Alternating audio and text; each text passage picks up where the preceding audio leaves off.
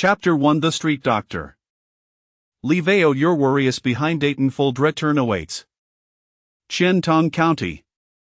Qingba Gate, Xuanchali. Sujiaorong worry a troubled expression, as Thesapliof brown rice Edwin led to the bottom.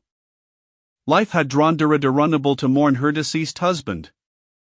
Dear sister, ich also to pass de lot the Aline trans to practice medicine tomorrow, Suzanne declared. With her brother-in-law having perished in Helan off duty, I twast him for him to shoulder the responsibility of soft he family. Uncle Ifio set to pastel will weeble to afford whiteres? Sujairong's daughter, Lidilian, gazed at Suzanne with glimmering eyes filled with longing. For ordinary folk, whiteres representeth a finest delicacy in the world. Indeed, there will be whiteres and meat as well, Suzanne replied, affectionately rufflingly Billion-share. Can you truly do it? Though Sujairong was wary of Suzanne's childhood fascination with the medical texts, the ability to read about medicine was vastly different from the capability to practice it. If you were to cause a fatality, the consequences would be array. Sister, fret not. If I find myself unable to it, I shall certainly send themel swear for help, Suzanne reassured with Asmal. As an orphan in his previous life, he had been raised by his sister, who had taken on the roles of both mother and father alongside her as bandit Washedomi had contributed to the family. Who was a transmigrator, initially thrilled with the prospect of merely clinging to Thelegov White Lady, believing he would have an aureus for life. However, Hessen discovered that this world was rife with treachery and danger. The White Lady was undoubtedly an enigmatic being repayment of kindness, what Neva thought. His heart sank. Yet Bango Feresili in spirit had acted swiftly. Hired for self-sufficiency and did not wish to easily on his brother-in-law, lest his sister become a burden-bearer. Remembering that Suzanne possessed a remarkable talent for medicine, he embarked on a self-study of the healing arts. To his astonishment, coupled with thick knowledge from his Boslefa and designate medical talent, he found that he could grasp medical texts with ease. He discreetly experimented with his skills in various animals. While he could not claim to cure all ailments, he was certainly capable of handling minor illnesses. In the event of complex conditions, he could always direct patients to major medical establishment or the Imperial Medical Bureau. There was another secret he had not shared with anyone. Within him reside de colossals caliphate the pina de space on his body. This space he allowed for the cultivation of medicinal herbs. Finding medicinal herbs in this world was no simple task. The wilderness was fraught with peril, and foraging required risking in his life. Major medical establishments purchased herbs at exorbitant prices. The Imperial Medical Bureau had official backing and could design a talent for planting herbs. With neither capital nor land, his aspirations of practicing medicine seemed nearly impossible. However, the space created by Thescalia allowed him to cultivate herbs, eliminating obstacles in his path to becoming a healer. He was confident that would one day support this family. Long ago, he had dreamed of opening a pharmacy. Yet he hesitated, as he lacked the strength to protect himself, which would baten to mount according death. In this world, one couldn't live begin cultivating martial arts at the age of 13. But he was different nurtured by Thescale, he could practice martial arts at the tender age of 5. He had insisted in studying both martial and medical arts, leading his brother-in-law to procure martial arts manual for him. Now, after 13 years of diligent practice, he had attained the 5th rank in martial arts. This marked thema meant that he decided to open a pharmacy. Should anyone question the origins of his medicinal herbs, his display of the 10th rank prowess would quell his suspicions. In the vicinity of Yenton City, one needy donlet to avoid venturing too deep into West Lake to find herbs at the 7th rank. Athasage possessing gas 7th rank cultivation was rare, yet not impossible with intelligence and hard work, one could achieve it. Thus, he would not attract undue attention. His innate talent was not exceptionally remarkable had it not been for Thescale's nurturing. Even after 13 years of cultivation, he would not have attained the 7th rank. Countless individuals remained stuck at the 9th rank for a lifetime. His brother-in-law had done Larry Aked the 7th rank to become the Countess Constable. It was said that the Count Magistrate of Quintang was merely of the 5th rank. The strongest among the prominent familias were also limited of the 4th rank. Of course, Xian County was not a large place, and formidable individual are scarce. Rumor rateth a Taffer strength master existed in state capital, Willie in Thekapatal city, there were a great master above the fierce strength. These powerful beings possessed the strength to fear the mountain sun drivers. There were salsa a mysterious group of refiners said to cultivate path of immortally, achieving eternal life. Yet aloft this fault distant to Suzayan effismament, has imply wished for a better life aphoris family. Has up to survive in thighs wretched world, while also striving to assist those suffering within it. Very well, I feel canatriathim, do not overexert yourself. Finally, Sujayaron acquiesced. Though Ligung pu hadresi avidejum compensation, one could not live off it indefinitely. Harry unger brother Hajronand was knowable to support her. Sujioron found a piece clothen so to banner for her brother. Inscribed above, healing world. And below, consultation fee 101. Fortunately, in this world, no declis insuus required. Suzayan situpas medicinal stalat theoline trans. Yet, not a single soul approach them for treatment. Instead, a few Adlian lookers gather around Xian, eager to witness whether he could indeed heal. Make way, doctor, quickly see me brother. At that moment, 4 sturdy men rushed over, carrying an injured man on a stretcher. Clad in simply attire, with grapping sandstraw sandals, they were short knives at their waists and carried medicine baskets in their backs. One could easily discern that they were herb gatherers returning from the wilderness. Everyone around was immediately intrigued the Segathur shade a closer relationship with the medical establishments, so they brought Tyranjured comradito Suzayan instead? Suzayan hastened to stretcher to examine it patient, his broferoing.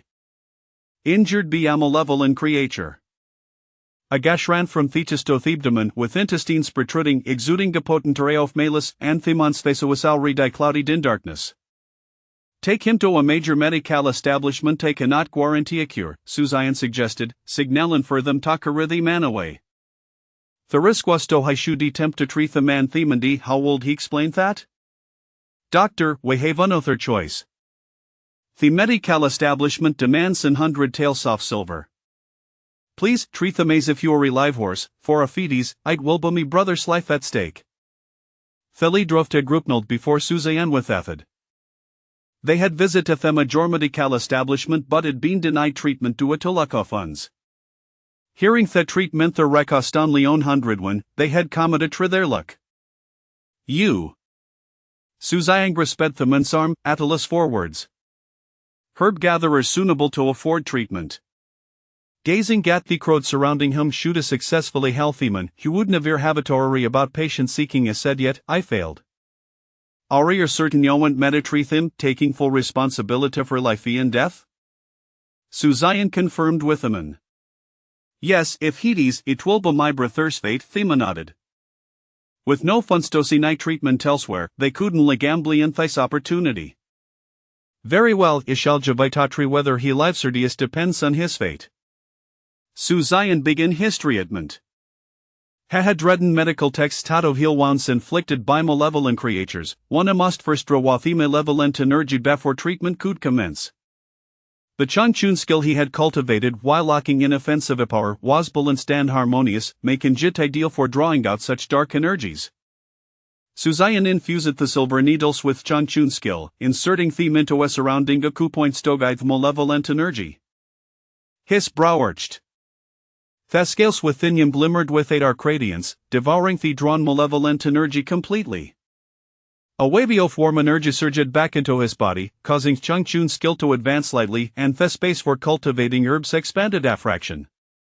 A Kernarov to scale illuminated, and Suzayan discovered a colossal rune upon it. The rune was composed of countless smaller runes.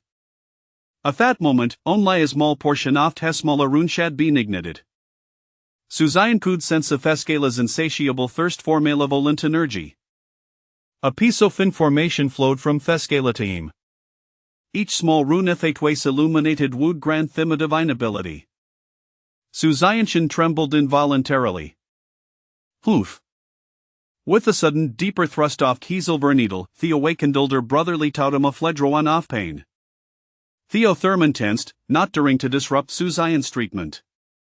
Snapping back to Hissens, Suzanne quickly retrieved the sterilizing solution made from medicinal herbs to clean Zethwound. Fielder brother weighs 8 upman bid soft sweat pieces of soybeans fell from his face, yet the did no tutter a sound. Anseed wound was cleansed, Suzanne said she pinned testen suturist to stichatup. He carefuller turned hind testen to their proper place. Fortunately, they were intact. Had they ruptured, each and soft survival would have been slim. The onlookers watched Suzanne stitch Thwandase a few remending clothes, their mouths twitch in giant disbelief they had never whiteness said such a method of treating a wound. Yet a very own felt essence of efficacy in Thai's approach, for not only had Fielder brother awakened, but the dark aura Thathaden Leped his face had faded, leaving him pale but no longer on Thebring cough death. With the final stitches secured and Thwand dressed with the medicinal herbs, Suzanne finally exhaled in relief. It was his first time met treating Simeon, and such a severe injury that Tormain calm was no easy feat. An ordinary person would have perished 10 times over.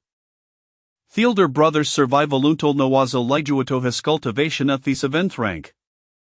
There should be no further issues. He will prepare some herbal decoctions for you to take it twice daily, and return every 3 days for a change of the external medicine, Suzanne instructed Fielder brothers' companions. Thank you, doctor. What is the consultation fee? Theber Lehman inquired. Given the severity of Fielder brothers' injuries, 100 when feltrather modest. 100 when, as stated, Suzanne pointed to Thebaner.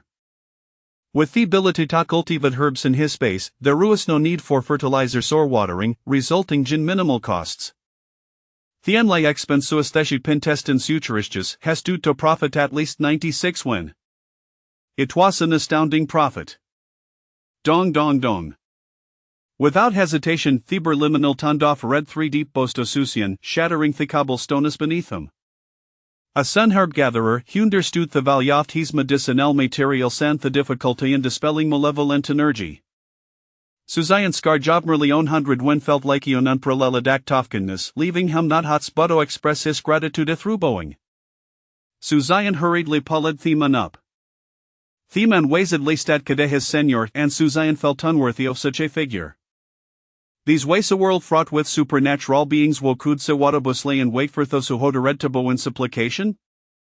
Dr. Harrier a tental soft silver. Once in his fit, Theman produced a scattered silver soins, urging his companions to do the same, pulling their resources to present Suzanne with tental soft silver. This is Marithan sufficient. Suzanne accepted merely 100 when from Theman Shand. I am no Dully, my brother is Shang Dully, this is my 3rd brother Young Dully, my 4th brother Hudali, and me 5th brother Hodali. Should I you ever require assistance, dono thesitata commandus.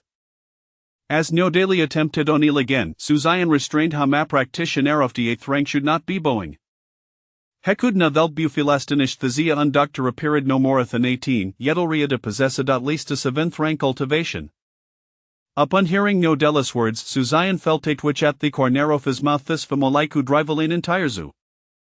How about these if I have a medicinal herbs and bring back the Xerxes form? Suzanne suggested, a thought igniting in his mind. He cultivated medicinal herbs in his space, and seed sandroots were indispensable. Since no daily insisted on repaying iskinness, hemitus while habathem fetch some seed sandroots for him. Count onus. Many medicinal plants and required fruits or leaves the roots were hardly valuable. Some herbs necessitated roots, rendering seeds virtually worthless. Neodila readily agreed without hesitation. Suzanne Wasquateplis discultivation level enabled him to seek out medicinal seeds for planting himself. What take risks when none could avoid them? One must remain grounded in life. One cannot to bite off cultivation lead to hubris. These world was fraught with peril over confidence it could lead to an untime litimes leaving gone unaware if t circumstance soth their end. Watching no deliandus brother scarishon daily away Suzanne returned to his stall to await the next patient. Having witnessed Suzanne's medical prowess the onlooker Sharid departed. Wo among tempted nothavianaling fam limember, Previously, Medicafis had been a Corbaton Tenjan affordable but no Suzayan charged merely 100 when for consultation, prompting Menitorush Humado fetch their sick relatives. After sitting for a while, a steady stream of patients began to arrive. Regardless of Thyrilemans, Suzayan charged on lay 100 won. This generosity left many feeling profoundly grateful to him. Sumulnisus at renowned medical establishments or imperial hospitals began at dozens of tales, even reaching 100, yet Suzayan only charged 100 won. Among the crowd, a woman clad in red scrutinized Suzayan with a furrowed brow. How could this artless man display such kindness? It was inconceivable. In her previous life, this Kundral had deceived her feelings for the of Wang family's marrow-cleansing pill and its formula, leading to her family's ruin. How could a possibly los many treating fisi ordinary folk? She was well aware if to trovaljaf tes medicinal materials and redween was merely a fraction of their worth. This she artless man must harbor some ulterior motive. She was determined to expose his true nature and denture face direct consequences. Suzayan Feroetis bro, sinsinga murderous intent emanating from Thicrode. Was so me own plotting to kill him? Had no anemias hakud possibly herber suchil wiltowardshim? A she treated his patients, heskened the crowd. None were familiar faces, though he did notice he striking woman in red, possessing beauty surpassing Javenthet of stars from his past life. With belly and a kind heart, she likely was not the Circeophisunes. Boot ho called it be? Flating murderous intent left thy mung curtain. Hakudun liar main vigilant. More troable some for Suzayan waste the condition of his patients, alof whom exhibited signs of malevolent energy. What cold this signify? If it were merely a handful of individuals, Hakud attribute malevolent energeto specific location. However, if a virion presented with such symptoms, Hakud navel but ponder further. Waste theory a probable in Xian city? Could it pose a threat to his sister Anis? These trois individuals are the most important in his life and nothing could happen to them. Upon returning home, he would check in their health. If Yentan Sitikro lit her board semiso could not address, he would take his sister Anis and leave a thesity. With this resolution in mind, her focus set his thoughts and dedicate himself to treating his patients. For each individual, he prepared to expel the malevolent energy with silver needles, while in reality, he absorbed it through his scales. Hathan prescribed some tonics to fortify their constitution. Remarkably, her net is en softales a nasingle day. Suzayan be met with satisfaction not unlike could he afford to atras, but they couldn't dolgine the ate every meal without issue. Heffeltown overwhelming sense of relief. He had begun to shoulder the responsibility of his family. The small runes in his scales illuminated Twolinisiach rune varied on its number of lines, but the fierce Truborian li 5. He estimated it would take just 2 or 3 days to fully illuminate his rune, and wondered what divine ability it might bestow upon him. His cultivation also was late increase, stabilizing his recent brain through to the 5th rank. His spatial realm expended be approximately 10 centimeters. And thighs was merely after on a day if this continued long term, Suzayan could hard live on the implications. Heffeltas of life was becoming increasingly hopeful. After closing Histel, Suzayan pushed the skirt back home. Chapter 3 The source of the sinister poison. Indeed, troubles have arisen in Xiantang County. Both my sister and niece have been tainted by an ominous aura, albeit mildly, hence their lack of outward symptoms. Su Xian absorbed it effortlessly. What has happened to Hanwen? Knowing her brother better than anyone else, Su Jiaorong instinctively sensed something amiss and inquired. It's nothing, sister. Today I earned over 30 taels of silver. Allowing our family to enjoy rice and meat with every meal from now on. Su Xian revealed the money, handing 30 taels to Su Jiaorong while retaining a few for himself. Is that all for a day? Su Jiaorong exclaimed, astonished. Li Gongpu, as the constable, earned barely over 50 taels a month, risking his life for his duties, while Su Xian managed to earn over 30 taels in merely 1 day. Clearly, comparisons among individuals are futile. Uncle can eat meat? Li Billion gazed at Su Xian with sparkling eyes. From now on it's white rice and meat every day. Su Xian affectionately ruffled Li Billion's hair. That's wonderful, I want to eat roast chicken. Li Bilian replied, her face alight with desire. What is this? Su Xian produced a roast chicken from his pocket and placed it before Li Bilian, this niece of his, akin to a weasel reborn. Had an unusual fondness for chicken, prompting Su Xian to purchase one for her on his way back. Uncle, I love you, Li Bilian exclaimed, unable to tear her gaze from the chicken. Why are you spending money so frivolously? Su Jiaorong remarked, a hint of concern in her voice. Even with immense wealth, one must not squander like this. We need to save for your brother's future wife. Our family's life will only improve. Bilian can eat chicken every day without issue, Su Xian replied nonchalantly. Really, uncle? Every day? Li Bilian asked, her eyes filled with anticipation. Absolutely, Su Xian affirmed with a smile. That's fantastic, Li Bilian shouted, exhilarated. She felt this was the epitome of happiness. You mustn't spend so recklessly, Su Jiaorong quickly interjected, determined to prevent Su Xian from squandering money. Li Bilian's excitement dampened at once. It seemed daily chicken was not to be. It's not recklessness. Allowing Bilian to nourish her health is essential for her martial training. Su Xian explained to his sister, martial training, you mean for Bilian to practice martial arts? Su Jiaorong was taken aback by her brother's intention for her daughter. Only through martial training can one truly survive. Su Xian stated, wishing he could encourage his sister to practice alongside them, were it not for her age. Alright, Li Bilian nodded. In this world, without martial prowess, one is worse than livestock. A girl cannot rely on her uncle forever. Mother, can I really eat chicken every day? Li Bilian asked Su Jiaorong, her excitement palpable. From now on, you can eat whatever you desire, Su Jiaorong affirmed. Wonderful, thank you, uncle, thank you, mother. For Li Bilian, the prospect of daily chicken far outweighed any thoughts of martial training. Su Jiaorong went out to buy rice and meat, while Su Xian began to ponder. He needed to ascertain the source of the ominous aura affecting his sister and niece, otherwise, he would remain uneasy. After searching the house thoroughly and finding nothing, he realized this was the most concerning aspect. Despite his 5th-tier martial arts prowess, he could not discern the origin of the sinister energy, indicating how deeply it was concealed. The issues arising in Xiantang were likely far more severe than anticipated. Su Xian's brow furrowed with worry. Must he truly leave Xiantang? After all, he had lived here for over a decade, and the thought of departing was difficult.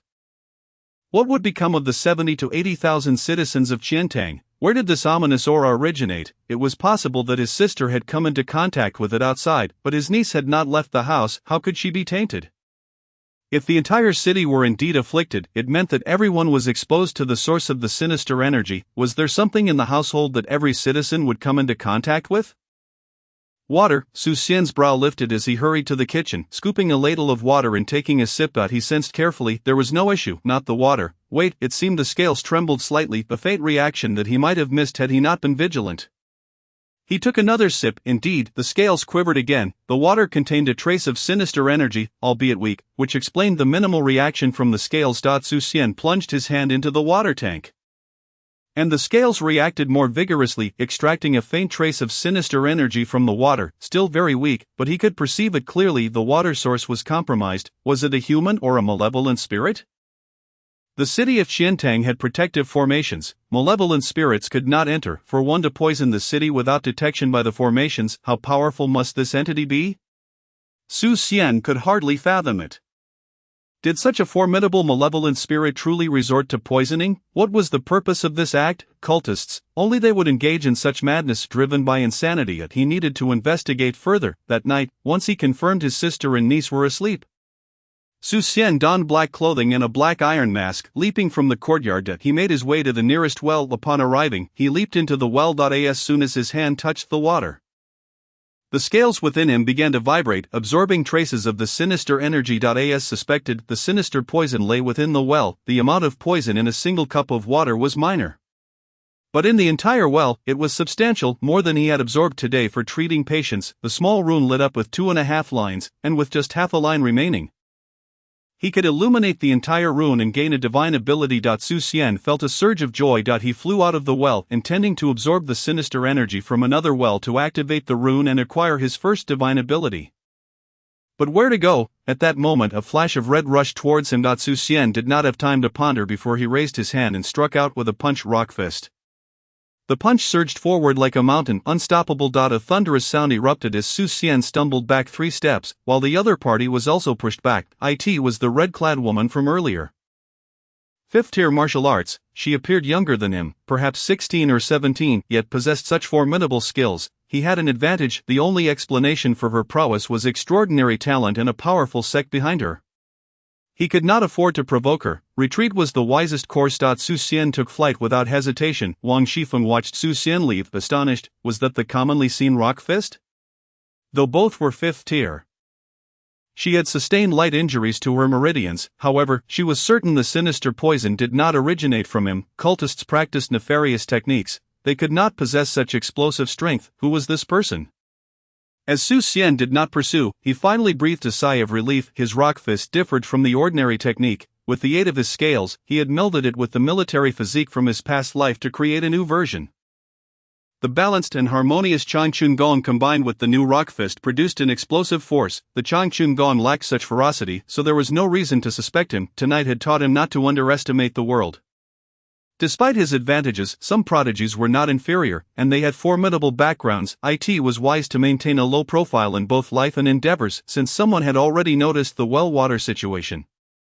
He need not worry excessively and could observe the developments. He decided against visiting other wells to absorb more sinister energy. Tomorrow, he would open his practice, illuminate the rune, and there was no need for further action.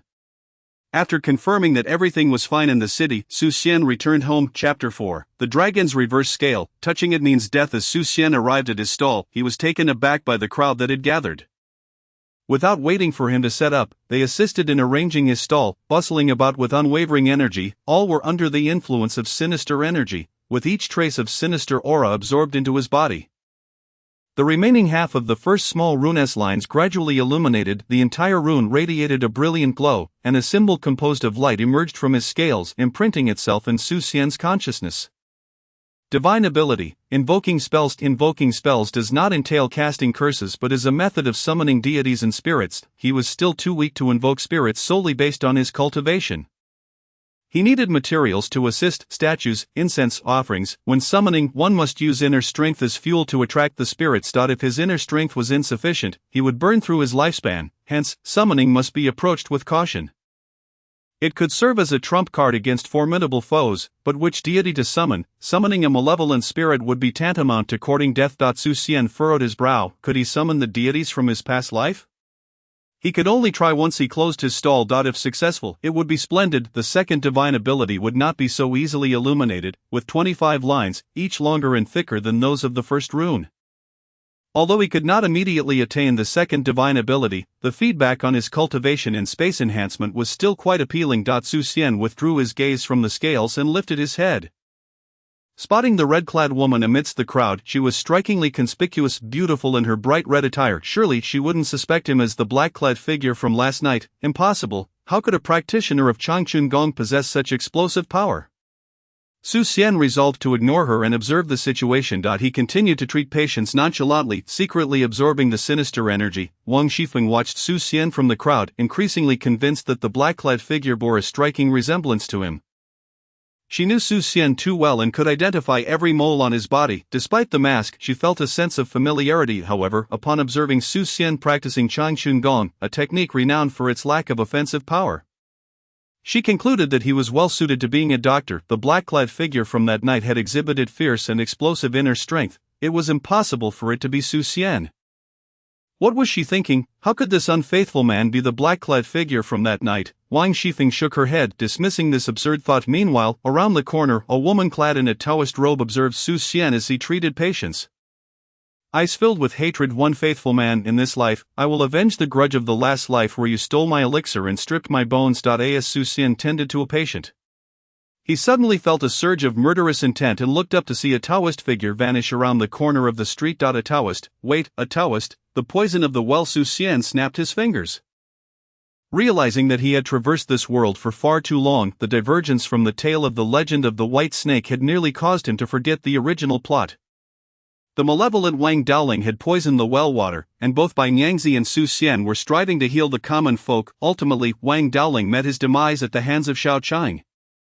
In this realm, neither Bai Niangzi nor Xiao Qing existed, yet unexpectedly, Wang Daoling had resurfaced. The poison in the well was almost certainly his doing. By treating the people, he had thwarted the enemy's scheme, inciting a murderous intent towards him, which made perfect sense. The murderous intent he felt yesterday was likely also from Wang Daoling. As the day passed, only a single thread of the second rune flickered to life. Proving that igniting the second rune was no simple feat. His cultivation had also advanced somewhat, and his spatial capacity had expanded by several decimeters. Su Xian was quite pleased with this progress. Had he been training on his own, such a significant improvement would have taken him nearly a month. This was all thanks to the nourishment from the scales. Without the scales enhancement, he could hardly expect to achieve this level of cultivation in less than 6 months.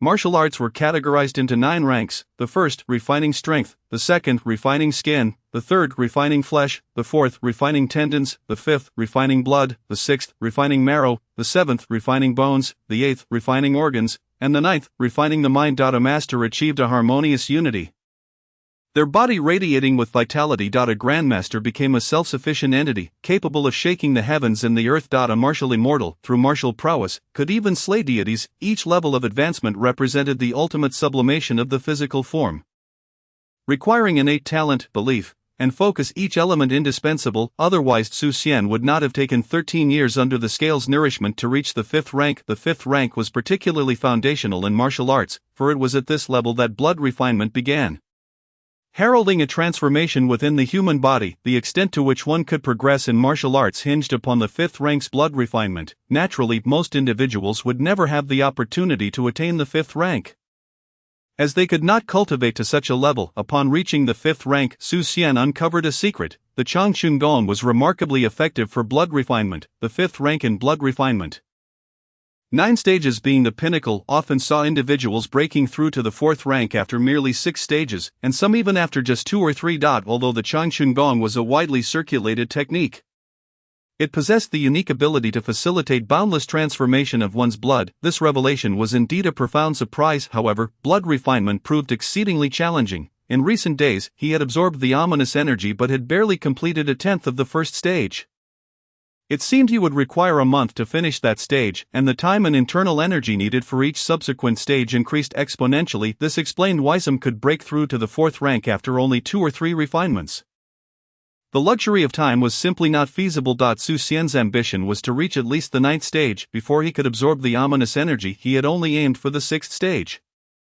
Now, with the scales allowing him to absorb the ominous energy and enhance his strength, he was determined to pursue the legendary 9th stage. Upon his return home, Li Bilian dashed towards him, throwing herself into his embrace.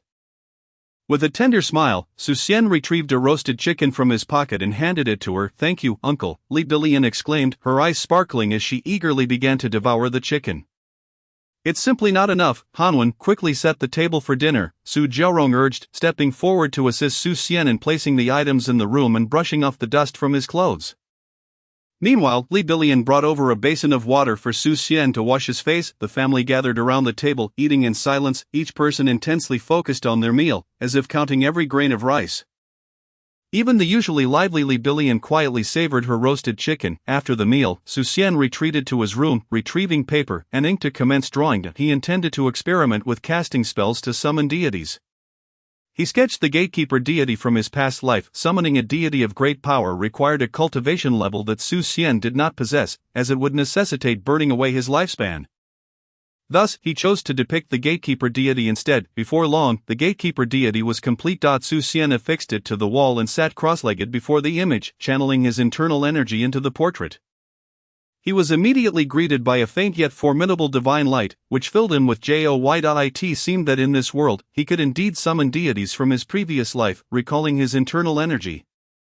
Su Xian concluded the ritual. Summoning deities was not a trivial matter. He lit incense and candles with sincerity, placing offerings before the deity's image. Such an image required devotion, not a mere temporary drawing. At the very least, it demanded 49 days of reverence. Once he completed these arrangements, Su Xian settled onto his bed to meditate, when the clock struck midnight, and his sister and niece had fallen asleep.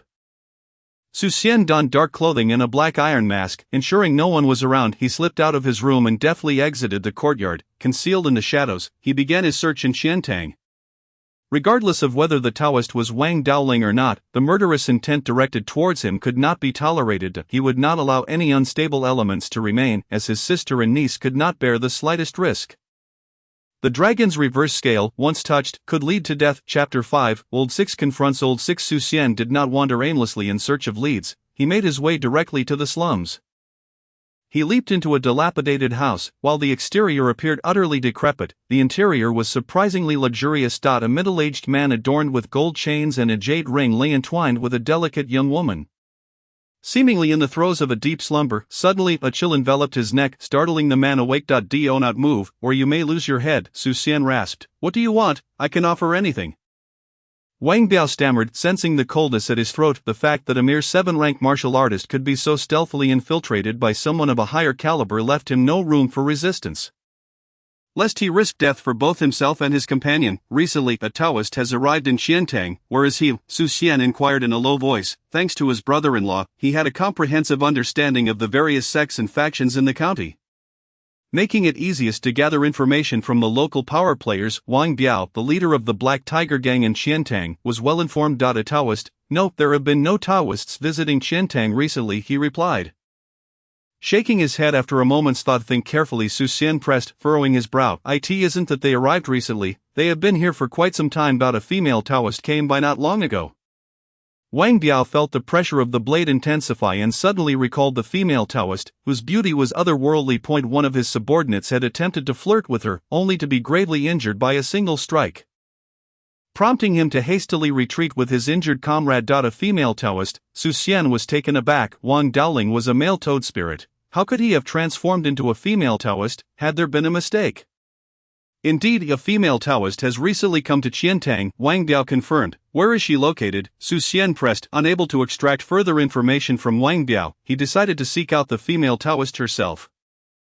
At the Fingbua Gate in the east of the city, opposite the tea house, she has remained indoors without coming out. It's quite peculiar, Wang Biao hurriedly informed him. Xian sensed something amiss with the female Taoist.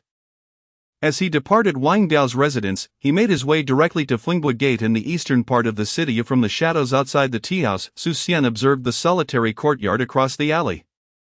He donned a pair of gloves, which he had crafted from a blend of alloys rivaling divine weaponry. These gloves could exponentially amplify the power of his fists, and contain 3 types of poison. The first, a lethal, blood-choking toxin. The second, a slow-acting poison that caused the body to decay without its antidote, leading to a slow death. And the last, a muscle-numbing poison that rendered the victim powerless. Xian had derived these poisons from ancient texts, employing techniques from his past life to distill and purify them. Not only ordinary individuals but even martial artists and malevolent spirits would struggle to withstand such toxins. The gloves concealed a mechanism that, when activated, would release the desired poison. Xian entered the alley and swiftly leaped into the courtyard. Who goes there? A clear voice rang out as Xian entered. A 5th-rank martial artist, without hesitation.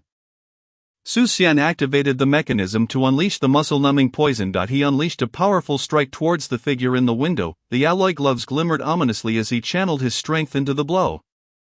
The window shattered, and the figure, caught off guard by Xian's decisive action, hastily flung their duster at him. Not good. Xian hadn't anticipated that the duster would conceal a cloud of powdered poison. As the duster disintegrated, the room filled with a fine mist. Despicable. Xian held his breath and charged forward, delivering a powerful punch to the figure's left shoulder, tearing their robe and shattering their scapula with the force of the alloy gloves. Poisonous, the female Taoist cried, clutching her shoulder, her face contorted with rage as she gazed at Xian. She felt her body growing weaker, her strength gradually ebbing away. Xian too sensed the sinister energy infiltrating his being, his body beginning to undergo a transformation. Malicious poison. Just then, the scales emitted a dark globe, absorbing the ominous energy and transforming it into a warm current that flowed into Xian's internal energy, completing 1/10 of his blood refinement. You've been afflicted by my malicious poison. Your transformation has already begun. Only I can save you. Quickly give me the antidote, or prepare to become a malevolent being, the female Taoist said, her voice steady despite her weakening legs. What potent poison? Xian ignored her and began to absorb the malicious energy permeating the room, waiting for the muscle-numbing poison to fully manifest. You, what kind of monster are you? The female Taoist exclaimed in disbelief as she watched Xian not only resist the malicious poison but also cleanse the room of its effects. Had she not sensed the ominous energy, she would have thought him a malevolent spirit himself. At that moment, the female Taoist collapsed to the ground, utterly defeated. Xian approached her, certain that the ominous poison plaguing Xiantang City was indeed her doing, and that the murderous intent stemmed from her as well. Initially suspecting Wang Daoling, he had not anticipated the emergence of a female Taoist, leading him to a serendipitous discovery. Xian grasped the Taoist's neck firmly. From where did the malicious poison originate? He rasped. The scale's absorption of the poison could enhance his cultivation, illuminate his divine abilities, and expand his spatial capacity. Acquiring the poison could lead to rapid upgrades. Thus, Su Xian refrained from killing her, intent on uncovering the source of the ominous energy. Su Xian, it's you. Good. In my past life, you seized my demon core and stripped my demon bones, deceiving my emotions. In this life, I shall drag you down with me to the depths of despair. The female Taoist laughed maniacally. Not good. Su Xian felt a surge of malevolent power erupting from the Taoist priestess. As if the very fabric of space were about to be torn asunder by this sinister force. Self-detonation. What grievance could he possibly have with her? The priestess was a creature of the uncanny. No matter how cautious one might be, encountering such a reckless entity was enough to instill dread. Within Su Xian's scales flickered with a dark luminescence, devouring the unleashed malevolence entirely. As the sinister power was consumed, a warm current flowed back into Su Xian's body, marking the completion of his first blood refinement. He immediately commenced the second. What have you done to me? The Taoist priestess was left in a daze. Her self-destructing talisman had backfired, the essence of her malevolence being drawn away as though a raging fire were doused by a sudden storm. Go ahead, explode again. Su Xian felt a refreshing sensation coursing through him. His gaze provocatively fixed on the priestess, eager for her to make another attempt. Enraged, the priestess thought to herself, who did she think she was? Did she believe she could simply demand what she wanted? She refused to believe that Su Xian could thwart her self-detonation again. With reckless abandon, she activated the talisman once more. In an instant, the scales absorbed the explosive malevolence, transforming it into a warm energy that flowed into Su Xian's being. The second phase of blood refinement commenced once more. Su Xian said, his eyes filled with yearning, his voice hoarse, there is none left. The Taoist priestess felt the grip on her throat tighten suddenly, struggling to cry out. The malevolence from her talisman had been fully consumed. If she detonated again, the talisman would be destroyed. She was not afraid of its destruction. What tormented her was the realization that its demise would not harm Su Xian, but instead nourish him. In her previous life, he had stripped her of her essence, and now, in this life, she found herself ensnared by him once more. How she loathed him! Su Xian, regaining his composure, placed his hand upon the priestess's lower abdomen, forcefully probing her dantian with his fifth-tier consciousness. A semi-transparent talisman, on the verge of dissolution, floated within. Su Xian furrowed his brow slightly, contemplating whether to extract the essence from the priestess's talisman directly, or to wait for her to regain some strength before siphoning the malevolence. One was a one-time gain, the other a renewable resource. The former was straightforward, eliminating the need to worry about future betrayals, while the latter required vigilance against potential treachery. Each option had its merits and drawbacks, leaving Su Xian in a quandary. Chapter 6. The urgent summons of the medical bureau. With a swift motion, Su Xian unhesitatingly snapped the priestess's neck. With his other hand, he plunged into her dantian, extracting the talisman. The scales glimmered with dark light as the talisman shattered, its essence completely absorbed. The second phase of blood refinement transitioned seamlessly into the third. Su Xian gazed at the priestess with excitement. She was still warmed. It was his first time touching a corpse. In his previous life, he had envied protagonists who could extract various treasures from the deceased. He wondered if he might discover something valuable from the priestess. Su Xian reached towards her bosom, her chest. He found 5 100-tael silver notes, 4 5-tael silver coins, several fragments of silver, and over 1,000 copper coins, along with 2 books. The end. Su Xian calmed his racing heart, stowing away the silver in the Taoist texts. He then produced a porcelain vial, pouring a white powder over the priestess's body. After a cloud of thick smoke dissipated, she transformed into a puddle of liquid that seeped into the ground. Su Xian leaped out of the courtyard, vanishing into the vastness of the night. Not long after Su Xian's departure, a flash of red entered the courtyard. After circling the city 3 times to ensure he was not being followed, he finally returned home. He changed his clothes and secured the silver notes, then began perusing the Dada, the beginning of heaven and earth, the essence of existence from nothingness. Observe the myriad creations of the world to refine Qi, comprehend the mechanisms of the universe, and unlock the profound mysteries. There was a concise booklet of 20 pages, which he quickly finished reading. The priestess was not a mere creature of the uncanny, she was a legendary cultivator. Cultivators harness the power of heaven and earth, integrating it within themselves to vanquish foes. When human strength reaches its limits, only by borrowing the might of heaven can one attain boundless potential. However, the essence of heaven and earth had been tainted by malevolence, And in absorbing the power of the cosmos, they also absorbed this evil force, transforming into monstrous beings. The cultivators devised a method to contain their true essence within a talisman, allowing them to store it away when not in use.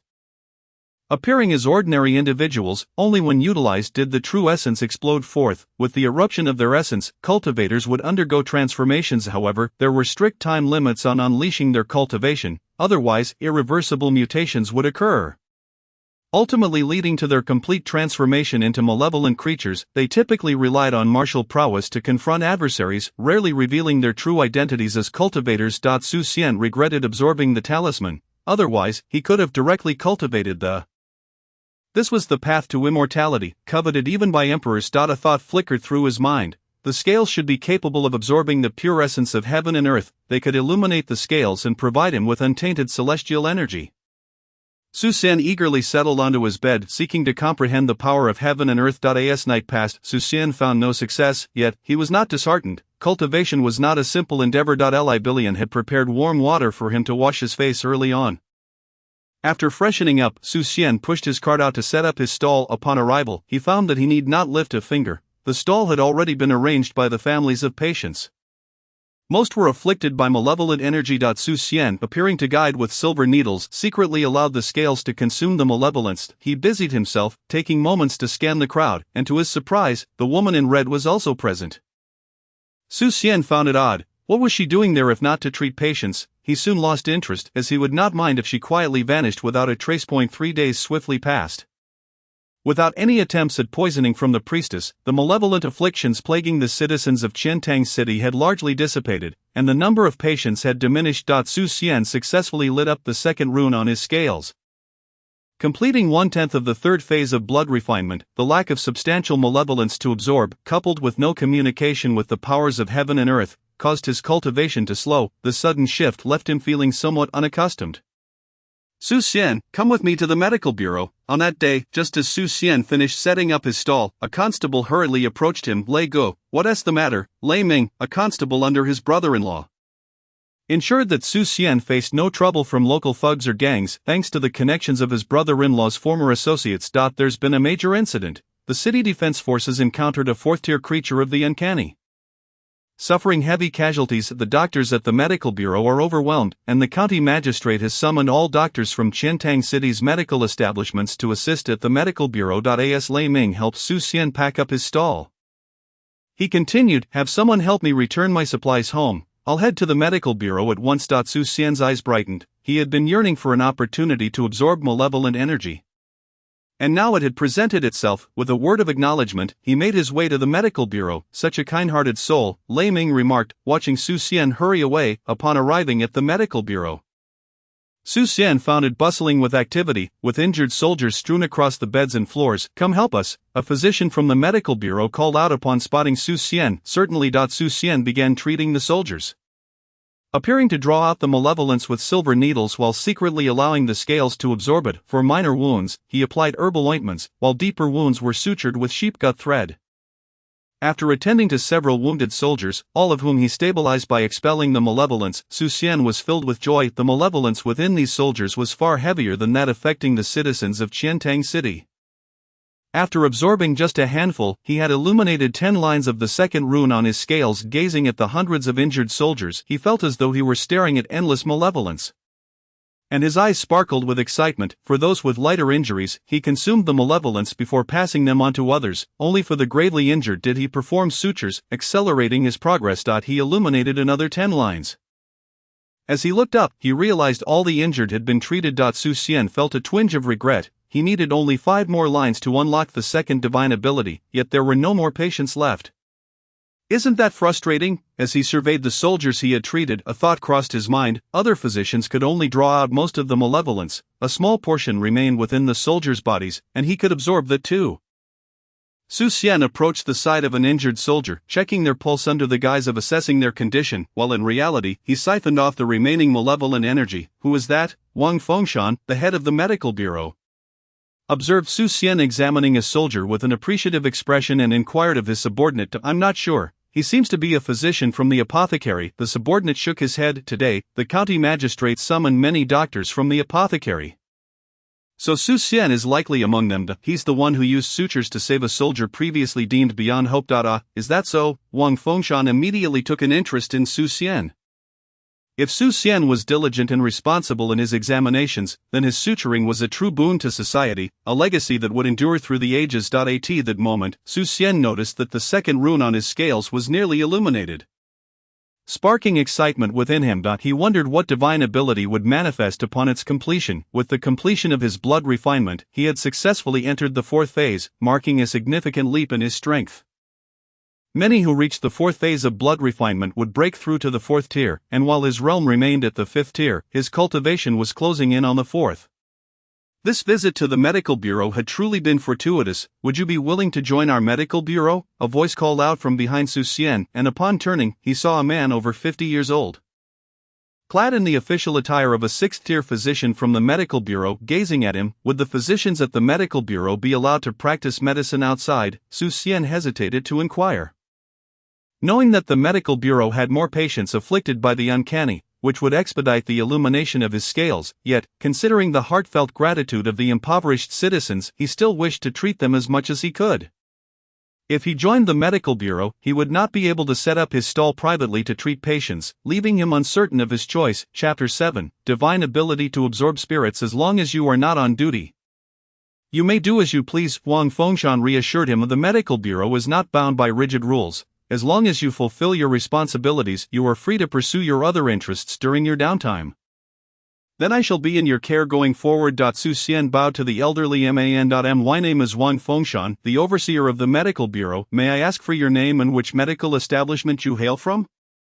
Wang Fengshan inquired. My name is Su Xian, and I run my own apothecary stall. Su Xian replied. Do you have any formal training? Wang Fengshan raised an eyebrow, surprised that someone not affiliated with a major apothecary or the medical bureau had self-taught their medical skills.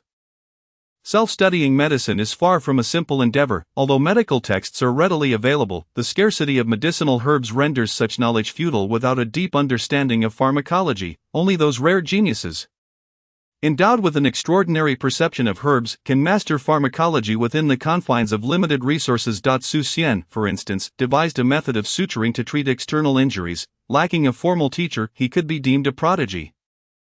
My master is a wandering physician who taught me for a few years, so it cannot be considered true self-study. Su Xian is acutely aware of the challenges inherent in self-education, and thus he conjured a master from thin air.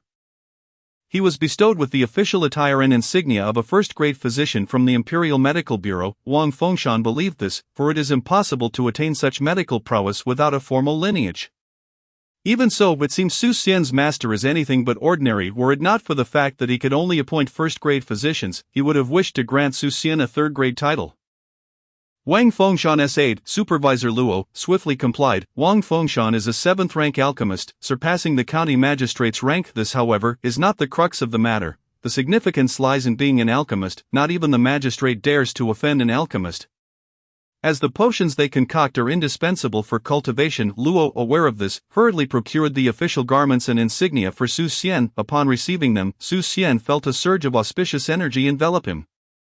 In the depths of his mind, he sensed a powerful force, the fortune of the dynasty. He had encountered this sensation before with his brother-in-law and instinctively understood that attacking him would provoke a backlash from this very power.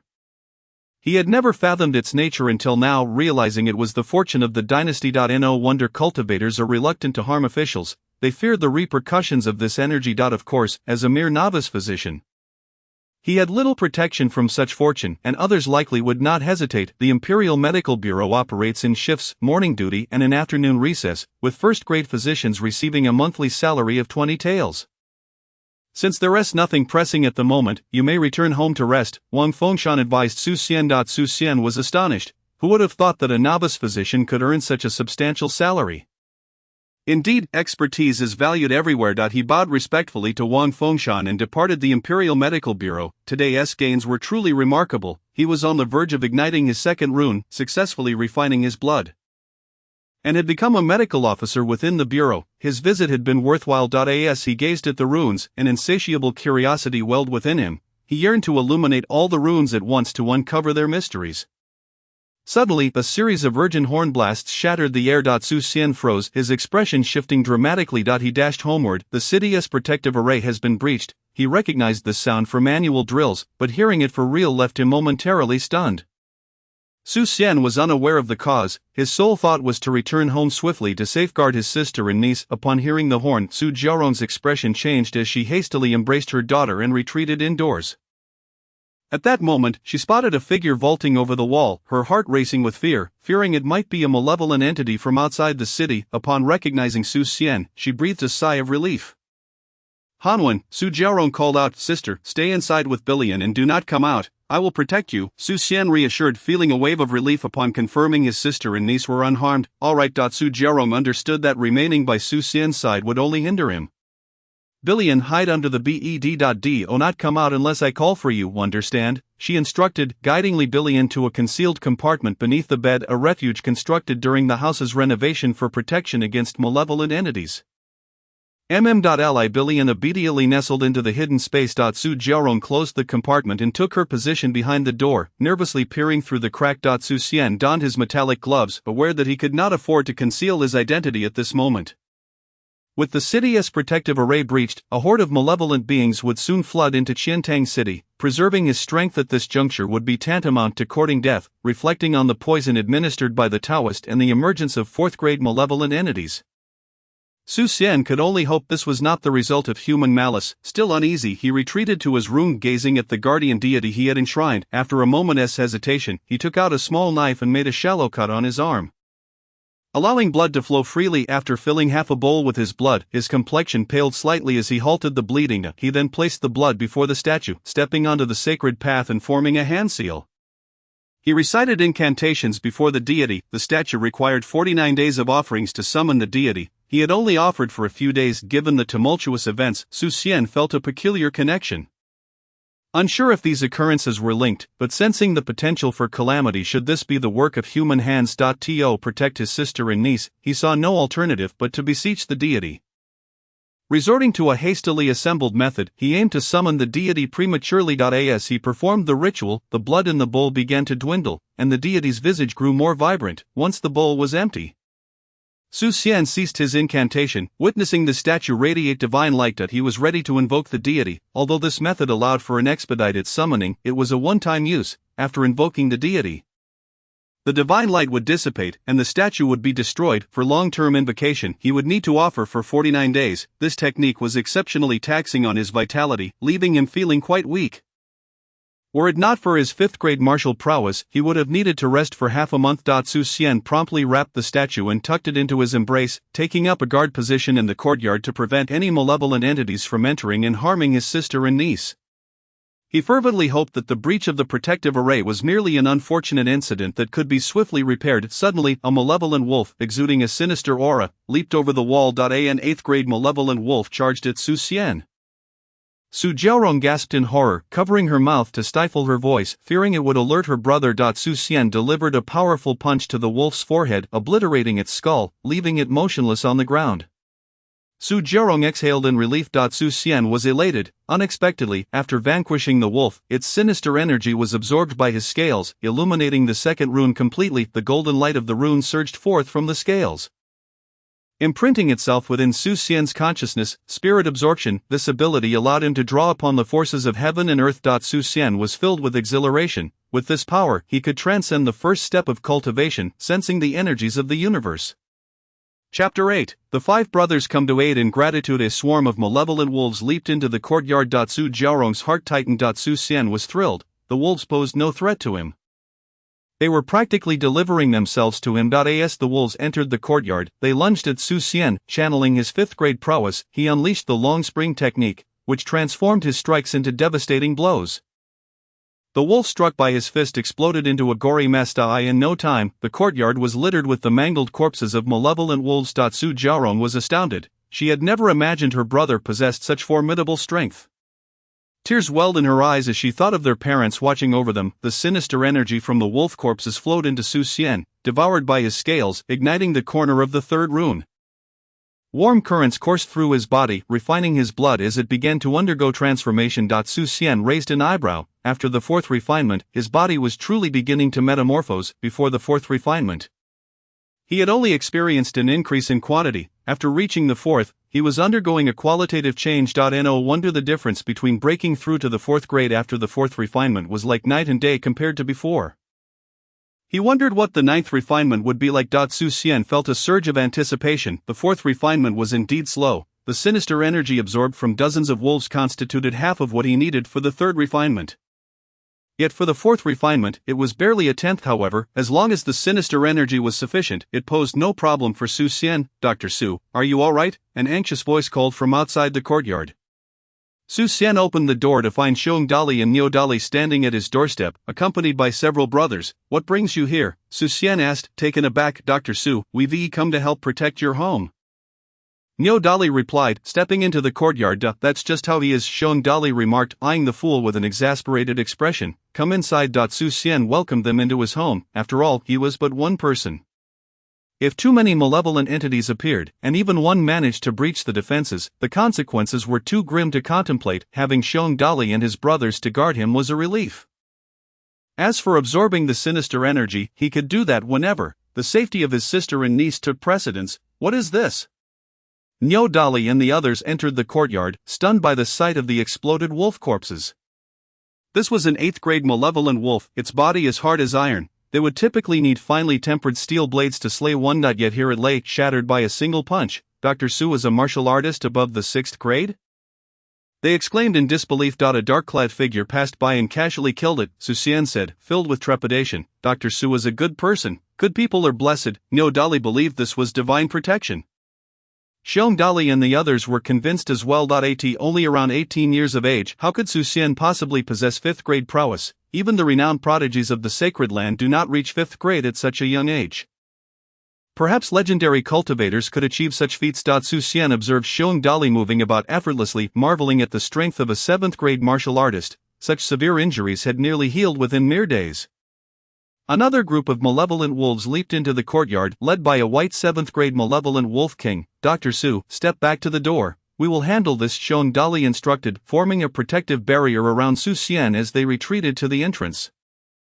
The Wolf King let out a piercing howl, and the pack of wolves charged at Dali and his brothers. A formation, Xian exclaimed, astonished. He expected them to know a combined attack formation.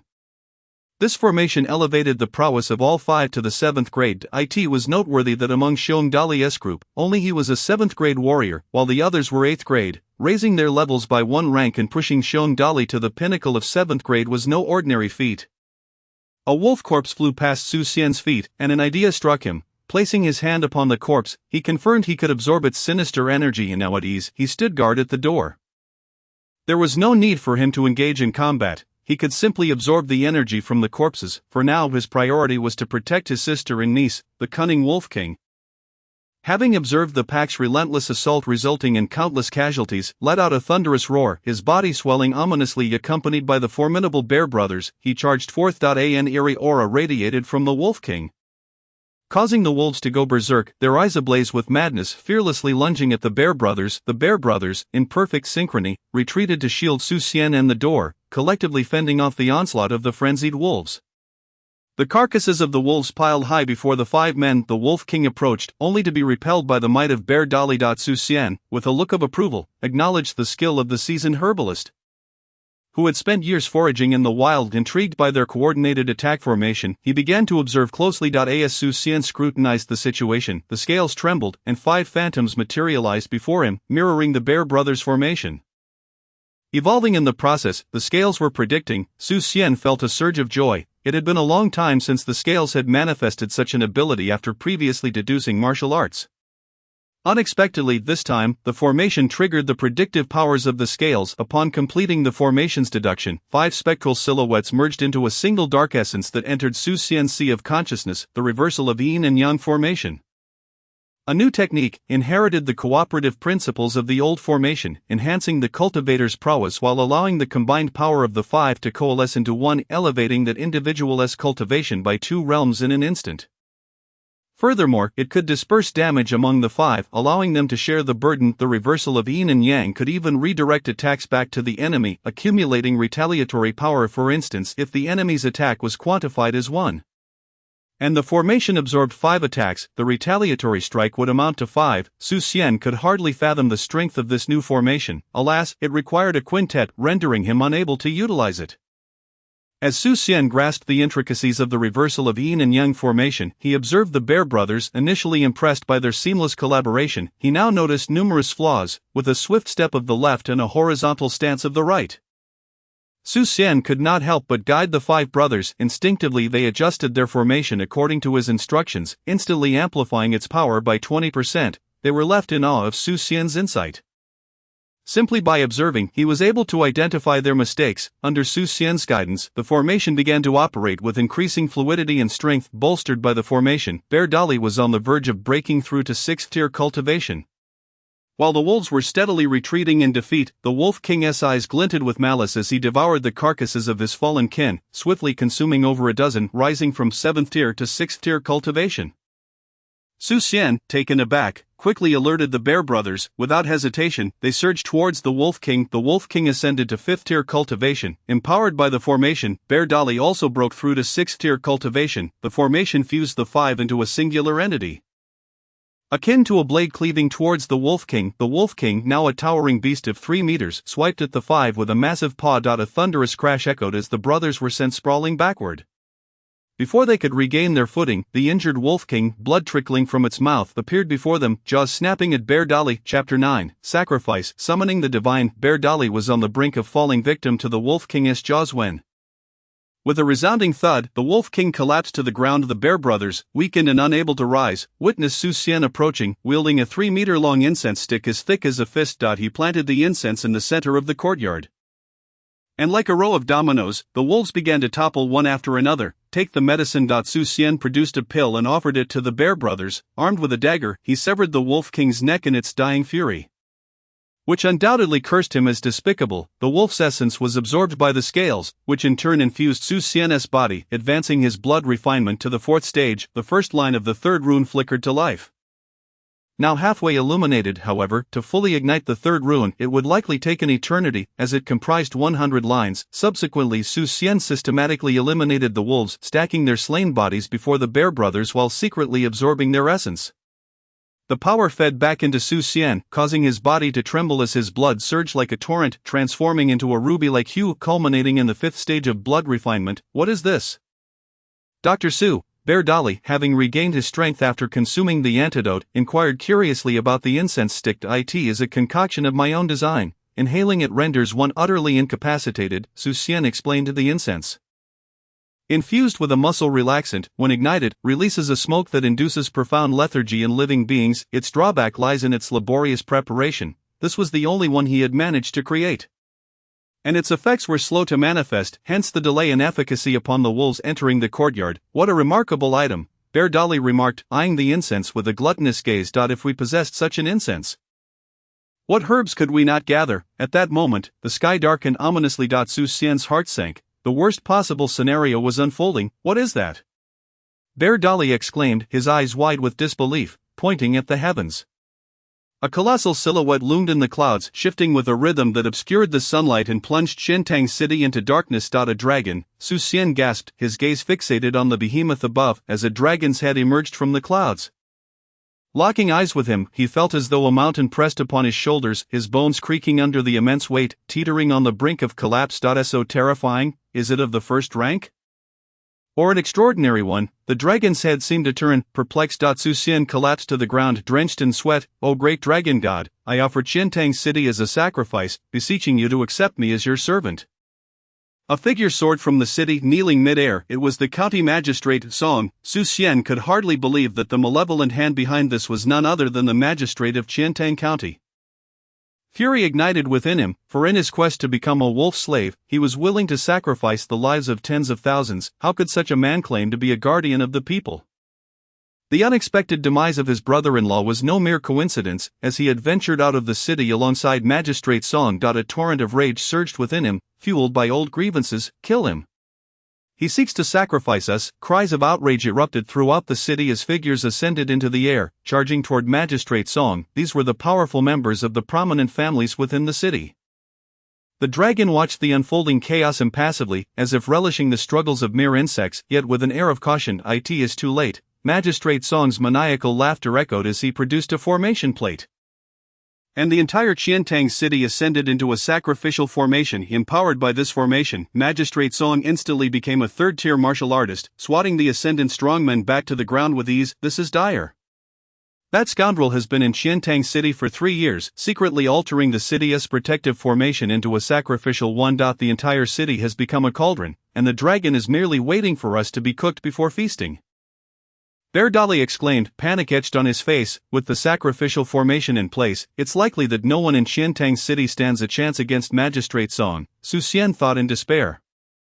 Realizing that this cunning magistrate had spent 3 years manipulating the protective formation, as he activated the formation once more, the ground beneath Qiantang City split open, and streams of lava oozed forth. Some unfortunate souls were caught off guard, plunging into the molten depths, consumed by flames and reduced to black smoke, which the formation funneled upward for the dragon to inhale, revealing an expression of delight. Seeing the dragon consume the black smoke, Magistrate Song's face contorted with excitement, resembling a demon. The dragon god has accepted my offerings. Once all the people of Qiantang City have been sacrificed, I shall become a servant of the dragon god. Harnessing its power to break through to a higher realm and gain an additional century of life, his gnarled hands trembled with madness as he contemplated the moment he had orchestrated for 5 long years. Xian surveyed the impending doom that loomed over the city, a deep sigh escaping his lips. What a wretched world we live in. He retrieved the statue of the door god from his robe and hurled it into the air.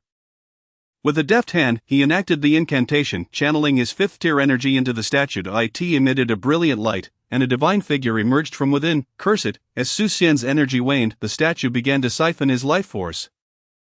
Aging him 5 years in an instant. At last, the door god emerged, transforming from a mere 1.5 feet tall into a 10-meter giant, pointing a finger at Magistrate Song. What? Magistrate Song gasped in disbelief.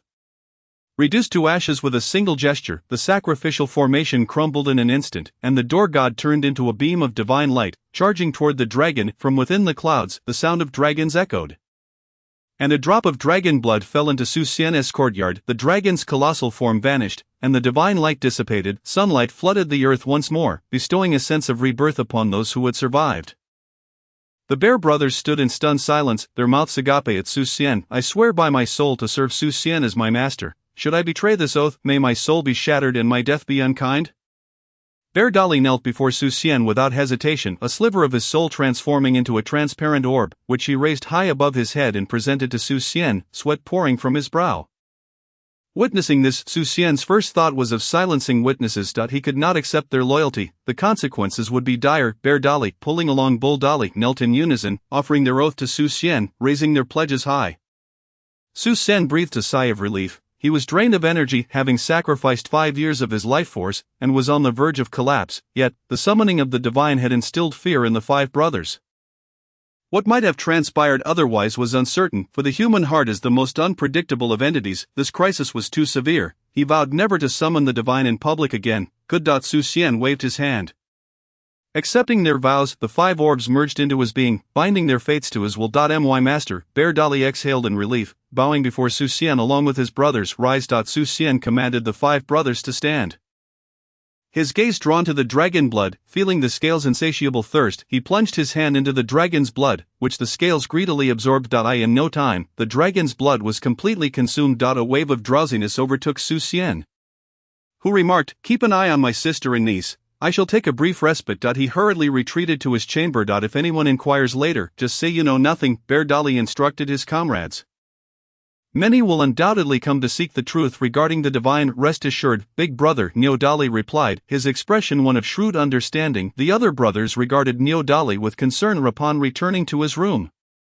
Xian felt an overwhelming fatigue, akin to having worked tirelessly for an entire month without rest. He lay upon the bed and succumbed to a deep slumber. My lord, a woman softly called to him in his dreams.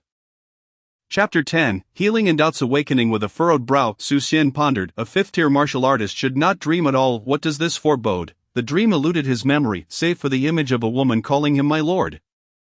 By Xian, impossible, this world is rife with demons and deceit, far more likely to seek his demise than to repay any debts of gratitude. Who was the woman invoking him in his dreams?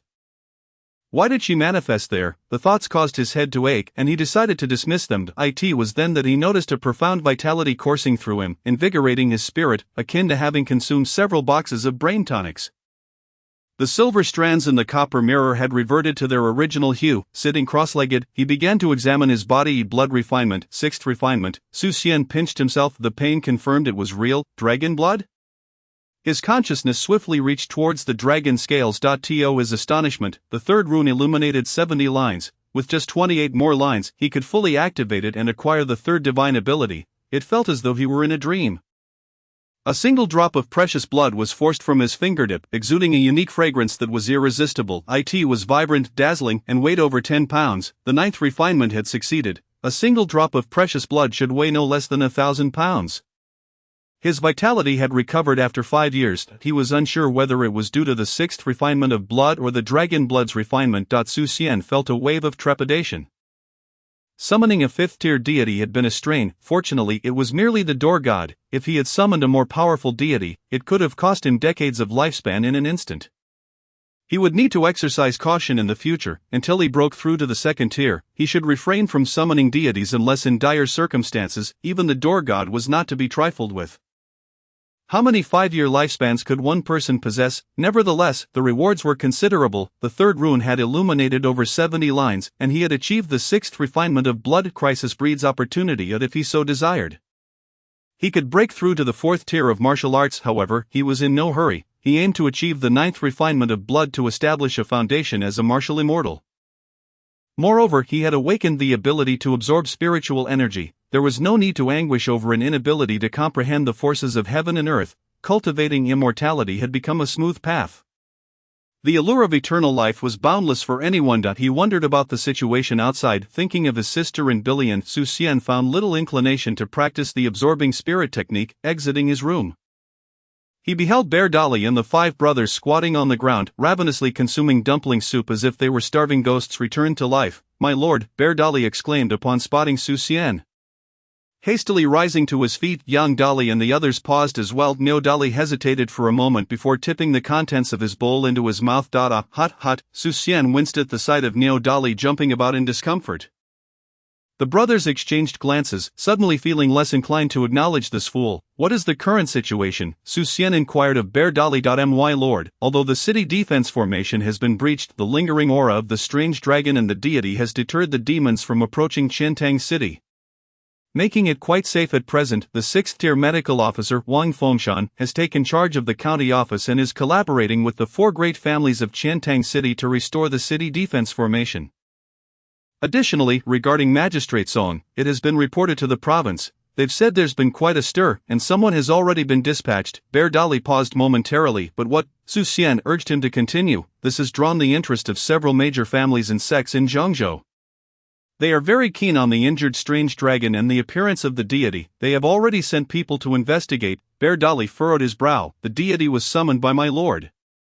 And these people could prove troublesome. The ritual of summoning deities could incite fierce competition among these families and sects. No matter. We must simply ensure that no details are leaked," Xian replied nonchalantly. The entity summoned was merely a fragment of the door god. The position of the door god in this world is not one that these families or sects can easily probe.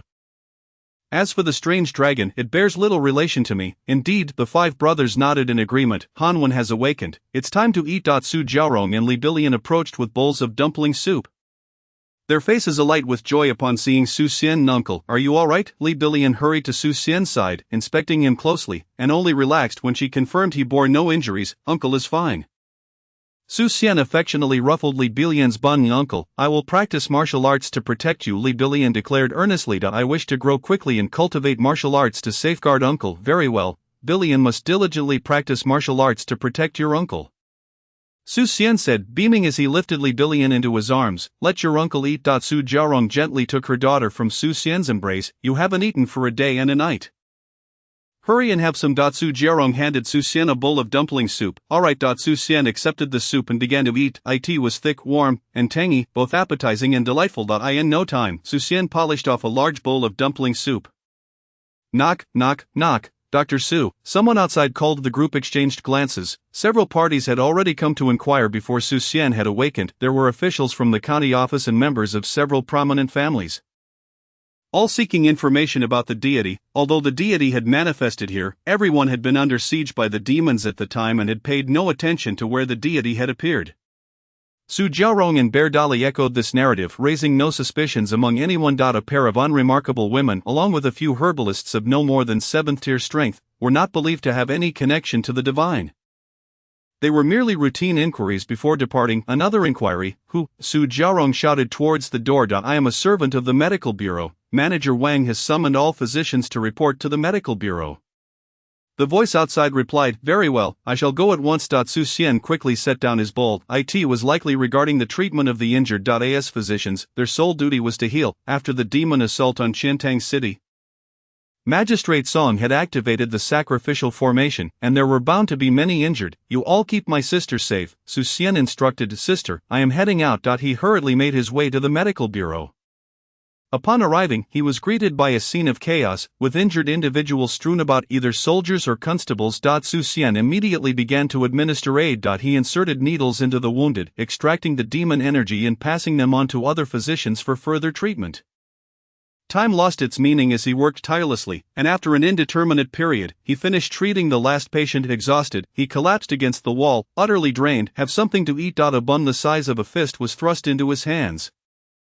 Su Xian looked up to find the red-clad woman he had seen among the crowd. Thank you. He was famished and devoured the bun ravenously. Aren't you afraid I might poison it? Wang Shifeng inquired. Observing Su Xian. No need. I am so fatigued that you wouldn't need to bother with poison. Do you have any more? Su Xian asked, having finished the large meat bun. Does a 5th-tier warrior need to poison a physician? Here, Wang Shifeng produced another bun from her cloak and handed it to Su Xian. He accepted it without hesitation and began to eat. It is so fragrant. Who exactly are you? Wang Shifeng leaned closer and asked. A heartless person would never wholeheartedly treat others nor trustingly consume what others provide. She doubted that having lived again, Su Xian would have changed. There was only one possibility: Su Xian was not Su Xian. Chapter 11, Cultivating Immortality, the third divine ability. Who am I? Su Xian. He was startled by the beauty's sudden proximity. Who else could he be? Did she suspect he was the man in black from that night? Impossible. I am Wang Shifeng. Wang Shifeng stared intently into Su Xian's eyes, searching for a flaw. Had she also been reborn? She found no fluctuation in his gaze. Miss Wang, you have some gunk. Su Xian remarked. Noticing her face was so close, Wang Shifeng blushed and stomped her foot, vanishing like a red shadow. Su Xian watched her retreating figure with a smirk, sensing no malice. She likely was not an enemy. Regardless, his gains thus far had been significant. Not only had he healed the wounded and absorbed demon energy, but he had also encountered the corpses of demons, allowing him to absorb further energy. The third rune was nearly activated. He had anticipated it would take a long time to illuminate, yet it had happened so swiftly. The 6th refinement of blood had been perfected, however, despite the feedback from the scales. He could not break through to the 7th refinement. Clearly there were barriers he did not yet understand. He needed to seek guidance. From whom? The prominent families? They were strangers, so what could he possibly inquire?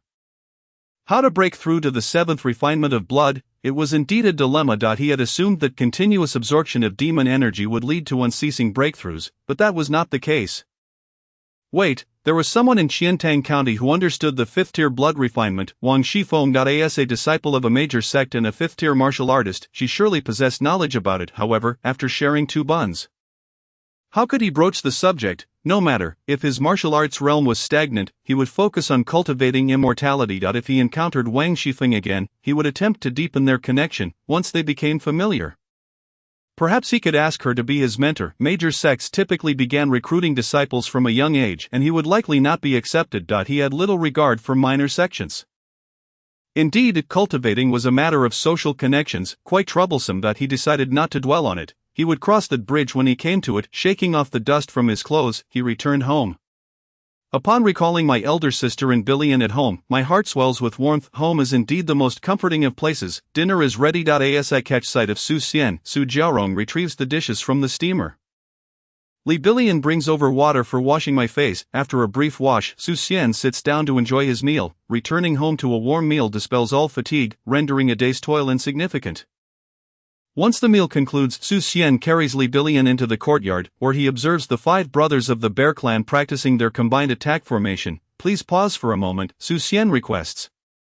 The brothers, unaware of Su Xian's intentions, halt their training. Bilian is over there playing, Su Xian mentions, placing his niece aside. He then addresses the 5 brothers. I possess a combined attack formation that necessitates 5 individuals for practice. I shall impart it to you. Naturally, the more formidable the individuals, the better. When he ventures out on errands, the presence of the 5 brothers at home gives him peace of mind. Thank you, master, the brothers exclaim with delight. Knowing Su Xian's prowess and eagerly anticipating the learning experience, Su Xian transmits the inverted 5 elements yin-yang formation to them. This formation is inherently derived from the brothers' own techniques, so they grasp it readily. Even if they struggle, they can commit it to memory. Throughout this process, Su Xian feels an impulse to hammer Dili to death for his foolishness. Thankfully, the brothers manage to retain the information. He instructs them to teach it, as he lacks the patience for such endeavors. After imparting the knowledge to the 5 brothers, Su Jiaorong prepares a large tub of bathwater for Su Xian. Immersed in the tub, he feels an overwhelming sense of relief. After a long day, a warm bath is truly rejuvenating. Once he finishes bathing, Su Xian sits cross-legged on his bed. He channels his spirit-absorbing abilities, drawing the energies of heaven and earth into his body, while mysterious power surges within him. Scales flash with brilliance as the enigmatic energy is devoured by them. It truly works. He quickly begins to circulate the Dong Xin Dao Jing, refining the pure essence of heaven and earth into strands of magical energy that merge into his central dantian. Su Xian's face lights up with joy. He has finally stepped into the first realm of cultivation, the Qi sensation realm. This realm continuously transforms the forces of heaven and earth into magical energy, which integrates into his central dantian. When the magical energy accumulates to its zenith, it will burst forth from the central dantian, marking the onset of the second realm, mountain opening. Subsequently, the magical energy will expand within the central dantian, leading to the third realm, sea expansion. Once the central dantian reaches its utmost expansion, the magical energy will flow like liquid within it, representing the fourth realm, Sea of Qi. When the sea of magical energy inundates the entire central dantian, it will coalesce upon the surface, signifying the fifth realm, blessed land. The Dongxian Dao Jing is incomplete, only chronicling the first 5 realms. Su Xian is unconcerned. Achieving the 5th realm will facilitate the search for subsequent cultivation methods. He employs spirit absorption to harness the powers of heaven and earth, allowing the scales to devour the mysterious energy, while the Dongxian Dao Jing refines this energy into magical force within his central dantian. It is a flawless synergy. The following day, the third rune of the scales illuminates completely, transforming into a radiant symbol that integrates into his sea of consciousness. The divine ability, 9 heavens mysterious sky technique, capable of summoning souls, reshaping bodies, and reviving the dead. Su Xian recalls this technique from his previous life, remembering how Bai Nyangzi utilized it to resurrect Bai Fu. To his astonishment, the third divine ability is indeed this one. Activating this power demands formidable cultivation, akin to summoning deities. Insufficient prowess may cost one their life. The good news is that the technique is not selective. Both internal and magical energy can trigger it. Currently, with no magical energy and possessing only 5th grade internal energy, he can mend minor injuries, while reviving the dead is feasible at the cost of his own life. After absorbing mysterious energy throughout the night, the third rune has ignited, yet the 6th blood refinement remains stagnant. He must swiftly uncover the means to break through to the 7th refinement. Otherwise, he will be forced to advance to the 4th grade with only the 6th refinement. Su Xian, unwilling to settle for a mere 6th grade breakthrough, aspires to establish a foundation through the 9th refinement. The martial path pales in comparison to the celestial path, primarily due to the former's inability to reach the 9th refinement for foundation establishment. With the scales at his disposal, Su Xian is determined to attempt the 9th refinement.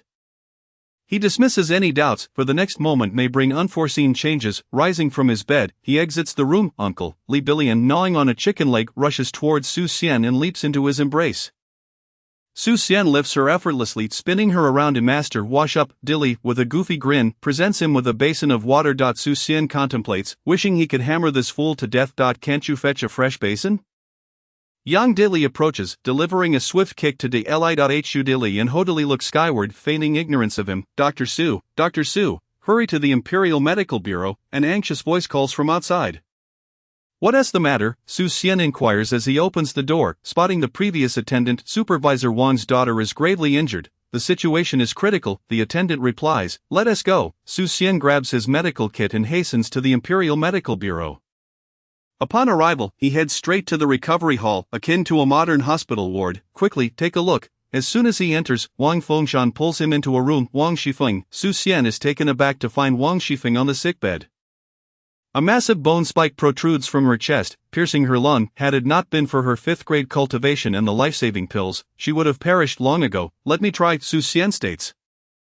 Without having awakened his 3rd divine ability, he knows he cannot treat Wang Shifeng. Now he can take a chance that if he succeeds in healing her, not only will Wang Fengshan owe him a favor, but Wang Shifeng will owe him her life, making it easier to inquire about breaking through to the 7th refinement of blood. Chapter 12. Healing and the Essentials of Alchemy. I will employ a secret method. Su Xian informs Wang Fengshan. Everyone, please step outside. Wang Fengshan understands instantly. In this world, various secret techniques require confidentiality. With everyone but Su Xian leaving, he opens his medical kit and extracts an array of surgical instruments. Carefully, he uses scissors to cut open her clothing. Fortunately, the right side is intact. The left, alas, may already be cold. Placing his hand upon her left side, he absorbs the mysterious energy into the scales. The 4th rune ignites with 3 lines. The Enigma's power within the bone spike is formidable. With Wang Shifeng's 5th grade strength, it is only natural for her to sustain such severe injuries from a mysterious entity. After consuming the mysterious energy, a weakened version of the 9 Heavens mysterious sky technique is applied to the wound. Years of solitary practice have honed Su Xian's speed, swiftly extracting the bone spike. Blood sprays towards Su Xian's face, but a protective barrier materializes before him. The bleeding quickly ceases under the influence of the 9 Heavens mysterious sky technique. Su Xian breathes a sigh of relief. His strategy is to utilize the 9 Heavens mysterious sky technique to halt the bleeding. If successful, the surgery is already half accomplished. He cleanses the accumulated blood in her lungs, suturing the wound with fine precision, employing the 9 Heavens mysterious sky technique to ensure hemostasis. The chest wound is entirely stitched up after 3 hours.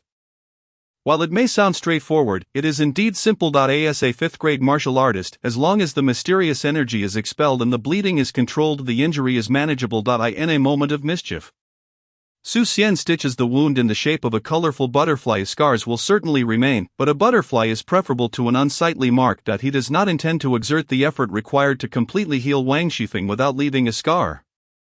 After all, she is not someone he holds dear. After applying herbal medicine, Su Xian exits the sickroom. How is it? Wang Fengshan immediately approaches as Su Xian emerges. I have lived up to my duty. Please have the maid come in to clean up and change her clothes. Su Xian replies, here are the essentials of alchemy. Feel free to ask if anything is unclear. Wang Fengshan's wife has passed, leaving him with a cherished daughter whom he has raised with utmost care. Having saved Wang Shifeng, he resolves to impart the art of alchemy to Su Xian as gratitude. Su Xian is pleasantly surprised by this unexpected boon. His initial intention was merely to save Wang Shifeng, and now he is being rewarded with alchemical knowledge. Such an opportunity is rare. The expertise of alchemy is not easily accessible, as it is a specialized skill often withheld from eager learners. Very well, Su Xian responds without hesitation, accepting the alchemical essentials into his embrace. I will require your assistance with my daughter's recovery. Wang Fengshan seizes the opportunity to state, the subsequent care for Wang Shifeng can be managed by the Imperial Medical Bureau doctors. Yet I find comfort in entrusting her to you. Rest assured, I will look after Miss Wang diligently. Su Xian promises. Considering the alchemical knowledge he has received, he decides to administer a simplified version of the 9 Heavens mysterious sky technique to Wang Shifeng daily, ensuring she will be lively and vibrant within 2 days. Having received ample assistance, he feels no obligation for further compensation. I shall take my leave now. As the maid dresses Wang Shifeng, Wang Fengshan hastily enters to check on his daughter. Su Xian strolls through the Imperial Medical Bureau before departing. Back at home, he greets his sister and returns to his room to examine the essentials of alchemy. The pharmacology outlined in the alchemical essentials closely resembles that in medical texts, with some herbs not documented in the latter, thereby enriching Su Xian's knowledge. Some herbs are derived from the limbs of mysterious entities. The focus of the alchemical essentials lies primarily in the processing of herbs and the crafting of elixirs. The world is filled with mysterious energies. Naturally infusing herbs with such power, incorporating them into medicine, is harmless. However, alchemy necessitates the refinement and concentration of these energies. If not properly processed, they may become highly toxic. Posing the greatest challenge, the lesser the toxic energy, the higher the quality of the elixir. For Xian, this is the simplest step. The following sections detail various alchemical techniques, furnaces, and flame types. Cultivators utilize alchemical flames in their practices. While first-grade martial artists condense their blood essence into fire for alchemical purposes, yet who among cultivators and first-grade martial artists has time for alchemy? Most prefer to rely on furnace-based earth flames for their crafting. Earth flames are classified into two types, lava earth flames and earth gas flames. Essentially, these are the molten lava flames from volcanoes and the flames resulting from the combustion of natural gas. Naturally, lava earth flames are superior, possessing higher temperatures capable of refining toxins and yielding purer elixirs. Earth gas flames, while less intense, are stable and manageable, effectively eliminating toxins with the right techniques, often yielding results comparable to those produced by lava earth flames. The alchemical essentials contain a record of a technique for cultivating alchemical flames passed down through Wang Fengshan's lineage. Regrettably, the Wang family lacks practitioners, rendering cultivation impossible. Xian rejoices, for once he establishes his foundation, he will be able to practice. Alchemical cultivation demands a sufficiently strong mental focus to perceive the changes in herbs and to employ the appropriate techniques for refining elixirs at the right moment. Setting aside his fifth-grade cultivation, Xian possesses a naturally powerful spirit from his 2 lifetimes, coupled with an extraordinary talent for alchemy. Many techniques become second nature to him after a single review. And after studying the alchemical essentials twice, he memorizes the unfamiliar herbs. By afternoon, he has absorbed the key concepts of alchemy thoroughly. Certainly, the art of alchemy is indeed an intricate pursuit. To truly master this craft, there exists but one essential principle, refinement. While others may falter, Xian has cultivated a vast array of medicinal herbs. However, he finds it challenging to procure the rare ingredients for superior elixirs. Whereas he possesses an abundance of those required for lesser concoctions, tomorrow, he intends to venture to the medical bureau to attempt alchemy. He can absorb the enigmatic essence for the creation of elixirs. Yet he is particularly drawn to the peculiar toxins found within them. With no patience to absorb the mysterious forces, he plans to hunt for monsters during the day and practice the Dongshan Dao scriptures by night. Now, his routine comprises alchemy during the day and the cultivation of the scriptures at night, which, although somewhat slower than hunting, offers a steadiness that bears fruit. The ability to cultivate significant medicinal herbs ensures that his mastery of the enigmatic essence rivals that of the monsters. The elixirs will prove invaluable for his sister, niece, and 5 brothers. The records within the essential texts describe the marrow-cleansing elixir. Once successfully concocted, his sister could ascend to the ranks of a warrior. He does not seek for her to become a master, but merely to strengthen her body and grant her a modicum of self-defense. His niece could also harness the elixirs to enhance her innate talents, paving the way for a brighter future. As for his 5 brothers, they represent his most reliable source of strength, making elixirs indispensable for their ascendance. This endeavor to rescue Wang Shifeng will yield substantial rewards merely from the alchemical texts alone. With the alchemical texts carefully tucked away, Xian commenced his practice of the Dongshan Dao scriptures. Although his spirit absorption is formidable, the natural forces he can retain are limited, compelling him to nurture his dantian gradually. He wonders if the slow pace of cultivation is universal or specific to his circumstances. The night swiftly passed, and Xian rose early to make his way to the medical bureau. Wang Shifeng should have awakened by now. It is crucial to establish a rapport with her before inquiring about the 7th refinement. The medical bureau. Wang Shifeng slowly opened her eyes, only to find Wang Fengshan resting by her side. Do you feel any discomfort? Wang Fengshan asked urgently upon waking. I feel a heaviness, a pain in my chest. Did you save me? Wang Shifeng recalled the bone spur that had pierced her chest. Unwilling to accept that her second chance at life could end so abruptly, she had fought her way back with her last breath. I lack such prowess. It was Xian, Wang Fengshan replied. Only a first-grade master or a practitioner could have salvaged Wang Shifeng's condition. He contemplated suturing her wounds, bringing Xian in as a last resort. To his astonishment, Xian indeed had a solution. Xian? Wang Shifeng exclaimed, astonished. Does he possess such remarkable medical skills? No, she thought. Chapter 13, Martial Dao Realms. Breaching the barrier. Xian certainly did not possess such medical expertise. What could possibly be amiss? Father, be wary of Xian. He is cunning and must have ulterior motives. Wang Shifeng cautioned Wang Fengshan. What could he possibly want from me? Wang Fengshan inquired, puzzled. Our family's alchemical methods, the marrow cleansing elixir, and the recipes. Reminded of how Su Xian had betrayed the Wang family in a past life for the marrow-cleansing elixir and its recipes, Wang Shifeng's resentment swelled. In this life, she would not allow history to repeat itself.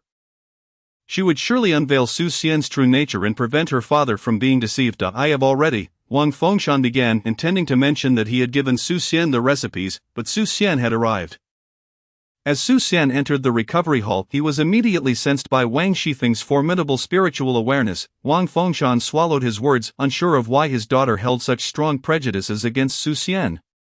Regardless, he hoped that once she came to understand him, her perspective would shift. Welcome, Wang Fengshan greeted Su Xian with a beaming smile as he approached the entrance. Allow me to assess Miss Wang's injuries.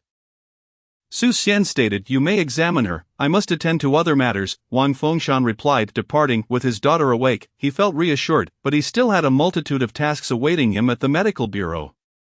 Miss Wang, I will examine your wound, Su Xian said, extending his hand to unfasten her clothing at the chest. What are you doing? Wang Shifeng protested, clutching her chest defensively as she eyed Su Xian warily.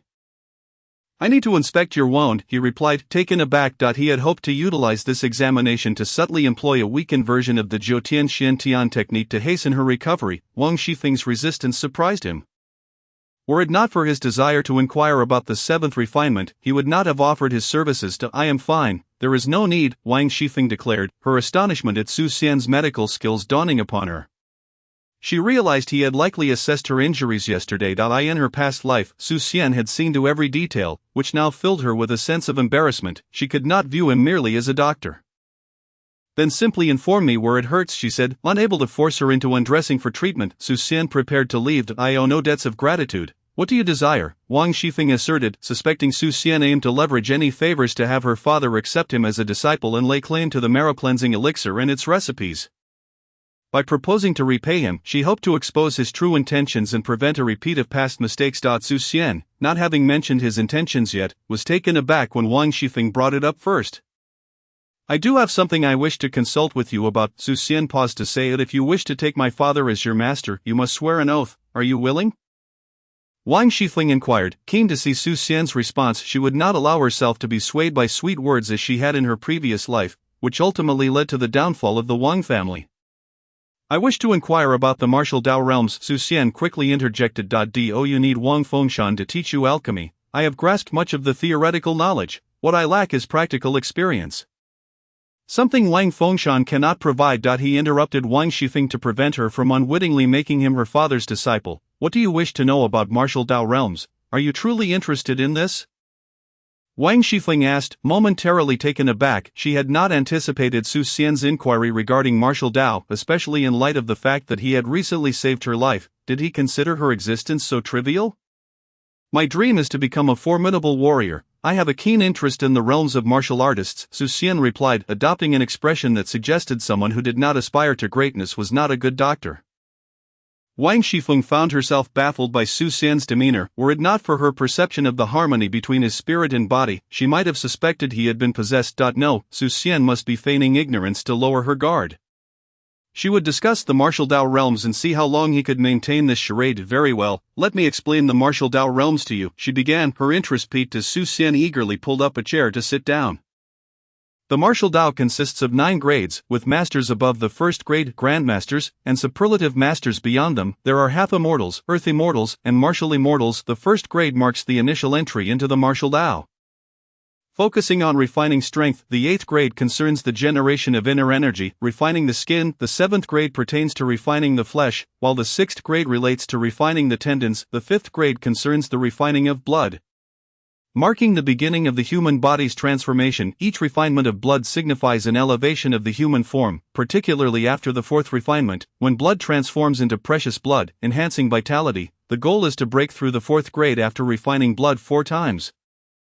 Ideally reaching the 6th refinement. Isn't the 9th refinement attainable through blood refinement? How can the 6th be considered optimal? Su Xian interjected, seeking clarification. Indeed, while blood refinement can reach the 9th level, the 6th refinement is where one must connect with the martial Dao of heaven and earth. Those who connect with this martial Dao invariably face misfortune. Hence, the 5th grade of blood refinement is realistically limited to the 6th refinement, Wang Shifeng explained, providing insights that were common knowledge among practitioners.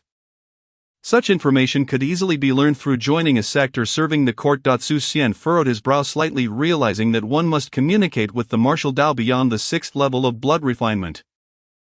It was no wonder he found it difficult to break through to the 7th level of blood refinement. What happens if misfortune occurs during the 7th level of blood refinement? Su Xian inquired. Eager to clarify this matter, as it bore significant implications for his pursuit of the 9th refinement. One faces a perilous fate. In nearly 50 years, only one individual has survived, and they transformed into a monster. Wang Shifeng replied. Su Xian raised an eyebrow, pondering whether this was akin to the perils of cultivating immortality. If the martial Dao were to be tainted by malevolent forces, connecting to it would lead to corruption. How does one discern whether the martial Dao has been tainted? Su Xian asked, seeking to understand how to ascertain the state of the martial Dao. The martial Dao seeks the heart. One must reflect upon oneself. Those who aspire to protect the world will safeguard all beings, while those with lesser aspirations will seek only the means for self-preservation. The martial intent varies in elevation and cannot be easily categorized by strength. The martial intent manifests the martial Dao. Remember, while it is permissible to refine martial intent, one must never attempt to connect with the martial Dao. Wang Shifeng cautioned. A wild thought crossed Wang Shifeng's mind. Did Su Xian actually wish to connect with the martial Dao through the 7th level of blood refinement? She quickly dismissed the notion, convinced it was impossible. Su Xian was merely a doctor practicing longevity techniques. How could he possibly achieve the 5th grade of blood refinement at 18, in her previous life? Su Xian had resorted to any means necessary to cultivate and only reached the 5th grade of blood refinement by the age of 30. There was no way he could achieve that at 18. Wang Shifeng remained intent on advising Su Xian against attempting to connect with the martial Dao. It was not that she was clinging to old sentiments. She believed that if he were to perish, it should be at her hands. The 4th grade concerns the refinement of organs, while the 5th grade involves refining the 5 organs into the 5 spirits, merging them into one to breach the 3rd grade. Thus achieving the refinement of spirit. The fusion of spiritual intent allows entry into the 2nd grade, while the external projection of spiritual intent permits entry into the 1st grade. The manifestation of spiritual intent creates a domain, marking one as a master, while a domain that forms a world signifies a grandmaster. The transformation of the domain into a form is categorized as superlative, while the solidification of the domain into the half-immortal realm completes the cycle. As for the martial immortal, it remains an enigma, one she had never encountered and knew not what wonders it held. After briefly outlining the subsequent realms, Wang Shifeng found them too distant from Su Xian's current reality to elaborate further. At last, Su Xian gained a clearer understanding of the martial Dao. His previous efforts had been aimless. Without the aid of scales, he would not have achieved his current martial prowess. The concepts of martial intent, spirit refinement, and the fusion of spiritual intent opened his mind to a vast expanse of possibilities. He was determined to witness the wonders of the martial immortal realm. Thank you, Miss Wang. Should you require anything, do not hesitate to summon me, Su Xian declared, eager to return to his practice of refining martial intent and connecting with the martial Dao, attempting to break through to the 7th level of blood refinement. With a courteous farewell, he took his leave. As Wang Shifeng watched Su Xian depart, she pondered whether he would dare attempt the 7th level of blood refinement. He had inquired about it with such intensity. Surely not, she chuckled to herself, thinking that if Su Xian could achieve the 5th grade and 6th refinement, she would gladly serve him as a maid for foot massages. Chapter 14, Potion Refinement. Testing the elixirs. Su Xian was eager to commence the refinement of martial intent. However, while he understood the theoretical underpinnings, he found himself at a loss for practical application. The cultivation of martial intent would significantly influence his future journey along the martial path. His aspirations of safeguarding humanity were not in alignment with his character. He could not cultivate such ideals. Within the bounds of his capabilities, he could offer assistance when possible, but he lacked the compassion required to become a wielder of the sword.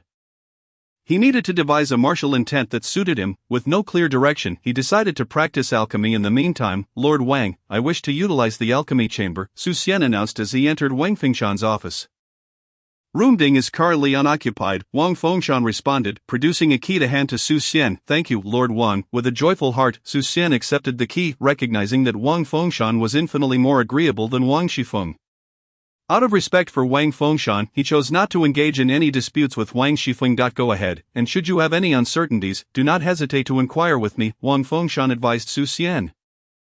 Understood, Su Xian replied before taking his leave. The alchemy room was a spacious chamber of approximately 100 square meters. In its center stood an alchemical furnace, its base concealed, harnessing the fiery essence of molten rock drawn from the depths of the earth.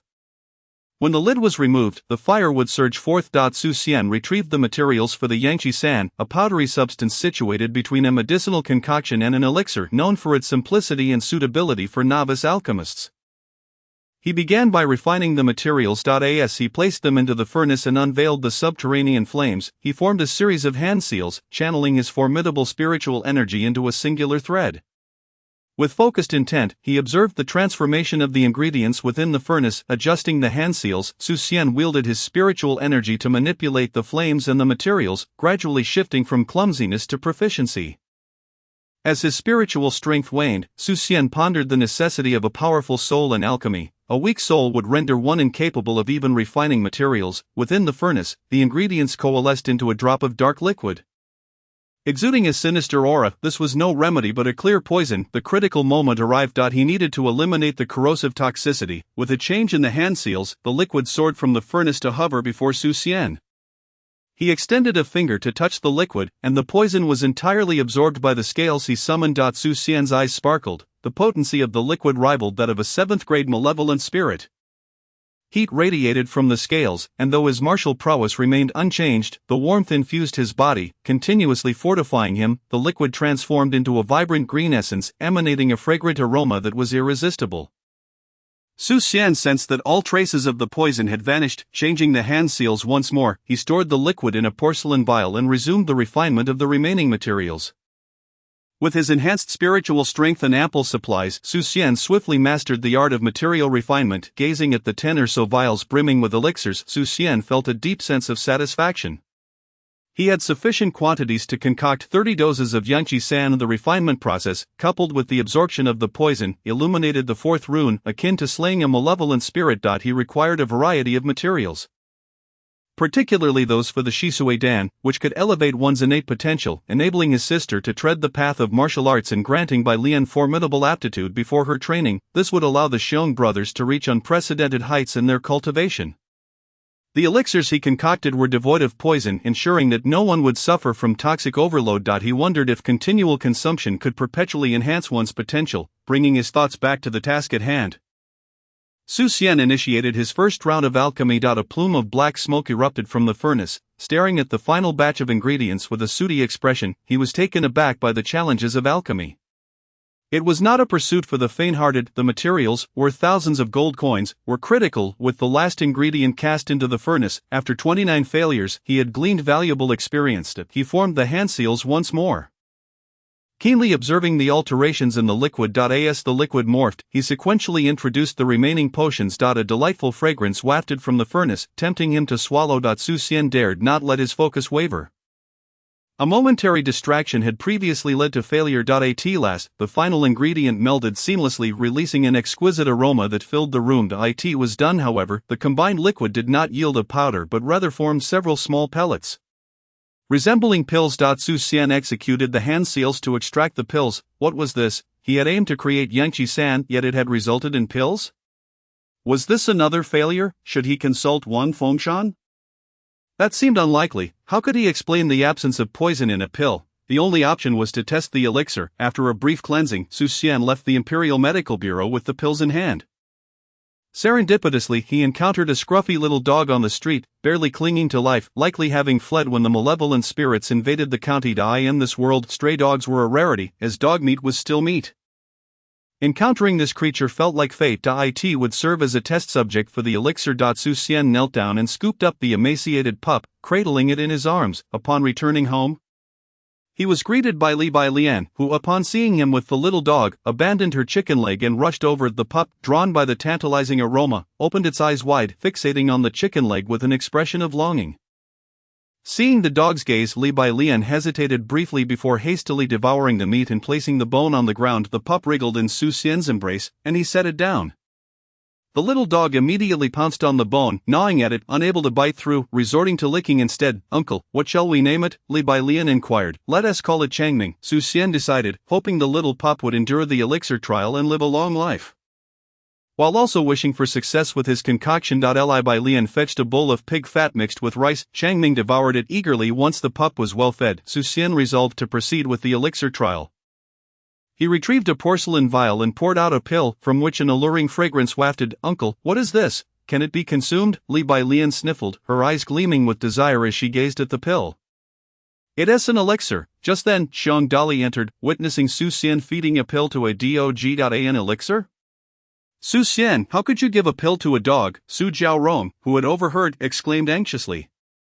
One pill is worth 100 gold coins. This is sheer extravagance. This is my own concoction, and I'm unsure of its effects, so I'm testing it on the dog first, Su Xian quickly explained. Sensing his sister's fierce gaze, she was always fixated on finances. I'll give it a try. My body is sturdier, Xiang Dali chimed in, eyeing the elixir with a glint of desire. They were only able to utilize powdered elixirs for cultivation. He was far more suitable for this trial than a dog. Before Su Xian could react, Changming swiftly snatched the pill from his hand and swallowed it whole. How bold, Su Xian thought as he watched the pup. Almost immediately, Changming felt a surge of heat radiate from its belly, coursing through its limbs, prompting it to dash wildly around the yard. And uncle, do you think Changming will go mad? Li Bailian asked. Filled with apprehension, as she had hoped to taste a pill herself. Su Xian, observing the frenzied pup, felt a twinge of anxiety. Surely it wouldn't succumb to poison. After half an hour, Changming finally came to a halt. Still looking frail but exuding an energetic vitality. Su Xian rejoiced. At the very least, it confirmed the elixir was not lethal. He continued to watch closely for another half hour to ensure Changming wasn't experiencing a temporary high. Now, you give it a try. He handed Xiang Dali a pill eagerly. Xiang Dali took the elixir and promptly swallowed it. He felt an immense surge of energy erupt from his core, flooding his entire being with warmth, compelling him to practice diligently, unwilling to waste a single drop of energy. This is over 5 times more potent than the powdered elixirs. Chapter 15, The Convergence of Martial Intent and the Path of Martial Arts. What? Xiang Dali stared at Su Xian in disbelief. Did I misjudge? Let me sense it again. He concentrated, detecting no trace of poison. How is this possible? Master, is this an elixir from the ruins? Xiang Dali speculated it might be ancient elixirs from the ruins. Known to be devoid of any toxic properties, truly priceless treasures, he had consumed one and even fed a pill to a dog. The thought of it made his heart ache, feeling as though he had squandered a fortune. This is my refined Yangqi-san. How do you feel? Su Xian inquired. Master, this is Yangqi-san. Xiang Dali's expression was one of sheer disbelief, as he processed the fact that a pill devoid of toxicity could merely be a Yangqi-san. What effects have you experienced from taking the elixir? Su Xian was primarily concerned with the elixir's impact on the body and its efficacy. There is absolutely no toxicity. The potency is at least 5 times that of the Yangqi-san. Xiang Dali stood there dumbfounded, questioning whether he was hallucinating. Upon careful consideration, he confirmed his cultivation had indeed advanced, and he was free from any toxic effects. You've managed to refine Yangqi-san into an ancient elixir? Xiang Dali's eyes gleamed with admiration as he gazed at Su Xian. Wait a moment, you say there is no toxicity? Hearing Xiang Dali's incredulous inquiry, Su Xian replied nonchalantly, I've eliminated all the poison. It is perfectly normal. Though he was puzzled as to why it had transformed into a pill instead of a powder, he regarded the alchemical process as a success, albeit an unusual one. The Xiong brothers stared at Su Xian, bewildered. Is this truly normal? Since there are no issues, take them and utilize them for your cultivation, Su Xian instructed, tossing the porcelain vial to Xiang Dali. Master, this is far too precious. Xiang Dali exclaimed hastily, this vial of elixirs is worth at least tens of thousands of gold coins and is priceless in the market. The absence of toxicity is something many dream of. Such elixirs have only appeared at auctions. Who would have thought I would one day possess a vial? Consume as many as you need. If it's not enough, let me know. Rapidly enhance your cultivation and assist me in gathering more materials. Su Xian urged, his thoughts focused on the materials needed for the Shisui Dan. He was eager to elevate the strength of the Xiong brothers, enabling them to venture deeper into the wilds to search for resources. As long as there is one, I can cultivate an entire field. When the time comes, I will have ample Shisui Dan, and I refuse to believe my sister cannot step into the realm of martial arts. I refuse to believe my niece lacks extraordinary potential. Indeed, Xiang Dali acknowledged, realizing that being under Su Xian's tutelage was incredibly worthwhile. An elixir devoid of toxicity was an immeasurable boon. Disciples of the sacred realm of martial arts were not afforded such privileges. Only the sons and daughters of the sacred could enjoy such treatment. The five brothers looked at Su Xian, excitement bubbling within them, feeling an overwhelming urge to dedicate themselves to him, whatever materials the master desired.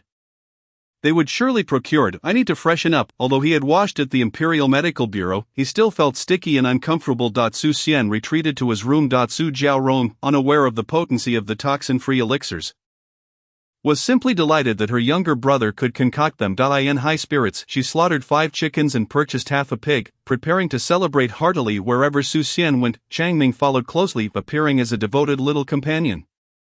Su Xian found the little dog to be quite clever and chose not to intervene. After taking a bath, he finally washed away the residue of alchemical dust. Uncle, dinner is ready. Just as Su Xian donned his clothing, Li Bailian called from outside his room. Coming, he replied, emerging to join her in the dining hall. Uncle, today there is an abundance of delectable dishes: braised pork, stewed ribs, braised chicken, beggar's chicken, lotus leaf chicken, braised pig's trotters, meatballs, and stir-fried shredded meat. As Li Bailian spoke, her mouth watered uncontrollably. Su Xian, observing Li Bailian's greedy expression, couldn't help but chuckle as he affectionately ruffled her bun. This is home. A grand table laden with food clearly indicated that today Sister was in high spirits. Among the 5 brothers, Xiong Dali was the most composed and able to maintain his demeanor, while the other 4 brothers had long been surreptitiously swallowing their saliva.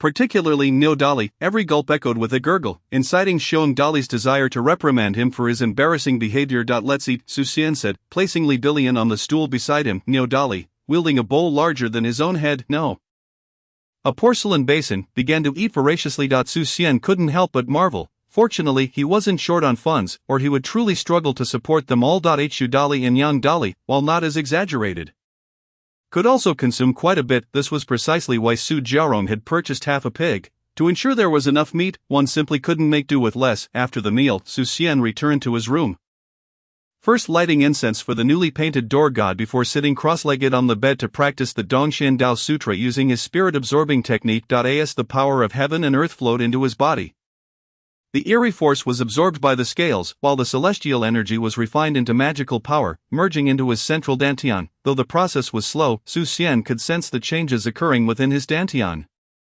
He estimated that after 6 months of cultivation, he could break through to the mountain opening realm, at which point he would be able to learn talisman drawing. He still had a fundamental talisman to practice, but he couldn't channel his magical power externally until he reached the mountain opening realm. A night passed in the blink of an eye, and Su Xian concluded his practice, noticing that it was still early. He pondered his path in martial arts. To advance in martial arts, one must refine their martial intent, but what kind of martial intent? Su Xian found himself at a loss. Without refining martial intent, he could not break through the 7th level of blood refining. In the future, he would also be unable to surpass the 2nd rank, as the 2nd rank required the fusion of divine intent. Suddenly, a flicker of eerie light flashed from the scales. Su Xian realized he had found himself in an unfamiliar place, a realm of nothingness, devoid of anything. Why do you practice martial arts? A resounding voice echoed through the void, shaking Su Xian's very soul. He found himself ensnared in thought. Why practice martial arts? For survival, for self-preservation, for the sake of his sister's family, and to be able to assist others. Su Xian's gaze shifted from confusion to clarity. He had finally found his answer. I wish to protect all that I hold dear, Su Xian proclaimed loudly into the void. Have you considered your martial intent? The booming voice resonated once more. Equal strength at the same level, 50-50 against those of higher rank, Su Xian responded solemnly. I am the void. A voice retorted, by logic, shouldn't the martial intent be one of protection? Equal strength at the same level, 50-50 against those of higher rank, what nonsense is this? Su Xian felt a profound clarity wash over him, his burdens lifted, the questions that had troubled him vanished in an instant, his formidable intent coalesced, giving rise to a unique martial intent. An aura of invincibility erupted from him, a presence so overwhelming that it seemed to overshadow the very heavens. As his martial intent solidified, an endless river appeared in his mind. Drawn to his martial intent, martial arts, martial intent gathers, martial path manifests. Su Xian cautiously connected with the martial path, attempting to break through the 7th level of blood refining, just as he forged a link with the river of martial arts.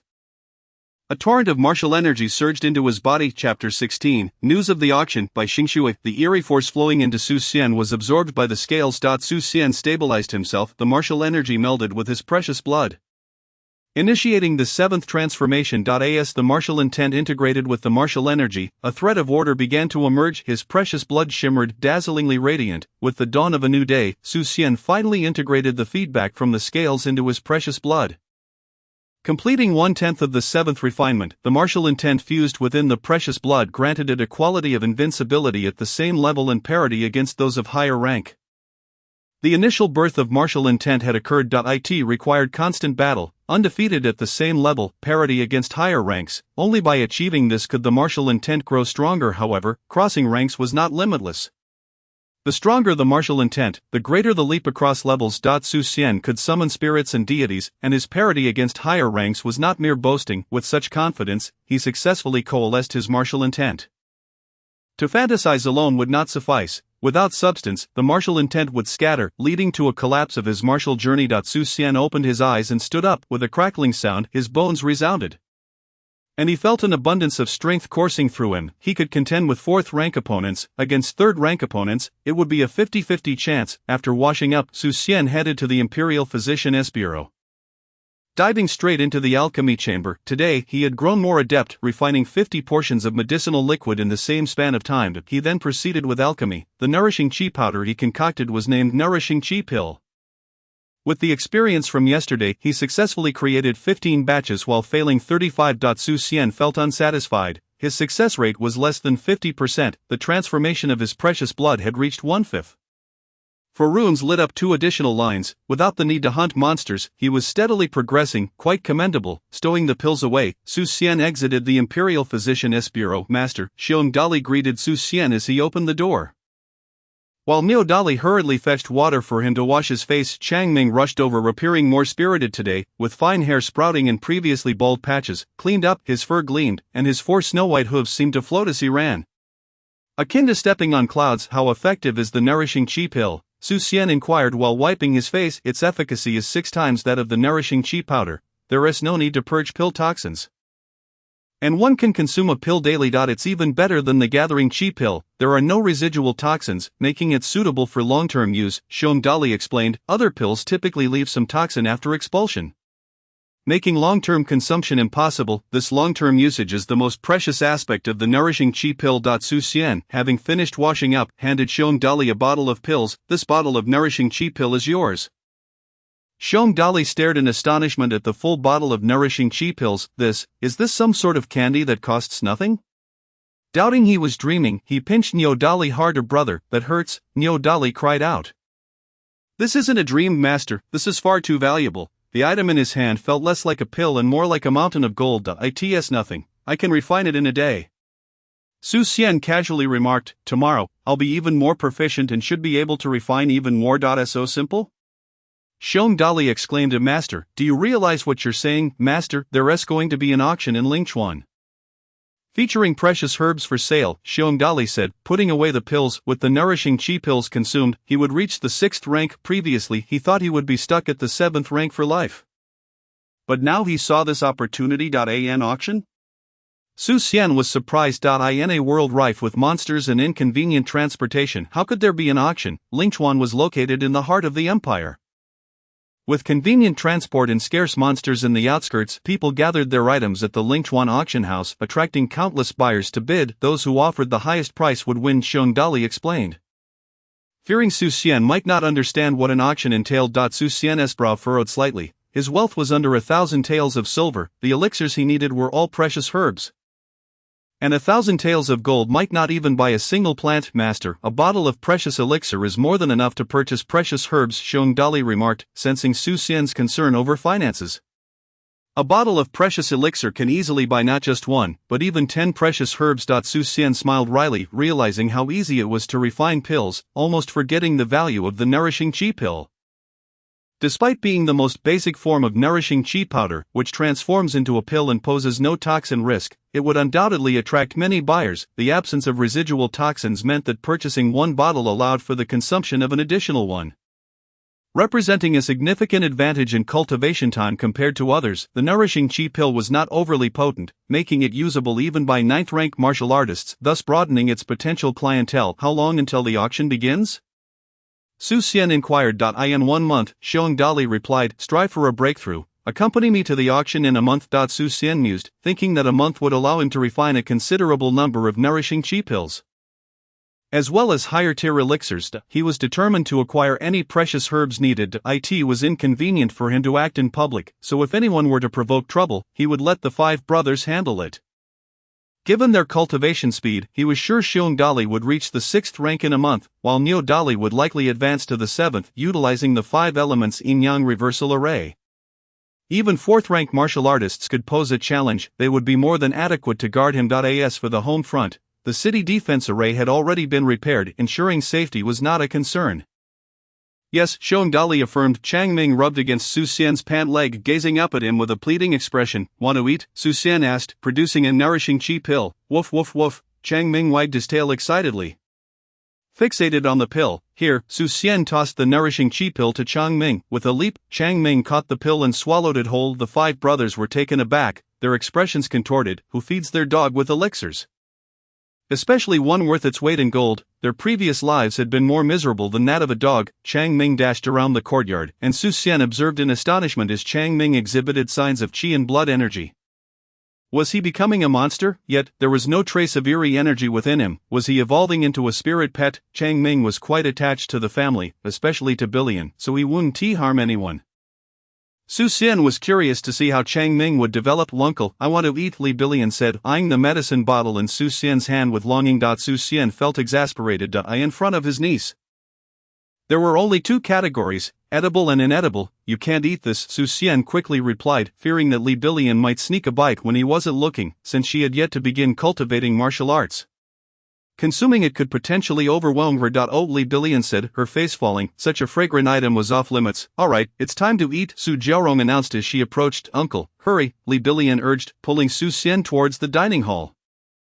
After dining, Su Xian entered the chamber and offered a stick of incense to the deity's statue. He seated himself cross-legged upon the bed and commenced his cultivation of the Dong Xin Dao Jing.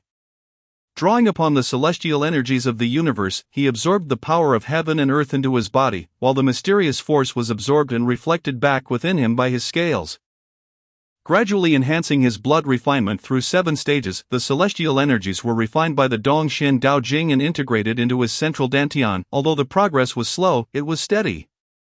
Above Qiantang City, a flying vessel appeared in the sky. A woman clad in snow-white garb descended gracefully from the craft. Wang Shifeng furrowed her brow upon recognizing her. By Xingxue, in my previous life. This woman caused no small amount of trouble for the Wang family. Due to Su Xian, I never imagined that in this life, Bai Xingxue would become a third-tier martial artist before turning 20. Able to traverse the air. Chapter 17. It seems truly different. Su Xian reflected bitterly. In my past life, you wronged me, humiliated me, and deceived me. In this life, I shall ensure your skin is flayed and your tendons extracted. Bai Xingxue stood in the alley holding a white umbrella, her gaze icy as she surveyed the Li residence. She had waited 19 years. A flash of red appeared before the gates of the Li family. What do you intend to do? Bai Xingxue, Wang Shifeng inquired. You two have been reborn. In the last life, he caused your family to fall apart. In this life, will you still protect him? Bai Xingxue smirked. A mocking smile gracing her lips. His life belongs to me, and no one shall touch him. Wang Shifeng extended her hand, revealing a string of bronze bells adorning her wrist. You actually acquired this item. Bai Xingxue's expression hardened. Although Wang Shifeng was merely a 4th tier, the presence of this object rendered the outcome uncertain. Madwoman, wielding that thing, a 4th tier is as good as dead. I do not believe you can protect him for an entire lifetime. With that, Bai Xingxue vanished into Shuangcha Alley, and Wang Shifeng departed as well. A small dog poked its head out from a hole, glanced around, and quickly retreated. The following morning, Su Xian awoke refreshed and stretched languidly. After days of cultivation, a slight cyclone finally began to circulate within his central dantian, reaching the mid-stage of qi perception. In a month, could he possibly break through to the Kaishan realm? The Kaishan realm allowed for the external projection of magical energy, enabling him to learn talisman drawing. With the combination of immortal methods and martial arts, even a 2nd-tier practitioner would not intimidate him. He had gained a modicum of self-defense. After freshening up, Su Xian made his way to the Tai Bureau. Intent on concocting a 1st-tier gathering chi pill, the nourishing chi powder had been refined into a nourishing chi pill. He wondered what the gathering chi pill would yield. Su Xian, come here. As soon as he arrived at the Tai Bureau, he was summoned by Wang Fengshan. What is it, Supervisor Wang? Su Xian noticed a stunning woman in snow-white attire beside Wang Fengshan. He could not discern her cultivation level. this is the Bai family's lady from the state city. You shall escort her to the place where the divine spirits are said to descend, Wang Fengshan instructed. Since taking over the county office, he had been conducting affairs directly from the Taiyi Bureau. Overwhelmed by the multitude of matters in Xiantang County, when individuals from the state city sought leads on divine spirits, he had the doctors from the bureau take them on tours, spotting Su Xian. He hastily handed Bai Xingxue over to him. While Su Xian contemplated concocting the gathering chi pill, he was unexpectedly conscripted by Wang Fengshan. I will accompany you, Wang Shifeng declared. Stepping forward, Wang Fengshan frowned. He was well aware of the arrogance typical of noble families, and he did not wish for his daughter to join Bai Xingxue. If the young lady wishes to go, let her join. Bai Xingxue readily agreed. Wang Fengshan remarked, "This is my daughter. She is a country girl and lacks proper etiquette. Bai Xingxue, please be forgiving. Shifeng, you shall follow Bai Xingxue's lead on this journey." Wang Fengshan subtly indicated to Bai Xingxue to show leniency, while also implying to Wang Shifeng not to provoke Bai Xingxue. Miss Wang possesses elegance and grace, naturally incomparable to others. There is no need for you to belittle yourself, Lord Wang, with Miss Wang accompanying us. Our journey shall surely be smooth. Bai Xingxue's voice was as melodious as a songbird, gentle as flowing water. Wang Shifeng wore a disdainful expression, well aware of the dynamics at play. Who did not know the history between her and Bai Xingxue? Su Xian sincerely wished to suggest that if Wang Shifeng was accompanying them, the two of them could go together. On one hand, he did not wish to offend Wang Fengshan, while on the other, he could not afford to provoke a member of a noble family, especially one whose cultivation level was obscured from his perception. It was wiser to avoid conflict before he had sufficient strength. Survival was paramount. The three departed the Taiyi Bureau under Wang Fengshan's anxious gaze. Wang Shifeng positioned herself between Bai Xingxue and Su Xian, revealing the bronze bells. Bai Xingxue smirked slightly and silently followed Su Xian towards Qingba Gate and Xuancha Alley. Dr. Su, Dr. Su. As they passed through, the townsfolk greeted Su Xian with beaming smiles and utmost respect. After the calamity in Xiantang City, Su Xian had saved many lives. Every day, he dedicated an hour to set up a stall in Xuancha Alley to practice medicine. Earning the heartfelt gratitude of the people, each household had erected a longevity tablet in his honor, offering daily tributes. Bai Xingxue raised an eyebrow. In his previous life, Su Xian had not enjoyed such adoration from the populace. Dr. Su, Dr. Su, a burly man rushed towards Su Xian, urgency etched on his face. What is the matter, fellow villager? Su Xian inquired. My wife is in labor and is struggling. I beg you to save her and the child.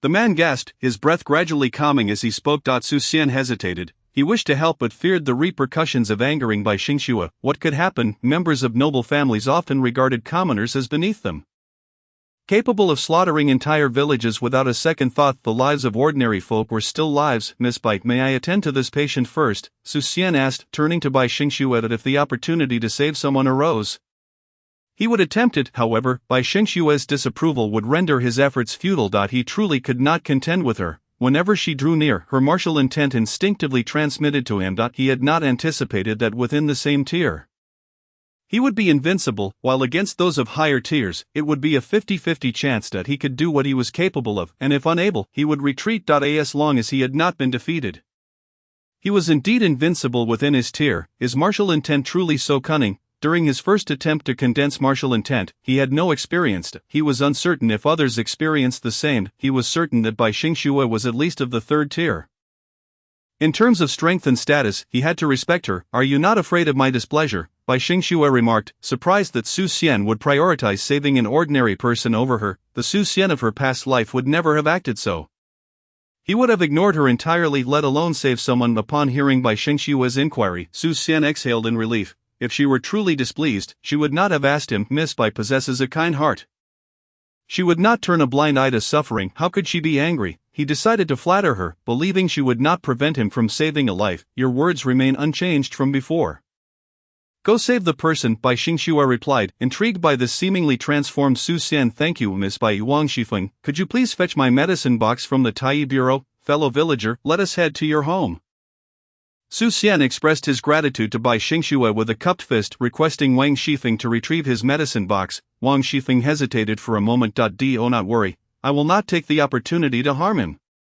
Bai Xingxue whispered to Wang Shifeng. Understood. Wang Shifeng recognized Bai Xingxue's resolve and promptly returned to the Taiyi Bureau. Su Xian followed the man to his home. Upon entering, he found a woman lying on the bed. Barely clinging to life. He placed a piece of ginseng in her mouth to sustain her breath. Boil some water. The more the better. Everyone, please step outside. Wang Shifeng will bring in the supplies. Su Xian ordered. Ushering everyone out. Su Xian performed a weakened version of the Nine Heavens profound technique on the woman, stabilizing her breathing. He sighed in relief. Had he arrived a moment later, she would have perished. I will ensure the safety of you and your child, he assured her. Thank you, Dr. Su. The woman expressed her gratitude. Rest now. You will be fine upon waking up. He inserted silver needles into her body, and she fell into a deep slumber. Wang Shifeng soon returned with the medicine box, and Su Xian began the cesarean section, utilizing the weakened version of the Nine Heavens profound technique alongside surgical techniques. A cry of an infant soon resonated. The mother and child were safe. Bai Xingxue observed as Su Xian emerged, cradling the newborn with uncontainable joy. In this life, Su Xian indeed seemed different. As his internal energy dissipated, Wang Shifeng, who was fixated on Bai Xingxue, breathed a sigh of relief. Chapter 18, Visiting, Gifts, Tea. Cradling the infant, Su Xian felt the sanctity of life for the first time. How is my wife? The man inquired. Stepping forward, she will be fine. She should awaken in about a quarter of an hour, Su Xian replied, handing the swaddled child to him. Dr. Su, please name the child, the man requested earnestly. That might not be appropriate. Su Xian hesitated, feeling it was not his place. You have given him life. What is there to hesitate about? Besides, you are a blessed man. Naming the child would carry your good fortune, the man insisted sincerely. What is your surname? With the conversation reaching this point, Su Xian decided to assist. I have no surname. Everyone calls me Zhuzi, the man replied with a wry smile. Then let us take the surname Zhuang. Your wife nearly lost her life in childbirth. One must honor their parents. How about naming him Zhuang Xiaochen? Su Xian suggested, gazing at the child. Good, Zhuang Xiaochen it is. My son shall bear the surname Zhuang. Thank you, Dr. Su, Zhuzi exclaimed, ready to kneel before Su Xian in gratitude. Have I forgotten my manners? Su Xian swiftly caught him. I will not allow anyone to kneel before me henceforth. Zhuzi resolved that he would kneel to none but Su Xian's longevity tablet from that day forward. Su Xian imparted some important advice before departing with Bai Xingxue and Wang Shifeng from Beima Alley, heading towards Xuancha Alley. Miss Bai, this is where the divine spirits are said to have first appeared. Su Xian indicated towards the sky above Xuancha Alley. Your home is in Xuancha Alley, correct? Bai Xingxue asked, without investigating the traces of divine spirits. Su Xian pondered. Surely she did not suspect him. He, a 7th-tier doctor practicing the Changqin Gong, had no connection to divine spirits. What kind of imaginative leap would lead her to think such? Bai Xingxue was not doubting him. She was merely inquiring. Indeed, Su Xian confirmed with a nod. What is your home like? Dr. Su, is it filled with medicinal herbs? I hope you don't mind if I visit, Bai Xingxue asked curiously. That is indeed my home. Given his identity, status, and strength, Su Xian found himself unable to refuse. As if fireworks had been set off in the vicinity of home, one must commend their brilliance and artistry, for they are splendidly displayed, leaving no room for ambiguity regarding their origin. It is not difficult to locate his residence. Su Xian, accompanied by 2 others, arrived at the Li household. Wang Shifeng raised her eyebrows slightly, pondering the intentions of Bai Xingxue. Following Su Xian, Bai Xingxue approached the entrance. Su Xian knocked on the door. It is best if Bai Xingxue harbored no ulterior motives, otherwise he would exhaust his lifespan to summon a deity to eliminate her. Master, Yang Dali opened the door and, upon seeing Su Xian, promptly swung it wide. Miss Wang, please come in. Su Xian led Bai Xingxue and Wang Shifeng into the home. Uncle, sister, Li Bilian rushed over, gnawing on a chicken leg, upon noticing Bai Xingxue and Wang Shifeng behind Su Xian. She immediately greeted them with sweet words. Chang Ming followed closely behind, hoping to salvage a leftover chicken bone from the young masteress meal. Though scant in flesh, it was quite savory. Upon spotting Bai Xingxue, Chang Ming braced himself against the ground with his forelegs, but in his haste, his hind legs collided with the front, causing him to slide right in front of Su Xian, seeking refuge beside him. This woman is perilous, such a good child. Here is a piece of candy for you. Bai Xingxue smiled faintly, akin to a garden in full bloom, leaving Su Xian momentarily entranced. He quickly regained his composure, determined not to let her disturb his heart's resolve. Li Bilian, however, did not accept the candy but turned her gaze towards Su Xian. Quickly thank your sister. Thank you, sister, Su Xian instructed. Thank you, sister. Li Bilian accepted the candy. Sister has a gift for you. Before Li Bilian could react, Wang Shifeng draped a copper chain around her neck. Bai Xingxue raised an eyebrow, although it shared the same origin as the copper bell.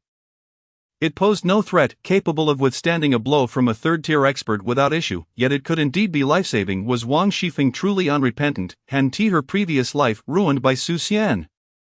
Sufficed Thank you, Sister Wang. Su Xian was unfamiliar with the item, but noting the exquisite craftsmanship, he gestured for Li Bilian to express her gratitude. A copper necklace was a small price to pay for saving Wang Shifeng's life.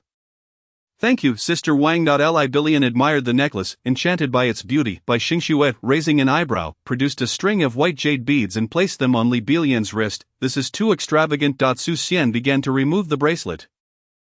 He could not accept Bai Xingxue's gift. This is a South Sea dragon pearl, capable of cleansing one's innate qualities and laying the groundwork for Bilian's martial training, Bai Xingxue gently stated.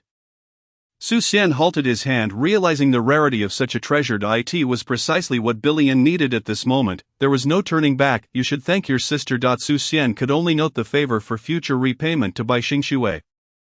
Thank you, Sister. Li Bilian beamed like a sunflower, feeling inexplicably fortunate to receive such splendid gifts. Hanwen, why haven't you invited our guests to sit? Su Jiarong approached, her gaze appraising Bai Xingxue and Wang Shifeng with a warm smile. This is my elder sister.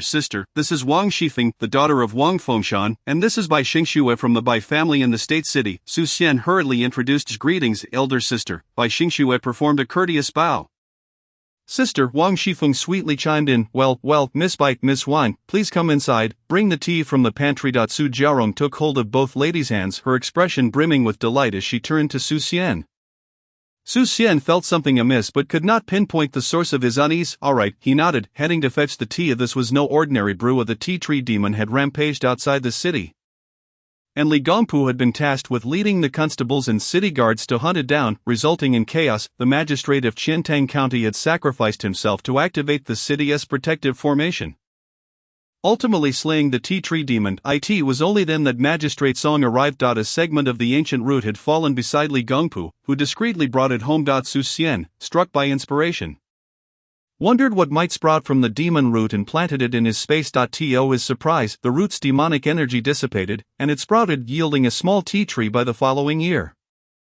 In retrospect, it seemed the scales had absorbed the demonic energy. Su Xian crafted some tea leaves, rich and fragrant, and upon tasting, it invigorated him, dispelling all fatigue and clearing his mind. As Su Xian brought the tea to the living room, he noticed Su Jiarong laughing and chatting with the two ladies as if they were long-lost sisters. Sister, what is happening here? I've never seen you so close with someone upon first meeting. What are you dawdling for? Hurry and serve tea to the young ladies. Su Jiarong shot Su Xian a glare. Yes, he replied, just as he opened the tea canister. A refreshing aroma filled the entire room.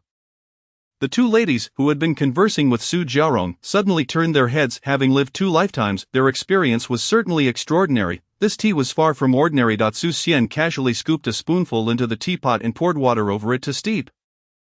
He had studied this tea, knowing its calming properties, but thought it lacked any significant use, merely serving as a beverage. Su Xian brewed the tea without concern, eliciting a twitch from the corners of the ladies' mouths. Such a waste. Once the tea was ready, he poured 3 cups and brought them forth. Bai Xingxue raised her cup, bringing it to her nose and inhaling the captivating fragrance, instantly moved. After a delicate sip, she swallowed the tea in one go, her eyes lighting up. Wang Shifeng, equally astonished, drained her cup. Chapter 19, The Essence of Dan, the 3 treasures. Taoist cleansing the demonic energy. Bai Xingxue and Wang Shifeng exchanged incredulous glances. With their current cultivation levels, they had utilized extraordinary means to expel the lingering demonic energy from their bodies gradually. To their surprise, Su Xian's tea possessed the ability to cleanse the demonic residue, purifying their physical forms. Although a single cup could only remove a trace of the energy, the remnants clung like a bone-deep poison, only removable through extraordinary means. Yet this tea could wash away a trace with each cup. Consuming this tea daily would eradicate the residual demonic poison within a year. Hanwen, pour more tea for the young ladies. Su Jiarong urged Su Xian, feeling a bit anxious that her brother was acting so wooden. Before Su Xian could move, Bai Xingxue and Wang Shifeng eagerly extended their cups towards him. Did they truly need to be this impatient? It was as if they had never tasted tea before. The entire pot of tea seemed to vanish into their bellies, steeping the leaves until they lost all flavor. Su Xian sensed that the two were fixated on the leaves in his teapot, as though they intended to devour them. Surely, it was just an illusion. Bai Xingxue and Wang Shifeng were radiant, as if this pot of tea was worth a month of their efforts. Hanwen, pack some tea leaves for Miss Bai and Miss Wang. Su Jiarong instructed Su Xian. Alright. Seeing their fondness for the tea, Su Xian thought to offer them a few jars as a return gift. The tea is too precious. You need not give me too much. Wang Shifeng hurriedly replied. A treasure that can cleanse demonic energy must be rare. it would be better for you to keep it. She could take her time to purge the poison, albeit with some inconvenience. As she would not be able to break through for 5 years, such a treasure should be kept hidden. Bai Xingxue cautioned, aware that possessing such a treasure could bring misfortune. The tea was undoubtedly the best antidote to Dan poison. Su Xian must have been unaware of its efficacy, hence his casualness in presenting it to them. Fortunately, it was them, otherwise, disaster might have struck. There are still several jars left at home. I plan to make tea eggs. Su Jiarong mentioned each year. Su Xian prepared dozens of jars without any particular significance. Tea eggs? Bai Xingxue and Wang Shifeng were momentarily bewildered. Give me 2 jars, Wang Shifeng exclaimed, the thought of the tea eggs already causing her heartache. I'll take 2 jars as well, Bai Xingxue added, anxious that Su Jiarong might use them to make tea eggs. Su Xian returned with 4 jars of tea leaves. Su Jiarong chatted with the 2 ladies for quite some time before they departed the Li household. He is not Su Xian, Bai Xingxue remarked, clutching 2 jars of tea leaves against the wind. He is Su Xian, Wang Shifeng replied as she walked past Bai Xingxue heading out of the alley. Indeed, he is Su Xian, Bai Xingxue smiled as she exited the alley. Hanwen, this tea. Su Jiarong regarded Su Xian, knowing well that she was no fool and could see the tea's exceptional nature. Xiong Dali. Su Xian brewed another pot of tea and called out into the courtyard. Master, Xiong Dali entered the living room. Drink this cup of tea and share your thoughts. Su Xian suggested, hoping Xiong Dali might discern something from it. Xiong Dali lifted the tea bowl and drank it all in one go. This tea can dissolve medicinal poisons, he exclaimed in astonishment. The toxic effects from the medicinal powders he had consumed during his training had diminished slightly thanks to this tea. Loosening the bottleneck at the 6th tier. Su Xian had not anticipated that the tea could dispel demonic energy. No wonder he and his sister could not detect its effects. He had scales within him. While his sister had never cultivated, leaving her devoid of demonic energy, and thus the treasure could not manifest its full potential. Here is a jar of tea leaves for you all to enjoy.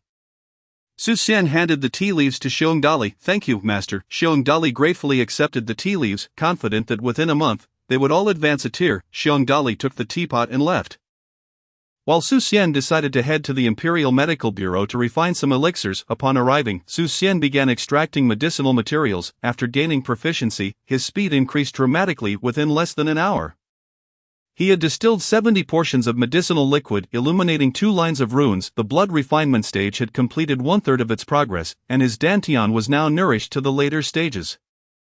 Hopeful of breaking through within a month. He refined 40 portions of qi nourishing powder and 30 portions of gathering qi pill ingredients, then commenced the alchemical process. This time, Su Xian successfully produced 20 bottles of qi nourishing pills, achieving a 50% success rate. Next, he tackled the gathering qi pills. With his experience in refining qi nourishing pills, despite it being his first attempt at gathering qi pills, he succeeded in producing 10 out of 30 portions.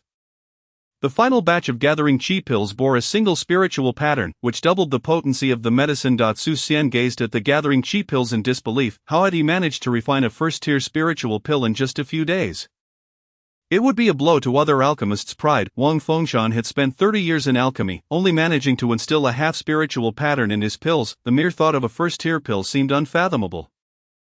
Yet Su Xian, having just started refining, had already achieved such remarkable results. Truly a prodigious talent. This was likely due to the elimination of Dan poison. Su Xian stored the pills in vials and exited the alchemy room, only to find a massive flying vessel hovering above. Its ability to dock above the county office signified an extraordinary identity. His brow furrowed slightly. They had come once again for the deities. He still underestimated the summoning of deities. Henceforth, unless absolutely necessary, he would refrain from invoking any divine beings. A formidable pressure descended from above, causing Su Xian's martial intent to nearly activate instinctively. His expression shifted, and he hastily calmed his mind before departing from the Imperial Medical Bureau. A middle-aged Taoist emerged from the flying vessel, casting a puzzled glance downward. He sensed an unusual martial intent that sparked a feeling of threat, fleeting yet palpable. He was, after all, a practitioner at the Sea Expansion realm. Was there a Grandmaster present here? He involuntarily suppressed his aura and descended to the county office. Sanbao Zhenran. As the Taoist landed, Wang Fengshan and the officials of the county respectfully bowed. Is there anything left by County Magistrate Song? Inquired Sanbao Zhenran. County Magistrate Song was reduced to ashes by a divine finger, leaving nothing behind. The room has been tidied up thoroughly, Wang Fengshan replied. Sanbao Zhenran's brow furrowed. The blood sacrificial formation is not something just anyone can wield. with countless sinister deities, a single misstep in summoning could lead to death.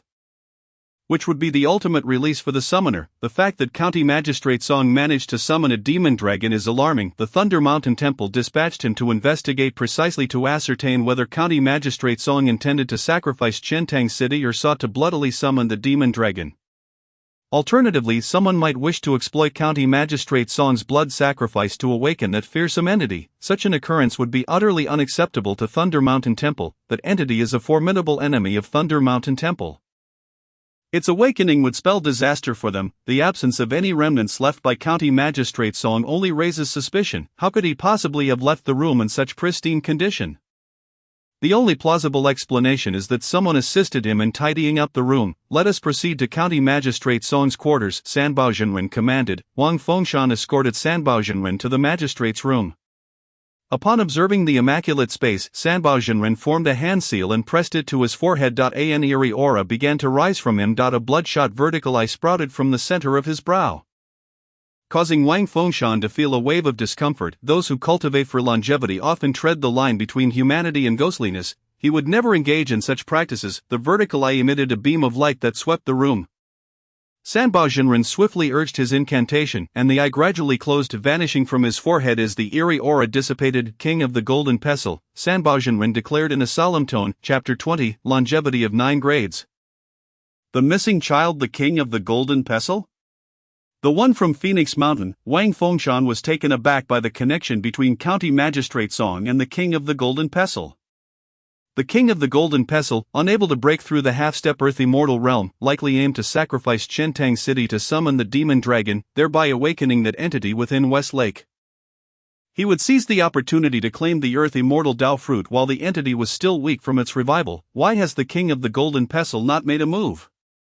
Wang Fengshan queried, perplexed. A summoner's presence, Sanbao Zhenren replied. Wang Fengshan understood. There is always a fear of the hawk behind the sparrow. Does the summoner have any leads? Sanbao Zhenren inquired. Thankfully, the appearance of the summoner had prevented the King of the Golden Pestle from succeeding. If Qiantang County fell into calamity, the entire Ning Prefecture would likewise suffer, exacerbated by the internal strife of the court. Without leads, the chaos in Qiantang City at that time was overwhelming. I wonder if the King of the Golden Pestle has any clues. Wang Fengshan pondered. What do you mean? Sanbao Zhenren asked. As the sparrow, the King of the Golden Pestle must have. Xian felt as if his entire body was on the verge of splitting apart. Yet he remained unfazed. With martial intent soaring, he stirred the winds and clouds, empowering himself. The blood refinement technique reached its 7th stage, operating at full capacity, manifesting the martial path to bolster Xian. With all his might, he unleashed the Rock Fist, a tremendous force surging forth, aimed directly at the demon. The demon's ominous aura flared up, and the city defense formation of Qiantang sensed the malevolent presence.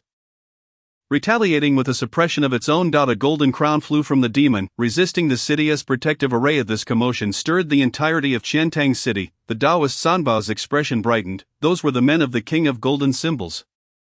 And he urged, let us go. As they rushed towards the Bai residence, Wang Fengshan followed closely behind, and in a fleeting moment, Sanbao's figure vanished from sight. Bai Xingxue leaped onto the rooftop, dashing towards the Bai estate, while Wang Shifeng soared up to the roof, racing in the same direction. Xian felt an insatiable yearning from his scales towards the crown. He directed a single punch towards the demon.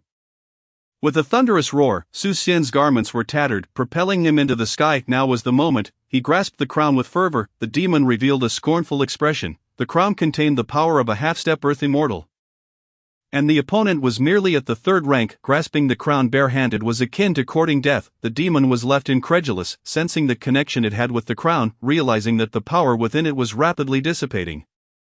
Xian's face lit up with excitement. It was so much, truly in abundance. The power surged into his scales, refined, and feedback flowed back into Xian's body, propelling the blood refinement technique to unprecedented heights.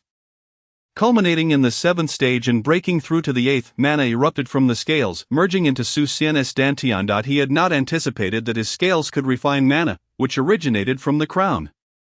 The mana integrated into his dantian, swiftly pushing him to the late stage of chi sensation, and it continued to surge. Would he ascend the mountain tonight? The power within the crown was instantaneously drained by Xian.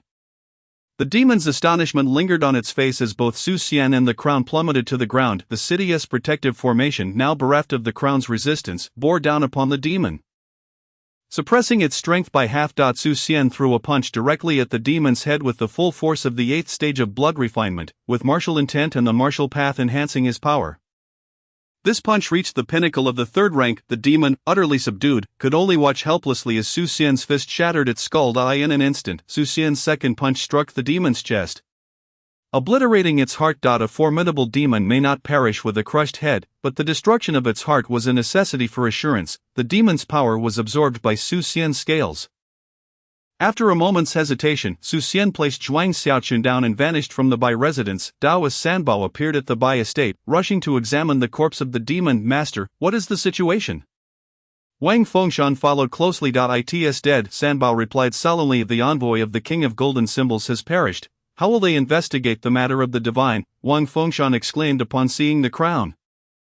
Now dull and lying on the ground, this demon is of great significance. Sanbao positioned himself before the crown, noting it was a cursed artifact of the King of Golden Symbols, gifted to the demon, which had been extraordinary at Phoenix Mountain. The King of Golden Symbols would undoubtedly send more personnel to investigate its demise, and the matter of the divine, the one who slayed the demon, is quite formidable. Sanbao mused gravely. To vanquish a 3rd-rank demon under the crown's enhancement suggests they are a grandmaster. He recalled sensing that martial intent upon his arrival. Could it be him? Xiantang City unexpectedly harbored such a master. Wang Fengshan shared a similar grave expression, uncertain whether this individual was friend or foe. Bai Xingxue arrived at the Bai estate, noticing the two did not approach. They too sensed her presence, yet no one acknowledged her. With such a significant event unfolding, it was indeed strange for the city's factions not to converge. Wang Shifeng also reached the Bai estate, and she and Bai Xingxue immediately recognized the demon. The son of the King of Golden Symbols, they exclaimed. Who would have thought that the centipede demon, meant to be refined into a cursed pill by Su Xian, would meet such an inexplicable end in Xiantang City?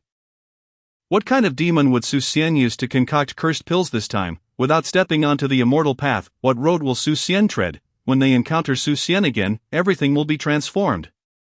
Perhaps Su Xian is truly not the Su Xian of his past life. More individuals arrived, their expressions grave upon seeing the demon. Could this pertain to the Grandmaster and the matters of the divine? Is it him? Wang Shifeng felt the explosive force of the punches. Initially, the opponent had only revealed 5th-rank power, yet concealed greater strength. The county constables soon arrived, bowing to Wang Fengshan before commencing their search of the Bai residence.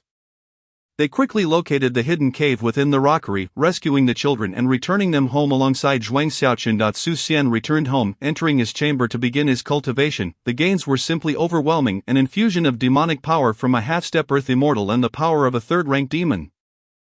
The feedback from the scales propelled his blood refinement technique through continuous breakthroughs. Mana flowed into his dantian, causing it to swell with potency, yet he was on the verge of breaking through his dantian. Achieving the mountain opening realm, blood coursed through his body, and the 8th stage of blood refinement reached its limit. The scales continuously exuded energy and mana. Su Xian resonated with a thunderous roar. His blood akin to mercury, breaking through to the 9th stage of blood refinement, the martial path manifested, and martial intent intertwined with his blood. This martial intent transformed into intricate patterns, imprinted upon each drop of blood.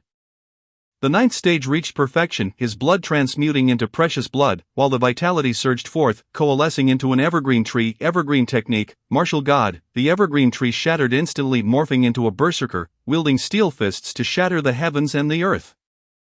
Rock fist, martial god. Each technique, when cultivated to the Tao realm, could condense into a martial god, enhancing the technique. The evergreen technique advanced from completion to the Tao realm, with a cultivation speed of 150 and inner energy recovery of 150.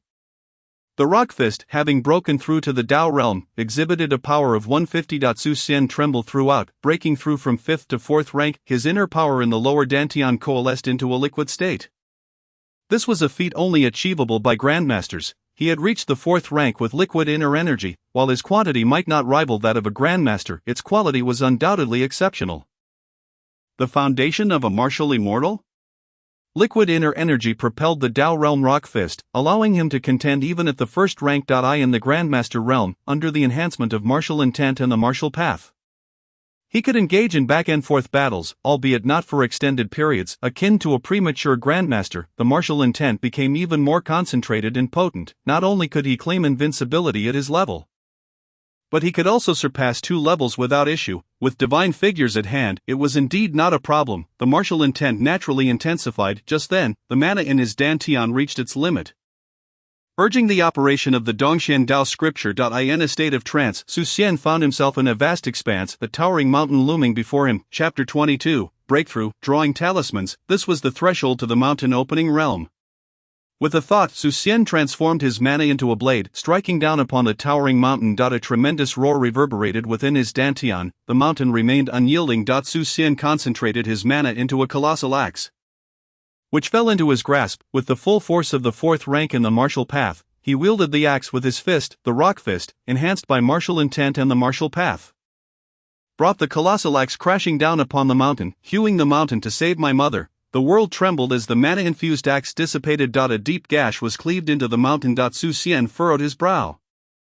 It was insufficient, the mountain was too immense. He pondered whether others on the path of cultivation faced such an imposing mountain in their journey. Xian condensed his mana into a saw, beginning to saw from the mountain's peak. It proved effective. The mountain gradually yielded to the saw's relentless effort, albeit at a sluggish pace, yet, it was better than having no hope of breakthrough at all.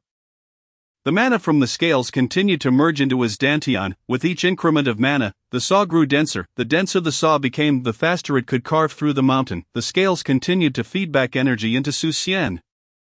This energy refined into inner power, infusing his organs as the 4th stage of organ refinement commenced. The 4th stage of organ refinement involved the heart, liver, spleen, lungs, and kidneys. The evergreen technique, being of what attribute?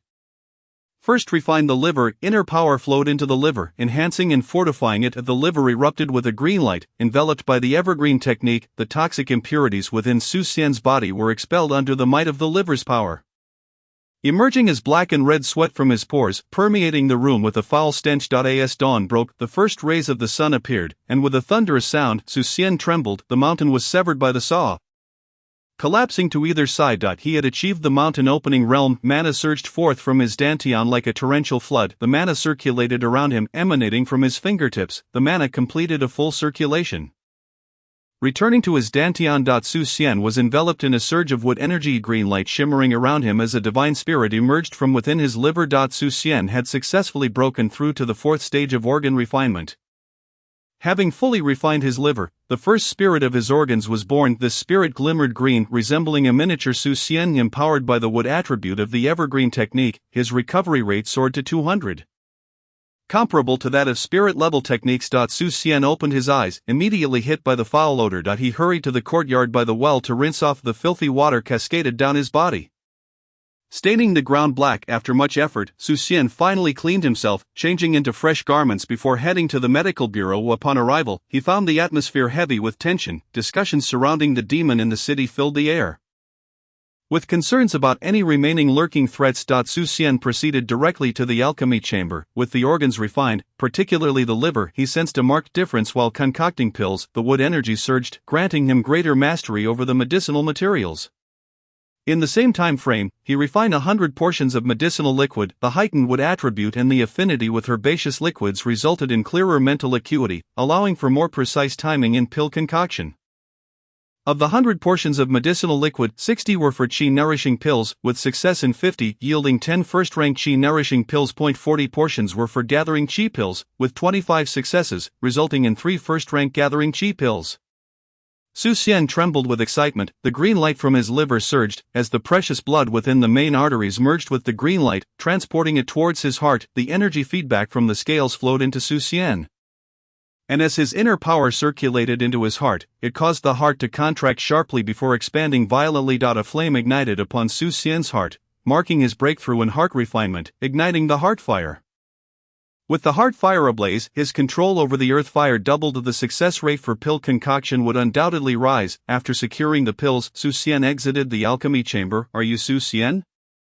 Taoist Sanbao called out to Xian as he emerged. "Yes, my lord," Xian replied, promptly bowing to the 3rd-rank official. When the sinister being appeared, "Where were you?" Sanbao Taoist attentively sensed Xian, a 7th-grade martial artist who practiced the eternal spring technique. "I was in the city searching for Zhuang Xiaoqun." A strand of malevolent magical power invaded Xian's soul, compelling him to speak the truth. Fortunately, Xian's master-level soul from 2 lifetimes resisted the magical invasion.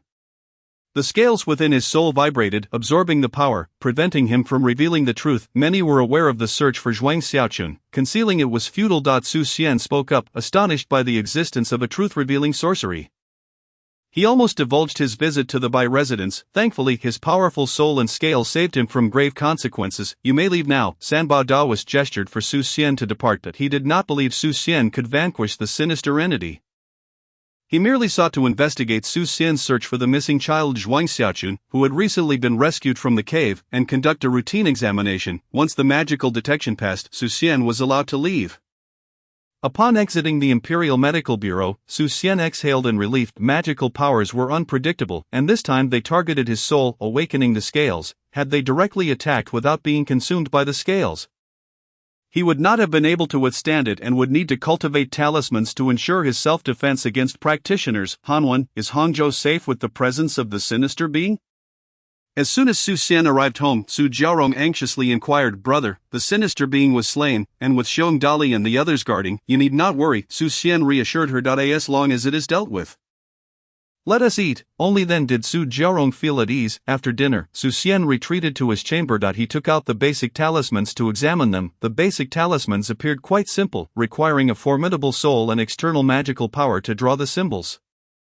Having reached the foundation establishment stage, Su Xian could now project his magical power outward. With a strong soul, he possessed a natural advantage in learning talismans. All that remained was mastering the various drawings of talismans. He retrieved a brush and began to copy the talismans. Fortunately, the handwriting of the physician's prescriptions resembled that of talismans, making the copying process effortless. Having reviewed various prescriptions for over a decade and having written countless formulas, he found it easy to reproduce them. The only challenge was memorizing the talismans to be able to write them out. With his excellent memory, he quickly committed the entire book of talismans to memory and began to practice. While practicing, Su Xian utilized the spirit absorption technique to draw upon the power of heaven and earth, cultivating the Dongxian Dao scripture. Suddenly, while drawing a fire talisman, his hand trembled, causing the fire talisman to explode. Had he not possessed a formidable physique due to his fourth-grade cultivation, he would have sustained severe injuries. How could mere copying, without infusing magical power, result in an explosion? Su Xian carefully sensed the cause. It was the spirit absorption. As he absorbed the power of heaven and earth, it inadvertently mingled with the talisman he was drawing. Due to improper technique, the fire talisman detonated. Su Xian had not anticipated that spirit absorption could infuse the power of heaven and earth into talismans. Fully utilizing his skills, Su Xian guided the power he drew through spirit absorption into his brush, crafting the talismans. With each stroke, the power of heaven and earth infused into the lines of the talisman. Su Xian concentrated fully and completed the last stroke, resulting in a talisman brimming with the power of heaven and earth appearing before him. The simplest concealment talisman was completed, reciting the incantation. The talisman ignited spontaneously, transforming into a fireball that enveloped him, concealing his aura. Indeed, it worked, and Su Xian's face lit up with joy. Chapter 23, Mastery in the Path. Drawing talismans in the void. The concealment talisman concealed his aura for half an hour, leaving no trace. Such a basic talisman was not too difficult to draw. Su Xian reflected with satisfaction. With spirit absorption, he expended no personal magical power. With ample mental energy, he could draw as many as he wished. His soul rivaled that of a grandmaster, his mental prowess formidable, allowing him to draw freely. He deemed spirit absorption a grand yet trivial endeavor. The power drawn from heaven and earth was barely refined, resulting in much waste. Drawing talismans was the perfect utilization of that power. While drawing talismans, the power of heaven and earth entered his body, a portion of which he refined into magical power. While the malevolent energy was absorbed by his scales, transforming into energy that merged into his inner strength, the effects of drawing talismans exceeded those of cultivating the Dongxian Dao scripture. Initially, he thought that drawing talismans would hinder his cultivation, but unexpectedly, he could balance all three. Su Xian learned to draw talismans swiftly, though there was still the matter of inscribing them. Drawing a talisman was a one-time action, while inscribing depended on the material and strength of the talisman, allowing for prolonged use without damage, and even repair if damaged. Lacking materials and tools for inscribing, he could only focus on drawing talismans. Su Xian diligently drew 20 concealment talismans until his hand steadied, the lines perfectly aligned, achieving 100% success before he turned to the next talisman, the cleansing talisman. This basic talisman contained a few more lines than the concealment talisman and could remove dust. With it, his home would remain clean for half a month. Concentrating, Xian began to draw the cleansing talisman. Building upon his foundation with the concealment talisman, he found himself drawing the cleansing talisman swiftly and steadily. With abundant mental energy and the endless power of heaven and earth provided by spirit absorption, he had ample resources for practice. Other practitioners would take 10 days to half a month to learn even the simplest talisman. It was not due to difficulty but rather limited magical power, insufficient mental energy, and the need to resist malevolent energy contamination. They could only practice 2 or 3 talismans a day, while a genius might take 10 days to half a month to master one. Xian, on the other hand, drew continuously until he achieved proficiency. In a quarter of an hour, he drew more than others would in a month. After successfully creating 20 cleansing talismans, Xian moved on, producing them in batches. 10 successful, 5 successful, 3 successful, 2 successful, and finally achieving 100% success. A pile of failed talisman papers was discarded into the trash. Only he could afford such extravagant practice with talismans. Other talisman masters would watch in envy and jealousy. The third talisman was the water-gathering talisman. Water is the source of life, and some outdoor water sources might be tainted by malevolent energy. Without experience, consuming it could be perilous, akin to eating mushrooms. This talisman was quite practical. After a series of failed attempts, Xian finally achieved 100% success. He stacked the completed talismans into his storage space.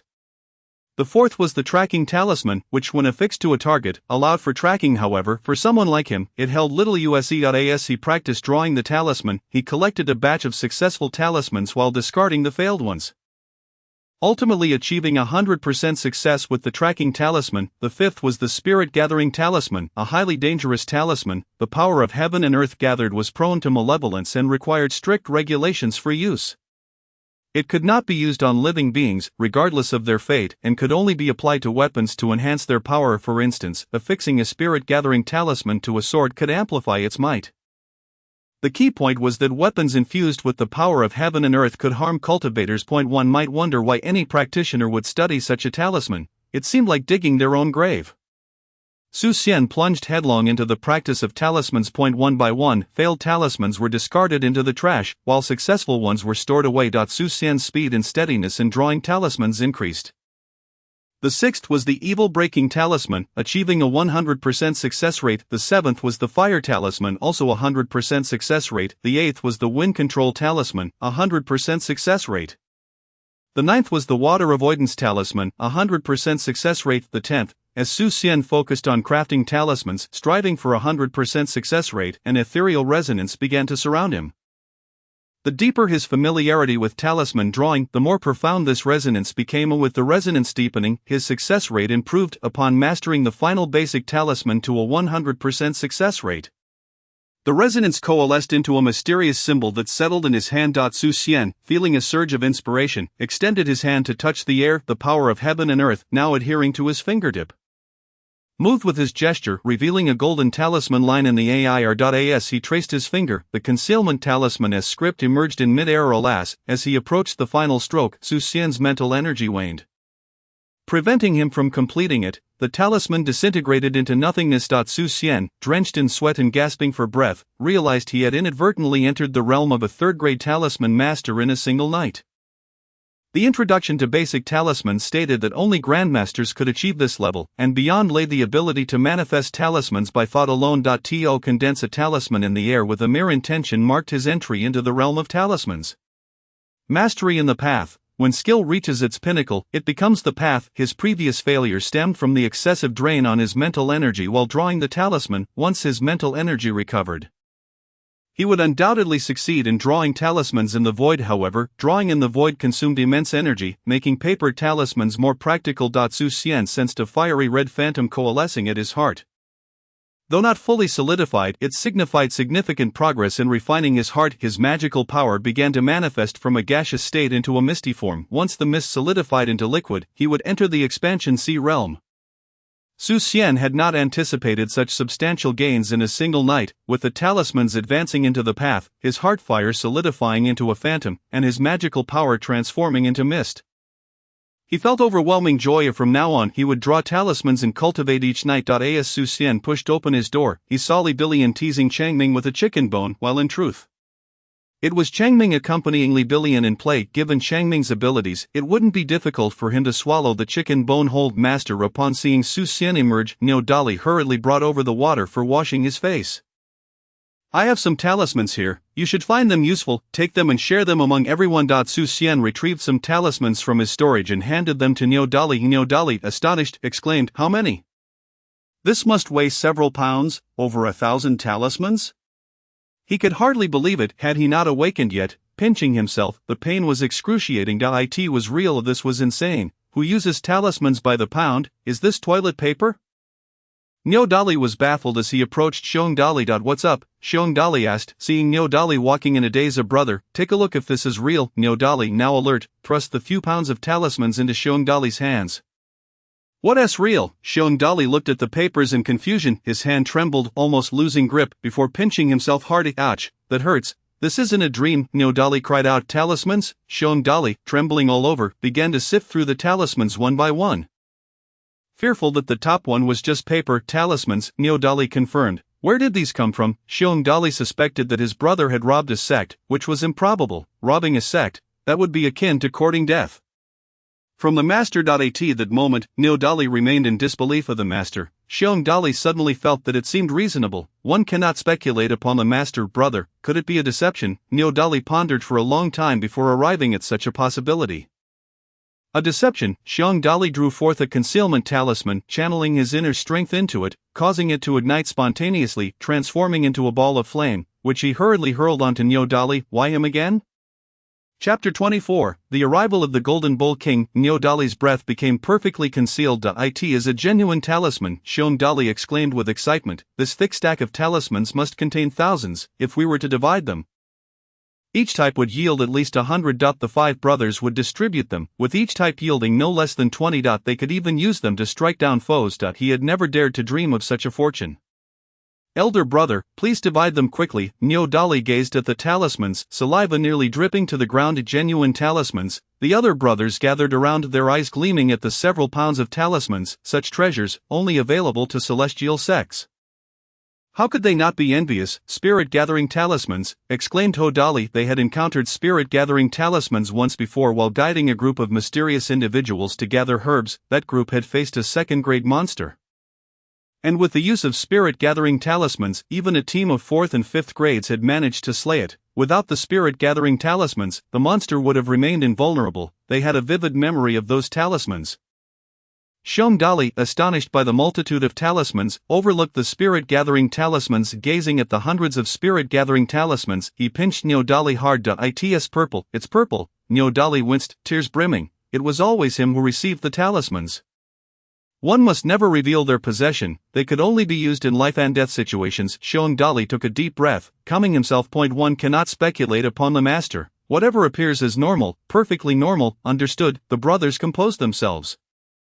If they did not need to use them, they would not leave any survivors. Being seasoned veterans of the martial world, they understood the rules of survival well. Let us take them directly. Who goes first? Xiong Dali stacked the talismans, gesturing for everyone to take their pick. Each could take as many talismans as luck would allow. I'll go first. Niu Dali reached for a concealment talisman. I'll go next. Ho Dali followed suit, taking a concealment talisman. Hu Dali then also took a concealment talisman, followed by Yang Dali and finally Xiong Dali. The order continued, each taking turns to select the talismans. After finishing the stack, the brothers tucked the talismans close to their bodies for safety and convenience. Their clothes were sewn with dozens of long pockets, allowing them to separate the talismans without fear of mix-ups. Once the brothers had distributed the talismans, Su Xian was about to step outside when a dark cloud drifted from the horizon, enveloping the entire Qiantang city. The sky turned black. Return my son's life. A furious roar echoed above Qiantang city. The city's protective formation activated, transforming into a celestial dome to shield the city. The dark cloud morphed into a massive face, opening wide as if it intended to devour Qiantang city whole. The formidable power of the monster erupted, causing the protective formation to falter. It's merely the Golden Bull King in disguise. Do not panic, commence the formation. Sanbao Daoist soared into the air, followed by the Daoist soldiers he commanded. The soldiers arranged themselves, intertwining with the protective formation, transforming it into a golden dragon. Sanbao Daoist radiated with a luminous aura akin to a dragon pearl, descending into the mouth of the golden dragon. The Golden Dragon summoned the fortunes of the dynasty, reviving the stalling protective formation into a frenzy. Xian sensed the protective formation siphoning the strength of all within, his inner energy was awakened. Condensing beneath his skin, blocking the formation's absorption, the protective formation astonishingly had the ability to extract the power of an entire city, merging it into one, drawing upon the fortunes of the dynasty and the forces of heaven and earth. No wonder it could safeguard a city. No wonder the protective formation had been transformed into a sacrificial array. The Golden Dragon, infused with the strength of the city as populace, surged with golden light. Its power rapidly amplifying, ascending from the extraordinary to a half-step into the earth immortal realm. A dragon's roar resounded as the Golden Dragon expelled a golden orb, akin to a small sun.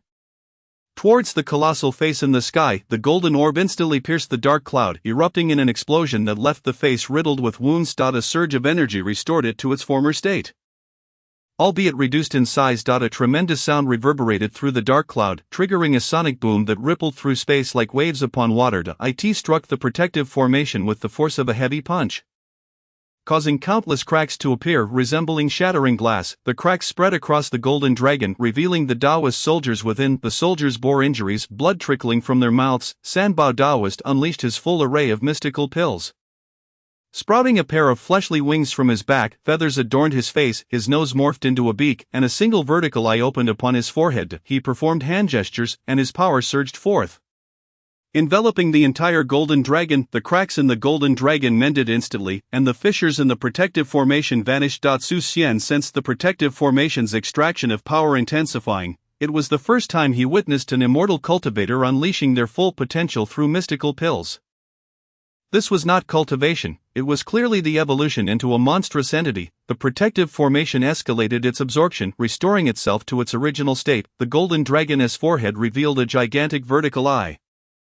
The eye, shimmering with a glaze-like hue, reflected countless aspects of this world. It emitted dazzling light, coalescing into a beam of multicolored radiance directed at the massive ghostly visage. The beam continuously absorbed the forces of heaven and earth, transforming into a 10-meter-wide pillar of light that tore through the ghostly cloud. One strike dissipated half of the dark cloud. A pair of golden bowls emerged from within the cloud. These bowls were manipulated by an invisible force, slowly separating before crashing together with a thunderous sound. The sonic wave reverberated through space, crashing towards the protective formation, fracturing it into disarray. Sanbao Taoist maneuvered the Golden Dragon through the protective formation, frantically siphoning the strength of the entire populace, extracting life itself when necessary to bolster the protective formation. Xian, witnessing the formation's extraction of life, hesitated to intervene. To break the formation would still lead to the death of all within the city.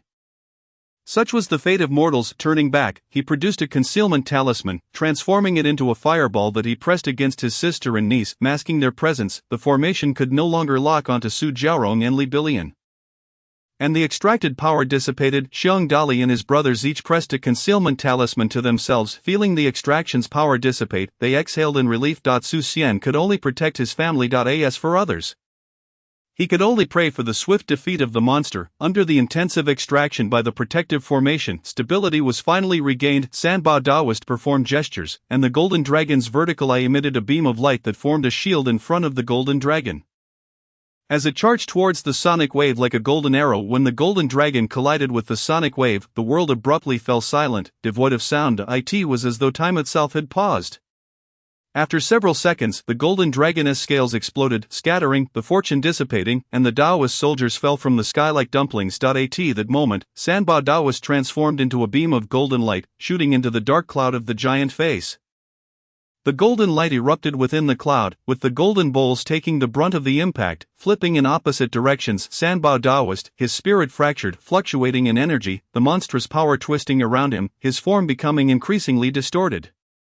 Yet he paid no heed, pursuing one of the golden bowls. Only when the two bowls struck together could they attack. If he could ensnare one, the bowl would pose no further threat. Xian observed the other golden bowl, his eyes flickering. The scales craved the monstrous power emanating from the bowl. Chapter 25, devouring, expanding the dantian, refining the spleen. Several beams of light surged towards the other golden bowl. No longer hesitating, Xian changed into black attire, donned an iron mask, affixed the concealment talisman, and pursued Sanbao Taoist. He unleashed his full fourth-grade strength, leaping across the streets in pursuit. He needed to find a method of movement to practice, if the distance grew too great. He would truly be unable to catch up. The golden bull plummeted like a golden meteor, crashing into the left side of Qiantang City and creating a massive pit. Sanba Daoist arrived at the location where the golden bull had fallen. He performed hand gestures, a haze of monstrous power enveloping him as he began to transform into a featherless bird with hands resembling claws. He reached for the golden bull shone with golden light, piercing through Sanba Daoist's claw, causing dark green blood to flow. Su Xian, arriving on the scene, felt a wave of revulsion as cultivation turned him into a birdman. Sanba Daoist performed hand gestures, and the vertical eye in the center of his forehead emitted a crimson beam towards the golden bull. The golden bull gleamed, forming a golden shield to deflect the blood-red light. The golden radiance transformed into arrows, shooting towards Sanba Daoist. Sanba Daoist summoned a dark light, forming a barrier to block the golden arrows. The red beam from the vertical eye hesitated momentarily. The golden bull soared towards Sanba Daoist. The dark barrier shattered. Sanba Daoist was struck in the chest by the golden bull, spewing dark green blood. A piece of green jade shattering upon impact, unleashing thunder upon the golden bull. The bull was scorched black and fell to the ground. Sanba Daoist fell unconscious. Su Xian stepped forward, examining Sanba Daoist. He was not dead. He still drew breath. However, in his current avian form, even if he survived, it would be a torment. The scales trembled. Su Xian could not resist reaching towards Sanba Daoist's dantian. The spirit absorption technique activated. Indeed, it worked. Su Xian tried it out, discovering that the spirit absorption technique could absorb the opponent's power. This was primarily because Sanba Daoist was unconscious, his power scattered within him, lacking control, thus allowing for the absorption. Sanba Daoist's power was drawn into Su Xian's body, further absorbed and refined by the scales, and returned to Su Xian. He was not taking advantage of another's misfortune, he was saving Sanba Daoist. As the power was devoured, the various anomalies surrounding Sanba Daoist faded away. The monstrous power quieted down. Su Xian observed as Sanba Daoist gradually returned to human form, hesitating momentarily before administering a qi-nourishing pill. Having absorbed the entirety of his power, it was only right that he did not leave him to his fate. Turning back to the golden bull, Su Xian extended his hand towards it. The golden bull shimmered, attempting to resist, yet it lacked the strength to do so after being struck by thunder. Su Xian easily placed his hand upon it. The monstrous power within the golden bull was greedily absorbed by the scales. The golden bull appeared as a delicate woman, feebly attempting to evade the dull golden light. Once Su Xian had completely consumed the golden bull, he fled. Not long after Su Xian's departure, Sanba Daoist slowly awakened. "What is this?" Sanba Daoist gazed in astonishment at his hands. This time, even if he did not perish, he was determined to become one of those anomalies within the sect. To his surprise, upon awakening from his slumber, he discovered he had fully recovered. A surge of excitement coursed through him. However, he soon realized that the vast ocean of magical energy he had cultivated, spanning 3 acres, had vanished without a trace.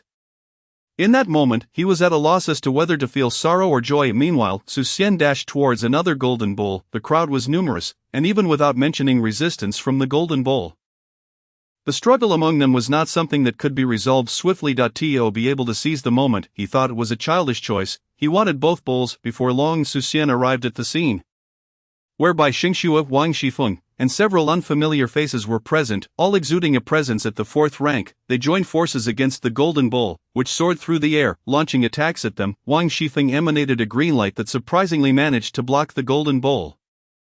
However, her counterattack seemed to have no effect on it. Bai Xingxue, clad in white, radiated an aura of frost as her cultivation technique resembled that of ice. The surrounding air was filled with her 3rd-rank icy energy, causing snowflakes to dance around her like a fairy in a winter wonderland. A middle-aged man wielded a pair of iron fists with immense power, accompanied by a dragon's roar and a dazzling display of golden light. Had it not been for the martial arts he employed, Su Xian might have mistaken him for someone practicing the 18 dragon subduing palms. He could repel the golden bull with a single punch.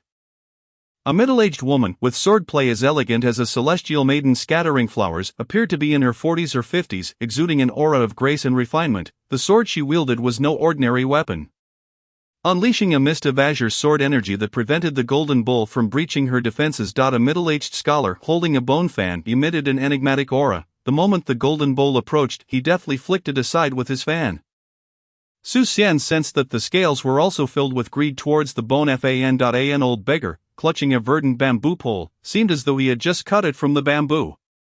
Each strike radiated a green luminescence, successfully fending off the golden bull's assaults. A 20-year-old woman, her visage obscured by a white veil, moved with grace, the silk she held glimmered with white light, and this seemingly mundane fabric managed to repel the golden bull. It was anything but ordinary. Additionally, a monk in his 30s, robust and muscular, wielded a staff that erupted with golden Buddhist light, exerting the most formidable pressure on the golden bull, though these individuals managed to suppress the golden bull. They failed to inflict any damage upon it. It was evident that they were holding back, otherwise the golden bull would have been subdued long ago. Xian retrieved a handful of talismans. The Mingwan talisman, though it sounded grand, was merely a minor illumination charm the malevolent entities had laid amaze, and using the Mingwan talisman could dispel illusions and illuminate the path ahead. Xian tossed over 30 Mingwan talismans into the midst of the crowd, instantly capturing their attention. He activated the talismans. While a single talisman could only provide light, more than 30 transformed into a blinding flash. Everyone was momentarily dazzled, their vision obscured. Xian hurled over 30 fire talismans at the golden bull, which subsequently plummeted to the ground. Xian reached out to restrain the golden bull, the scales shimmered, and the sinister magical energy within the golden bull was instantly devoured, before the others regained their sight.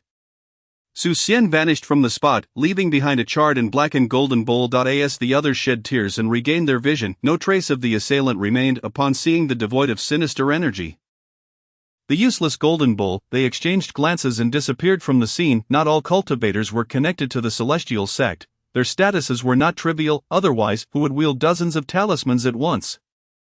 Did they think it was mere parchment? They were not to be trifled with. Upon returning home, Xian's face was alight with excitement. He had struck gold. Indeed, the horse does not graze on the grass at night, and a person cannot prosper without unexpected wealth. At that moment, the scales continuously transmitted magical energy and vitality. He hastened to cultivate. The magical energy flowed into his dantian, rapidly filling it with fog-like energy, soon brimming the entire dantian. As the energy condensed into liquid form during his breakthrough into the expansion sea realm, the scales flickered with a dark light. The magical energy within the dantian surged, crashing against its walls. With each impact, the dantian expanded further. The more magical energy that flowed in, the larger the dantian became. Once all the energy was integrated into the dantian, it stretched out infinitely. The fog-like magical energy transformed back into a gaseous state. The magical energy was 100 times its original amount, albeit still in gas form. Upon completing the mountain opening realm and breaking through to the expansion sea realm, it could reach 1,000 times its original amount. The firmer the foundation, the greater the achievements. Yet what he truly desired was longevity. The mountain opening realm granted a lifespan of 150 years. Similar to that of martial artists, while the expansion sea realm offered a lifespan of 230 years. With such a vast dantian, when would he break through the expansion sea realm to increase his lifespan? The greatest gains lay in martial arts. With focused determination, he successfully condensed his spirit fire, generating earth. His inner fire surged into his spleen, which gleamed with a yellowish light, beginning to coalesce the earth god.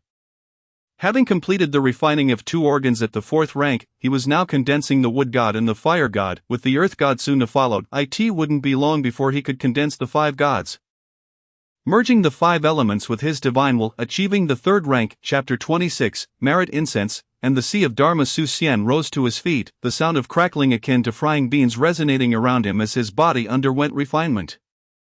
He stepped out of the room. "Uncle, you must quickly check on Changming." Li Bilian anxiously rushed in, cradling Changming. Upon seeing the barely conscious Changming, she recalled that she had forgotten something crucial when the Sidious protective formation activated. Fortunately, with Changming having attained the 9th rank, he had avoided being drained to a husk by the formation. She took out a vitality-nourishing pill, which was designed to enhance vitality and bolster martial arts cultivation.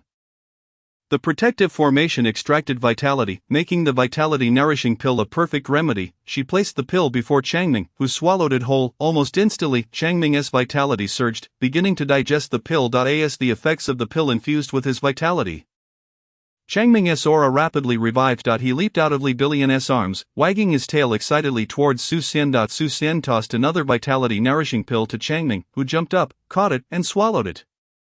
His entire being swelled with energy, a thunderous sound erupting from within him. He had reached the 8th rank. Xian was astonished at Changming's remarkable fortune in surviving his ordeal. "Hanwen, the old man Lu from next door passed away last night. His son and daughter-in-law are gravely ill. Many people are waiting for you at the alias entrance," Su Jiaorong said as she returned with a basket of vegetables. She had gone out to buy groceries and was taken aback to find a funeral just a few doors down. Many were seriously ill, and no one was selling vegetables. They were all waiting for her brother to make his rounds. Su Xian surmised that the formation had drained the elderly, weak, and sickly, who could hardly withstand it. Such is the state of the world. Xiongdali, you and your brothers bring 2 buckets of water each. Su Xian called out to the 5 brothers. They promptly brought 10 buckets of well water. Su Xian placed a vitality-nourishing pill in each bucket, allowing the pills to dissolve in the water. Let us go. The 5 brothers followed Su Xian out. Upon reaching the alley's entrance, cries erupted. Dr. Su is here. Dr. Su, come check on my wife. Dr. Su, please look at my mother. Dr. Su, you must save my son. Upon seeing Su Xian, the crowd called out anxiously, though they were desperate. They maintained order, forming a queue to receive a cup of water. Su Xian took out bamboo cups and shouted to the crowd. They approached one by one, each receiving a cup of well water infused with the vitality-nourishing pill. He is awake, he is awake, my son has woken up. Many who had been in a coma began to stir, with some joyfully exclaiming. Soon, all 10 buckets of water were gone. Xiongdali, go fetch more water.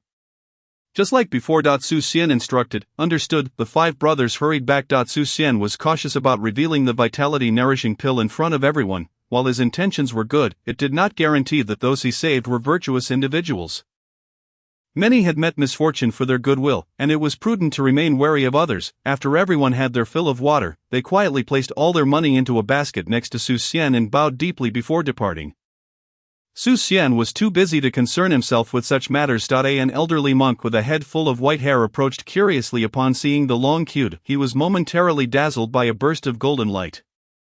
Rubbing his eyes, he was taken aback at this, the golden light of merit. The old monk gazed incredulously at Su Xian, utterly astonished. Such an abundance of merit and the power of incense, was this a path to divine ascendance?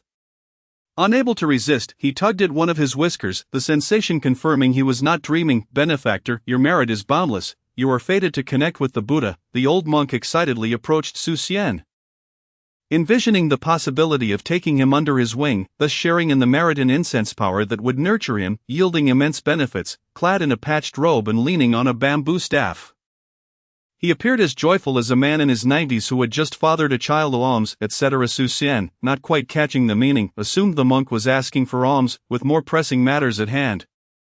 He gestured for the monk to wait. The monk patiently waited by the side, with the help of the 5 brothers and the neighborhood folk. It was deep into the night before everyone had their share of the vitality-nourishing pill-infused well water. Su Xian paused, noticing the old monk by his side. Old monk, come to my home. I'll find you some food. Su Xian addressed him. The old monk hesitated, sensing no cultivation from Su Xian in his perception. Su Xian's spirit was akin to that of a grandmaster, yet his cultivation was indiscernible. There were only 2 possibilities: either he had no cultivation at all, or he possessed cultivation that surpassed that of a grandmaster. At least above the exceptional tier, the old monk was not from Qiantang City. Having come from outside the city, an ordinary person could not contend with malevolent beings. The most likely scenario was that he was of exceptional rank or higher. Such a formidable individual was not someone Su Xian could afford to offend unless he were to summon a deity. It was best to avoid summoning a deity if possible. But I gurgled, just as the old monk was about to decline.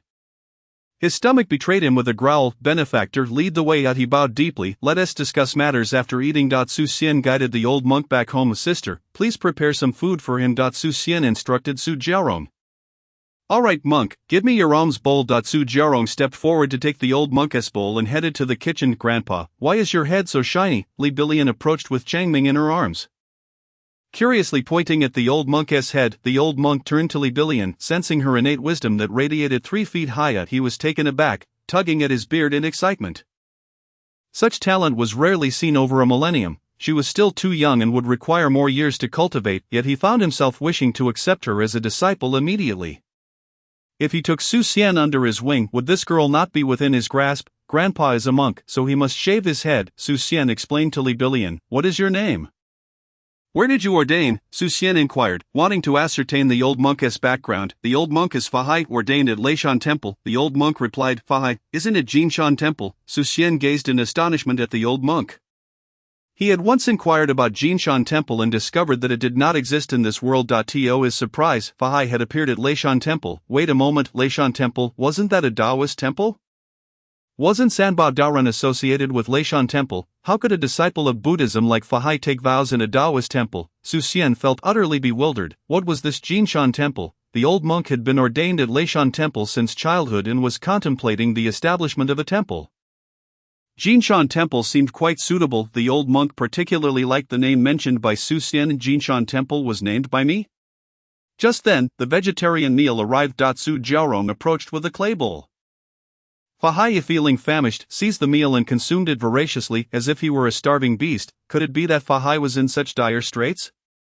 Su Xian found it hard to believe. After finishing the meal, Fahai let out a satisfied belch. Benefactor, you and I share a connection. Would you consider ordaining with this old monk? Fahai addressed Su Xian. No way. Su Xian did not voice his objection, but Su Jiaorong interjected vehemently. Su Xian is the sole heir of the Su family. He must propagate the family line. The old monk, having shown kindness by providing a meal, was now being asked to take her brother as a disciple. Leave this place at once, Su Jiaorong glared, beginning to drive him away. If not as a monk, then as a layman, Fahai quickly remarked upon seeing Su Jiaorong's demeanor. Sister, wait. Su Xian hurriedly pulled his sister back. Fahai was not an ordinary individual. He had been a revered monk in his past life and possessed genuine skills. In this world, it was uncertain how formidable Fahai truly was, but he certainly seemed to possess extraordinary talents.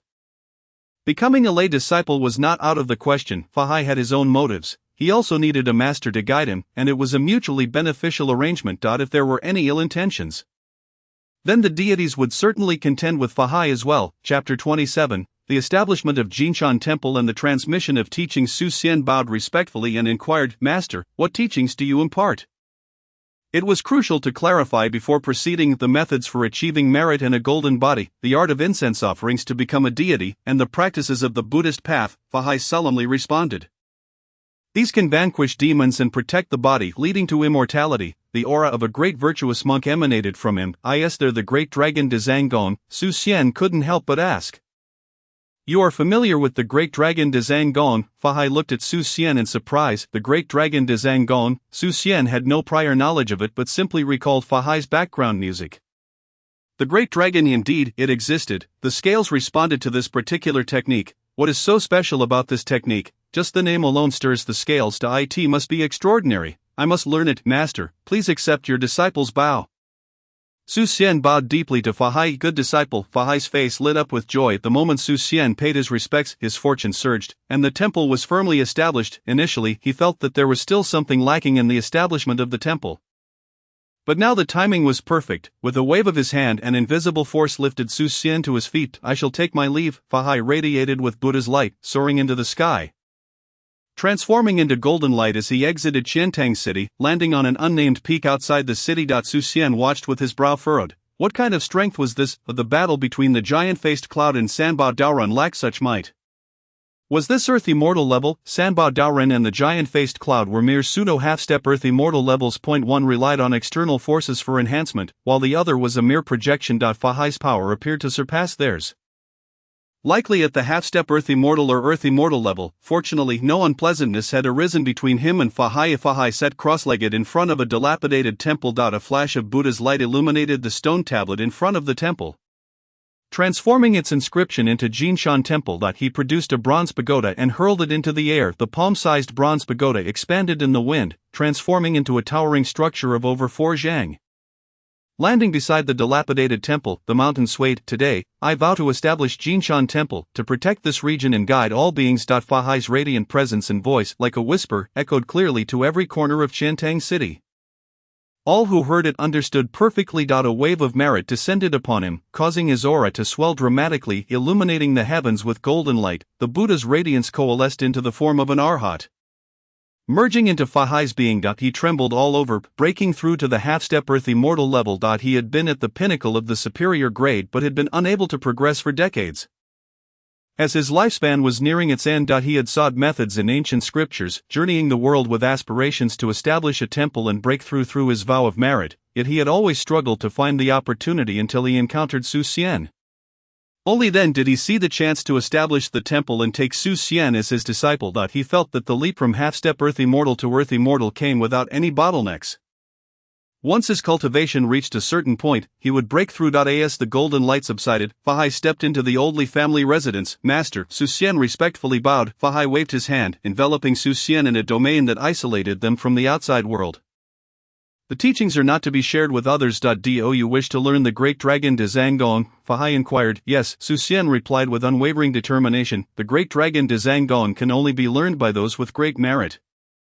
It draws upon incense offerings to summon the great dragon and is activated by the methods of the Buddhist path. To cultivate it, one must possess significant merit, the power of incense offerings. Buddhist cultivation and immense willpower, Fahai explained to Su Xian. Am I not able to learn it? Su Xian expressed disappointment. How could he possess merit or incense offerings? You possess great merit in pure incense offerings. However, this technique cultivates slowly. Are you willing to undertake the training? Fahai asked earnestly. I am willing. Su Xian did not expect that he had such merit in incense offerings. Great merit came from helping others. Yet he could not recall where the incense offerings originated. Such things could only be obtained through veneration. Not wanting to dwell on it, he decided to focus instead. I shall impart the great dragon de Zhangong to you. This technique relies on merit. The greater the merit, the stronger the power. Remember to accumulate merit, Fahai instructed. I will remember, Su Xian sincerely replied. Doing good deeds and accumulating merit was his heart's desire, and it would also enhance his cultivation. What was there not to gain? Xian Temple was a place of dual cultivation of Buddhism and Taoism. As my master originates from here, he has also cultivated both paths. He had been stuck at the pinnacle of the superior grade without any advancement, seeking a method to break through the vows of Buddhism. Thus, he had decided to become a monk. The great dragon de Zhangong encompasses both Buddhist and Taoist teachings, merging the incomplete 8-9 mysterious techniques of the Tao. This technique is a method for immortals. Its cultivation is slow, and breakthroughs are exceedingly difficult. Only those with immense willpower and perseverance can practice it. The power of incense offerings is filled with various selfish thoughts and desires, leading to desires that cannot be fulfilled, tainted by malevolent forces. Incense offerings can be toxic. Ancient masters used the power of incense offerings to condense their external avatars, leading to the Great Dragon Method. By merging the incomplete 8-9 mysterious techniques and activating them through the secret methods of Buddhism, one can ultimately succeed in cultivating the Great Dragon de Zhangong. The secret methods of cultivation require merit, making merit essential for the practice of this technique. Fahai recited the incantation for the Great Dragon de Zhangong. Su Xian did not comprehend merit or incense offerings, he could only memorize it. Merit is the reward of heaven and earth, while the power of incense offerings is the collective thought of beings, visible to those with enlightened eyes. Cultivating the Great Dragon de Zhangong is far more effective with enlightened sight. I shall teach you the method of cultivating enlightened sight. After imparting the Great Dragon de Zhangong, Fahai proceeded to teach the method for cultivating enlightened sight. Yes, Su Xian rejoiced, realizing that finding a master was indeed the right decision, and he quickly committed it to memory. Do you have any questions? After imparting the methods, Fahai inquired. Master, the Great Dragon seems akin to the Taoist strange elixirs, also involving external avatars. Does cultivating the Great Dragon de Zhangong not suffer from the influence of malevolent forces? Su Xian speculated that the Great Dragon was an alternative strange elixir. The malevolent forces would erupt within the body, greatly impacting a person's physical state, whereas the Great Dragon was an external avatar, posing no significant threat to the individual. Wouldn't this allow for prolonged cultivation without worrying about backlash from malevolent forces? Since it is strange, it must be peculiar. Malevolent forces not only affect the body but also erode the spirit and soul. Although the Great Dragon is an external avatar, it is connected to the spirit and soul. Be mindful not to be greedy for power. Cultivating the Great Dragon de Zhangong is unlike other methods that alter the body. One must remain vigilant. In the past, there were practitioners of the Great Dragon de Zhangong whose spirits became malevolent. Though they retained their human forms, they became strange entities. Fahai stated with gravity. Is there truly no method to avoid the invasion of malevolent forces? Su Xian asked. Sigh, it is said that ancient cultivators were free from the threat of malevolent forces, but alas, the world has changed, Fahai said, pausing his discourse. Su Xian wished to inquire further, yet Fahai had already vanished from the courtyard. The sound of Fahai's voice lingered in his ears. If you have any questions, you may inquire at Xian Temple. Fahai either had his reservations or simply did not wish to elaborate, leaving Su Xian no choice but to set aside his doubts. After greeting his sister, Su Xian returned to his room. He mentally reviewed the method of cultivating enlightened sight to ensure he had not overlooked anything before commencing his practice. The initial stage of cultivation required a medicinal liquid to cleanse the eyes. He had all the necessary herbs in his space. Taking out the herbs, he formed a seal, igniting a flame that burned before him. This was the alchemical fire, and Su Xian skillfully conjured it with his magical power. Though he was not yet proficient, it sufficed for processing the herbs. The alchemical fire refined and absorbed the malevolent forces, resulting in a vial of medicinal liquid. Generally, cultivating Buddhist methods necessitated a thorough understanding of Buddhist teachings. But Xian found that his merit was more effective than any Buddhist doctrine. As the medicinal liquid dripped into his eyes, he focused his mind, operating the technique. A profound and mysterious power was birthed at his brow. Coursing through the meridians of his brain and entering his eyes, refining them, the sensation was almost explosive, yet a cool breeze circulated, protecting his eyes as the medicinal potency activated. Chapter 28, Completion of the Great Dragon de Zhang Gong and the Nurturing of Medicinal Power. Xian opened his eyes. A gleam of divine light flashing within. He had attained enlightened sight. He could now perceive the power of merit and the energy of incense offerings surrounding him. The power of merit glowed golden, while the energy of incense offerings radiated a fiery red. He also discerned what constituted Buddha's power, arising from the fruits of Buddhism, also known as the power of vows. No wonder cultivating Buddha's power required an understanding of Buddhist teachings. Though he lacked the fruits of Buddhism, his merits as a faithful believer naturally endowed him with a position within the Buddhist realm, allowing for the easy attainment of enlightened sight. Otherwise, he would have had to study Buddhist scriptures for several years before achieving this. The Buddha's power emanated from his brow spirit and consciousness, awakening the third consciousness located at the upper dantian. This power was free from malevolent forces, yet during cultivation it was still susceptible to malevolent thoughts that could disrupt his mind, whispering in his ears and causing disturbances. The practice of Buddhist techniques posed greater dangers than merely refining qi. The disturbances of the mind could lead one astray, plunging them into the depths of Avicii hell, their souls descending into strange entities. The scales within his spirit devoured and refined all invading malevolent forces. Xian remained unaffected, successfully cultivating to the first stage of enlightened sight, with newfound understanding of merit and incense offerings. Xian grasped their significance. He formed a seal, holding the golden steel seal and the Baoping seal, continuously altering his hand gestures. The power of incense offerings surrounding him was absorbed and refined by the secret hand seals. He skillfully crafted a celestial dragon with his bare hands. The dragon coiled around, the essence of incense finding its rightful place, seamlessly merging into the dragon. The ethereal dragon, nourished by the incense, began to pulsate with a tangible reality. Various thoughts within the incense erupted under the influence of an eerie power, striking Xian's soul. Scales glimmered with a dark sheen, and the strange energy was wholly devoured. The thoughts, inherently pure, swiftly fused together to transform into a golden egg. This scenario had never been mentioned by Fahai. To consult Fahai, no, that would be futile. It was inextricably linked to the scales consuming the eerie energy of the incense. How to explain the complete eradication of the eerie power? Regardless, it felt devoid of danger, thus it was best to disregard it for now. He manipulated the incantation, channeling Buddhist energy into the celestial dragon. The Buddhist energy coursed through the dragon's body, forming a conduit of energy. The final step of the great celestial dragon technique required the dragon's avatar to cultivate the incomplete version of the 8-9 profound art, necessitating a communion with the forces of heaven and earth. Spirit absorption commenced. The powers of heaven and earth were drawn in by divine means, as the Buddhist energy conduit activated the 8-9 profound art, under the onslaught of the violent forces of heaven and earth.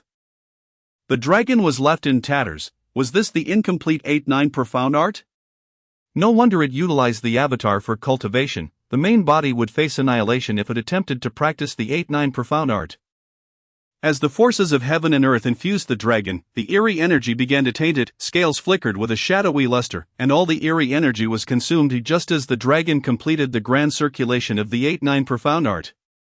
It voraciously absorbed the merits emanating from Xian. The merits melded into the dragon, giving rise to a corporeal form, transforming it into a true dragon. The dragon's physical form fully manifested, and the great celestial dragon technique was accomplished. The dragon emitted a triumphant roar, circling 9 times above Xian's head before diving into his back, its head and claws manifesting as a dragon-shaped tattoo on his chest. Xian, holding an iron staff, wore a bewildered expression. With the completion of the great celestial dragon technique, the dragon became attached to the staff. It soared directly onto his body. This situation had not been foreseen by Fahai either.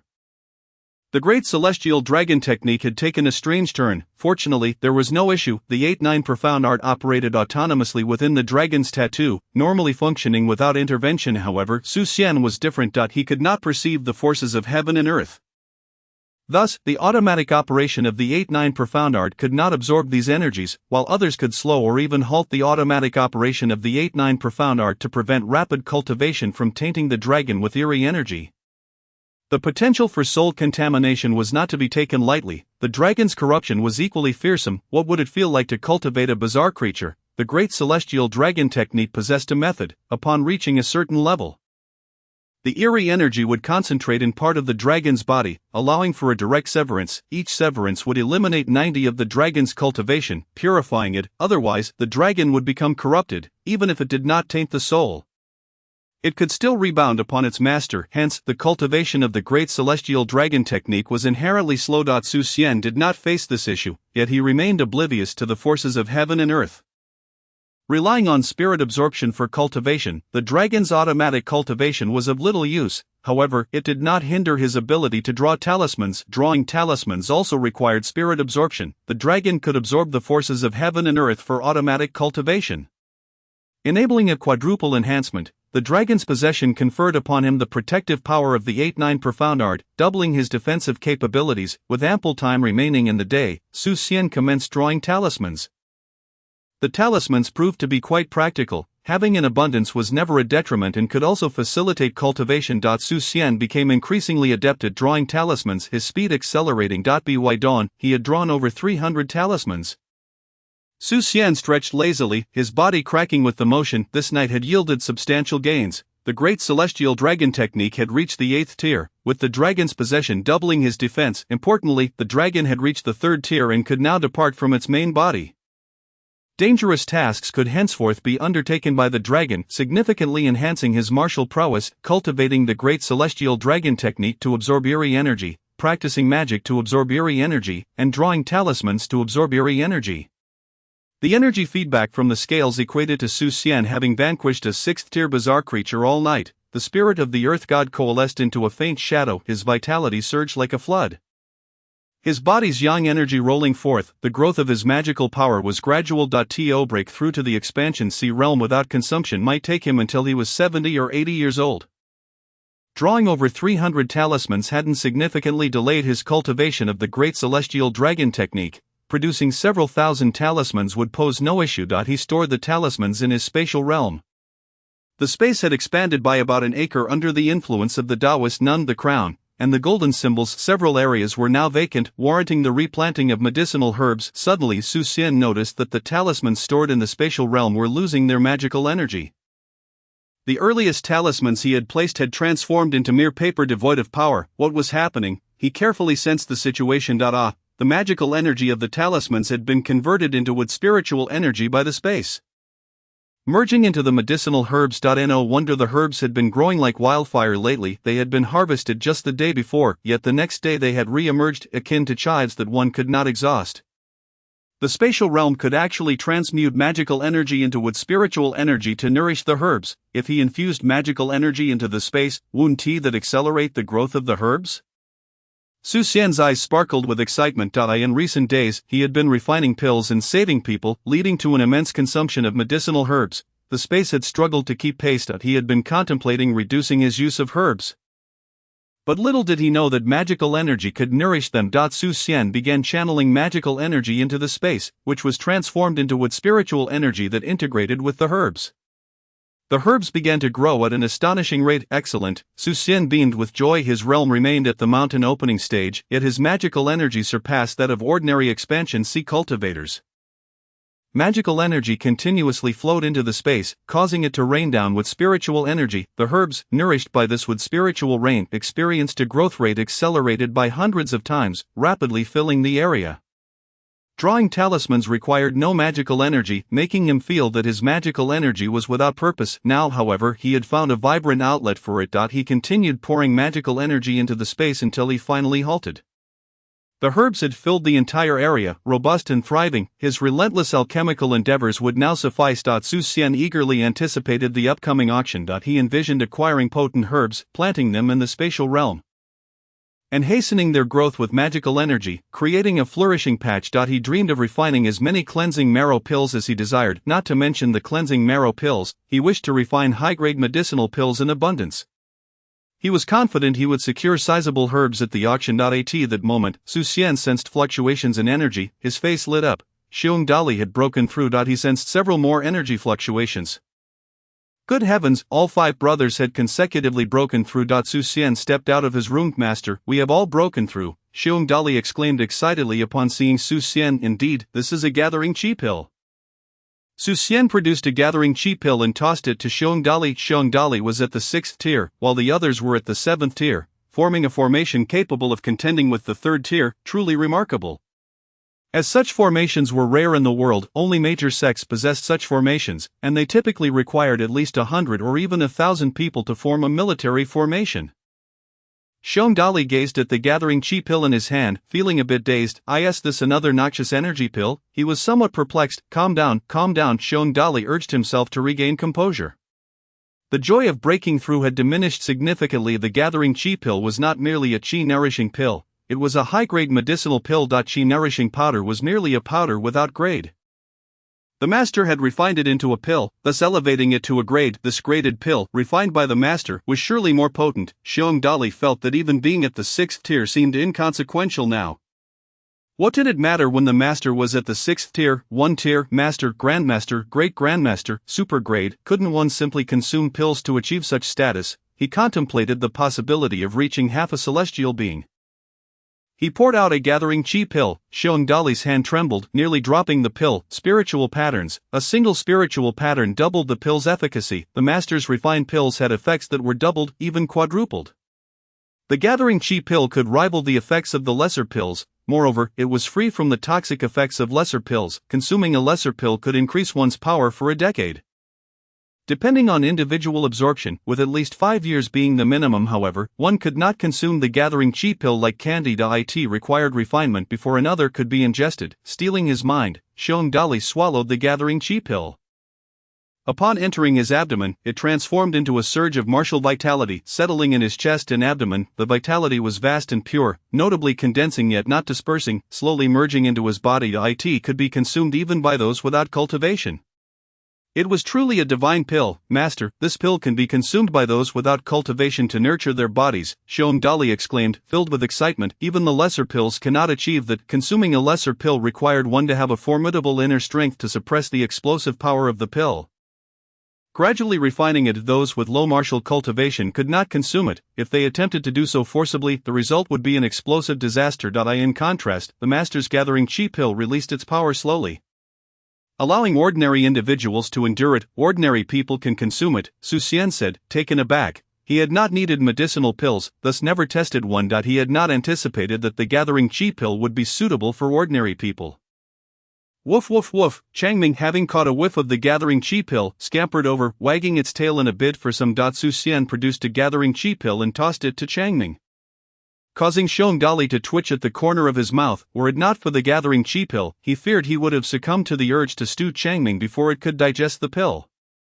Changming leaped up and swallowed the gathering chi pill whole, sensing Xiong Dali's malice and cautiously glancing at him. Su Xian shared Changming's perception, feeling the gathering chi pill transform into pure vitality within Changming's body.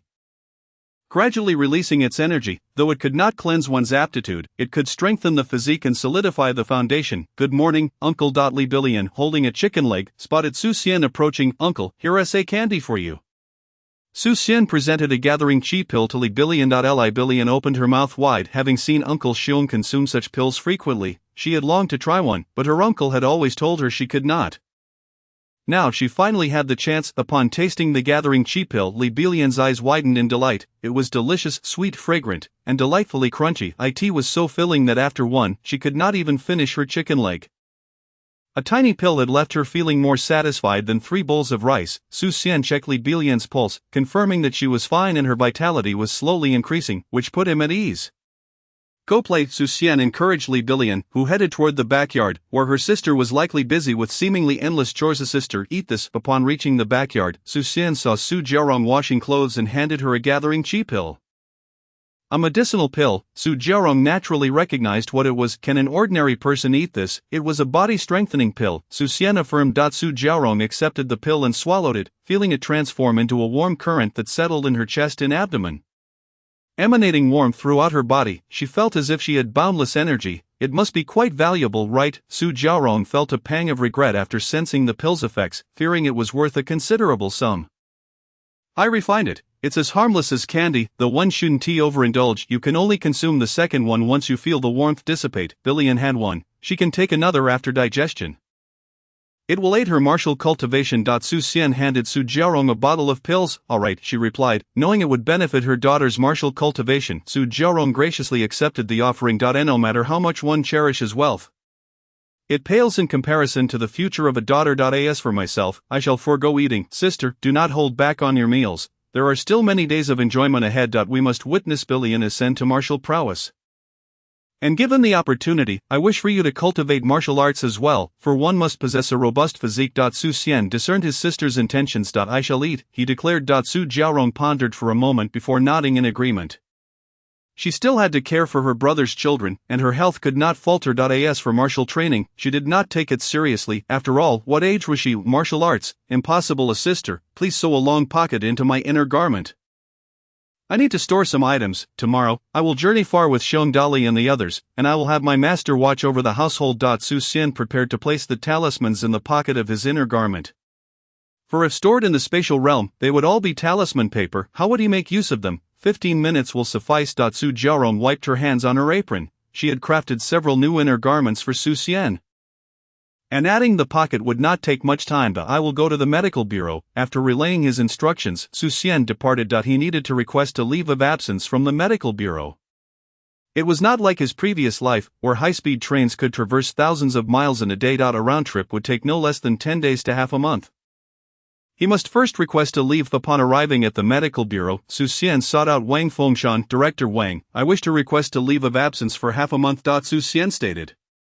Is it for the Lingchuan auction? Wang Fengshan inquired. Indeed. Su Xian was not surprised that Wang Fengshan was aware of this auction. After all, Wang Fengshan was a half-rank spirit pattern alchemist and had received an invitation to the auction, which was entirely normal. My daughter will also attend the auction in my stead. Will you both go together? Wang Fengshan said. He had observed Su Xian's actions over the past days. Each time disaster struck Xintang City, Su Xian was at the forefront, tending to the injured. Everyone he treated managed to survive. His character and medical skills were beyond reproach. The more Wang Fengshan observed, the more he appreciated Su Xian.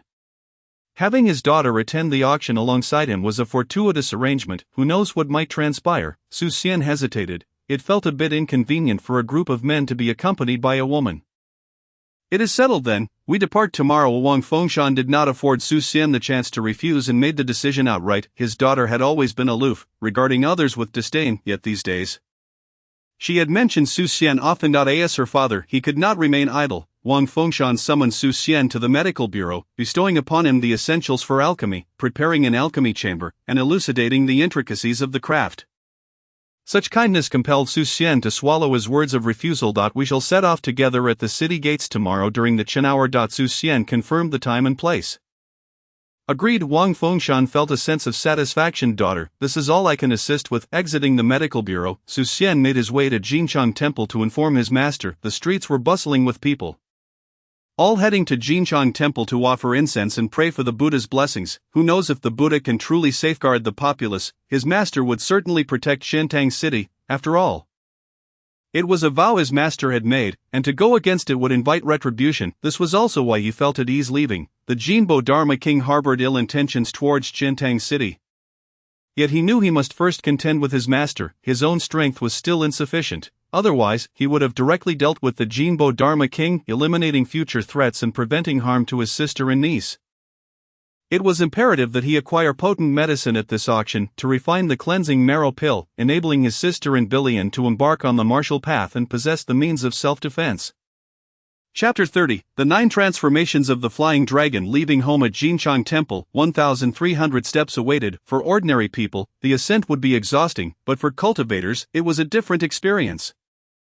With each step, they felt the weight of suppression increase. Su Xian's heavenly dragon pattern emitted a resonant roar, dispelling the oppressive force. The heavenly dragon could not completely withstand the suppression, yet his merits effortlessly countered it. Su Xian ascended to Jinchang Temple with ease. The dilapidated temple had been rejuvenated. Though modest in size, it gleamed resplendently. A half-step into the celestial realm. It had vowed to safeguard Xintang City with Wang Fengshan's funding.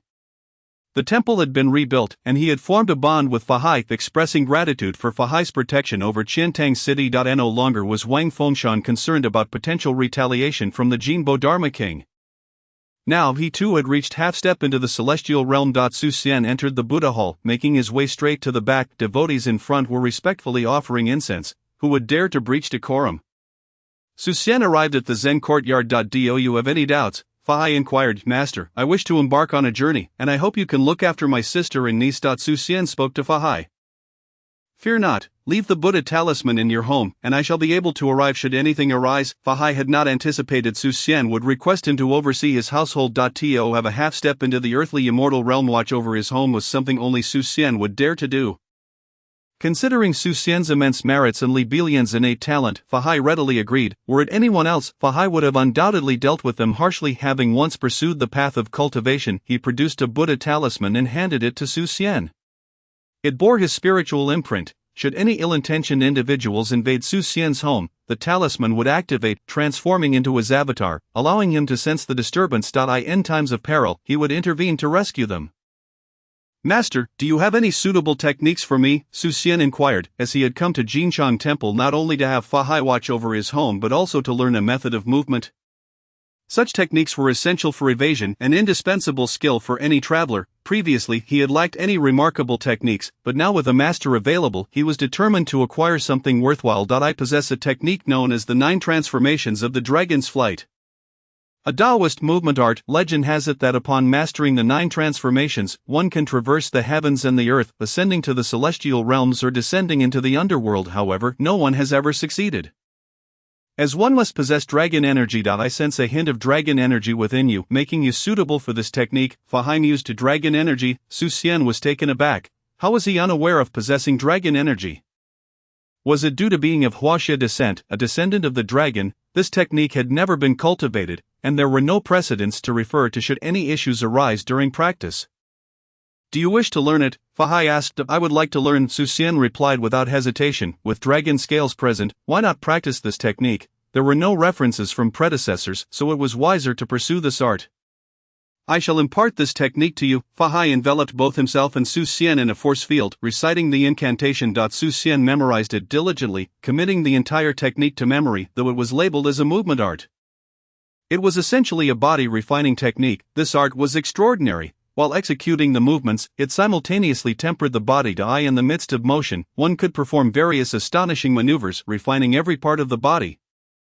Akin to a serpent transforming into a dragon, this did not mean one would truly become a divine dragon. Rather, one would possess the formidable physique of a dragon. Such an odd technique, setting aside the incredible movements. The speed of the technique was indeed remarkable. In the heat of escape, one's form could appear rather flamboyant, which might be somewhat embarrassing, but in a life-or-death situation, who would concern themselves with such matters? Speed was of the essence. Typically, Su Xian would never use this technique. For instance, the first transformation, the snake sprint, required one to twist and sway while running, reminiscent of Fei Yuqing's alluring movements from his past life. This technique was undeniably enticing. The first transformation allowed one to shift their position within a mere foot, covering 800 miles in a day, surpassing even a swift steed, and this was merely the first transformation. The technique comprised 9 transformations, each more extraordinary than the last, emphasizing speed. The second transformation, the flying serpent, allowed for position shifting within 100 meters, covering 1,000 miles in a day. The third transformation, the strange serpent, permitted movement within a kilometer, covering 3,000 miles in a day. The fourth transformation, the python, allowed for movement within 3 kilometers, covering 5,000 miles in a day. The fifth transformation, the anaconda, permitted shifting within 10,000 meters, covering 10,000 miles in a day. The sixth transformation, the Jiao, represented a complete transformation. With a thought, one could shift within 100 miles, traversing 100,000 miles in a day. The seventh transformation, the True Dragon, allowed for movement within a kilometer, covering 1,000,000 miles in a day. The eighth transformation, the Yinglong, permitted shifting within 10,000 miles, achievable with mere thought. The ninth transformation, the Divine Dragon, allowed one to traverse the heavens and the earth in an instant, reaching the underworld and ascending to the celestial realms. Unfortunately, no one had ever successfully cultivated it, leaving its authenticity uncertain. With Fahai's endorsement, it should be credible. Should there be any questions, there was no need to consult the master. one could simply choose another technique. Although Su Xian possessed a trace of dragon energy, Fahai remained skeptical of Su Xian's potential. Upon suddenly recalling this technique, he felt it was fate. The whimsical nature of the half-step celestial realm was not mere coincidence, thus he imparted this nearly forgotten technique to Su Xian. Very well, disciple takes his leave. Su Xian bowed to Fahai and exited the Zen courtyard. Fahai closed his eyes to meditate. At his level of cultivation, had it not been for his vow, he would have long since entered secluded training. Striving to break through to the earthly immortal realm. Su Xian descended from Jinchang Temple and headed straight home. Hanwen, the pocket has been sewn. Upon seeing Su Xian return, Su Jiaorong presented the completed inner garment. Good. Su Xian accepted the clothing and retreated to his room. He intended to attempt cultivating the 9 transformations of the dragon's flight. He did not expect to master it in a single day but merely wished to see if he could initiate the training. If unsuccessful, he would return and seek another technique from Fahai. Standing in his room, he focused his mind and channeled his energy, following the operational route of the 9 transformations of the dragon's flight. However, his energy dissipated as it flowed from his dantian into his meridians. What was happening? No wonder this technique was deemed untrainable. The energy was dispersing. How could one train? Suddenly, the scales trembled, and a breath of energy merged with his dissipating energy, transforming it into a serpentine form that began to circulate through his meridians. Dragon energy? Overcome with astonishment, Su Xian hurriedly focused his mind and activated the 9 transformations of the dragon's flight. His body twisted and turned within the confines of the room, performing various tantalizing and incredulous movements. After completing a set of the 9 transformations of the dragon's flight, Su Xian felt as though his entire body was no longer his own. As if it had been contorted into numerous segments, the serpentine energy coursed through his meridians, executing the movements of the 9 transformations. Had he succeeded? Su Xian wore an expression of disbelief. Just moments ago, his energy had dissipated, yet now he had seemingly mastered it. Was it the scales? Could it be a dragon scale? Otherwise, how could a mere breath of energy enable him to cultivate the 9 transformations of the dragon's flight? Fahai had mentioned that to cultivate the technique, one must possess dragon energy. The scale that merged with his body must have been infused with dragon energy. Was it indeed a dragon scale? Unable to comprehend it fully, he decided not to dwell on it. The truth would reveal itself in due time. Su Xian suddenly became aware of a foul odor emanating from his body. Upon successfully mastering the first transformation of cultivation, the serpent my body underwent a thorough refinement, expelling foul and putrid impurities akin to having fallen into a latrine. I hastily washed myself, and by the time I finished, dawn had broken. Remarkably, an entire day had slipped away while practicing the 9 transformations of the wandering dragon. I tucked away my talismans into my pocket, along with essential supplies and food, and placed my dark garments and metallic gloves into my spatial storage. Together with my 5 brothers, burdened by our packs, we stepped outside. Uncle, be cautious on the road, Li Billion said, her face a portrait of reluctance as she stood at the door with her mother. Hanwen, he'd missed Shifeng's words while traveling, Su Jiaorong advised, noting that her younger brother had never ventured far before. Wang Shifeng, a formidable martial artist with extensive worldly experience, was a reliable companion. Sister, do not worry.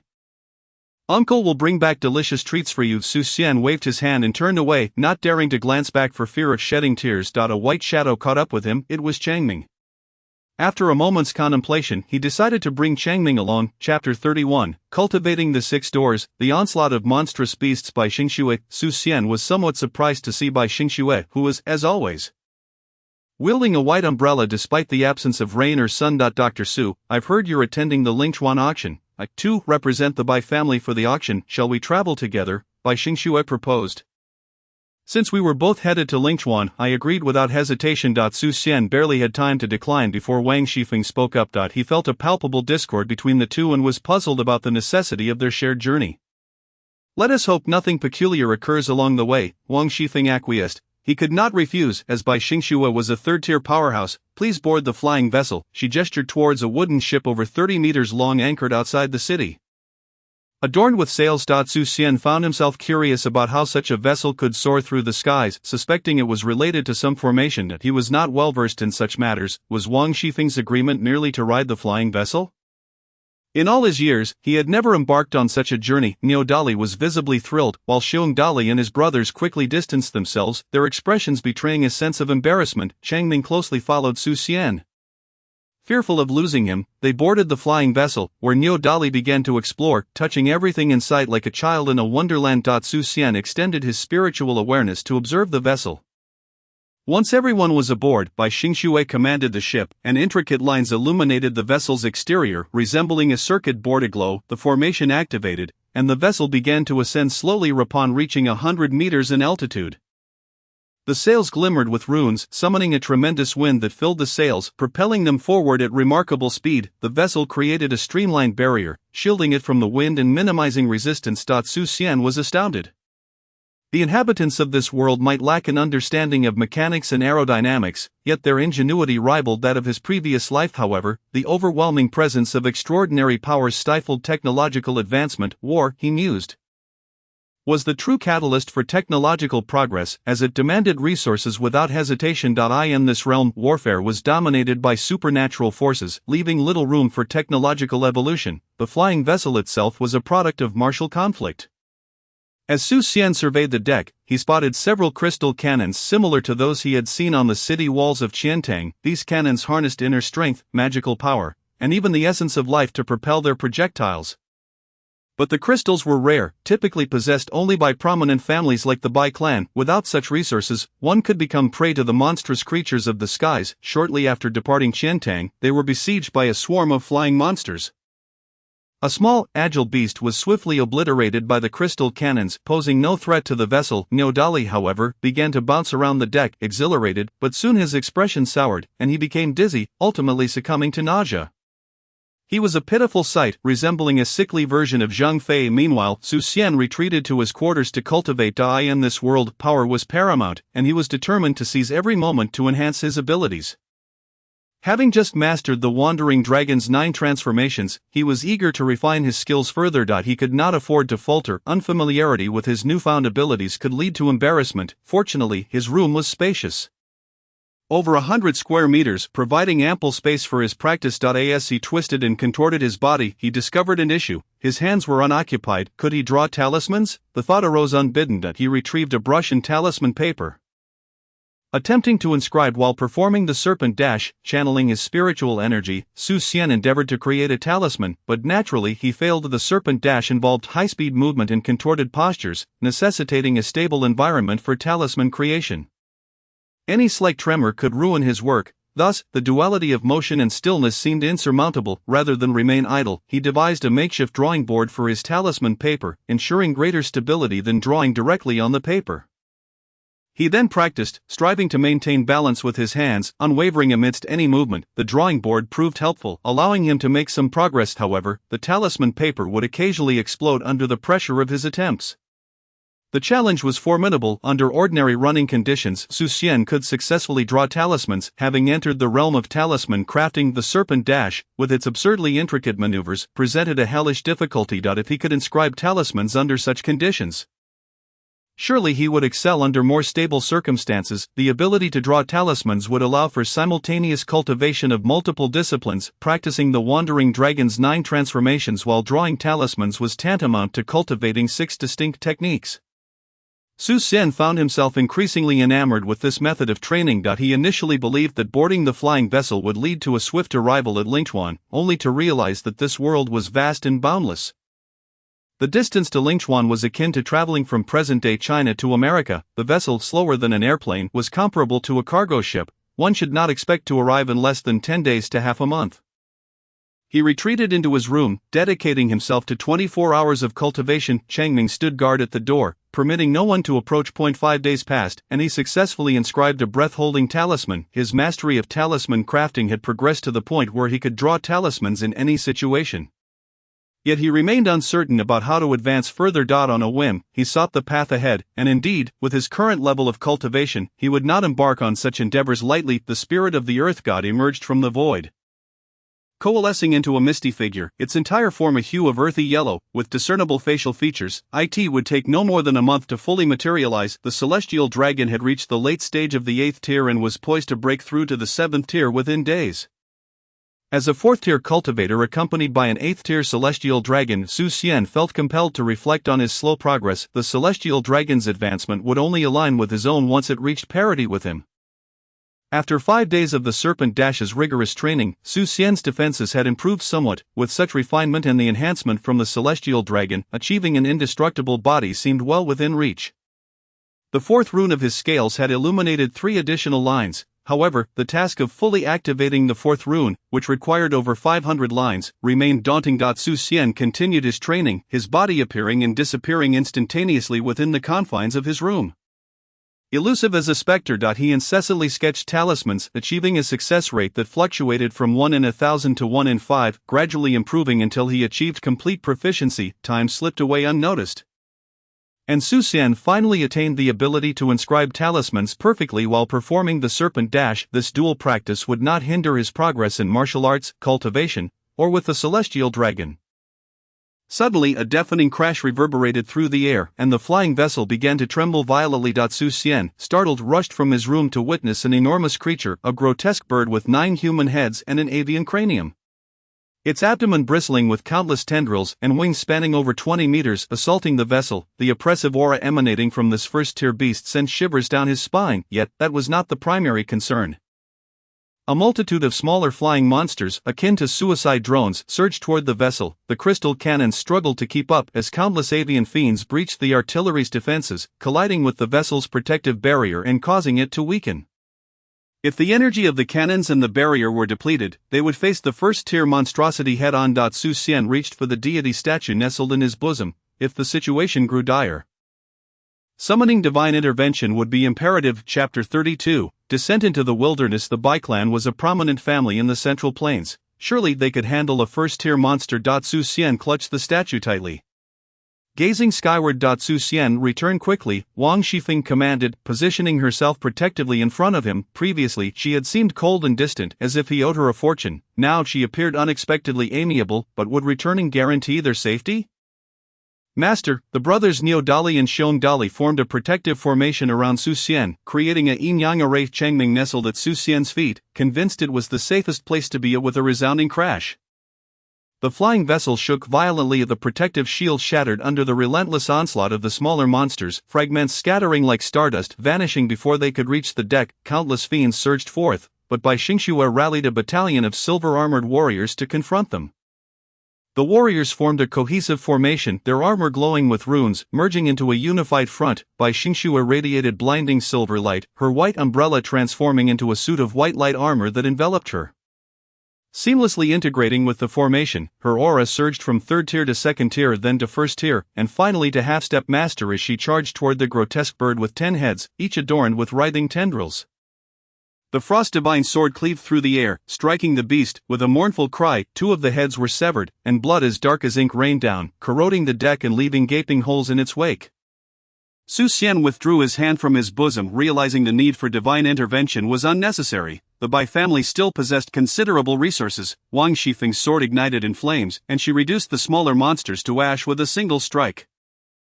Su Xian lamented the loss. It would have been splendid to have a trophy. The 2 severed heads of the grotesque bird rapidly regenerated, merging back into one. It retaliated by spitting forth a plume of dark energy toward Bai Xingxue. Yet, a freezing domain enveloped her, blocking the dark energy's advance. The residual force from the dark energy struck the flying vessel, while Wang Shifeng shielded Su Xian and the others, her bronze shield absorbing much of the impact. The remaining energy was intercepted by the brothers Niu Dali and Xiong Dali, ensuring Su Xian remained unscathed. However, the vessel was not so fortunate. It could not withstand the assault and, with a thunderous crash, split in 2, plummeting to the ground. Su Xian, be careful, Wang Shifeng exclaimed, attempting to lead him away from the wreckage. The 7th grade Su Xian plummeted alongside the flying vessel, facing certain death. However, he and the 5 brothers of Xiong Dali swiftly produced wind control talismans and affixed them to their bodies. Soaring steadily toward the ground, Wang Shifeng nearly fell from the sky, but steadied her mind and followed Su Xian and the others down to the earth. I never imagined I would use the talismans given to me by my master. Su Xian remarked to Wang Shifeng, your master. Wang Shifeng was taken aback. In this life and the last, she had never heard of Su Xian having a master, so where had this sudden revelation come from? Not long ago, I became a disciple of Fa Hai, Su Xian replied. It was entirely normal for a powerful being at the half-step earth immortal level to grant a few talismans to their disciple. Even if she was skeptical, Wang Shifeng dared not inquire further about Fa Hai. She regarded Su Xian with a peculiar expression. In the previous life, Su Xian and Fa Hai had been sworn enemies, although she was uncertain how their enmity had arisen. Su Xian had utilized various methods to vanquish Fa Hai, who had achieved the earth immortal realm, severing his head and sealing his soul within a crab, transforming into a malevolent spirit, perpetually scorched by Buddhist flames. In this life, Su Xian had become Fa Hai's disciple. All of this felt surreal. Was there no rebirth, merely a fleeting dream of Lank? Wang Shifeng's heart began to crack, teetering on the brink of collapse. With a thunderous roar, Bai Xingxue unleashed a powerful strike with her sword, its energy cleaving through 10 bizarre birds, severing them in twain. The Bai family's heavy armor fell to the ground like dumplings. Crashing heavily, a Bai Xingxue landed and spat out a mouthful of foul blood, severely wounded. Witnessing all this, Wang Shifeng finally steadied her heart. If this were a dream, what could explain Bai Xingxue's condition? Everything felt so real. It could not possibly be a mere dream. Observing Su Xian anxiously rushing toward the 10 bizarre birds, she realized that he was indeed different from his former self. In this life, Su Xian possessed exceptional medical skills. Was benevolent and charitable, unlike the Su Xian of the past who would stop at nothing for power. Approaching the corpses of the 10 bizarre birds, Su Xian stealthily touched one of them. The bizarre energy had been entirely absorbed by their scales. He extracted silver needles and punctured Bai Xingxue's vital points, seemingly expelling the bizarre energy, while in reality, he was allowing the scales to devour it. Utilizing the Changchun technique, he stabilized Bai Xingxue's injuries. Without waiting for her to speak, Su Xian dashed toward the Bai family's heavy armor to swiftly treat their wounds, embodying the compassion of a healer. He has indeed changed, Wang Shifeng remarked as she approached Bai Xingxue. However, we are in quite a predicament. Bai Xingxue cast a bitter smile as she surveyed their surroundings. Wang Shifeng, with her romantic inclinations, was still preoccupied with Su Xian. She failed to notice the perilous situation they had fallen into. Who could have anticipated that the concealed flying vessel would encounter the 10 bizarre birds? The bizarre birds themselves were not particularly formidable, but their acute senses made them a significant threat. The concealing formation could not deceive them now that they had been discovered by the bizarre birds and the vessel destroyed. They had plummeted into the desolate wilderness and untamed land yet to be explored. It was entirely plausible to encounter master-level monsters or superior-grade aberrations here. We are in the wilderness? Wang Shifeng glanced around. Feeling the frigid, eerie energy corroding her body, her expression turning grave. The master, this is the wilderness. The 5 brothers of Xiong Dali surrounded Su Xian, their faces etched with concern. Wilderness? Su Xian had not anticipated that the Bai family's flying vessel would descend into the wilderness. Plummeting at the worst possible moment, the wilderness was an uncharted territory rife with countless monsters and treacherous illusions. Entering such a realm meant certain death. The scales quivered, transmitting an exhilarating emotion. It was as if they had returned to the ocean. The scales voraciously absorbed the bizarre energy invading his body. In mere moments, it was as if he had slain a 9th-grade monster. Were it not for the myriad dangers, this place could be considered a paradise for him. Unlike Su Xian, the brothers of Xiong Dali had to rely on the evil-repelling talismans to fend off the wilderness's corrupting energies. Bai Xingxue and the Bai family armored warriors activated the protective formations on their armor to withstand the encroaching bizarre energy. Wang Shifeng was enveloped in a bronze shield, isolating the wilderness's corrupting energies. How did we end up in the wilderness? Su Xian inquired. I am equally in the dark, Bai Xingxue replied solemnly. I in the dark. Su Xian's face darkened. Bai Xingxue, of course, could not have known where the vessel would land. This uncertainty hinted at a singular possibility. Some force had brought the vessel to this place. What kind of power could transport them to the wilderness without detection?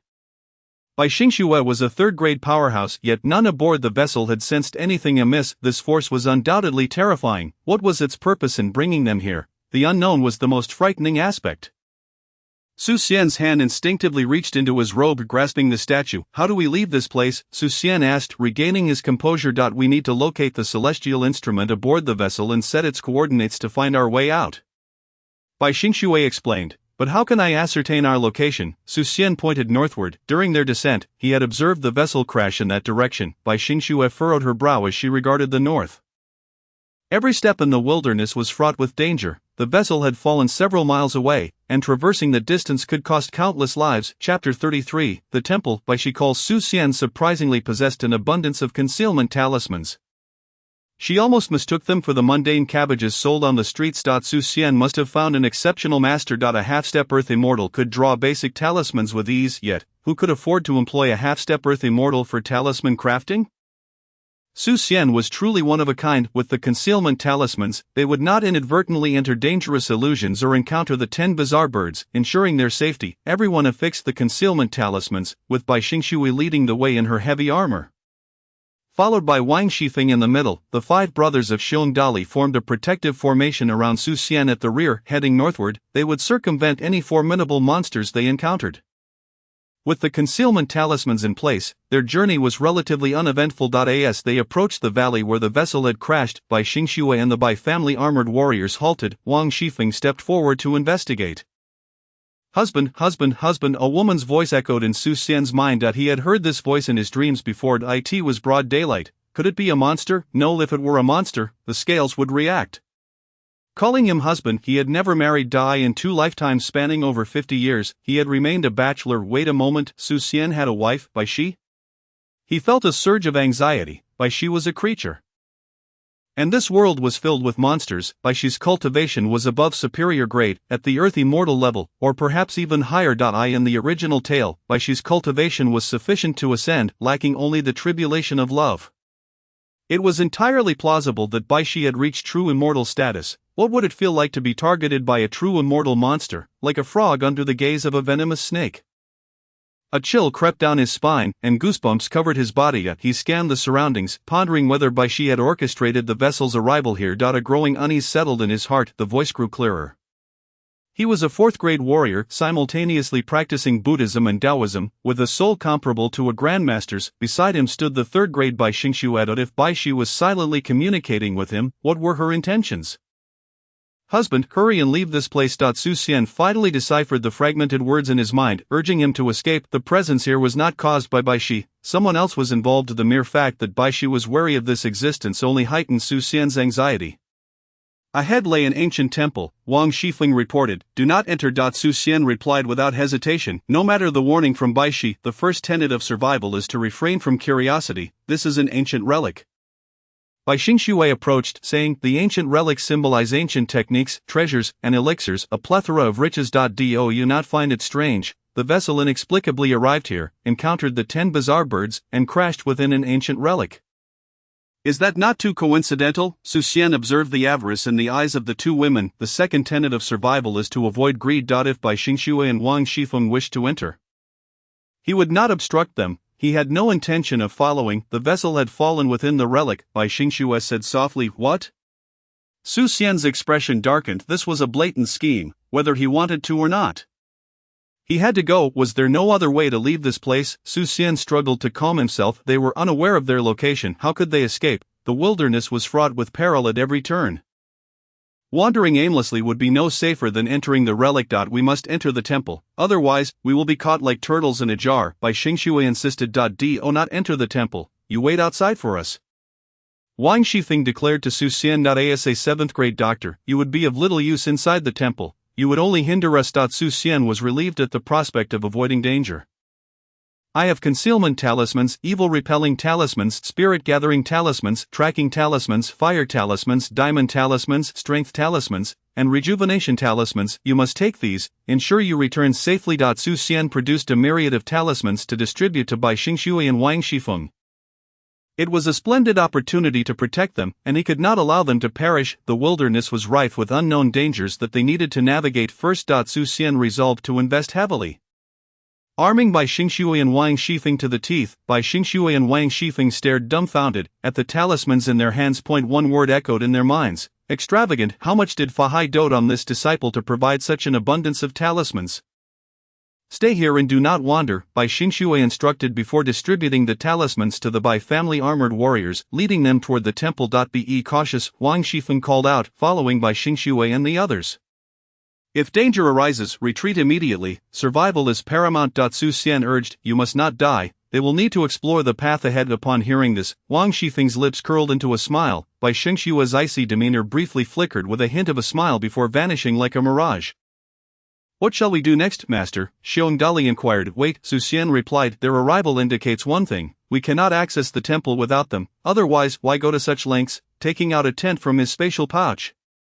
He instructed the 5 brothers to set it up. He retrieved a stove, pots, and utensils, along with the gathering water talismans to fill a large vat with clean water, boiling water. He indulged in a hot bath.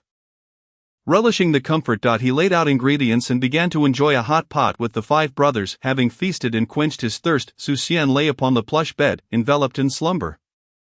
The 5 brothers took turns standing watch. As a day passed, Xian indulged in delightful meals and restful sleep, his visage radiant with vitality. Upon awakening, he immersed himself in his cultivation. In this untamed wilderness, the forces of nature had been further tainted by sinister powers, while ordinary individuals could not hope to cultivate. Xian was an exception. He had devoured the scales with great satisfaction. 2 days elapsed, and Bai Xingxue and Wang Shifeng seemed to have vanished without a trace, like stones cast into the sea. Not a whisper of their presence could be detected. Xian, however, remained unconcerned, continuing his practice. Relishing hot pot and indulging in sleep, strangely, no demonic entities had launched an assault, as if this place were a forbidden zone. Xian relished the tranquility. The call of the white snake had not been heard since that day. Leaving Xian perplexed as to her existence, regardless, he decided it was best to focus on strengthening his own abilities. With power, he could confront any challenges that might arise. His snake-like cultivation grew increasingly adept. The once frail physique now exhibited discernible muscle tone. Although not overly muscular, Xian was quite pleased with his progress. The talismans he sent out had all returned to him, and he had become proficient with the alchemical fire, allowing him to concoct elixirs without the need for a dedicated alchemy chamber. Xian successfully refined 2 batches of qi-gathering pills. While they lacked spiritual patterns, they still achieved a high quality. Another 2 days passed when suddenly the temple erupted in divine light, causing the valley to tremble. Distant cries of terror echoed as demonic creatures fled in panic. The temple doors burst open, and Wang Shifeng emerged first, followed closely by Bai Xingxue, clad in shattered silver armor. Only 5 members of the Bai family's heavy armor were able to follow, their armor reduced to mere fragments. As they staggered out of the temple, they all collapsed, unconscious. Quickly, save them, Xian urged the 5 brothers to assist. They could not all perish. The 5 brothers formed a protective formation and cautiously approached the temple, which showed no signs of hostility. They hastily carried the injured into a tent. Xian assessed Wang Shifeng's injuries and gasped in horror. Her chest had been pierced. Such a wound could only be inflicted by someone of at least 4th-tier strength.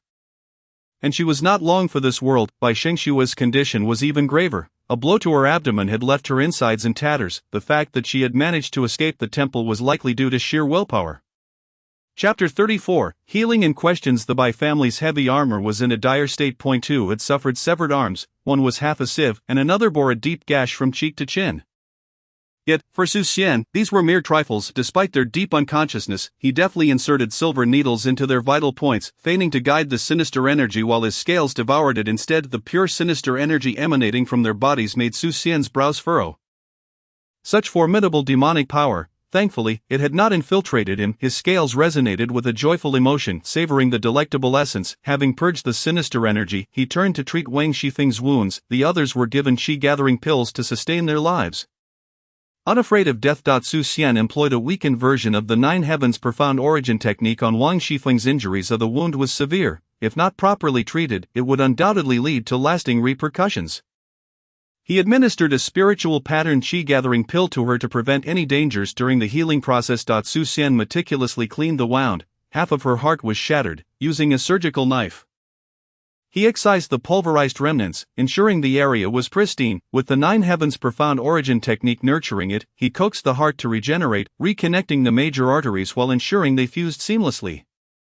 The technique worked wonders, restoring her chest cavity. He realigned her sternum and eliminated the shattered bones, applying the 9 Heavens profound origin technique to facilitate their healing. After treating her sternum and mending the flesh on her chest, he completed the healing process with a final application of the technique. Wang Shifeng's terrifying injuries healed perfectly. Covering her with a blanket, he moved to Bai Xingxue's side. The 2 were in the same tent.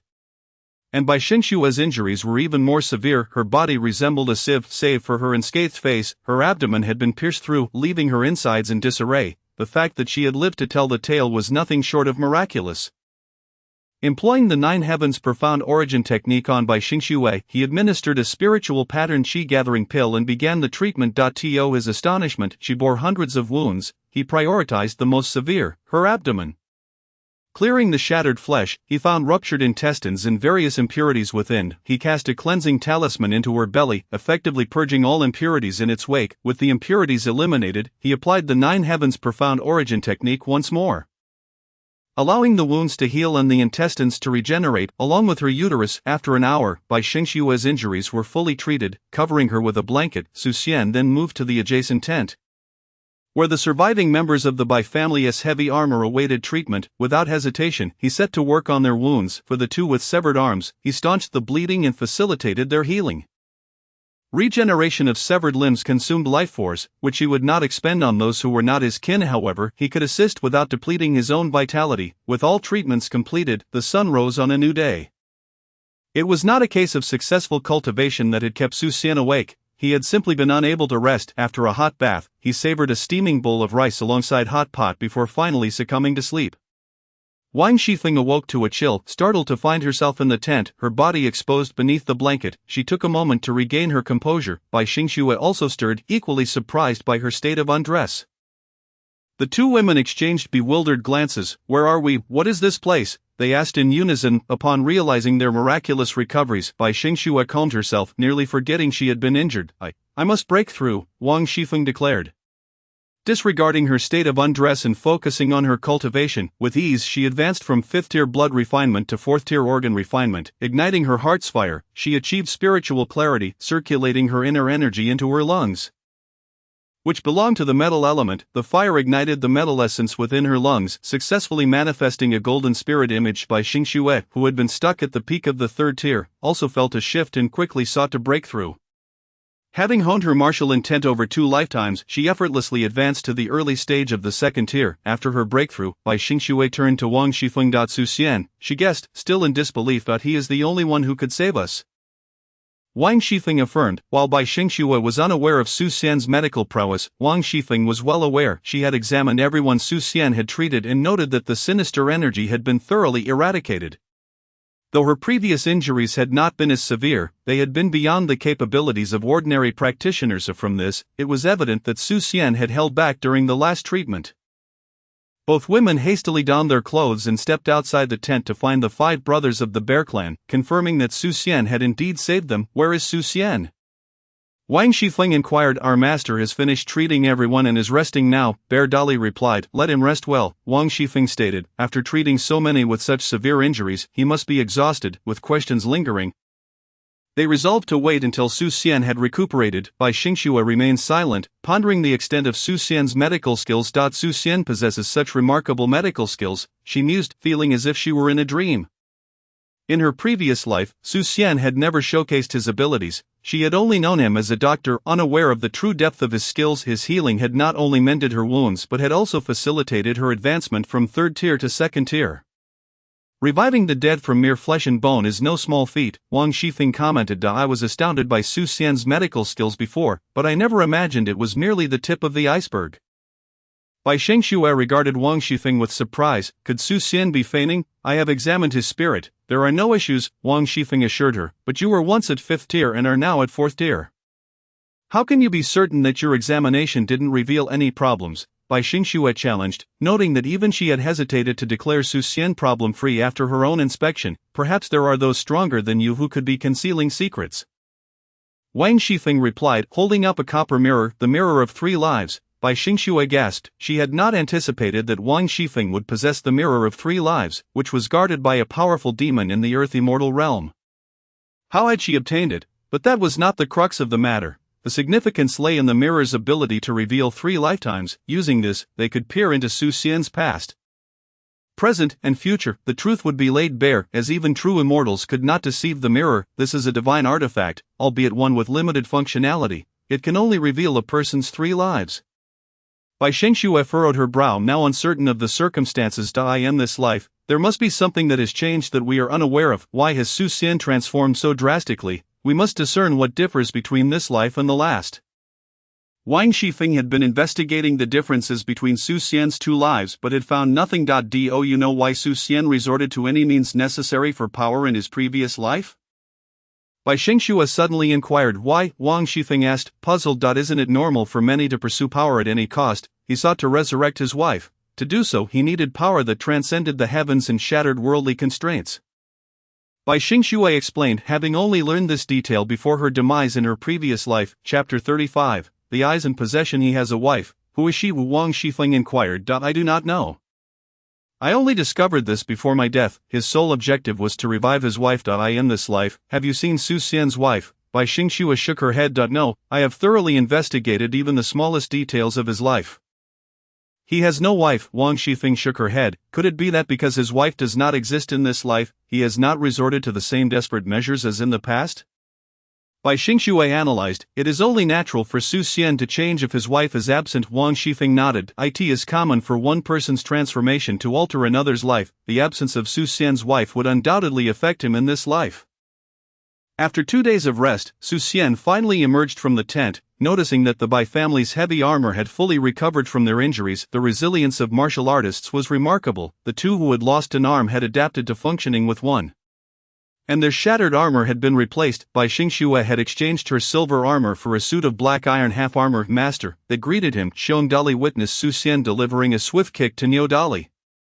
Promptly Niu Dali fetched the water for washing his face. Is everything alright? Su Xian inquired. While rinsing his face, Miss Wang and Miss Bai came looking for the Lord, but upon realizing he was resting, they chose not to disturb him. Xiong Dali replied. Has there been any unusual activity at the temple? Su Xian asked, his concern lingering on the temple, after all the trouble taken to bring them here. It cannot be that simple. There have been no abnormalities. Xiong Dali shook his head. He had been observing the temple closely since Su Xian had instructed him to keep an eye on it. The temple had shown no signs of reaction. Su Xian placed the towel back into the basin, his brow furrowing. This is illogical. What ulterior motives could be at play? Have you acquired the Hanyun instrument? Su Xian, we obtained some items from the temple. We should divide them. Wang Shifeng and Bai Xingxue approached Su Xian. The items you risked your lives to procure need not be shared with me. Su Xian declined. My martial will is rooted in fairness. We preserved our lives thanks to your talismans, thus, you are entitled to a share of these items. Bai Xingxue insisted. My martial will is to act according to my whims. If I wish to give it to you, then I shall. Wang Shifeng added. Su Xian exclaimed, what a preposterous excuse for gifting. Let us discuss this in the tent. With this, he felt that to refuse would be to disregard the spirit of martial will. The items they had were of little interest to him. Scales held no allure, elixirs he could concoct himself, and he already possessed sufficient martial techniques. Very well, the two women followed Su Xian into the tent.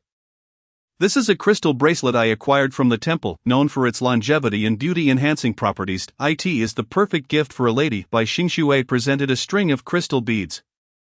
Lady, I have no lady, but it would suit my sister perfectly. I shall take it, Su Xian replied, his face lighting up with delight. Bai Xingxue and Wang Shifeng exchanged glances. I also obtained 3 vials of elixirs. A martial technique, and a sword. Bai Xingxue revealed her items. I retrieved a stone sphere. Wang Shifeng placed a marble-sized stone on the table. As Wang Shifeng produced the stone sphere, the scales within Su Xian stirred. An overwhelming sense of urgency flooded him, causing him to pause. Is this stone sphere a treasure? I desire the crystal bracelet in this stone sphere, Su Xian declared, lifting both items. Initially, he had not sought anything in particular. Yet unexpectedly, he found himself captivated by these items. The elixirs and techniques can be divided between me and Miss Wang. Bai Xingxue nodded in agreement. Have you located the Hanyun instrument? Su Xian inquired.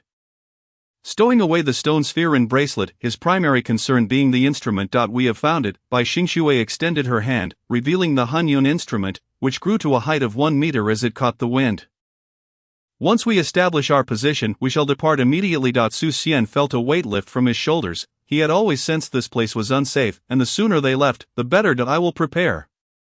As soon as we establish our position, we will leave. Bai Xingxue stood and exited. I shall prepare as well. Wang Shifeng followed suit. Su Xian gazed at the 2 items in his hands, satisfaction washing over him.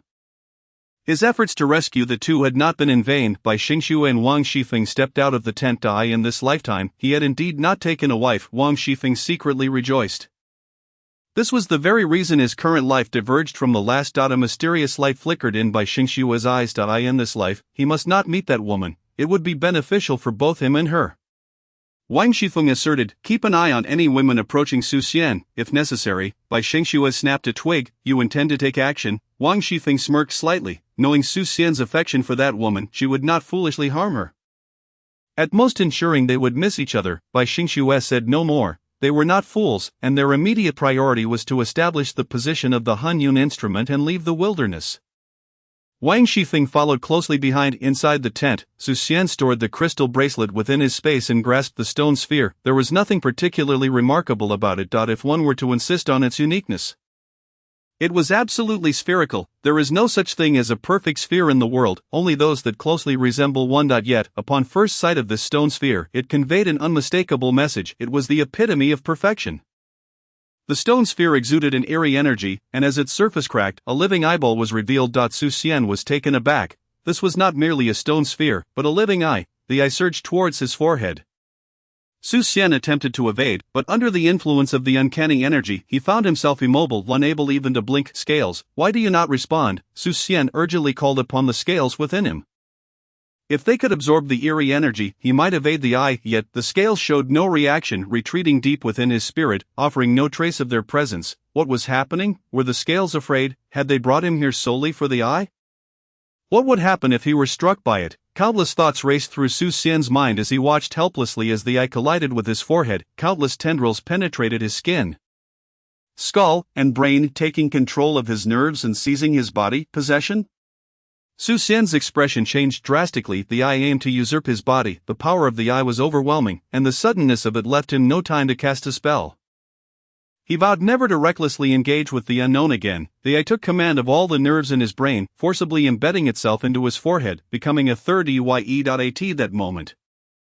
The scales erupted in a brilliant black ink-like light. The eye, in a state of panic, sought to withdraw its tendrils from the brain, but alas, they had already fused with the nerves and could not be easily extricated.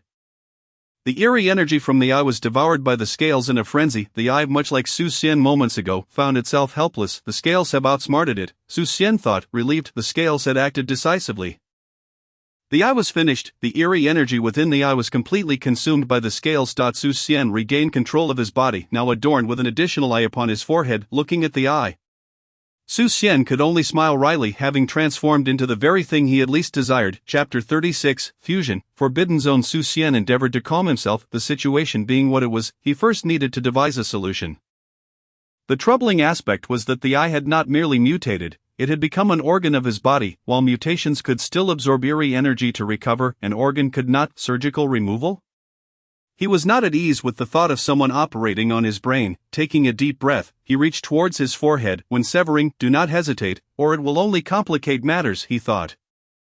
The tendrils of the eye felt like steel wires, forcibly pulling at him, threatening to extract his very brain. He could only cease his actions. There was no way to remove it directly. If he were to excise the eye, its tendrils would retract within the brain, piercing the cerebral matter. So you've settled in without intention to leave, have you? Left with no other choice, Xian had to learn to control the third eye. Like a child learning to speak and walk, with practice, he ultimately managed to exert control over the eye. Closing his eyes, only a vertical scar remained on his forehead, appearing much more normal. Xian then covered his forehead with a strip of cloth. The flow of qi and blood surged, akin to a flood rushing through his body. The scales consumed the eerie energy, feedbacking an immense amount of energy. This energy merged with his body, causing his qi and blood to rise rapidly. Xian began to circulate his Changshun Gong, transporting qi and blood to refine his martial path. The energy surged into his spleen, refining it. The earth god took form from its ethereal shadow, solidifying into a tangible entity. The refinement of the spleen was completed, and the power of earth permeated, nurturing gold, which then flowed into the lung meridian, merging with the gold of the lungs. The surging qi and blood, along with the power of earth, flooded into the golden lungs, refining them. The image of the gold god began to emerge within the lungs. The continuous infusion of qi and blood solidified the gold god from an ethereal shadow into a misty form before halting. The refinement of the golden lungs was halfway complete. Having broken through to the late stage of the fourth grade organ refining, Xian felt a significant alleviation of his earlier frustrations. In the wilderness, countless dangers awaited. Xian resolved to cultivate his insightful eye. The second stage of the insightful eye could pierce through illusions and unravel uncanny realms, greatly enhancing his survival ability in the wilds.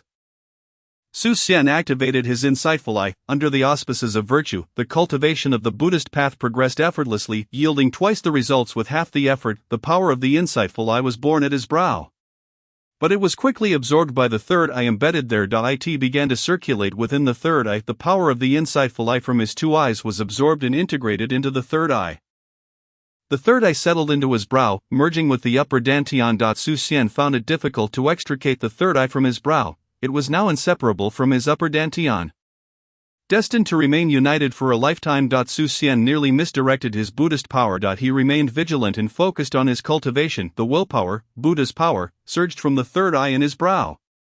Rapidly multiplying. What is happening? Is the third eye a Buddhist artifact? He pondered, dismissing his concerns. As long as it posed no harm, it was acceptable. The vast Buddha power generated by the third eye propelled the insightful eye to the second stage. Even with the third eye tightly closed, he could perceive various energies. The multicolored energies represented the 5 elemental forces, each imbued with a hint of grayish-white energy, eerie power. Su Xian had not anticipated that in a single night. He would elevate the insightful eye to the second stage. He had thought to make a last-minute effort to cultivate even a little, hoping to elevate the insightful eye before encountering the uncanny realm. Unexpectedly, the third eye's integration with his upper dantian had propelled the insightful eye directly to the second stage. With an additional eye on his forehead, he had gained substantial benefits. Being able to discern uncanny realms in the wilderness would undoubtedly save his life. Removing the cloth strip, the third eye merged with the upper dantian, remaining concealed unless he exerted full effort. The third eye functioned like an amplifier. The spiritual power of a grandmaster, magnified, could reach the earth immortal realm.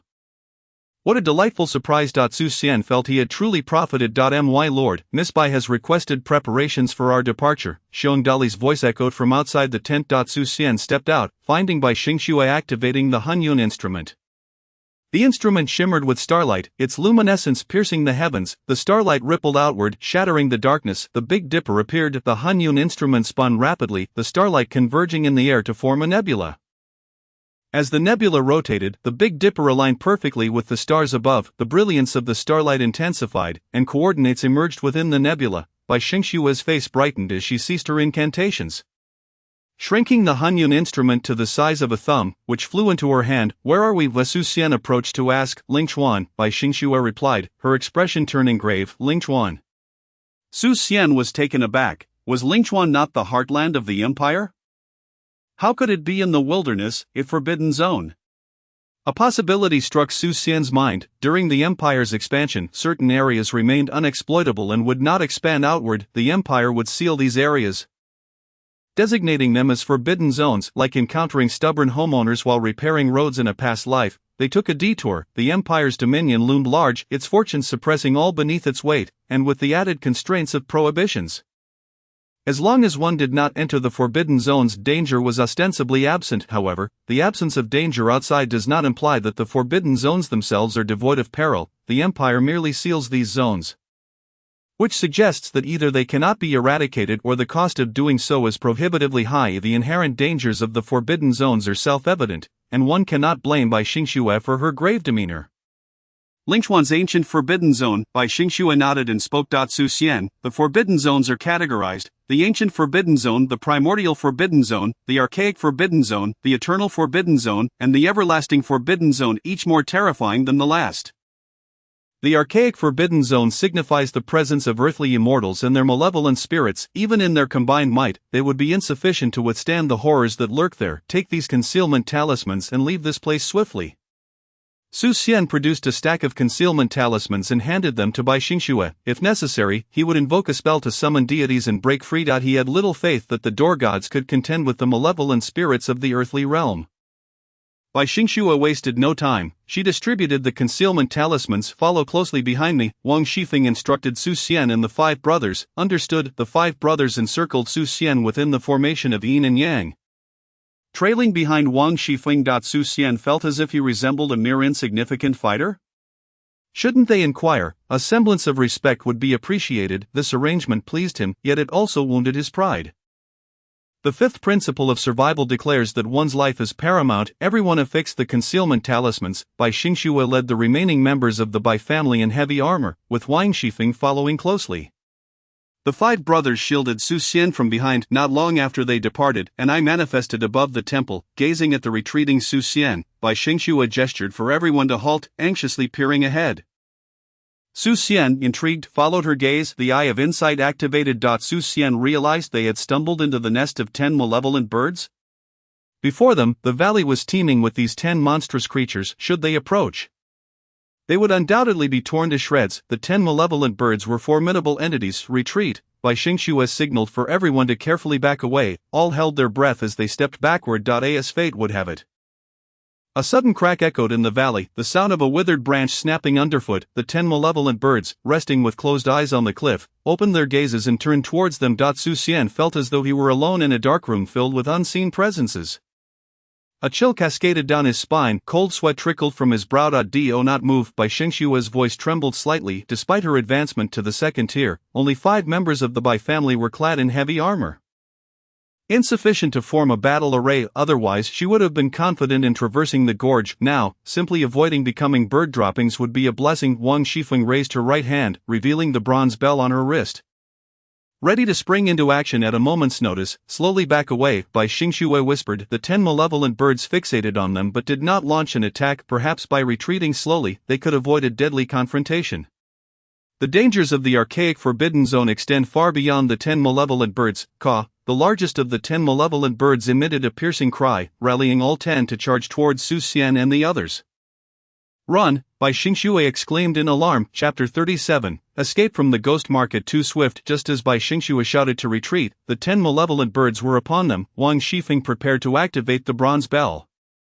The sky was filled with exorcism talismans soaring above her head, thousands exploding amidst the 10 malevolent birds. Her reaction was one of dismay. So much money gone. Bai Xingxue was momentarily taken aback. She had intended to fight desperately, only to find their situation dire. She felt as if they, the scions of noble families, were reduced to beggars before Su Xian. Run! Su Xian shouted to Wang Shifeng and Bai Xingxue. The 10 malevolent birds were formidable adversaries, and the exorcism talismans could merely impede them, not annihilate them. If they did not flee now, when would they? But the formation shifted, with the 5 brothers protecting Su Xian at the forefront, while Wang Shifeng trailed closely behind them. Bai Xingxue followed at the rear with the Bai family in heavy armor. Su Xian activated his eye of insight, perceiving the malevolent realm, breaking into a cold sweat as he nearly led everyone into its depths. The second-tier eye of insight could pierce through the malevolent realm, otherwise their survival would be grim. The mental fortitude of the earthly immortals radiated outward, sensing formidable presences and deftly circumventing them. Wang Shifeng and Bai Xingxue initially paid little heed. A flock of 10 malevolent birds in pursuit seemed normal. After shaking off the 10, Su Xian continued to flee, encountering no immediate danger. Such a lack of peril was indeed abnormal. Where were they?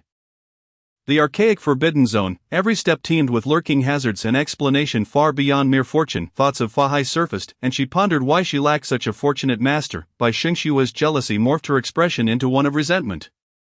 Su Xian was acutely aware of the abnormality. He dared not allow Bai Xingxue to lead them further and was loath to linger in the archaic forbidden zone. A sense of being watched prickled at his skin, sending shivers down his spine. For the sake of his life, he disregarded all caution and urged everyone to flee. Any subsequent blame could be laid at the feet of his cheap master. Could Bai Xingxue and the others still inquire about half-step earthly immortals? Upon encountering the 10 malevolent birds, they were fortunate that their talismans were plentiful, otherwise, they would have had to invoke spells to summon deities. A far more troublesome endeavor, not to mention Bai Xingxue. Wang Shifeng wondered how he would handle summoning deities. This was the Empire's heartland, and it could very well alert countless formidable beings. The Forbidden Zone was scarcely populated, and there was no escaping it. With high-level talismans, they would not have been so beleaguered. The creation of talismans hinges on mental power and magical energy. He possessed the ability to absorb spirits. With his third eye magnifying his perception, he wielded the mental power of earthly immortals. Crafting high-level talismans would be effortless for him. His true strength lay not in healing but in talisman crafting. Regrettably, he had not mastered even intermediate talismans, let alone advanced ones. He wondered if there were any talisman manuals available for purchase in Lingchuan. If so, he would certainly buy all the intermediate and advanced talismans. If he could create a plethora of high-level talismans, he would fear no monstrous entities. He speculated whether there existed talismans beyond high-level ones. If such were the case, he could learn them, with his mental power as an earthly immortal. Combined with spirit absorption, he would be able to create them. The vast world would not be beyond his grasp. Su Xian's resolve solidified. Upon reaching Lingchuan, aside from seeking potent medicines, he would primarily search for talisman manuals. If he could not locate them, he would take advantage of the bustling auction to inquire where they might be found. Su Xian led everyone forward at a swift pace, with the mental power of an earthly immortal. Along with the concealment talismans and his second-tier eye of insight, they burst forth from the archaic forbidden zone. Ani within the depths of the archaic forbidden zone observed Su Xian's departure. Slowly closing and vanishing from view, they had emerged. Su Xian guided everyone through the mountains and forests, surging past the stone tablet marking the forbidden zone, arriving at the official road with expressions of joy. Niu Dali plopped down on the ground, embodying the essence of someone who had narrowly escaped disaster. Xiong Dali genuinely wished to kick him. While their experience had been perilous, following their master had felt akin to sightseeing. Niu Dali's cowardly demeanor only served to aggravate him further. Bai Xingxiu and Wang Shifeng meticulously examined the stone tablet to confirm it was not an illusion conjured by malevolent spirits. Allowing them to breathe a sigh of relief, Bai Xingxiu produced a bamboo tube and pulled it toward the heavens. A beam of light shot upward, bursting open and forming a snowflake pattern in the sky. The Bai family will soon come to retrieve us, Bai Xingxiu assured Su Xian and Wang Shifeng. She did not press Su Xian on how he had led them out of the archaic forbidden zone. Each person harbored secrets, and some secrets were best left unexamined, otherwise even fathers and sons could turn against one another, and couples might become enemies. Su Xian had initially anticipated that Bai Xingxiu and Wang Shifeng would inquire further, and he had prepared excuses to deflect blame onto his cheap master, but to his surprise, the two women acted as if they noticed nothing amiss. Their silence was a relief. Does Lingchuan have any talisman manuals for sale? Su Xian inquired of Bai Xingxiu and Wang Shifeng. As a daughter of a noble family and a disciple of a grand sect, they ought to possess knowledge on the matter. Upon hearing Su Xian's query and recalling his seemingly generous distribution of talismans, the two women suddenly entertained an absurd notion. Perhaps those talismans had been crafted by Su Xian. They quickly dismissed the ridiculous thought. A seventh-tier doctor crafting talismans? Preposterous, utterly inconceivable given Su Xian's extensive collection of talismans. Fahai must have been proficient in talisman crafting as well. It was reasonable for Su Xian to be interested in talisman manuals. Basic talismans could be purchased at the study in Lingchuan City. Intermediate talismans were only available through sects that practiced talisman arts, and advanced ones were closely guarded secrets. It was rumored that there existed talismans beyond advanced ones, known as forbidden talismans, a realm beyond their knowledge. The Bai family also has talisman masters who study the art of talismans, so we have some understanding in this area, Bai Xingxiu remarked. Are intermediate or higher talismans only obtainable through sects? Su Xian raised an eyebrow, realizing that the paths to advancement in every world were tightly controlled by powerful factions. Perhaps he would encounter such items at the auction, or with luck in the ghost market. Bai Xingxiu pondered for a moment before responding. The ghost market? Su Xian inquired, having never heard of such a place. The ghost market is essentially a venue for trading items that are not meant for the light of day. The sellers and buyers in the ghost market conceal their faces, resembling phantoms, which is how it earned its name. However, the authenticity of items in the ghost market is often hard to discern, so one must exercise caution when purchasing, Wang Shifeng explained. Su Xian had not anticipated such a place existed. Indeed, encountering fortune at the ghost market might just lead you to a high-level talisman manual. Bai Xingxiu added, such occurrences had indeed been known to happen in the ghost market. Is there a ghost market in Lingchuan? Su Xian inquired eagerly. The ghost market in Lingchuan is one of the three major ghost markets in the empire. Given the multitude of people attending the auction this time, many will likely bring forth items that are typically hard to sell to the ghost market. Bai Xingxiu informed him. Where is the ghost market located?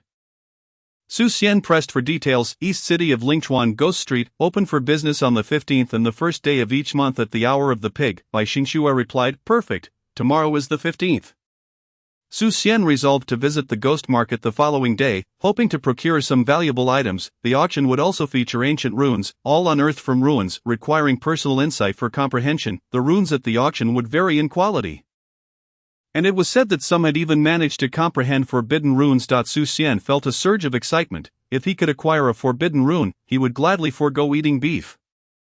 Soon, a flying vessel appeared above them, descending gracefully. Third Miss, an elderly man with a white beard, called out respectfully upon spotting Bai Xingxiu. Let us go, Bai Xingxiu instructed as she, along with Su Xian and Wang Shifeng, boarded the flying vessel. The vessel ascended, heading toward Lingchuan City. Upon arriving at Lingchuan City, Su Xian bid farewell to Bai Xingxiu and Wang Shifeng, then secured a room at an inn, awaiting the opening of the ghost market the next day. Chapter 38, The Bronze Dan Furnace. Withered root at the hour of the pig. Before the ghost street, a man donned in a black iron mask and clothed in black appeared. Su Xian observed that everyone's attire obstructed divine perception. And he couldn't help but smile wryly. Fortunately, he had procured a concealment talisman and a mirage talisman, otherwise, he would appear as a complete fool, for mere veiling would not deter others from probing.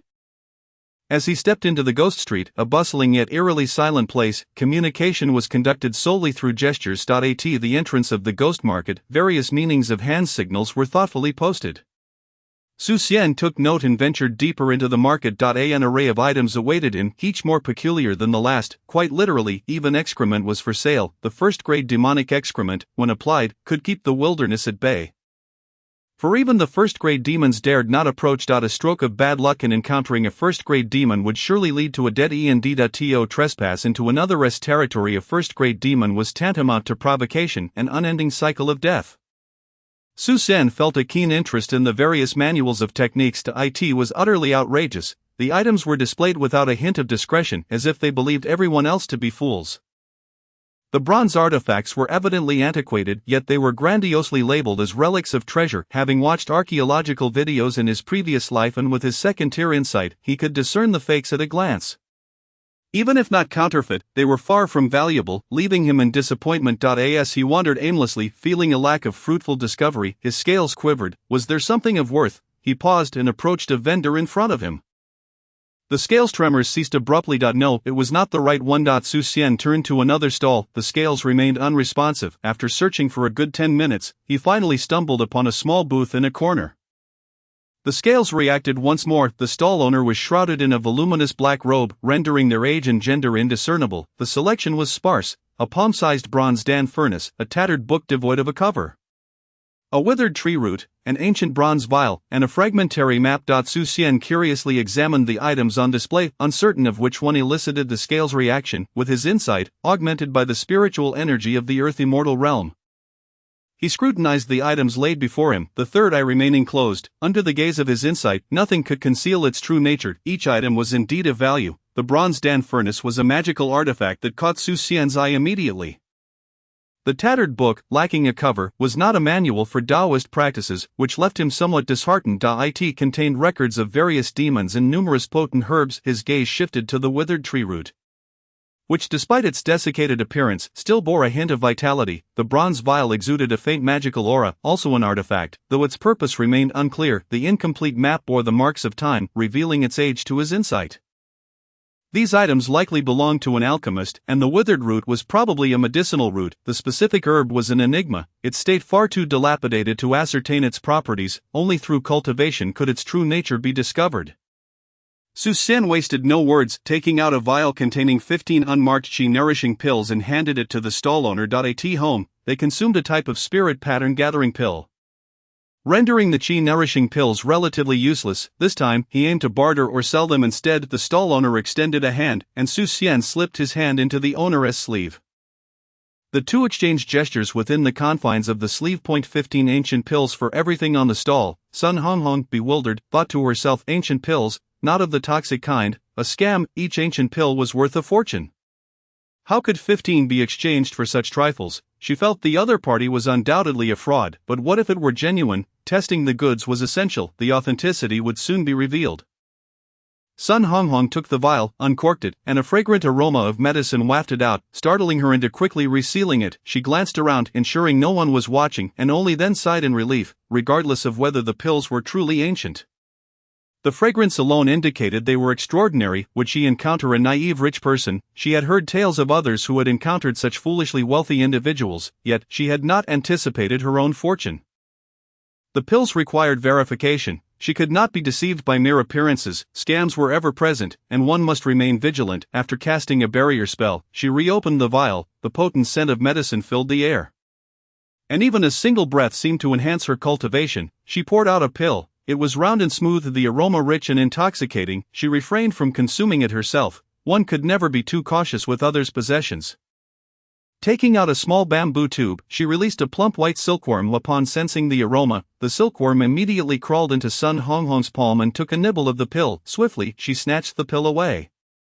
For ancient pills were priceless. She could not allow the little silkworm to consume too much. Observing the silkworm closely, she knew it was trained to identify medicinal pills. Any toxicity would cause the silkworm to change color. The brighter the hue, the stronger the poison. After a quarter of an hour, the silkworm showed no signs of alteration, remaining as pure and white as before. Sun Honghong struggled to contain her excitement. Reminding herself to remain calm and composed, she could not let the other party suspect anything. She pushed the items towards Su Xian. With the pills tucked away, she rose and fled to a secluded corner. Running with all her might, fearful of a change of heart from her counterpart. What a stroke of luck! From the tattered remnants found in an abandoned cave, she had traded for 15 ancient pills. It felt as though she had been struck by a pie falling from the sky. She would even visit the god of wealth temple to pray for romance. Su Xian hastily stored the items and left the scene. His counterpart was surely oblivious to their worth. Just the bronze Dan furnace alone was worth the deal. 15 Qi nourishing pills were less than a third of a Dan's worth. He could cultivate the herbs himself, incurring no costs. The bronze Dan furnace was indeed an artifact. It could be adjusted in size and enhance the quality of the pills produced, with his earth immortal realm's spiritual energy. Refining second-tier spirit pattern pills would pose no challenge. How powerful could a 2-pattern gathering pill be for ordinary folks? This was merely the beginning. The potential for crafting more advanced pills was staggering. Su Xian could hardly contain his excitement. The bronze Dan furnace, when stored in his dantian, could further refine the quality of the pills through magical energy. The higher the quality of the furnace, the stronger the enhancement of the pills. In the future, creating 3-pattern or 4-pattern pills would be well within his reach. He had struck gold, a tremendous fortune. As for the old root, the scales had reacted strongly to it, indicating it was anything but ordinary. Exiting the ghost street, he circled a few times, spreading his formidable spiritual energy to confirm he was not being followed. In a secluded spot, he shed his disguise before finally returning to the inn. Master Xiongdali, stationed by the window, quickly rose upon Su Xian's return. You should rest now, Su Xian suggested. Xiongdali exited the room, closing the door behind him. Su Xian retrieved the old root, and through his alloy gloves, he sensed the scales stirring with intensity. What was this old root that elicited such a response? The root bore no demonic energy. What then attracted the scales? After some contemplation, Su Xian stored the root in his space and planted it in the ground. Only then did the scales cease their agitation. He channeled his immense magical energy into the space, transforming it into wood spiritual energy that nourished the planted old root. The old root eagerly absorbed the wood spiritual energy. The withered exterior cracked with a crack sound, revealing a touch of green within. As vitality surged forth, the old root rejuvenated, the desiccated bark fell away, and a tender sprout emerged. The scales quivered, conveying a wave of joy. Su Xian gazed at the sprout, utterly unfamiliar with it, yet he recognized it as something valuable. The elation of the scales indicated that the magical energy he had nurtured was undoubtedly exceptional. As for its true nature, he would eventually discover it. As he nurtured the old root with his magical energy, he could not refine the bronze Dan furnace. Su Xian pulled out the tattered book to examine it. Raising an eyebrow, he noted that the book concealed its content with powerful spiritual energy. To others, it appeared to be a travelogue, but with his earth immortal realm's spiritual energy and insight, he could discern its true narrative. No wonder the seller had chosen to display it. Su Xian's expression turned peculiar. Was this an otherworldly version of the classic of mountains and seas? As he perused the book's contents, detailing various edible demons and their alchemical properties, he was reminded of a culinary book akin to the classic of mountains and seas. Chapter 39. Auctioning pills. No fee. Steaming, frying, deep frying, stewing, roasting, and various methods of preparation were detailed within.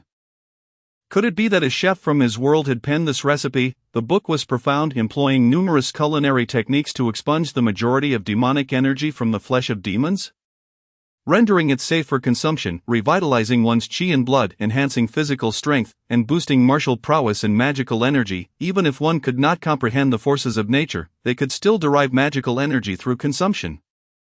It was truly a stroke of genius. However, a minor issue arose. While most of the demonic energy was purged, it was not entirely eliminated. If residual energy were not expelled from the body over time, it could accumulate and eventually manifest as a demonic entity. The genius had indeed devised a method. Through alchemical fire, one could extract the demonic energy from pills, treating oneself as a pill to refine the residual energy within.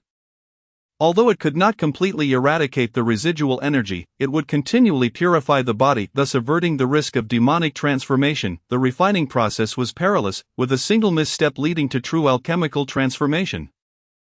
For Su Xian, this posed no issue. With the scales present, residual demonic energy was non-existent. Su Xian treasured this newfound knowledge, poring over the tattered book. Not only was the author a chef, but also an alchemist with remarkable skill. The essence of alchemy was meticulously recorded, and even the rarest of herbs were listed. The cleansing pill had been modified, incorporating demonic flesh to enhance its effectiveness. This would allow the cleansing of one's constitution even for those without spiritual roots. Ordinary individuals consuming the cleansing pill could develop spiritual roots, the grade determined by the demon's level. A first-grade demon could nurture advanced spiritual roots, a master-level demon could yield earth-grade roots. A grandmaster-level demon could produce heaven-grade roots, and a superlative demon could give rise to supreme spiritual roots. The book did not elaborate on more potent demons' nurturing capabilities. It remained unclear whether no one had utilized half-step earth immortal demons for nurturing or if the strongest could only nurture supreme spiritual roots. Su Xian's memory was extraordinary. He memorized the entire text overnight. When the alchemical fire ignited, the tattered book was reduced to ashes. As dawn broke, Master, upon hearing the commotion, Niodali brought in the wash water. Come in, Su Xian called out as Niodali entered the room with the wash water. I have business to attend to shortly. If anyone comes, tell them I am in meditation and cannot be seen. Understood, Niodali affirmed as he exited and closed the door behind him. Having failed to procure talismans or Taoist texts from the ghost market, he resolved to explore the auction house instead. The auction was 3 days away, and he planned to present the qi-nourishing pills there. He intended to sell both the ones with and without spiritual patterns, estimating their value to have a baseline for bidding. He certainly did not wish to find himself in an awkward position, winning an item but lacking the funds to pay for it. Naturally, he could not appear ostentatiously at the auction house. To conceal his wealth, he utilized a mirage talisman to transform into a plump man in his 40s, adorned in gold and silver, resembling a nouveau riche. A breath-hiding talisman masked his true essence, preventing others from discerning his depths, thus evading many potential troubles. Su Xian slipped out of the inn through the window. Niodali conveyed Su Xian's instructions to Xiongdali, who, along with several brothers, stood guard outside Su Xian's room. Su Xian donned a conical hat, yet the form he had assumed, along with his attire, rendered him easily recognizable, whether he wore the hat or not. Upon arriving at the Lingchuan auction house, Su Xian proceeded to the authentication and storage area. To auction items, one must first authenticate them to ascertain their value, followed by their entry into storage until the auction. Only the first window had no queue. So Su Xian approached directly. You didn't come here simply because there's no one in line, did you? Old Wu observed the rotund individual seated before him and realized that the man was oblivious to the auction house's protocols. Yes, what's the issue? Are you not conducting business? Su Xian inquired with curiosity. Is sitting here not permitted? The rules of the auction house state that the first window only accepts the authentication and storage of magical artifacts, elixirs, and relics. If you don't have any of these, you'll need to queue over there, Old Wu replied, delivering the most arrogant statement in the politest tone. Su Xian raised an eyebrow, realizing it was a VIP window. What about ancient elixirs? Su Xian produced a vial of elixirs and placed it on the authentication table. Old Wu was left speechless. Ancient elixirs were exceedingly precious, and a single vial, was he jesting? In his years of appraising treasures, he had never seen anyone present merely a vial of ancient elixirs. It had been 30 years since someone had produced 20 at once. This man had undoubtedly been deceived. The only reason someone would dare to disrupt the Lingchuan auction house was if they truly believed they possessed a vial of ancient elixirs. Surely, that can't be a full vial, Old Wu cautiously inquired. A vial, 100 pills, Su Xian stated. This vial contains ordinary qi-nurturing pills, along with a qi-nurturing pill inscribed with a spiritual pattern. We cannot accept them here. Please consult another establishment. Old Wu maintained a cordial demeanor while uttering such condescending words. Su Xian smiled, bemused by the politeness, and thought it amusing that he could not express his frustration. Surely he could not compel the auction house to accept his goods. In novels, the elderly appraiser would typically engage in various taunts, prompting the individual to leave in a fit of rage, ultimately resulting in the old man being expelled from the auction house. However, reality was different. The old man exhibited a level of professionalism, remaining courteous throughout. Though the elixirs were still not accepted. Su Xian uncorked the vial, and a fragrant aroma wafted through the air. Old Wu was the first to detect the scent. Quick, seal it, with great agility.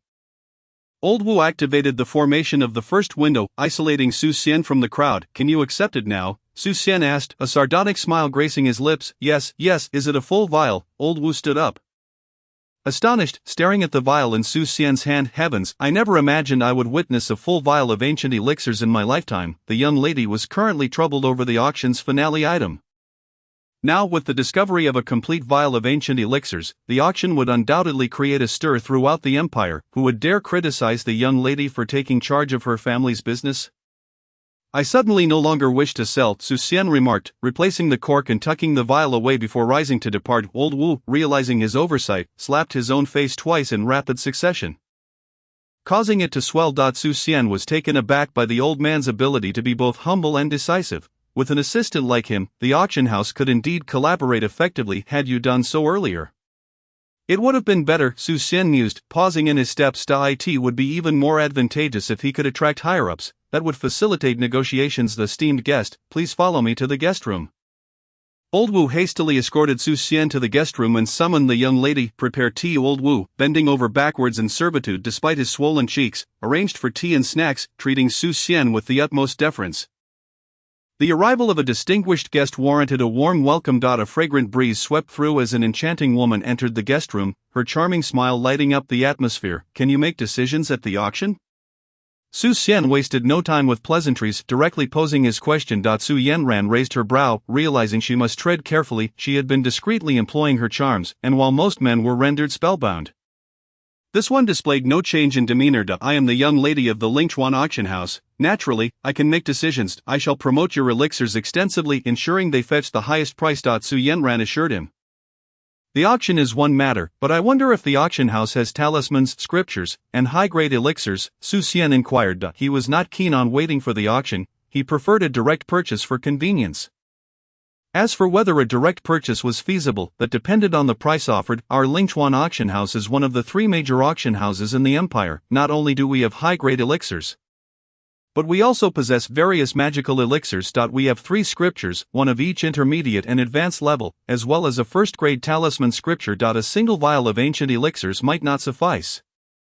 Yanran smiled, her charm intensifying as she unleashed her allure to sway Xian's judgment. Under the influence of Yanran's enchanting presence, Xian felt her beauty becoming even more captivating. Truly, she was a seductress. Having lived 2 lives, he maintained a heart as tranquil as still water, unaffected by her charms. Let us discuss the elixirs first, he said, handing the vial over to Yanran. In business, longevity was key, and Xian was unperturbed by the notion of Yanran tarnishing her reputation for a vial of elixirs. Should she harbor any greedy thoughts, he was confident in his ability to take her life. Xian nurturing pills were not classified as high-grade elixirs, rather, their widespread utility made them valuable. What family did not have a young heir, who did not wish for their child to excel? Xian was all too familiar with the lengths parents would go to for their children's success. A vial containing 100 pills could elevate a child above their peers by 2 realms. What did this mean? A naturally gifted child could cultivate at an accelerated pace, surpassing others by 1 or 2 realms.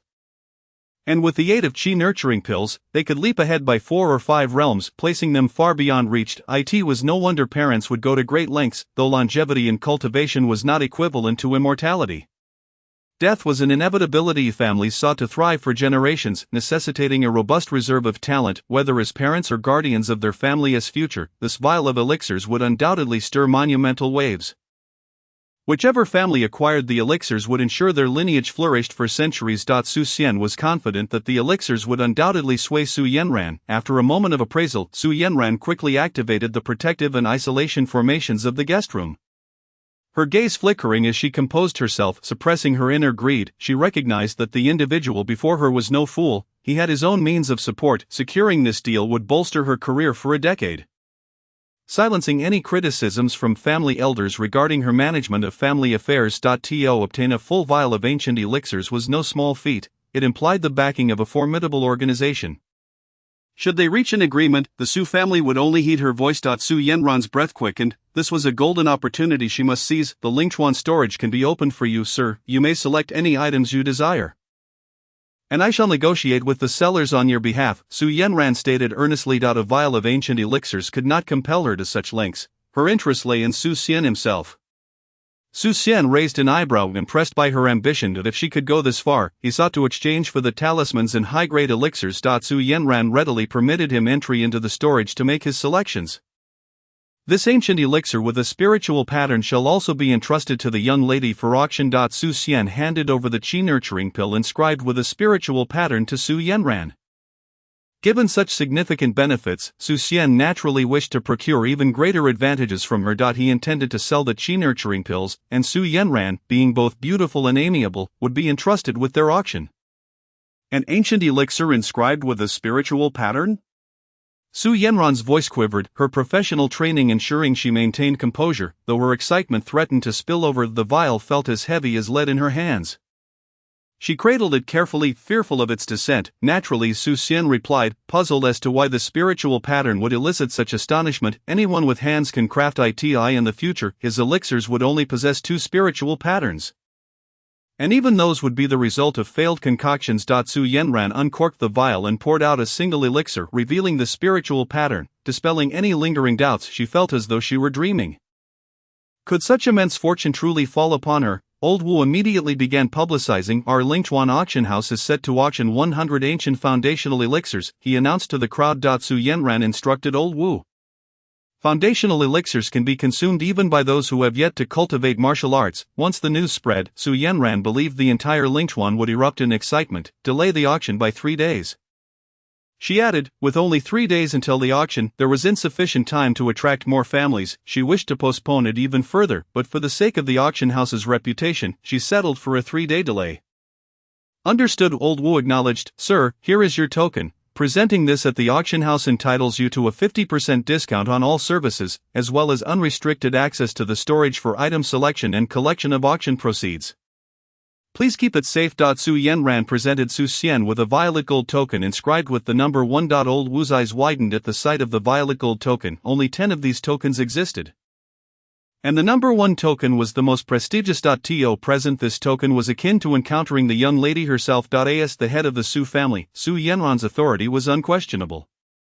Old Wu recalled the elixirs Xian had revealed, concluding that the young lady's decision was entirely justified. The individual was deserving of the number 1 violet gold token. Xian accepted the token and casually tucked it away, showing little concern, which made Old Wu's lips twitch. Xian sought seeds or roots of high-grade elixirs, preferring a one-time acquisition. Once he had them, he could cultivate them. As for the talisman scriptures, they were an uncommon commodity. Possessing a few would be a stroke of luck. He hoped the auction house could assist in locating unknown talismans discovered in relics. Obtaining a forbidden talisman and mastering it would enable him to sleep soundly.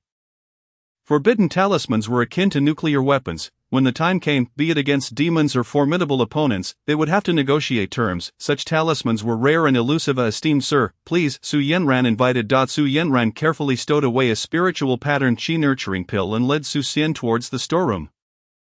A pill inscribed with ancient spiritual patterns. She had no intention of selling it, having acquired it at 10 times its auction price. It was meant for her own use. Only a fool would part with such a treasure.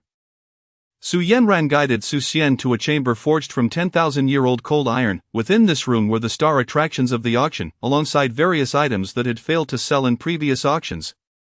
One should not underestimate these unsold items. Their presence here indicated their significance. Some had failed to sell due to their exorbitant prices, while others remained mysterious, their value unclear. Xian's attention was immediately drawn to a collection of talismanic texts, one intermediate, one advanced, and one first-grade talismanic book. The intermediate talisman book contained over 50 pages, the advanced one about 10, and the first-grade book merely 3. Xian carefully tucked away all 3 talismanic texts. Utilizing his second-tier insight, he surveyed the storeroom filled with medicinal herbs. There was indeed an abundance, albeit lifeless. They could only be used for alchemy and could not be cultivated. The herbs had undergone preservation treatment, leaving Xian feeling a twinge of disappointment. At that moment, his eyes brightened as he approached a shriveled herb that still bore a hint of vitality. It was one of the primary ingredients for the cleansing marrow pill, Heavenly Linghua. Elated, he grasped the herb. The presence of a living herb renewed Xian's confidence, prompting him to search diligently. A spirit wood. Xian marveled at a piece of wood, his face brimming with joy. This was a precious item for nurturing the spirit, and he was astonished to find it here. Although it was only the size and thickness of a thumb, it contained life force, undoubtedly capable of yielding a spirit tree. He felt reassured that his journey to Lingchuan had not been in vain. Having already gathered so much while still exploring the storeroom, Chapter 41, cultivating herbs, learning talismans. Cleansing grass, still vibrant, was promptly collected. The bone-strengthening vine had not entirely withered. It too was gathered. Ghostly mushroom.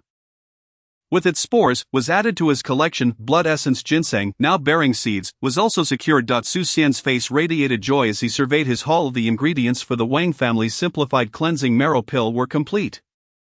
Once cultivated, the simplified version could easily be given to his sister and niece as candy, yet, he was not content with merely the simplified version. He aimed to concoct the high-tier variant, as detailed in the ancient texts, for his sister and niece.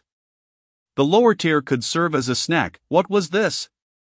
A treasure. Su Xian opened a jade box to reveal a violet lotus flower, its radiant glow emanating an aura of Tao. This was the violet lotus recorded in the ancient texts. A primary ingredient for the soul rebirth pill. Alas, it was but a single flower. Had it been the root, planted in his space, it could have yielded a continuous supply of this precious herb. Truly, it was a treasure. Even after being picked, it retained its vitality, showing no signs of wilting. Gazing at the vibrant violet lotus, Su Xian pondered. Could he use his magic to accelerate its growth and induce it to bear seeds? He carefully stored the lotus away. What is this? Su Xian's attention was drawn to an ancient bronze box, which shimmered with a kaleidoscope of colors under his insight. He inquired of Su Yanran. What is this? This is a bronze box discovered in the eternal ruins, locked tight and left unsold in the storeroom. Su Yanran explained. The box was recognized as a treasure. Several bidders had attempted to acquire it but failed to open it. Eventually returning it to auction, after several buyers, no one bid again, and it had gathered dust in the storeroom. Su Xian felt a sense of familiarity with the bronze box. The design mirrored that of a bronze bottle he had purchased from the ghost market. The patterns and small imperfections were identical. Was there a connection between the bronze bottle and the bronze box? He decided to take it back. Perhaps the bronze bottle could unlock the box. It is a blind box. It doesn't matter if it can't be opened, Su Xian remarked nonchalantly, displaying a wealth of confidence. Su Yanran was left speechless. What was a blind box? Did he recognize the bronze box? After a thorough exploration of the storeroom, Su Xian found nothing else of interest and took his leave, eager to return and discern the relationship between the bronze bottle and the bronze box. Su Yanran escorted him out of the auction house. Once outside, Su Xian circled the city a few times, using his spirit energy to ensure he was not being followed. In a secluded spot, he dispelled the illusion and meandered through the city once more before returning to the inn's master. Upon hearing movement in the room, Xiong Dali called out, "Has anyone come looking for me?" Su Xian asked as he opened the door. "Miss Wang and Miss Bai visited, but upon learning you were cultivating, they left," Xiong Dali replied. "Did they say anything?" Su Xian inquired. "No," Xiong Dali shook his head. "They left no message, so it must not have been important." Su Xian dismissed the matter. His objectives had been accomplished, and he had no pressing concerns. Were it not for the need to wait for the auction proceeds, he would have taken Xiong Dali and his 5 brothers back. After closing the door, Su Xian stored the valuable herbs he had acquired from the auction in his space, which expanded significantly to about 10 acres. He marked out several plots in the barren land and planted the aged herbs. Infusing his magic into the space, he transformed it into wood spirit power, which fell like spiritual rain upon the old herbs. Under this nurturing, the herbs' vitality was fully awakened, sprouting green shoots and successfully taking root. Su Xian was elated. He then excavated a pond in the space, channeling wood spirit power to fill it with water, into which he placed the violet lotus. It erupted with a violet luminescence. Thankfully, it was in his space, or it would have caused quite a stir in Lingchuan City. The vitality of the violet lotus surged, each petal glistening and floating in the wood spirit water. Greedily absorbing the power to grow. Su Xian had feared that the wood spirit power would prove ineffective, but as long as the lotus was willing to absorb it, maturity was only a matter of time. Once it bore seeds, he could cultivate a field of violet lotuses. After planting the aged and treasured herbs, Su Xian took out the talismanic texts to study them. The intermediate talisman was a step up from the basic talisman, featuring more intricate lines that align more closely with the principles of the universe. Some talismans were combinations of several basic talismans. For instance, the explosive talisman was a fusion of the fireball and water-gathering talismans. The opposing forces of water and fire merged into a single talisman. Once activated, their repulsive natures would create a significant explosion. The purifying talisman was a combination of the cleansing talisman, the brightness talisman, and the exorcism talisman, capable of purifying entities below the 4th grade, proving far superior to the exorcism talisman alone. 1,000 purifying talismans hurled at a flock of 10 demonic birds would at least obliterate 1 or 2. The illusion talisman, the concealment talisman, and the transformation talisman merged to create the ever-changing talisman, which could perfectly mimic another's form. It was no wonder the intermediate talismans were significantly fewer than the basic ones. Xian pondered whether the advanced talismans were derived from the intermediate ones, or upon opening the thin advanced talisman book, he confirmed his speculation. Advanced talismans were indeed fusions of intermediate ones. They were more complex and expansive, requiring substantial mental energy. Without sufficient power, one could neither draw nor memorize the talismans. Advanced talismans aligned with the Tao. Attempting to forcibly memorize them without adequate mental energy could result in backlash from the Tao, rendering one a fool or, at the very least, unable to retain any information. Xian found the intermediate talismans easy to memorize, as they were combinations of basic talismans, which he had already mastered. However, memorizing the advanced talismans proved challenging. Despite his second-tier spirit energy, he struggled through several attempts before finally committing them to memory. Advanced talismans could not merely be called talismans, they should be referred to as talisman arrays.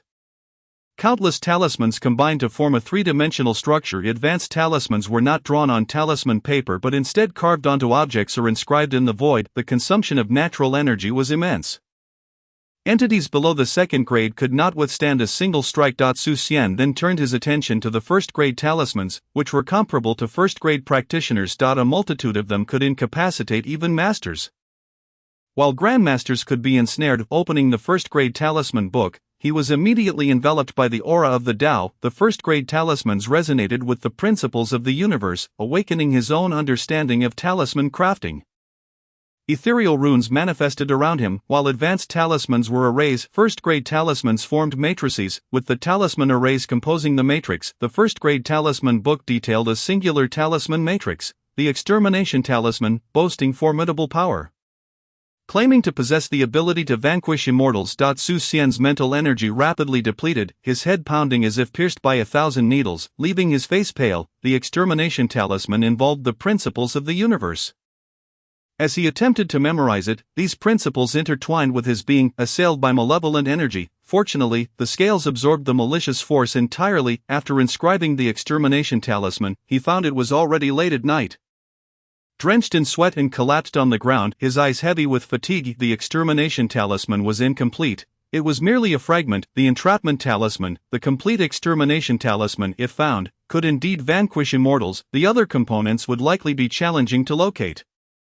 However, there was another method. The scales could be used to deduce the extermination talisman from the entrapment talisman, yet, he remained uncertain about how to trigger the scales' predictive ability. Since the last attempt, it had not functioned again. He could only await the right opportunity. Taking out the bronze box and bronze bottle, he observed that the design on the bronze box indeed mirrored that of the bronze bottle.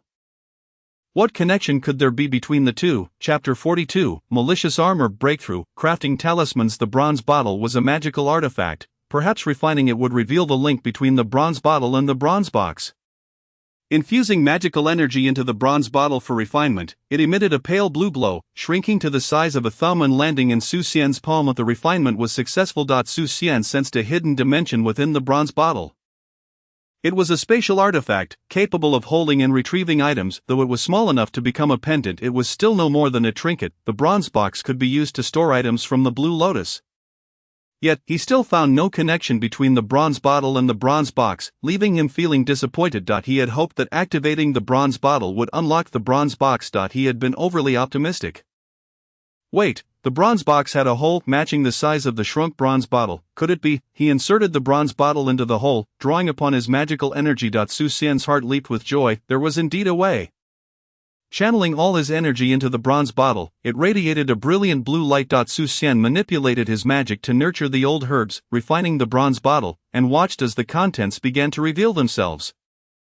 Spirit absorption. Utilizing his divine powers, he drew in the natural energies, causing the Tao scriptures to whirl chaotically. Refining the energies into his magical power and channeling them into the bronze bottle, the bronze bottle drew an energy slowly, granting Xian the time to refine the natural forces. As he continuously infused his magical energy, the bronze box finally began to change. With a series of clicks, the gears turned, and the lid of the box popped open slightly. Xian felt immense gratitude towards the street vendor. If he had not sold him the bronze bottle, he would never have managed to open the bronze box. What treasures lay within? Surely they were precious. Or it would not have been such a challenge to unlock it. Su Xian lifted the lid of the box. 3 beams of green light shot out from the bronze chest, revealing a hidden mechanism. Su Xian was taken aback. Fortunately, being at the 4th rank and endowed with the celestial techniques of the dragon, he swiftly evaded the attack with remarkable agility. His scales having been tempered, the ceiling revealed 3 holes the size of a calligraphy brush, through which starlight streamed. The green light pierced through the roof. Thankfully, he managed to dodge it. Gazing at the bronze chest, Su Xian refrained from attempting to open it. Instead, he commanded the dragon to fly before the chest and unlock it. Only when he confirmed there was no danger did he approach it. Inside the chest lay a complete set of bronze armor. Much to Su Xian's astonishment, he had considered many possibilities, yet never anticipated it would be a full suit of armor. This bronze armor included a faceplate, helmet, breastplate, greaves, boots, and gauntlets. The armor emitted a bronze glow as it surged forth from the chest, enveloping Su Xian in an instant. A strange force infiltrated his body, for the armor was no ordinary artifact.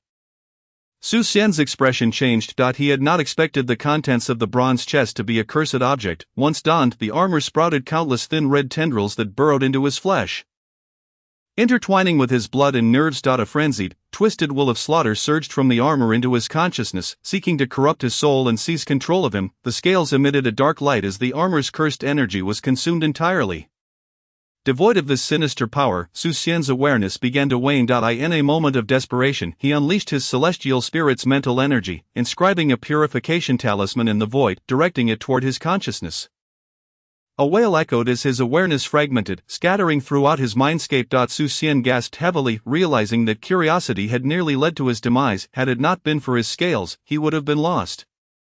The dormant third eye awakened, absorbing the scattered mental energy and merging it with his soul. His celestial mental energy surged uncontrollably, solidifying until it finally came to a halt upon reaching the late stage of celestial realm.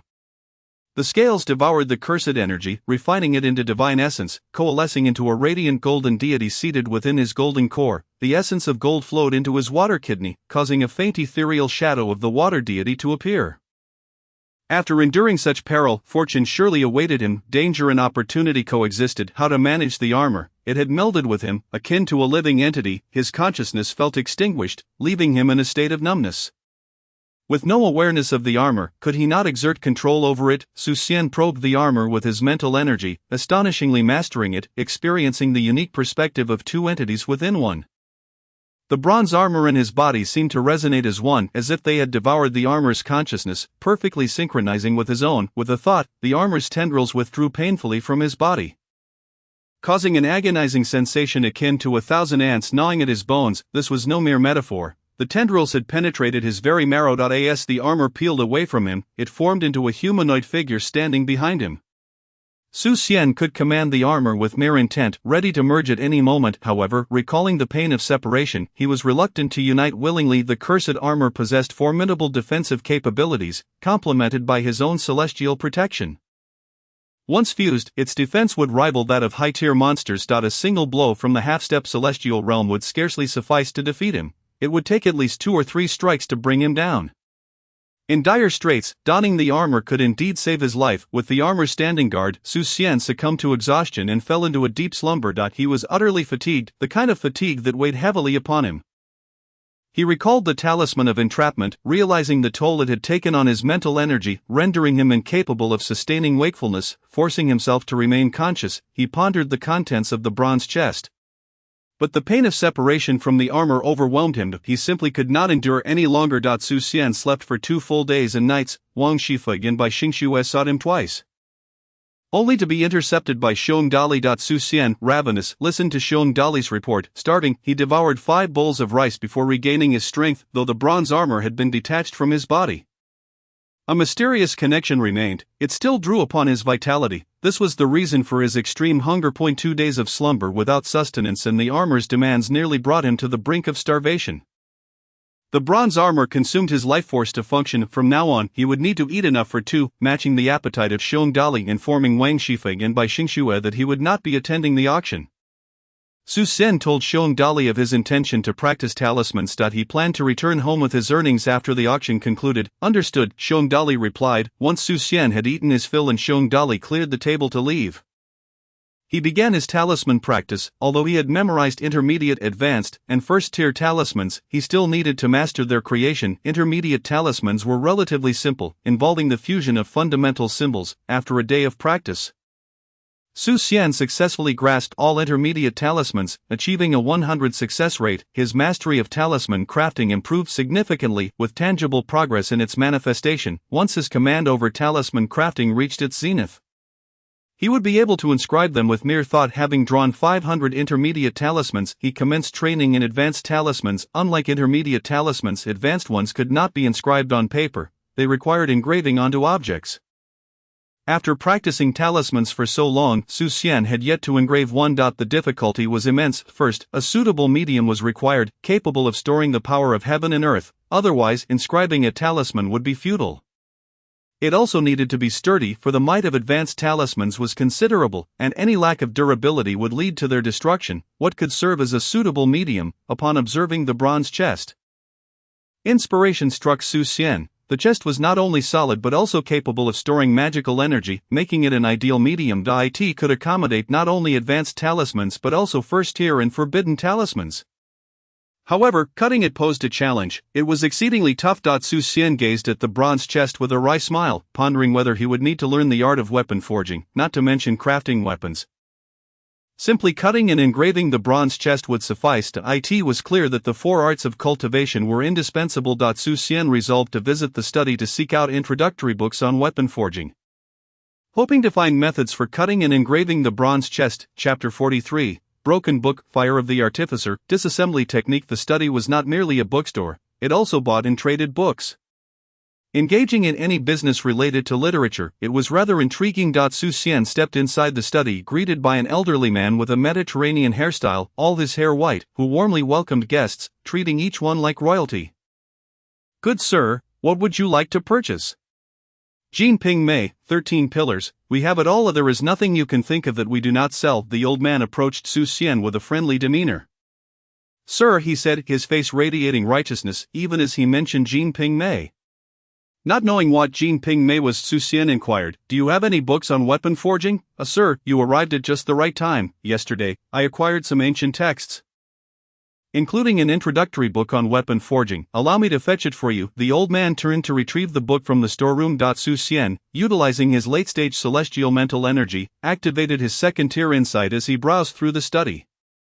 The shelves contained some basic cultivation techniques, elementary talismans, and introductory alchemy and forging books, but there were none on weapon forging. No wonder the shopkeeper had mentioned his good fortune. He had acquired a book just yesterday. Fearing it would not be sold to him, the martial arts techniques were on par with the Chongqing technique, lacking in value. "Sir, take a look at this." The shopkeeper approached with a worn book whose cover was damaged. Barely revealing the words detailed explanation, under the scrutiny of Xian's insight, the book appeared rather ordinary, composed no more than 20 years ago. Xian felt a hint of disdain. "Is this the only weapon forging book you have?" Weapon forging is a laborious and arduous task, requiring various rare minerals for practice. Unless one hails from a prominent family that can nurture a forger who would bother learning it, this shop does not sell weapon forging books. "Yesterday, we happened to acquire one among the ancient texts. Would you like it? There are no other books on weapon forging," the shopkeeper explained. Xian had not anticipated this situation. In novels, even a humble blacksmith's shop would suffice for learning weapon forging. In reality, it was nearly impossible. Crafting ordinary magical artifacts was unmarketable. For mortals to forge divine weapons, despite their inability to be internalized, they could still rival low-tier magical artifacts. They were affordable and available in abundance. Crafting mid-tier magical artifacts required talent, effort, and resources, none of which an ordinary person could possess. Only families could sustain a forger. It was entirely reasonable that the study lacked relevant texts for sale. "How much is it?" Xian understood he could not be overly demanding. He merely sought a method for cutting and engraving the bronze chest. A tattered book was worth whatever it was priced at.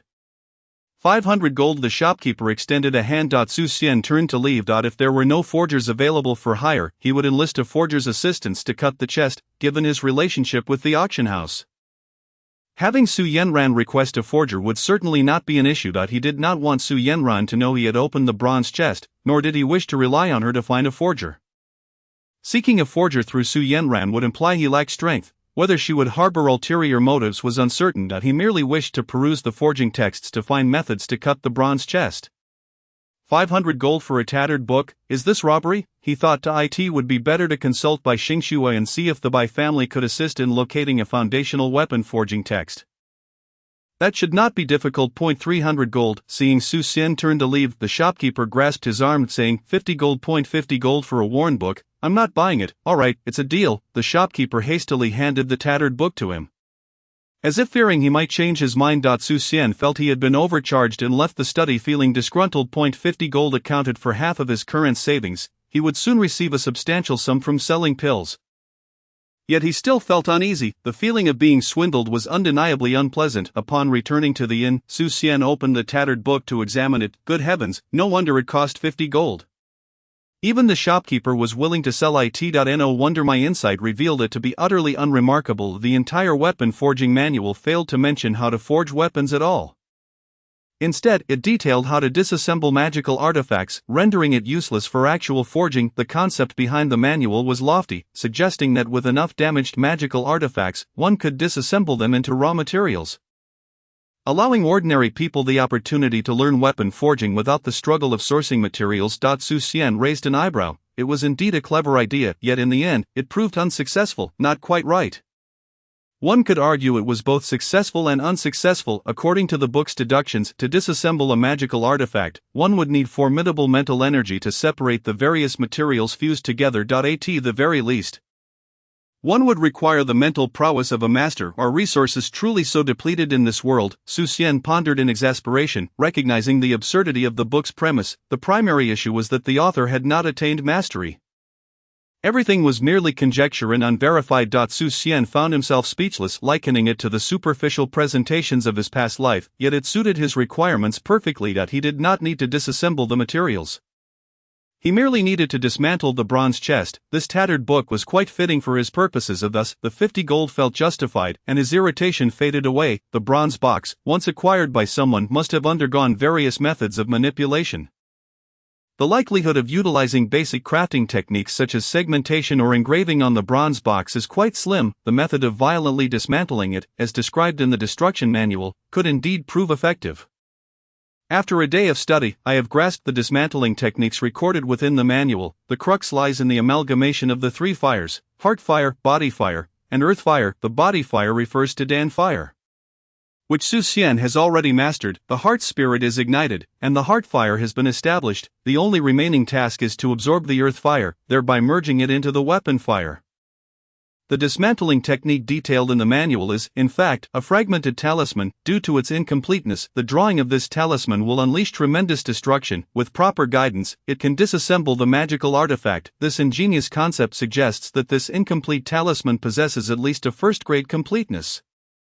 Perhaps even more. It may very well be a fragment of a forbidden talisman, yet these remain mere speculations. Without witnessing the complete talisman, accurate estimation is challenging. For Su Xian, the act of drawing talismans is a simple endeavor. After a brief moment, he inscribed it. As Su Xian sketched the talisman upon the table transformed into a heap of wood shavings. He felt that employing the dismantling technique was an extravagant use of resources. Explosive methods seemed far more suitable. If applied to a demon, would it not simply annihilate it? Su Xian's gaze flickered, yet he retracted this thought. If the demon remained tranquil while he inscribed the talisman, why not just strike it down with a punch? Absorbing its sinister energy would be far more direct. To utilize the talisman in combat, it must be inscribed onto a suitable medium, imbuing the attack with inherent dismantling power. But for now, he must focus on dismantling the bronze box. Lingchuan must possess an alchemy chamber. He resolved to seek Su Yanran's assistance to borrow the chamber, absorb the earth fire, and fuse the three fires into weapon fire to dismantle the bronze box. He also intended to practice advanced talismans, crafting first-grade talismans for his sister and niece for their protection, one talisman to ensnare enemies and another for high-level defense. Upon exiting the inn, Su Xian utilized a mid-level transformation talisman to assume the guise of a corpulent individual and proceeded to the Lingchuan auction. Is there something amiss, sir? Upon hearing of the arrival of esteemed guest number 1, Su Yanran set aside her tasks to greet him. Might I borrow the alchemy chamber for my cultivation? Su Xian stated his purpose directly. What specific requirements do you have? Su Yanran inquired. A single word from the Su family suffices, just ensure the earth fire is abundant, Su Xian replied, pondering how much earth fire he would need. I shall arrange it immediately, Su Yanran responded promptly. She soon facilitated Su Xian's access to the finest alchemy chamber in the Lingchuan Medical Bureau, upon entering the expansive 500 square meter chamber, where the earth fire blazed fiercely. Su Xian's satisfaction was evident. This will do, he declared. I shall not intrude further, Su Yanran remarked as she exited the chamber, relieved that Su Xian was pleased and had not sought a superior chamber.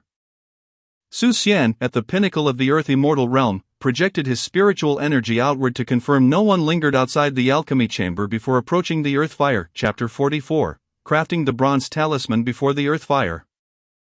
Su Xian activated the weapon fire technique, igniting his heart fire, which radiated outward. He formed a hand gesture, gathering the Dan fire before him. The weapon fire technique compelled the heart fire and Dan fire to merge with the earth fire, absorbing its essence. As the earth fire intertwined with the heart fire and Dan fire, an eerie energy surged into Su Xian's body, swallowed by the scales. Su Xian exerted his spiritual energy to force the heart fire and Dan fire closer together. Upon achieving proximity, signs of integration appeared. Su Xian commanded the heart fire and Dan fire to voraciously absorb the earth fire, which dimmed as though it were being entirely consumed. Only when the underground earth fire surged forth did it regain its vigor. Su Xian's spiritual energy was rapidly depleting. Fortunately, he was the one cultivating. Had it been a master-level practitioner, he might have exhausted his spiritual energy entirely. Merely theorizing without practical validation can be perilous.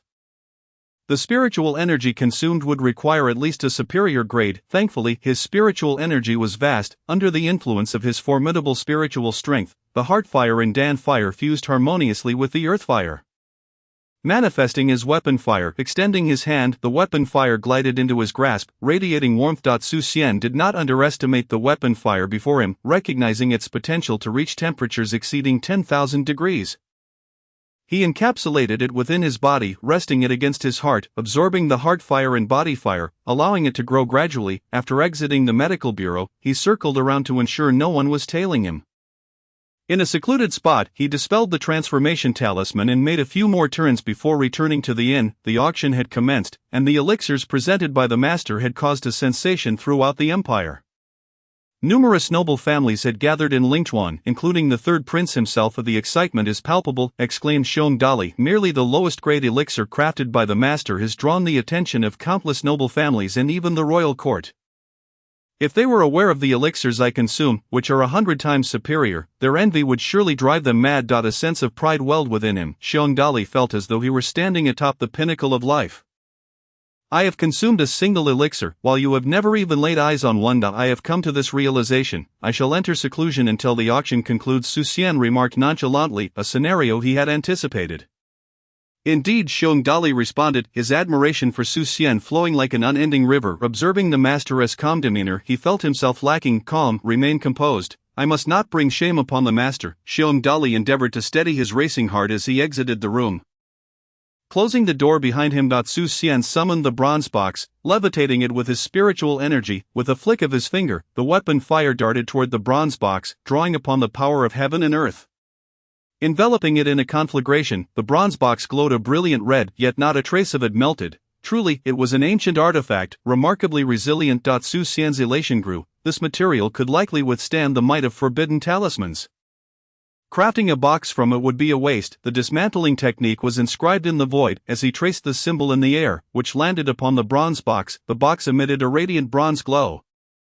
Attempting to resist the dismantling technique, however, the heated bronze box could not withstand the dismantling technique. In a burst of azure light, it shattered into fragments. With a mere wave of his hand, Su Xian retained one sizable shard while the others were stored in his spatial pouch. As the weapon fire continued to smolder the shard, the dismantling technique was applied, causing the fragment to transform into 5 bronze plates, each measuring 3 centimeters by 5 centimeters. He preserved one bronze plate. Storing the others, the weapon fire persisted in its heating. What shall I use for engraving? An idea struck him regarding the dismantling technique. The method of applying the dismantling technique to the bronze box involved infusing the runes into the bronze itself. He planned to inscribe the talisman onto the bronze plate. To achieve this, the talisman must first be drawn. While drawing in the void is exceedingly challenging for others, for Su Xian, who possessed formidable spiritual power and mastery over the talisman arts, It was a mere flick of the wrist. Channeling his divine abilities, Xian summoned the power of heaven and earth, extending his finger to touch the void. The elemental forces flowed in accordance with his finger's movement. Sketching lines in the air, these lines formed a three-dimensional talisman, the indestructible golden body talisman, a high-level defensive talisman. This would be his first practice with such a talisman. Once proficient, he intended to craft bronze talismans for his sister and niece. As Xian sketched halfway through, the talisman in the void trembled and dissipated. Fortunately, it was not on talisman paper, otherwise it would have resulted in an explosion. While controlling the weapon fire to heat the bronze plate, he continued to draw in the void. It was only due to his immense spiritual strength that he could manage both tasks simultaneously. Anyone else would find it impossible to juggle both. After a second failure, a third, and then a fifth attempt to draw, he finally succeeded on the 10th try, reaching 3/5 completion. By the 20th attempt, he achieved 4/5, and on the 30th, he completed the final stroke. On the 60th attempt, he successfully inscribed the indestructible golden body talisman. Xian was drenched in sweat. Wielding the pinnacle of earth immortal spiritual energy, he had exerted himself tremendously to draw a high-level talisman 60 times while simultaneously controlling the weapon fire. Fortunately, he had succeeded. The crucial final step involved infusing the indestructible golden body talisman into the bronze plate. As the talisman coalesced upon the plate, Xian's excitement surged. Lines of runic symbols emerged on the bronze surface. Just as the talisman was about to merge, the lines erupted, threatening to break apart. Thankfully, the bronze plate's resilience prevented any damage from the explosion. Regaining his composure, Xian continued to draw in the void. With previous experience, the process flowed more smoothly. Soon, he completed the indestructible golden body talisman. Reflecting on past experiences, he realized that fluctuations in his spiritual energy could affect the weapon fire's control. The nuances of the bronze plate's thickness could lead to distortions in the talisman.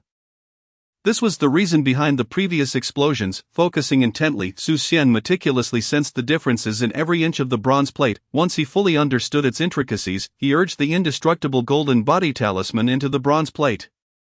Drawing from his prior experiences, he made minute adjustments with each infusion, causing the talisman to coalesce into the plate, ultimately forming a golden runic symbol, the indestructible golden body talisman. With the final stroke complete, the bronze plate radiated a dazzling golden light. Xian summoned a mid-level concealment talisman to obscure the extraordinary phenomenon, otherwise, the entire Lingchuan would be set abuzz. The golden and bronze lights alternated upon the plate, absorbing the elemental forces and merging with the talisman. To his surprise, high-level talismans could also undergo self-evolution. When worn, they would absorb the cultivator's emitted energy. As time passed, their power would amplify, and if a strong individual infused their energy, the potency would be formidable. Xian infused the bronze plate with his 4th-grade martial arts prowess and celestial energy. The plate shimmered with alternating golden and green lights, dazzling like the stars.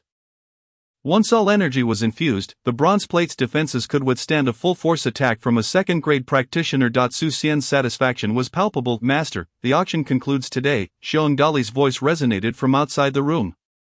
The auction was set for 3 days, and unbeknownst to him, time had slipped away while he crafted the bronze plate. Have the innkeeper prepare 3 tables of feast, Xian instructed, feeling famished. Of course.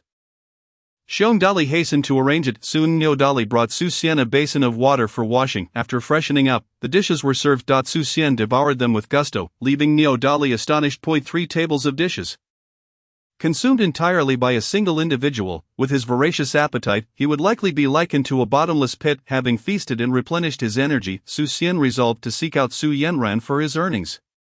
How much would the elixirs fetch at auction? With the third prince's involvement, it must be a considerable sum. Chapter 45, Crystals. Returning home, and the charismatic master 300 crystals. Xian had anticipated receiving gold notes, but was instead presented with 300 crystals by Su Yanran. Each crystal equated to 10,000 pounds, amounting to 3 million gold. He was truly wealthy now, the weight of the crystals radiating immense pure energy that caused the scales to tremble. Xian strove to maintain his composure. The power of the crystals represented pure heavenly energy, capable of being absorbed and refined into magical power.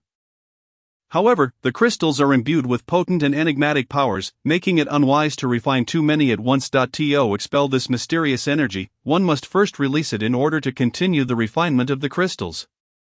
Thus, the invention of the crystal cannon came into existence. Otherwise, who would utilize crystals for artillery? it is hardly sufficient for cultivation. Su Xian possesses scales that allow him to effortlessly absorb crystals. He finally glimpses the hope of breaking through to the expansive sea realm. Albeit at a considerable cost, the collaboration with Su Yanran must not falter. The qi-nourishing pills can no longer be sold. Instead, he plans to concoct high-level elixirs for auction. He can auction grand medicinal pills and precious medicines. High-level talismans can also be sold with financial investment. He could even break through to the third realm of qi refinement. The expansive sea realm. 300 crystals would not suffice for the auction of an ancient elixir without spiritual patterns. The Su family is willing to purchase an ancient elixir with spiritual patterns at 10 times the price. That amounts to 3,000 crystals. How do you feel about that, esteemed guest? If not, I can independently host an auction for an ancient elixir with spiritual patterns, Su Yanran cautiously suggested, fearing that Su Xian might be displeased by the lack of an auction for such a valuable item. Su Xian had considered this situation. The auction held by the Su family is also a gathering of noble clans. How could one miss the opportunity to enhance their power? A tenfold purchase demonstrates great sincerity. Even if it were to be auctioned, considering it is merely a low-level elixir, it is uncertain whether it could fetch such a price that is acceptable. 3,300 crystals, a substantial amount. Especially since he had refined the bronze vial. The 3,300 crystals were placed into the bronze vial. Miss Su, please keep an eye out for talismans and precious medicines. I will provide ancient elixirs, precious medicines, and high-level talismans for auction, Su Xian remarked to Su Yanran. No problem, this is a communication talisman. I will contact you through it as soon as I have news, Su Yanran joyfully replied. This was precisely what she desired, a long-term collaboration with Su Xian. Su Xian proposed, naturally pleased. Well then, I shall take my leave. Su Xian accepted the communication talisman and bid farewell. Su Yanran escorted Su Xian out of the auction house. After wandering around the city a few times to ensure he was not being followed, he withdrew his transformation talisman. After another turn, he returned to the inn. Master Xiong Dali was waiting outside the inn for Su Xian and approached him upon seeing him. What is the matter? Su Xian inquired. Xiong Dali had specifically waited outside the inn, so there must be something important. Miss Wang said the auction was over and that we should return together. But I mentioned that you had gone out. She has been waiting at the inn ever since, Xiong Dali explained. It's nothing. Let us just return together, Su Xian replied nonchalantly that he had successfully completed his tasks, earning 3,300 crystals, and it was time to head back. He missed his sister, and by the end, it did not matter whether he returned with Wang Shifeng. After all, they were all heading back together. As he spoke, he entered the inn. Tomorrow we shall return, Wang Shifeng remarked upon seeing Su Xian, without asking him what he had been doing. Su Xian appreciated stable-tempered women. They were never a nuisance. There are many matters best left unasked and unknown. Very well, Su Xian nodded. He too needed to rest and refine bronze talismans. After several sleepless nights, he required a good sleep. Upon receiving Su Xian's consent, Wang Shifeng's lips curled into a subtle smile that she quickly concealed before departing. Wang Shifeng was staying in Lingchuan, not at the inn, but at a relative's home. Dr. Su, I plan to head east, passing through Qiantang. May I accompany you? Just as Su Xian was about to enter his room to rest, Bai Xingxue walked in, followed closely by the returning Wang Shifeng, who seemed to be guarding against Bai Xingxue like a thief. These two women were truly peculiar. Su Xian neither agreed nor declined, glancing at Wang Shifeng. He had just promised Wang Shifeng to return together. The Bai family's flying boat would certainly be faster. But it ultimately depended on Wang Shifeng's decision. Upholding one's word was Su Xian's principle. He noticed the corner of Wang Shifeng's mouth twitch, revealing a fleeting smile that quickly vanished. Miss Wang, may I inquire if it is possible to travel together? Bai Xingxue observed the silent exchange between the two and directed her question to Wang Shifeng. I apologize for the trouble, Miss Bai, Wang Shifeng replied, assuring her departure. I apologize for the trouble, Miss Bai. Wang Shifeng consented. Su Xian could hardly wait to return home, so he certainly would not refuse. We shall depart early tomorrow, Bai Xingxue stated coldly. Su Xian paid little heed. Bai Xingxue always had an aloof demeanor. After Bai Xingxue left, Su Xian threw himself onto the large bed, falling into a deep slumber. How comfortable. At that moment, in Qiantang City, a seductive woman arrived at the residence where Su Xian had slain the Taoist priestess. Mistress Mei, we have found no leads. A figure clad in black appeared, kneeling behind the woman and speaking with a trembling voice. Your incompetence is unacceptable. Mistress Mei waved her hand, and the shadow crashed against the wall, shattering furniture and collapsing to the ground, spitting out a mouthful of blood. You may leave, Mistress Mei said sweetly. Yes. The subordinate vanished from the room. Mistress Mei, her face concealed by a veil, was difficult to discern. But her figure was graceful and alluring, leaving a striking visual impact. She walked about the room, halting at the spot where the Taoist priestess had fallen, closing her eyes. Runes manifested all over her body. The Kazan effect talisman. Xian would surely be astonished here. A single thought manifests as a talisman. This woman appeared to be around 17 or 18 years old, yet possessed such profound mastery of talisman arts. Images began to unfold before her eyes, depicting the scene of Xian slaying the priestess. Unfortunately, Xian was cloaked in a black robe with golden gloves, his features entirely obscured. The visuals were incomplete, lacking sound, making it exceedingly difficult to ascertain the identity of the assailant. The images fragmented, and Mistress May opened her eyes in frustration. How infuriating! Who has destroyed my doppelganger? Mistress May's face was a mask of rage. She had painstakingly nurtured the Taoist priestess's doppelganger for 20 years, only for it to perish in Xiantang City, its soul dissipated, without a trace of information returning. How could she not be furious? In the images, her doppelganger seemed to recognize someone, but without sound, she could not discern whom it had called out to. The expression was one of surprise and shock. Who in Xiantang City could her doppelganger possibly recognize? Jinbo Fuang. There was no motive, they had collaborated and had no conflicts. It made no sense to kill the priestess. Xian, he was the person most familiar to her in Xiantang City. Impossible, Xian lacked such power. Who could it be? Despite the fragmented images, the silhouette felt inexplicably familiar. Xian, could he possess such capability? Was it possible that their figures merely resembled one another, with Fohai the old monk presiding? She dared not investigate too boldly. If Fohai the old monk discovered her, it would not merely be an investigation, he would undoubtedly confront her directly. She could only proceed cautiously, determined to uncover the identity of this person. The Pancher fist, with its violent and terrifying inner strength, could Xian be you? She felt that her rebirth had only begun to become interesting from this point onward, regardless of whether it was you. Xian, for the betrayal and ambush of the past life, this world must have a resolution. I shall punish you to forever remain my servant. Serving Mistress May throughout eternity. She began to anticipate Xian's return. Outside Xiantang City, a flying boat descended. Xian and Wang Shifeng disembarked. In the past few days, Xian had not refined bronze talismans or absorbed crystals, he had only practiced the snake dash and intermediate talismans. Upon disembarking, he bade farewell to Bai Xingshui and Wang Shifeng, urging his 5 brothers to hasten their return home. He could hardly wait to resume his cultivation. Chapter 46, Returning Home, Devouring Excessively Mysterious Talismans. Uncle, upon seeing Xian, Li Bilian rushed forward and clung to his neck. Changming nudged forward behind Xian, looking pitiful, as if to say, "You don't want me." It too had been away from home for a month. Changming, sister has missed you dearly. After descending from Xian's neck, Li Bilian picked up Changming and began to rub it vigorously. Changming wore an expression of utter enjoyment. Xian could only shake his head in bemusement. Uncle, who is this? Li Bilian inquired curiously upon noticing the enigmatic armor behind Xian. This is Uncle Jia, Xian replied with a smile. He had already determined that the enigmatic armor would be his ever-present bodyguard. Hello, Uncle Jia, Li Bilian sweetly called out. The enigmatic armor remained cold and unresponsive. Li Bilian paid no mind and greeted the 5 brothers. Hanwen, you have returned. Upon returning with groceries, Su Jiarong saw Xian and rushed over. Tears brimming in her eyes, you were gone for a month. I worried every single day. Li Gongpu had also left and never returned. Seeing Xian return safely, her heart finally settled. Sister, I'm fine, don't cry. Xian hurriedly comforted her. After all the hardships, I'll make something good for everyone to enjoy. I want to eat roasted chicken, stewed chicken, grilled chicken, and beggar's chicken, Li Bilian exclaimed joyfully. Xian felt utterly speechless. Was it a contest to see who could eat the most chicken? While there was chicken available, it was not as plentiful as Li Bilian desired. Only a roasted chicken and beggar's chicken had been prepared. Su Jiarong extravagantly prepared half a cow, as it was evident that Dali could eat a great deal. However, she had not anticipated that her brother, after his trip, would be even more gluttonous than Dali.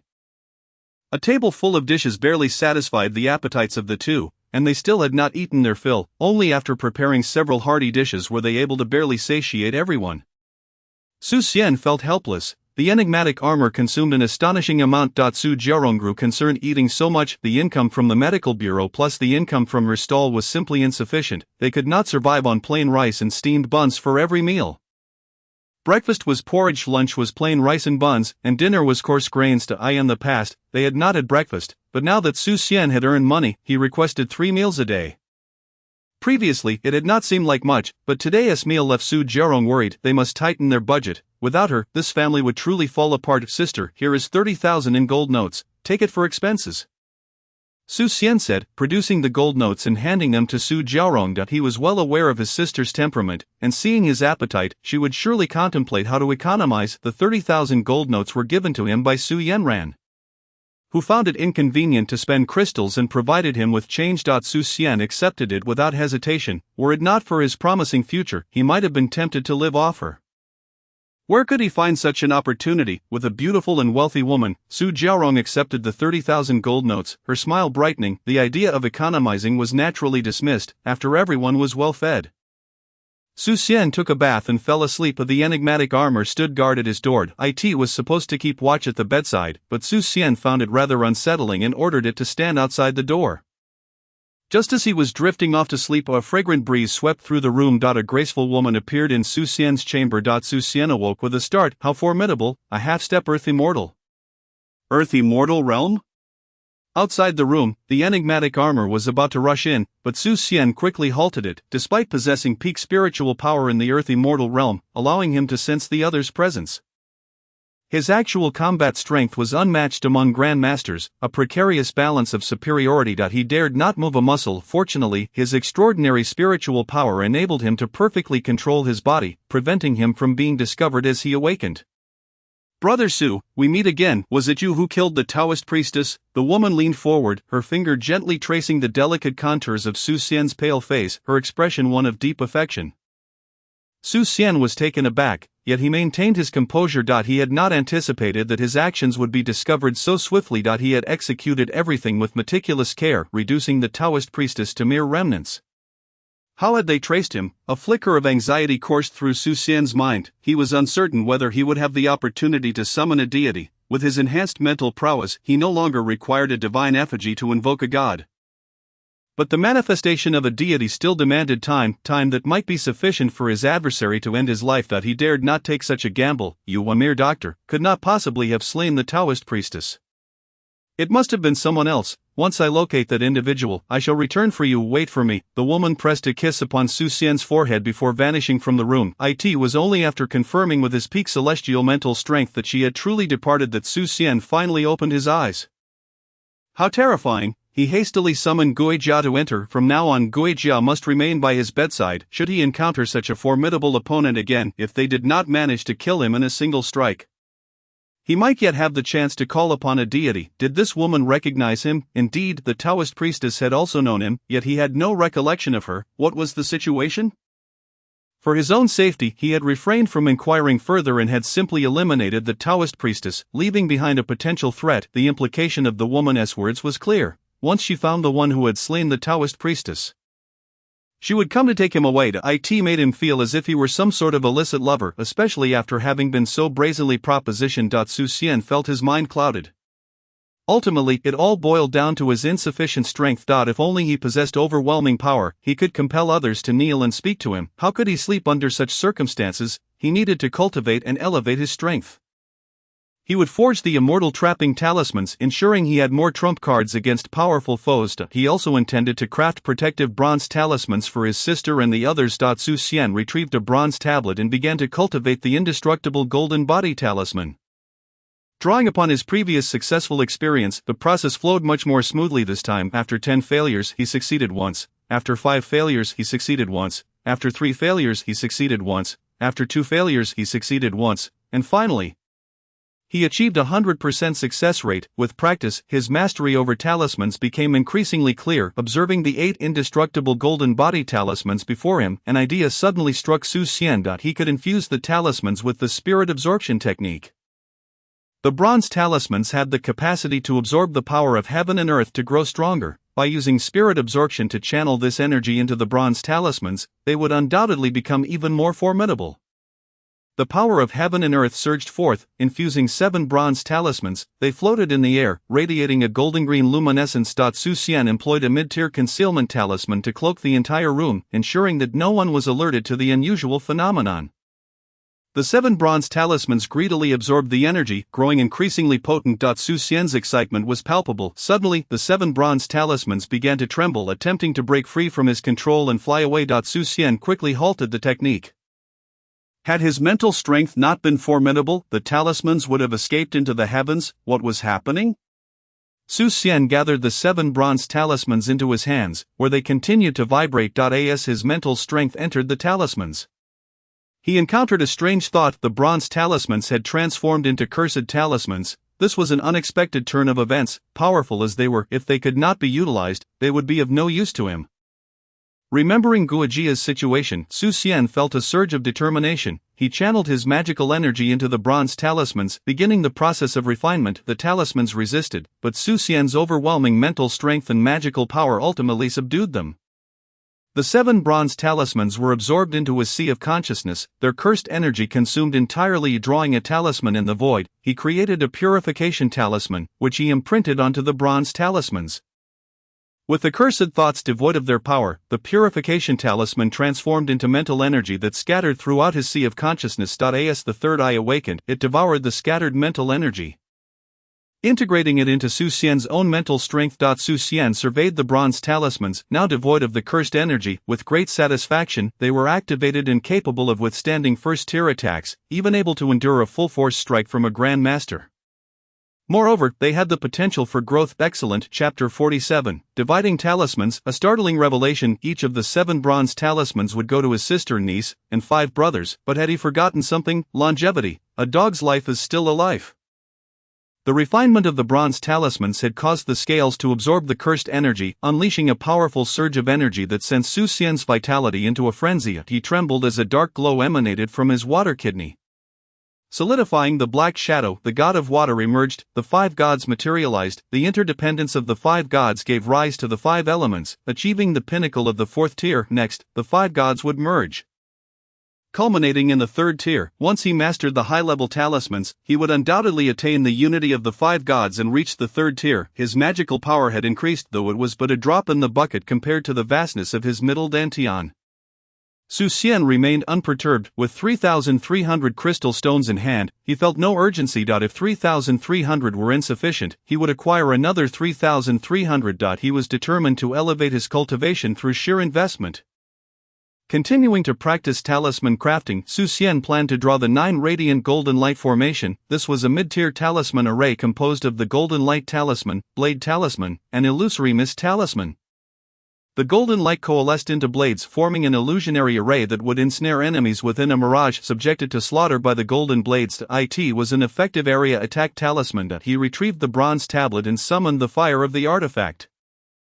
The bronze tablet glowed a fiery red. Drawing in the void, he sketched the formation. For his first attempt at the 9 radiant golden light formation, the foundation laid by the indestructible golden body talisman allowed him to draw it without any difficulty. After 3 failures, he successfully inscribed the 9 radiant golden light formation. Channeling the formation onto the bronze tablet, Su Xian utilized his experience from creating the indestructible golden body talisman, adjusting the array as he merged it into the bronze tablet to prevent any distortions.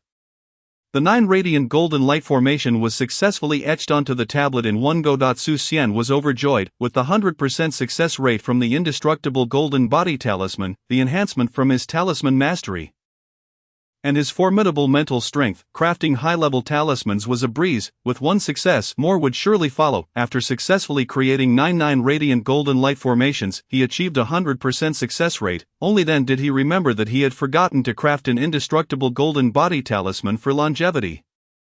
Everyone should have won. Longevity could not be left out. In the future, it would be amusing to see the dog chasing after enemies with the bronze talisman in its mouth. Longevity was a spirit dog, a vital asset to the household. It must be equipped properly. After completing the talisman crafting, he infused the talismans with the power of heaven and earth using his divine techniques, although this would result in the birth of cursed consciousness that would transform into cursed talismans. He was not concerned due to the presence of the scales. Shattering the cursed consciousness would enhance his mental strength, truly a win-win situation that he could not afford to miss. As long as he maintained control, he would be fine. The bronze talismans transformed into cursed talismans, and he halted the divine techniques. The bronze talismans were refined and absorbed into his sea of consciousness, with the cursed energy consumed by the scales. The purification talisman coalesced and struck the bronze talismans, scattering the cursed consciousness into mental energy, which was devoured by the third eye, merging into Su Xian's mental strength. A refreshing sensation washed over him. Exhilarating to the point of addiction. He resolutely focused his mind, casting aside any lingering thoughts of temptation. He could not allow himself to fall into the path of demonic obsession. Next came the shapeshifting talisman. This talisman could transform him into another person, altering his aura, appearance, height, and flaws. Though the duration was limited, the shapeshifting talisman was different. It could not only mimic others but also simulate the aura of demons and monsters, making it undetectable by those lacking celestial realm cultivation. If the talisman's magical power was not fully expended or if he dispelled it himself, it would not become ineffective. High-level talismans automatically absorbed the power of heaven and earth for replenishment, theoretically ensuring they would never fail. The shapeshifting talisman would not vanish unless dispelled. This talisman could be used to transform individuals into pigs or mice as a form of punishment, or even into cattle or sheep for sale. Su Xian's intention in crafting this talisman was not for punishment, but rather for concealment. Drawing from his prior experience, he quickly mastered the shapeshifting talisman, achieving a 100% success rate. He crafted 9 of them. Infusing the bronze talisman with the power of heaven and earth, he refined it into his sea of consciousness, devouring the cursed energy and dispersing the cursed consciousness, merging it with his mental strength. This entire process flowed seamlessly, and he became increasingly adept. For half a month, Su Xian skillfully mastered all high-level talismans. Observing the causality talisman, Su Xian realized that his previous efforts had not been sufficiently thorough. He needed to sever the ties of causality. From now on, everything must be entirely clean. The causality talisman could trace causality and also sever it. Everyone had gathered. Su Xian emerged from his room to call out to the brothers, who were practicing the yin-yang reversal formation. My lord, is there something you need? Xian Dali and his brothers approached Su Xian with eager expressions. Distribute these talismans. Su Xian produced a string of bronze talismans and handed them to Xian Dali. Upon receiving the bronze talismans, Xian Dali was momentarily stunned. He had assumed they were low-level talismans. After all, their lord had crafted countless low-level talismans, so it was perfectly normal for him to carve a few. Yet, he had not expected high-level talisman arrays? His lord held them as if they were mere trinkets strung together like a keychain. Was this a hallucination or a dream? Unable to resist, he delivered a slap to Xian Dali beside him. Brother, why did you hit me? Xian Dali exclaimed, bewildered, as he covered his face. Does it hurt? Xian Dali asked with concern. Yes, my mouth is bleeding, Xian Dali replied, pointing to the corner of his mouth. It's not a dream. Xian Dali gazed at the bronze talismans in his hands, which resembled a keyring, with an expression of shock. My lord, please don't keep startling me like this. My heart can't take it. Brother, what is this? Xian Dali inquired curiously, peering at the bronze talismans. High-level talisman array. Xian Dali took a deep breath, calming his startled heart. My lord, even if you take out a first-tier talisman, I should be accustomed to it. Normal operations, no need to overreact. Stay calm. How could he remain calm? A high-level talisman array could serve as the treasure of a small sect. With a high-level talisman array, one could establish a family legacy. High-level talisman arrays could absorb the power of heaven and earth and grow stronger. As long as the inheritance endured, defeating a Grand Master would be no challenge, and he had a string of them. Although they appeared brand new, he could sense the immense power contained within. After decades of nurturing, they would undoubtedly reach Grand Master level. What did that signify? In the mortal realm, Grand Masters reigned supreme. The royal family merely had a single first-tier powerhouse at their disposal. Do not be misled by the presence of 2 half-step celestial beings in Xiantang City. Half-step celestial beings remain hidden and do not venture out. A first-tier powerhouse is a national treasure. I am the world. Grand Master level beings are the norm. A single talisman array of Grand Master caliber could establish a small family. He held not just one, but a string of them. How could he possibly remain calm? Talisman arrays? Xian Dali's legs gave way, and he collapsed to the ground. A string of high-level talisman arrays? Was this a joke, considering their lord's usual demeanor? It was not surprising, but it was still somewhat alarming. His mind was in turmoil, unsure whether to believe it. Su Xian had already departed. His sister and niece had not engaged in cultivation and required his assistance in refining the bronze talismans. They could only utilize defensive and automatic counterattack talismans for the time being. The activated talismans are entirely ineffective, however, they suffice for self-defense. Among the advanced talismans, 7 function autonomously, passively activated. They are strung into 2 necklaces. Intended for my sister and niece. A bit unconventional, yet sufficient for protection. Within these talismans are the indestructible Vajra talisman and the 9 radiant light array. Li Billion approached Su Xian upon seeing Li Billion holding Changming. Called out, "Here!" Li Billion rushed over, her small face flushed, resembling a rosy apple. "Uncle, here is a necklace for you. Once worn, it cannot be removed," Su Xian said, producing a bronze talisman necklace. "So ugly," Li Billion remarked disdainfully at the string of green-tongue talismans. "But this is a treasure, look." Su Xian activated the indestructible Vajra talisman, its golden-green radiance instantly captivating Li Billion. "Uncle, I want it." She tossed aside Changming and eagerly reached for the bronze talisman necklace. "It glows, it must be a treasure. Let us establish a bond first." Su Xian took out a silver needle and pricked Li Billion's fingertip, letting a drop of blood fall onto the bronze talisman. Activating the incantation, allowing the blood to seep into the talisman, this minor pain was trivial for Li Billion, who had endured far worse injuries had it not been for Su Xian's exceptional medical skills. This spirited child would have faced dire consequences. She felt a connection with the bronze talisman. With a thought, it transformed into a string of bronze beads, which she hurriedly donned around her neck. She concealed the precious item within her clothing to prevent it from being discovered and potentially stolen. Changming, seeing this, scampered to Su Xian, wagging its tail, clearly expressing its desire for something as well. Su Xian produced a small string of bronze talismans for Changming, designed specifically for it, with each talisman no larger than a fingertip. Su Xian guided Changming to infuse its vitality into the bronze talisman. Successfully establishing a bond, overjoyed, Changming began to frolic about, now possessing its own treasure. Su Xian paid no mind to Changming and Li Billion, for once the bronze talisman recognized its master, it transformed into an ordinary copper adornment, concealing its runic lines, rendering it undetectable as a precious item. No one would suspect such simple decorations. Even if one were to contemplate theft, it would be impossible to remove. Triggering the bronze talisman without at least first-tier strength would result in severe consequences. His niece was no fool, she had already hidden it within her clothing. Such occurrences were nearly impossible. Changming, only someone with a questionable mind would believe that a dog should wear a string of talismans. If it were evident that dogs wore such talismans, who would dare approach? Su Xian then retreated to the backyard, presenting the bronze talisman bracelet to his sister, while beginning to refine a first-tier immortal trap talisman. He aspired to transform the disintegration technique into a weapon, ensuring that each strike would carry the power of disintegration, making it an unparalleled instrument of destruction. Chapter 48, Immortal Trap Talisman, Talisman's Manifest. Thunder Tribulation. Sister, wear this, it must not leave your person. Su Xian found Su Jiaorong and handed her the bronze talisman bracelet. Why spend money recklessly? Is it expensive? Su Jiaorong accepted the bronze bracelet, pleased that her brother had gifted her jewelry. Despite her verbal protests against frivolous spending, she had already adorned it. This is a talisman I crafted, not mere jewelry. It can withstand malevolent attacks. Allow me to assist you in recognizing it as your own. Su Xian said with a smile. Talisman? How precious, how much silver would this fetch? Su Jiaorong attempted to remove the bronze bracelet. Sister, if you find yourself in danger, what will become of me and Billion? Moreover, I crafted it myself. It cost me nothing, and I can create as many as needed. Su Xian quickly replied. Sister, would you truly sell it if I turned my back? You wouldn't want to part with it? Would you? No cost, Su Jiaorong confirmed. No cost. Su Xian nodded affirmatively. It costs nothing but is invaluable. Su Xian instructed his sister to let a drop of blood fall onto the bronze talisman, guiding her through the incantation to establish a bond.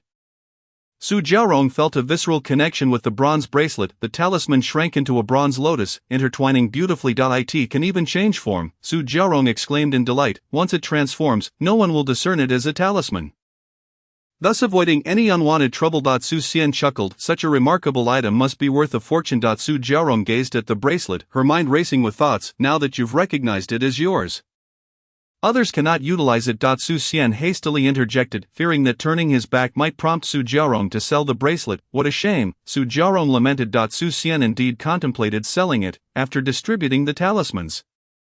Su Xian ventured to the Imperial Medical Bureau. Upon returning, he requested leave to refine talismans. Although the bureau was currently unoccupied, he felt the need to explore. He couldn't draw a salary without fulfilling his duties. Additionally, he had not set up his medicine stall for 2 months and needed to resume his business to earn merit. Upon arriving at the bureau, he greeted everyone and made his way to Wang Fengshan's office. After such a long journey, you should take a few days to rest. The medical bureau has little to do, Wang Fengshan said warmly. He could clearly see his daughter was much happier upon returning. Previously she had always seemed distant, but upon encountering Xian, her demeanor transformed. Especially after the trip to Lingchuan, she appeared considerably more cheerful. She is even planting flowers at home. As a father-in-law, he found himself increasingly fond of Xian. Xian felt somewhat uneasy under Wang Fengshan's warm gaze. I've been resting for half a month. I'll return to my duties tomorrow, Xian said before hastily departing Wang Fengshan's office. After a brief tour of the bureau and informing the locals that he would resume his stall the next day, Xian returned home. His sister was preparing dinner. Su Jiaorong could hardly manage the cooking alone.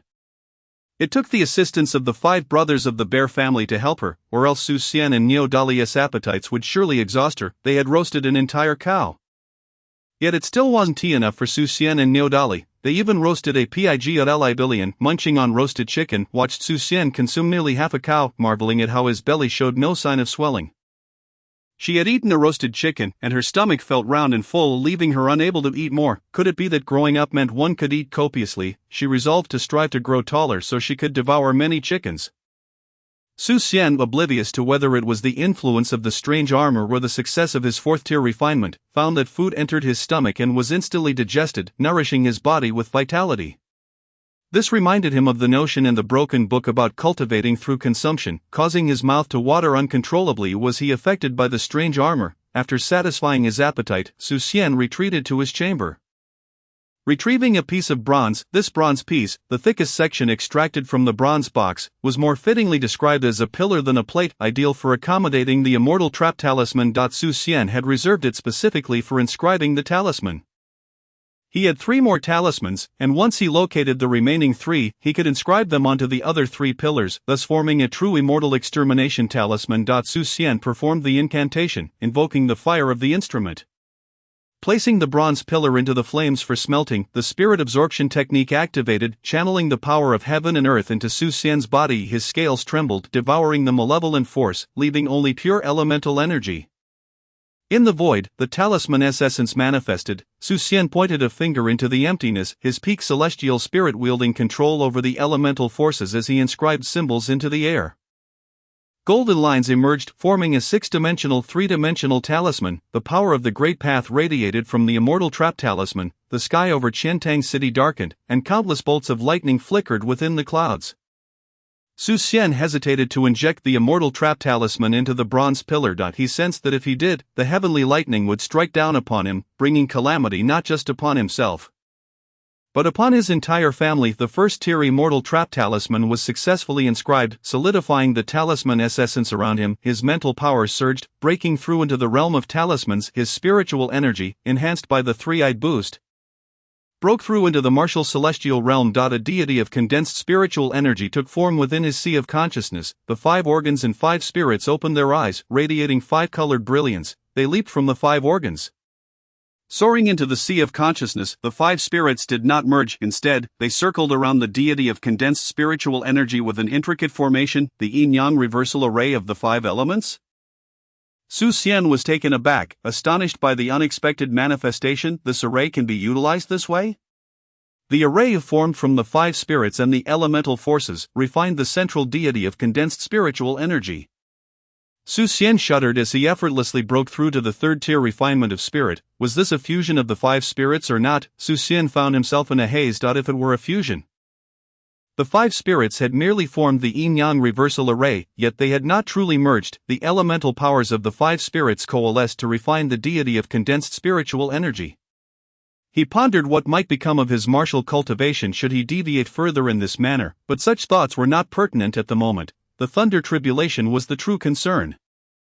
Xian gazed at the impending thunder tribulation, gritting his teeth as he concentrated. The strange armor enveloped him, countless blood threads piercing into his body, merging with him. The anomalous talisman activated, transforming Xian into a stout Taoist priest. The concealment talisman activated, obscuring his presence as he dashed from his room towards the outskirts of Qiantang City. The flight talisman activated, propelling him beyond the city to a desolate mountain on the western side. Fortunately, his mental power had surged, otherwise, he wouldn't have been able to carry the Void Immortal Trap Talisman and Bronze Pillar, and would have had to disperse the talismans, thereby concluding the refinement of the Immortal Trap Talisman. A voice within urged him that if he were to abandon this endeavor, he would never again have the opportunity to refine the Immortal Trap Talisman, thus, he took flight beyond the city to pursue this goal. Xian infused the condensed Void Immortal Trap Talisman into the Bronze Pillar. A thunderous roar erupted from the sky, as if the entire world were enraged. A bolt of lightning struck down. Xian, witnessing the descending lightning, focused his energy into the indestructible Vajra Talisman, which enveloped him in golden light, rendering him akin to a Rohan as he delivered a powerful punch. The thunder crackled violently. Dissipating upon contact with his fist, the runes of the Immortal Trap Talisman began to slowly reveal themselves upon the Bronze Pillar. Another bolt of lightning descended, this one 3 times thicker than the first. Seemingly intent on obliterating him, Xian retaliated with another punch. The lightning struck him directly, charring his entire being. The indestructible Vajra Talisman dissipated, causing him to spout blood. Half of the Immortal Trap Talisman was complete. A yet thicker bolt of lightning descended. Xian, with his third-tier vitality fully activated, summoned the indestructible Vajra Talisman once more, merging it with his body, while the 9 radiant light talisman imbued his fist. Striking out towards the lightning. Chapter 49, Desperation. Colossal Armor. Talismans manifest. The 9 radiant light talisman transformed into a golden blade, cleaving through the thunder tribulation. The tribulation erupted against the golden blade, the blade shattered. Yet the thunder was diminished by a third. The golden light shimmered as the indestructible Vajra Talisman activated, forming a protective barrier. The lightning struck the golden shield with a resounding crash, shattering it instantly. Weakening the thunder by another third, descending with the force of inevitability, the strike cleaved into the enigmatic armor. Arcs of electricity danced chaotically around Xian. As the armor fractured, the heavenly dragon roared. And the profound 8-9 mystical arts enveloped him. Thunder tore through every inch of Xian's skin, a charred odor rising in the air. His internal and magical energies spiraled in a frenzied dance along the path of the Changchun technique. Astonishingly, the Changchun technique could be propelled by magical energy. Xian was momentarily taken aback. Was it not a martial art? The Changchun technique relentlessly nourished Xian's body, the singed skin rapidly regenerating only to be scorched anew.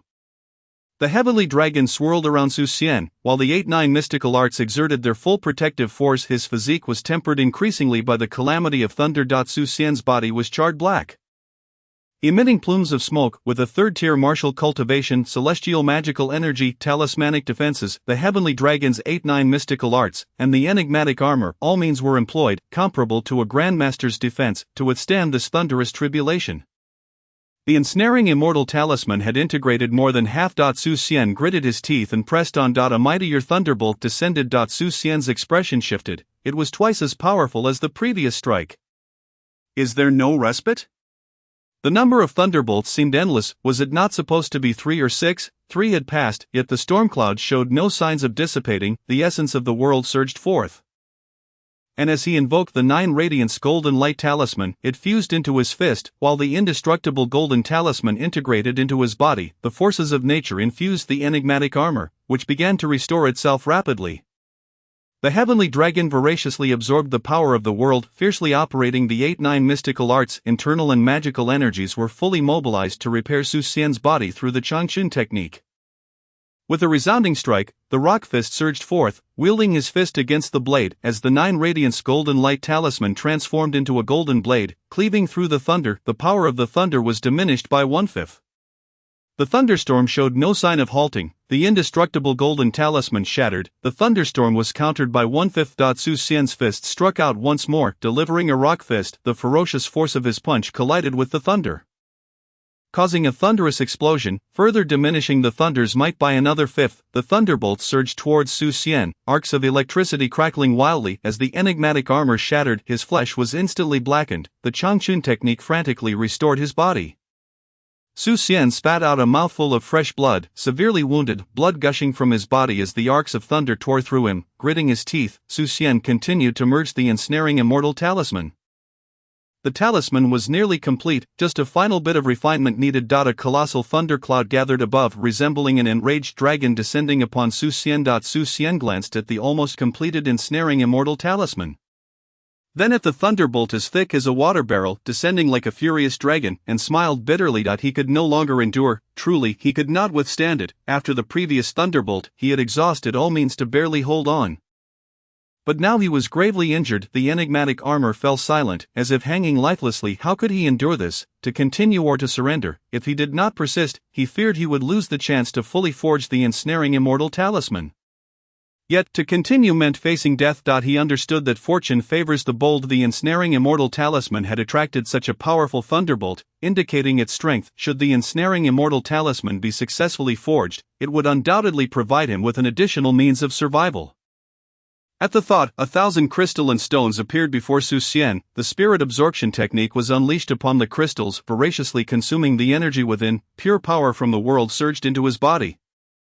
Infusing both the enigmatic armor and the heavenly dragon, the scales shimmered, devouring the enigmatic energy from the crystals, which was feedback to Xian. His vitality surged, filling his organs with energy. The 5 divine lights shone brilliantly as the power of the 5 elements fused into the deity formed from his consciousness. The heavenly dragon let out a roar, penetrating Xian's body and entering his sea of consciousness, entwining itself around the deity. The power of merit and incense transformed into pure thought force, which the heavenly dragon infused into the deity's divine light radiated, and Xian's mental power surged dramatically. The enigmatic armor emitted a dazzling black light, fully reviving. In an instant, it transformed into a towering 5-meter giant armor. Under the onslaught of thunder and the immense energy from the crystals, the enigmatic armor activated its second form, the giant armor. The surge of mental power ignited Xian's inspiration. The disassembly technique appeared vividly in his mind. Each stroke clearly etched within, augmented by talismanic power. As the disassembly talisman coalesced in thought, the scales responded, an overwhelming vitality coursing through him, igniting his martial intent. Unrivaled at the same level, he was evenly matched against those of higher realms. Xian gazed at the thunderstorm, his resolve unwavering. It was a 50-50 chance. His martial intent grew wildly, guiding the river of martial arts to empower Xian. The force of martial arts infused into his body. The scales flickered, absorbing all of the enigmatic energy. The rock fist began to undergo a transformation. The rock fist technique merged into a single, formidable punch. Xian raised an eyebrow, astonished, preparing to risk everything. He found his strength had changed so dramatically. A cultivation should never be devoid of vitality. To excessively endure would lead to cowardice, halting all progress. He glimpsed the path beyond the martial sage. The martial path was boundless. Xian trembled, the martial way akin to the celestial path, endless. The thunderstorm, resembling an enraged dragon, descended upon Xian. He did not employ the 9 radiance golden light talisman or the indestructible golden talisman. The disassembly talisman melded into the enigmatic armor's gauntlets as he unleashed a punch towards the thunderstorm. A direct strike erupted, the sky resonating with a thunderous roar, as a mushroom cloud ascended. The thunderstorm was utterly shattered, the force of his punch soaring skyward. The storm clouds were pierced, and in an instant, the sky was clear. The ensnaring immortal talisman was completed. The enigmatic armor's gauntlets bore the imprint of the disassembly talisman. Under the immense power of the heavenly tribulation, the talisman's runes fused into the gauntlets. Truly, it was a fortuitous coincidence. Without it, Xian could never have integrated the disassembly talisman into the gauntlets. The gauntlets of the enigmatic armor continuously crumbled. The restorative power of the Changchun technique and the enigmatic armor worked in tandem, constantly repairing the gauntlets, restoring them even as they began to collapse. Achieving balance, the gauntlets successfully bore the disassembly talisman. Xian's fists now possessed the power of disassembly. The successfully forged ensnaring immortal talisman entered Xian's sea of consciousness, floating before the deity. Xian felt his strength waning, on the verge of collapse. Gritting his teeth, he activated the Changchun technique, truly the most potent restorative technique. The Changchun technique instantaneously restored a fraction of his strength. He summoned the bronze talisman of causation to sever cause and extinguish effect. While the wind control talisman propelled him into the air, the concealment talisman cloaked his form. Shortly after Xian vanished, figures began to materialize. The entire mountain had been flattened, leaving everyone in shock. Fatai gazed at the mountain peak, the aura of Buddhist power dissipating, yet found nothing amiss. But severing cause and extinguishing effect left no trace. With that, Fatai vanished. The recent thunderstorm had been terrifying. He dared not investigate further. Fearing being ensnared by the thunder after the storm, he arrived only to find the tribulation bearer had left no trace. Not far away, a mesmerizing woman veiled in mystery appeared, runes manifesting around her. Frowning, she discovered nothing and turned to vanish from the mountaintop. Everyone regarded her as if she were invisible, as though she had never appeared. In the Wang family estate, Wang Shifeng looked towards the mountaintop but did not rush there. This was beyond her involvement. Her brow furrowed slightly. In her previous life, no one had faced tribulation at Xiantang. After encountering Su Xian once more, history began to deviate from its past trajectory. Was this a blessing or a curse? At least Su Xian was not malevolent. With this thought, Wang Shifeng resumed tending to her flowers and plants. Su Xian returned to his chamber, invoking the enigmatic armor, which forcibly detached from his flesh. The pain pierced to his very bones, yet he collapsed onto the bed grinning despite the agony. It was perilous, and the consumption was immense. 1,000 crystalline stones had vanished. His internal energy, magical energy, and mental power were entirely depleted. Yet, the gains were equally substantial. His mental consciousness had transformed into a deity, the ensnaring immortal talisman successfully forged, and the disassembly talisman integrated into the gauntlets, activating the second form of the enigmatic armor. His martial intent coalesced, imbued with an unwavering momentum, revealing the secrets of the Changchun technique. He had profited immensely. Su Xian took a deep breath, sitting cross-legged to circulate the Changchun technique for recovery. Once restored, he would assess his gains. Chapter 50, Gains, Departure, Refinement of Crystals. In the deep of night, Su Xian recuperated some injuries and began to examine his rewards. His mental consciousness had coalesced into a deity, capable of absorbing the merits and incense power transformed by the heavenly dragon, continuously strengthening his mental power. The five gods formed a five-element yin-yang reversal formation, nourishing the deity with the power of the five elements. His mental power broke through the realm of the martial sage. Few in the world could surpass Su Xian's mental power, regardless of the strength of his mental capacity. Without sufficient martial prowess, he could still be crushed by another's fist. Mastery of talisman making had reached a profound level, allowing thoughts to manifest into talismans. However, the consumption was immense. Spirit absorption could only sustain mid-level talismans. The cost was truly heart-wrenching. The martial arts enhancement had transformed the rock fist, achieving mastery in fist techniques, simplifying complexity. One punch could triumph over a multitude. The thunderstorm tempered his body, and the 8-9 mystical arts refined his physique, rendering his body comparable to a second-tier body refinement practitioner. The enigmatic armor had activated its second form, the giant armor, yet the consumption was vast. Su Xian's current cultivation required the use of crystalline stones to sustain it. Otherwise, it would extract vitality from his very life force. The gauntlets of the enigmatic armor bore the imprint of the disassembly talisman, granting his fists the power of disassembly. The ensnaring immortal talisman had been successfully refined. He now possessed means to contend with first-tier and grandmaster-level adversaries. He needed to locate other talismans from the extermination talisman. Even one, combined with the ensnaring immortal talisman, would be sufficient to face grandmasters or transcendently powerful beings. 3 runes would undoubtedly enable him to contend with half-step Earth immortals, and 4 would render him invulnerable to Earth immortals. Alas, this remained a distant hope. The ensnaring immortal talisman had been fortuitously acquired. The whereabouts of the remaining 3 talismans were unknown. Searching was less promising than hoping for the scales to trigger a calculation. Although the ensnaring immortal talisman had been forged, it lacked energy infusion and could only be considered a semi-finished product. Summoning the ensnaring immortal talisman into his hand, he invoked the spirit absorption technique, drawing the power of the heavens and earth towards him. The ensnaring immortal talisman absorbed the worldly energy greedily, like a parched desert welcoming the rainy season. As the energy infused, the talisman radiated a green glow. The more energy it absorbed, the more a chaotic, murderous, and wrathful consciousness began to emerge within the talisman. With the successful forging of the ensnaring immortal talisman, it recognized Su Xian as its master. He was not concerned about backlash. When he could not control it, he stored the talisman within his sea of consciousness. The scales trembled as the enigmatic power of the ensnaring immortal talisman was absorbed. Feedback reaching Su Xian. With a single thought, he formed the exorcism talisman and infused it into the ensnaring immortal talisman. The enigmatic awareness was dispersed, transforming into mental power that scattered throughout his sea of consciousness. 3 eyes opened upon the deity's forehead, devouring the scattered mental power entirely. Only then was the ensnaring immortal talisman considered fully forged. Furthermore, his martial cultivation had broken into the 3rd tier of divine refinement. The spatial expanse had expanded by 2 acres. The serpent had reached its peak, just a step away from transforming into the flying serpent.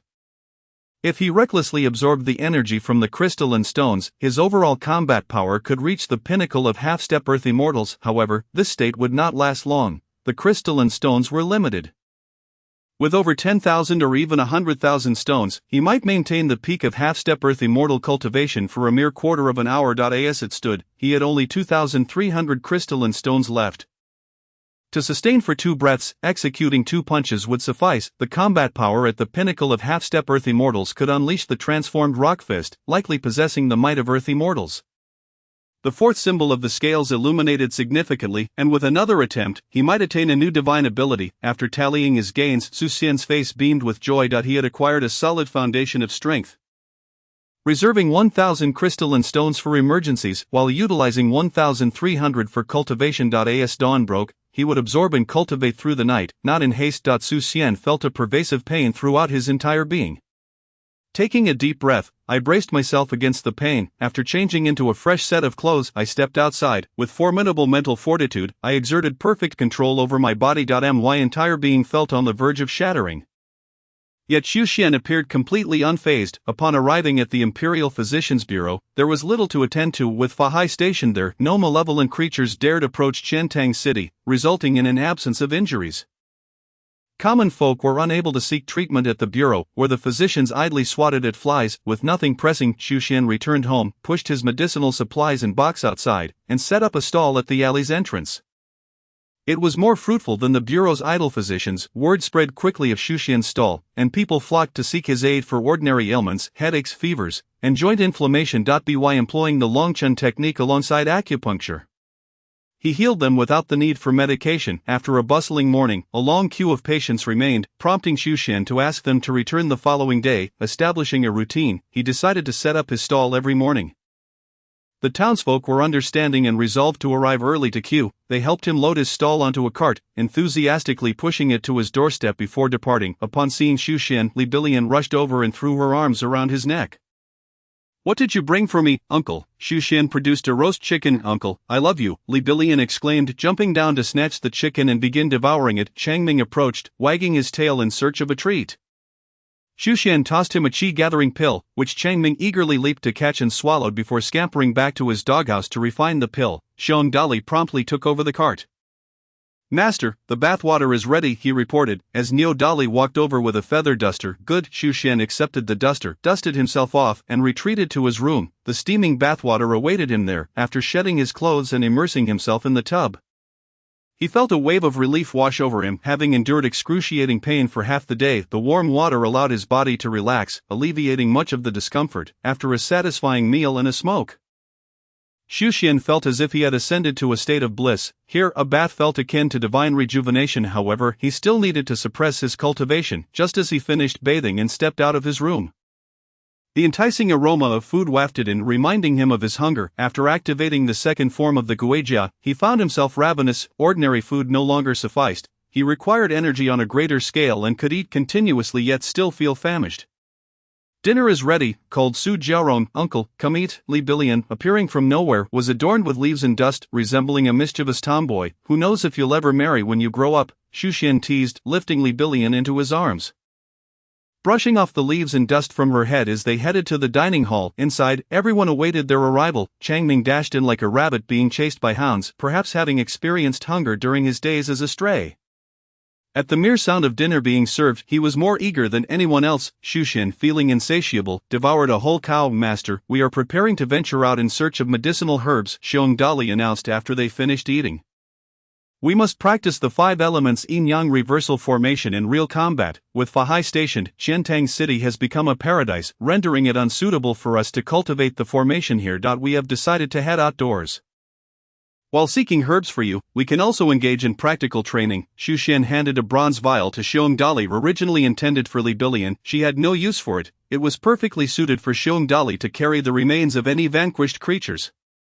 "Understood," he replied without questioning the reason for bringing back the corpses. Xiong Dali and his brothers departed from the Li residence. Returning to his room, Xian recited the incantation to extract 1,300 crystal stones.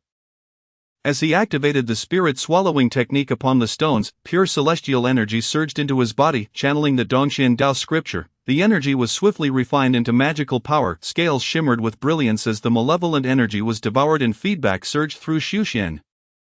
His vital essence vibrated, operating at a frenzied pace. The 5 spirits radiated in 5 colors, merging into the power of the 5 elements, nourishing his divine consciousness. Refining the crystal stones was a rapid process, directly converting them into magical power that integrated into his dantian. Xian felt as if his cultivation was skyrocketing, akin to riding a rocket. Within his dantian, magical power surged uncontrollably, dispersing into strands that coalesced into a fine mist.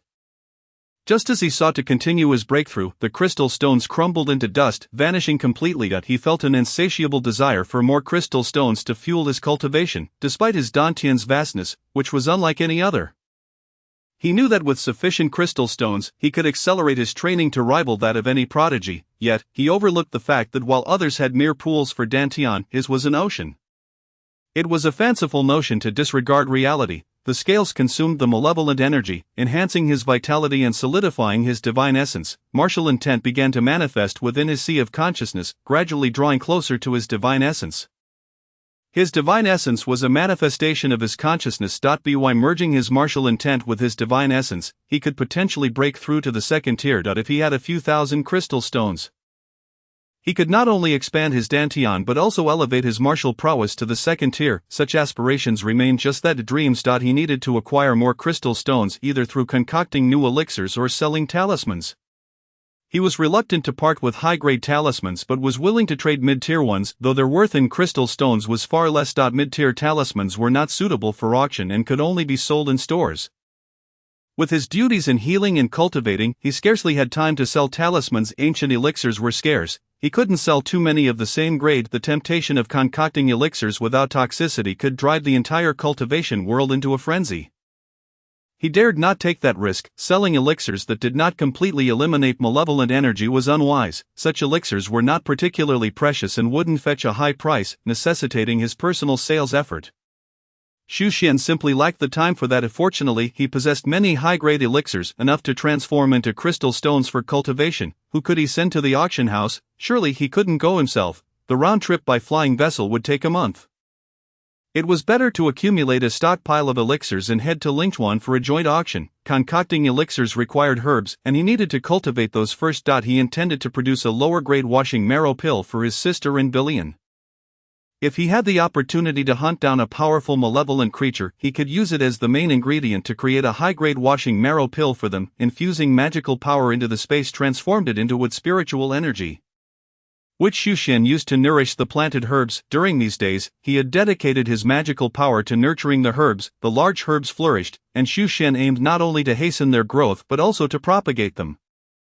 It was essential for the large herbs to branch out and expand, under the nurturing of with spiritual energy. The large herbs sprouted roots and bloomed. The herbs continued to thrive, flowers blossoming, and seeds dispersing across the medicinal field, leading to clusters of large herbs taking root and sprouting. Xian gazed upon the verdant expanse of his space, his heart brimming with joy. He yearned to hasten the maturation of the newly sprouted herbs.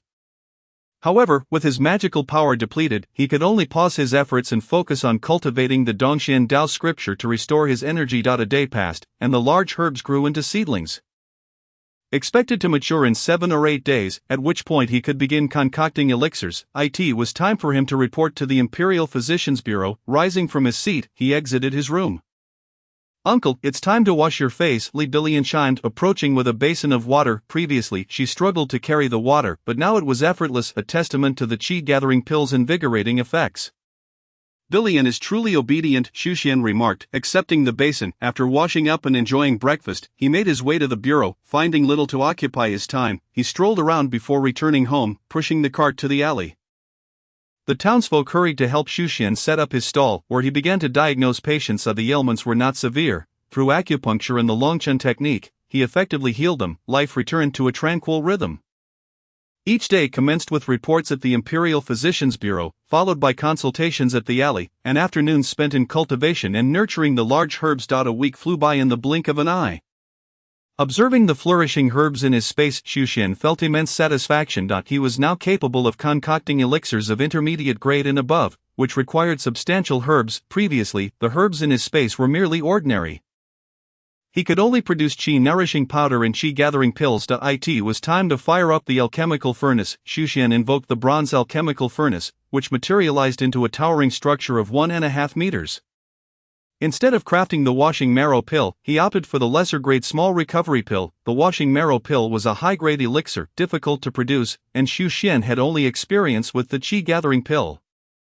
He felt uncertain about attempting the more complex elixir first, thus, he chose the intermediate-grade small recovery pill, for which he had all necessary herbs at hand, one of the reasons for his choice. Other intermediate-grade elixirs lacked sufficient ingredients. Having procured some large herbs from the auction house, he knew he needed more for the elixir. Extracting the required herbs from his space, Xian ignited the alchemical fire and infused it into the bronze furnace. Initiating the process of refining the medicinal liquid. Having utilized the bronze alchemical furnace a few times, he found it more efficient than using pure alchemical fire, as it preserved more of the herb's potency. He collected the refined liquid into porcelain vials. When he pressed his hand against the liquid, his scales quivered lightly, and the malevolent energy within the liquid was consumed. Xian raised an eyebrow. The malevolent energy in the large herbs was abundant, comparable to that of a fifth-tier malevolent creature, though still lacking in comparison to crystal stones. Vials of small recovery pills were produced. As he began the crafting process, Xian wielded his formidable mental prowess to control the alchemical fire with unprecedented precision. Initially expecting to face failure several times, he was pleasantly surprised when the first batch of small recovery pills turned out successful. However, upon examining the pills devoid of any alchemical patterns, he frowned in disdain. Due to the bronze furnace's enhancement, the absence of patterns rendered the pills useless. They could only be sent to the auction house. Storing the pills away, he prepared for another round of crafting. Reflecting on his previous experience, he recalled hesitating during the fusion of medicinal properties. According to the alchemical essentials and records, he should have waited before adding other herbs. It would have been prudent to add them at that moment. He resolved to follow his own methods for the next round. As he initiated the second batch of small recovery pills, Xian poured the medicinal liquid into the furnace, commanding the alchemical fire with his formidable mental strength. This time, he disregarded the written instructions and relied on his own experience. Upon completing the small recovery pill, just as he was about to collect the finished product, a bolt of lightning struck down upon the furnace. Xian froze, bewildered. What is happening?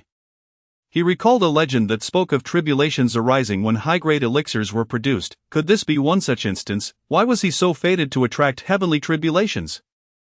Fortunately, such tribulations pertained only to the elixirs, and the commotion was not overly alarming. Xian activated the concealment talisman, shrouding the room in invisibility. Only then did he channel his spiritual energy into the alchemical furnace to assess the situation. A single small recovery pill. Xian was taken aback, unable to fathom how this particular batch, which he had perfected, yielded only one pill when the previous batch produced 30. He observed intently. Thunder struck the pill, and 3 ethereal patterns transformed into 3 divine dragons that surged upwards to meet the heavenly tribulation. A resounding boom echoed as the furnace trembled violently. Xian gasped, wondering if it might explode. Truly, it was a magical artifact. The bronze furnace was exceptionally well crafted. It endured 3 strikes of lightning without a hint of explosion. At that moment, the small recovery pill radiated a golden light, with the 3 ethereal patterns exuding a profound aura. Could it be that a pill with 3 ethereal patterns was of superior quality? Xian was astonished at how effortlessly he had refined such a remarkable pill. He opened the furnace and collected the solitary 3-pattern pill in one fluid motion. He was uncertain of the potency of the small recovery pill. It had been a while since the 5 brothers had left. Why had they not returned? Niodali would be quite suitable for testing the pill. In the wilderness, Niodali sneezed. Chapter 52, Recovery of Injuries, Cleansing of Marrow. Xian arrived at the abode of Changming. The lavish wealth and fortune seemed to favor Changming. Changming looked up at Xian. Somewhat anxious, had the master discovered its secret? It felt a twinge of panic. Changming, you have been with me for quite some time, haven't you? Changming had become a spiritual dog, yet it could not be treated merely as a dog. Having been raised for so long, there were bonds of affection. Before testing the medicine, it was essential to strengthen that bond. Changming felt a surge of nervousness. Had the master truly uncovered something? Should it confess to receive leniency? I shall bestow upon you a bountiful fortune. Xian produced a vial, uncorked it, and an intoxicating aroma wafted forth. Changming's eyes sparkled, and it stood up, fixated on the vial, unable to contain its drool. Such a treasure, undeniably exquisite, just the scent of the medicine seemed to invigorate its injuries. It had not misjudged its master. He was indeed a person of great fortune. Following him would surely aid in its recovery.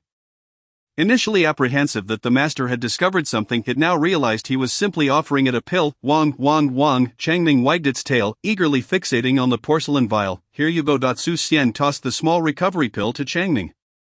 The three-patterned pill, free of toxic properties, Changming leapt up and swallowed it whole. A surge of heat erupted within its belly, the potent energy coursing violently through its veins. Changming dashed out of its abode.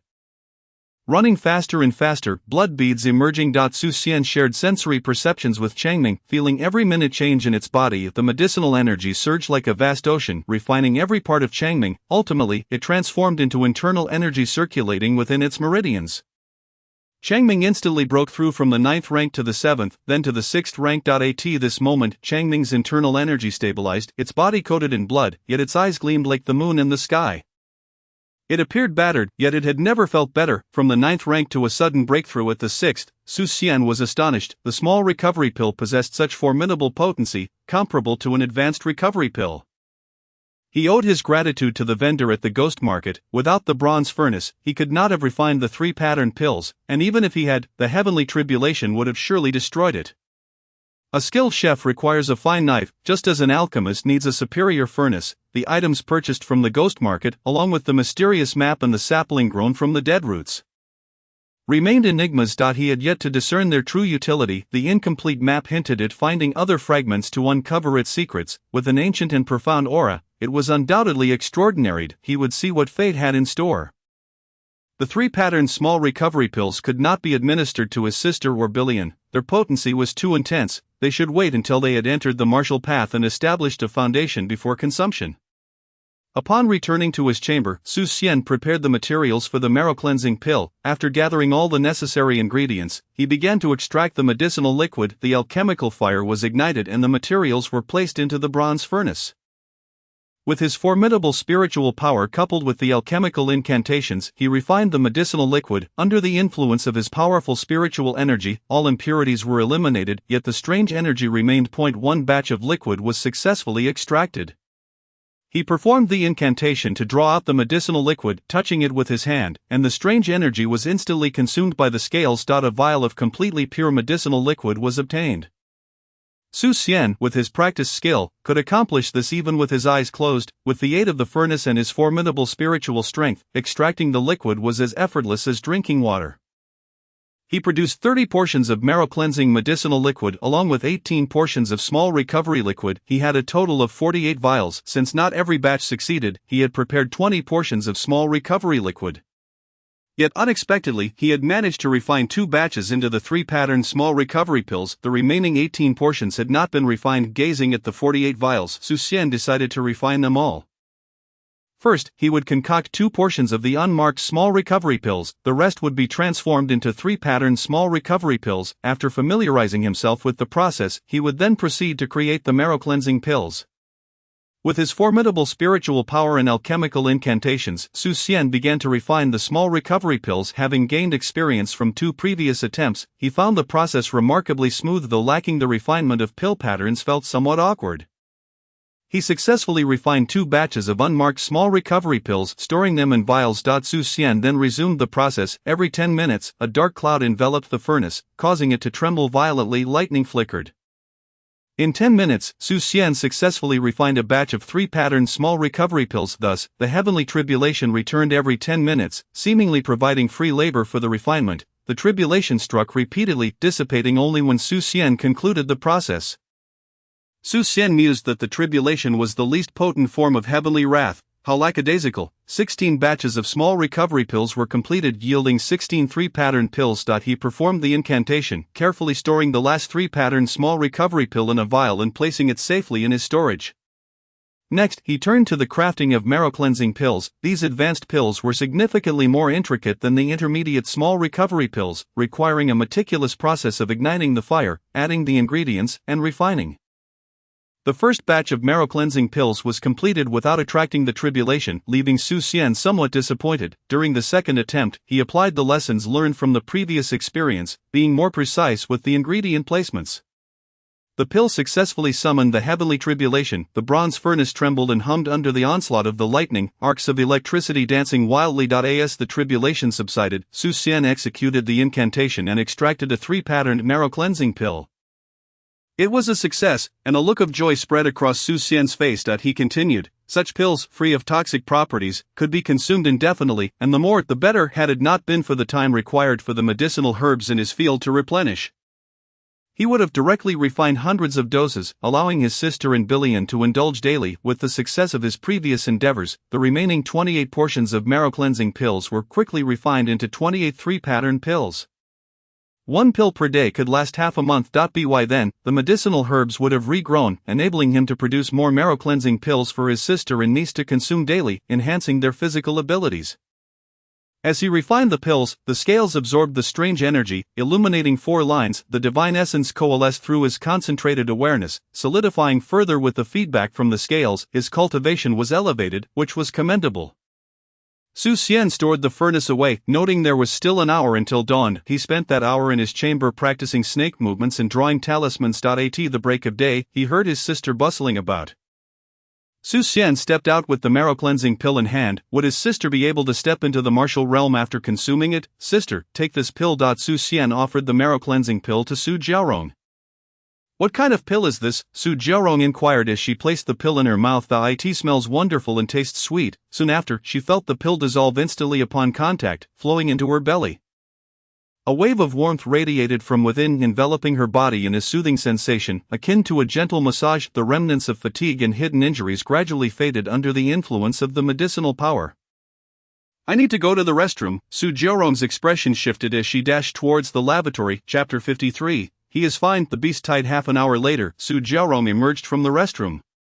Radiating vitality. Hanwen, what kind of pill is this? I feel as light as a swallow, almost as if I could fly. My body has never felt this good, she exclaimed, her face filled with concern. It must cost a fortune.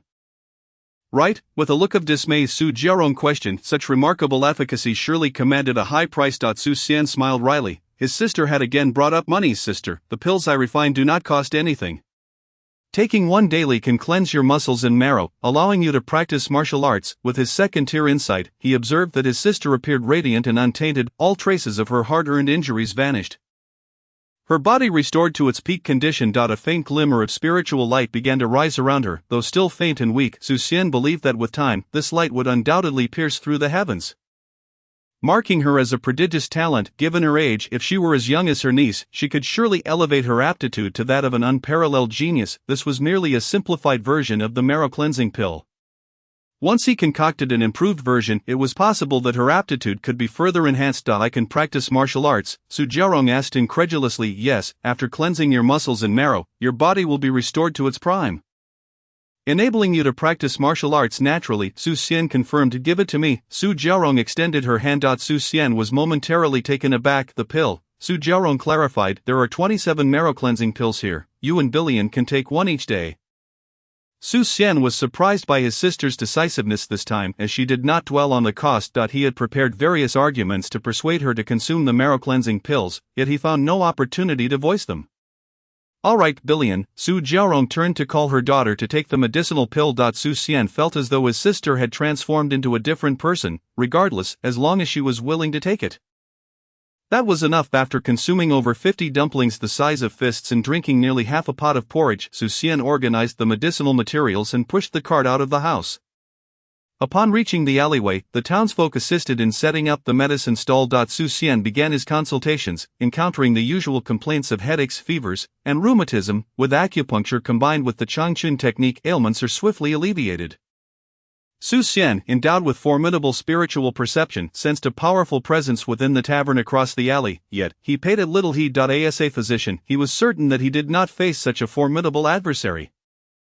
Even if there were one, he harbored no fear. Should anyone dare to lay a hand on him, he was confident he could thwart them. Within the tavern, a woman of enchanting grace, veiled in a scarf, observed Su Xian as he tended to the afflicted Mistress Mei. She remarked, "We have investigated all individuals in Qiantang City and found no suspicious characters save for Su Xian, who piques my curiosity." Behind her, a man clad in black, his face obscured, knelt to report. "Curious, indeed," he stated. Su Xian treats ailments for merely 101, a fee so nominal it is akin to being free. What could his motive possibly be?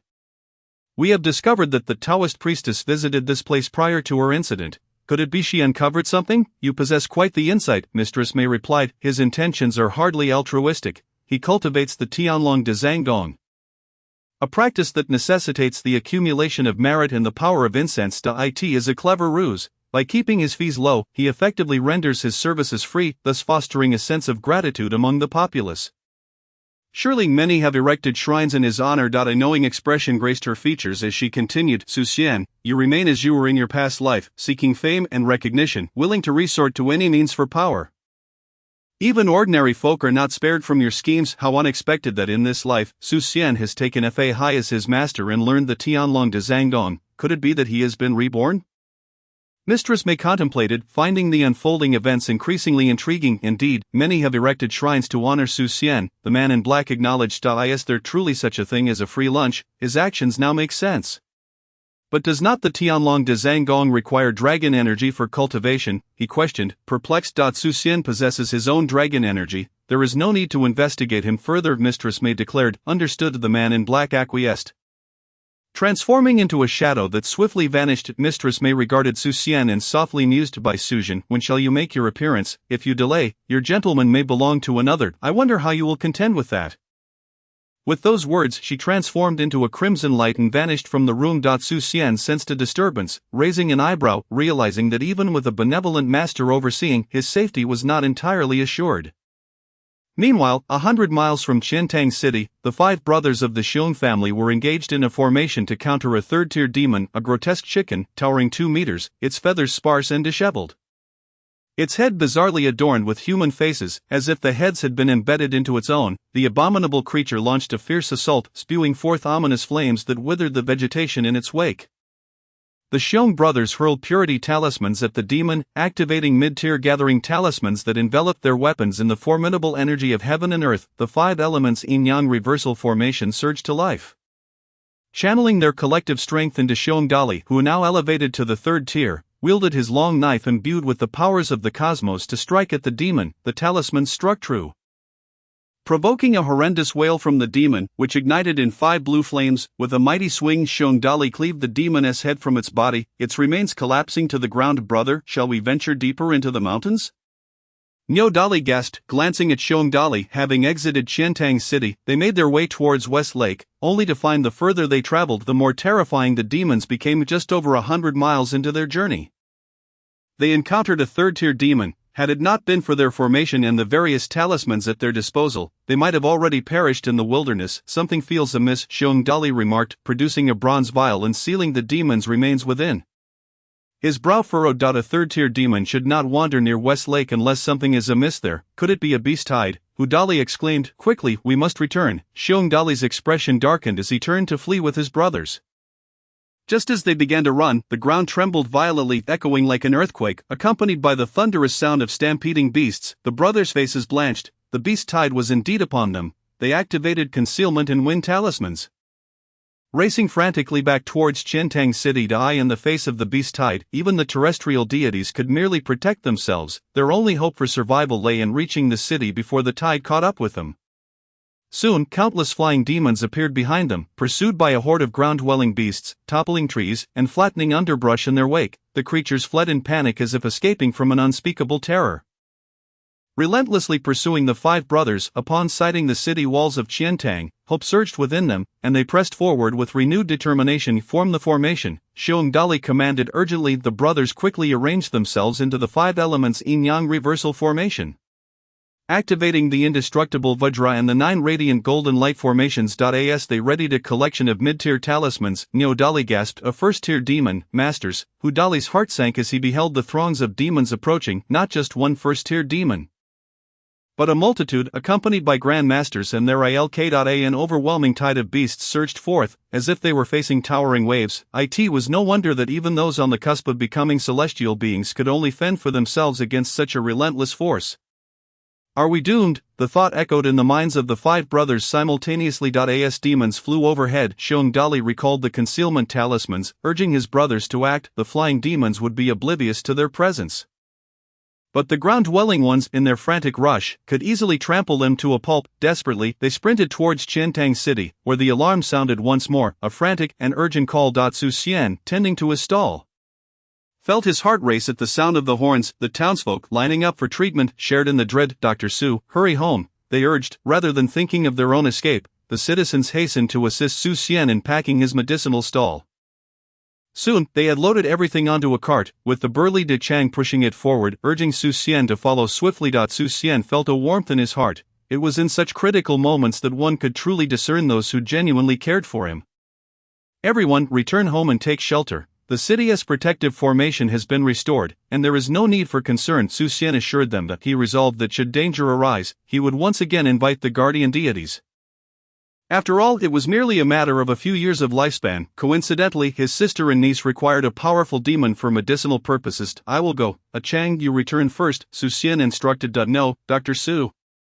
My strength is greater, I can push faster. I shall help you return, Chang insisted, pushing the cart towards the Li family's ancestral home. The ancestral home was not far from the alley, and Su Xian allowed Chang to lead. Once they reached home, Chang returned. As Su Xian reflected on how everyone had prioritized assisting him in packing rather than fleeing for their own safety, he felt a renewed sense of purpose. Today, fueled by passion, he was determined to protect these earnest souls. A sister, you and Bai Lian should stay in the room and not come out. I have a talisman left by my master that will keep you safe. Su Xian instructed his sister. Since he had resolved to confront the impending crisis in Xiantang, it was imperative he invite the deities outside his home to avoid detection. He prepared to leave, concealing his identity while also planning to hunt demons, as he had long craved the flesh of such creatures. The culinary methods from the ancient text were finally coming into play, and he hoped to procure a powerful demon for his sister to concoct a fortified cleansing elixir. He held no concerns for their safety. With his master's talisman in hand, as long as the city remained intact, they would face no peril. Take care, Su Jiaorong nodded. Rest assured, Su Xian replied, merging with the enigmatic armor and vanishing from her sight. Chang Ming, watching Su Xian depart, hesitated before squeezing through a small opening and following in his wake. You better not be seeking your own demise, or else I will be at a loss, Chang Ming fretted. Upon leaving the Li family ancestral home, Su Xian activated the fusion with the mysterious armor, transforming into a towering figure clad in radiant armor. His aura entirely altered. With a concealment talisman, he vanished from sight, leaping onto the city wall. The protective formation of Qiantang City was activated by Wang Fengshan, a beam of Buddhist light cascading from Jinshan Temple into the city. Fa Hai presided over the protective formation, drawing upon the strength of the townsfolk to commune with the imperial fortune enveloping Qiantang City in a brilliant glow. Su Xian gazed beyond the city, his breath caught in his throat. A vast swarm of demons surged from the wilderness, threatening to obliterate Qiantang City. Leading the charge was a super-tier demon, flanked by a throng of Grand Masters, and first-tier demons. A beast tide. Su Xian was taken aback, recalling the previous near-sacrifice of Qiantang City. Now beset by a rare beast tide, the city truly seemed to be plagued by calamity. Soon, he spotted the 5 brothers fleeing from the airborne demons. The talismans crafted by the talisman master were ineffective against their creator, allowing Su Xian to see them clearly. As the city gates threatened to close, and the protective formation prepared to seal, Su Xian swiftly soared toward the gates, halting their closure just in time for the 5 brothers to dash through. With a resounding thud, the gates closed behind them, fully enclosing Qiantang City within its protective barrier. Your Majesty, Xiong Dali and his brothers hesitated as they beheld Su Xian. You all return home and safeguard the household, Su Xian instructed the 5 brothers. Understood. Xiong Dali and his companions hurried back to the Li residence. Countless monstrous entities surged forth as if summoned by an unseen command, launching an assault on Qiantang City. Leading the charge was a superior-grade monster advancing towards the city's protective formation. Behind this creature trailed a throng of formidable Grandmaster, Master, and first and second-tier monsters. Fa Hai, stationed within the city's protective array, soared into the air, merging with the formation to enhance his own power. He transformed into a colossal Buddha, towering 10 zhang high. The Buddha radiated a brilliant light. Sweeping his hand to send the approaching superior-grade monster flying, the creature crashed onto a nearby hill, creating a massive crater in the hillside. It lay on the ground, spewing blood, seemingly on the brink of death.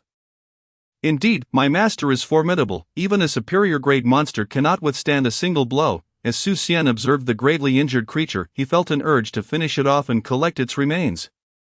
Restrain yourself, he admonished internally. The beast tide will not be easily quelled. There will be time to collect the fallen after the battle. Countless monsters assailed the protective array of Qiantang City, a dense swarm ranging from 3rd tier to Grandmaster levels. With a single gesture, the giant form of Fa Hai sent a large portion of them flying, reducing many to mere pulp. Su Xian lamented, how can one feast on such spoils? A roar echoed from the direction of West Lake.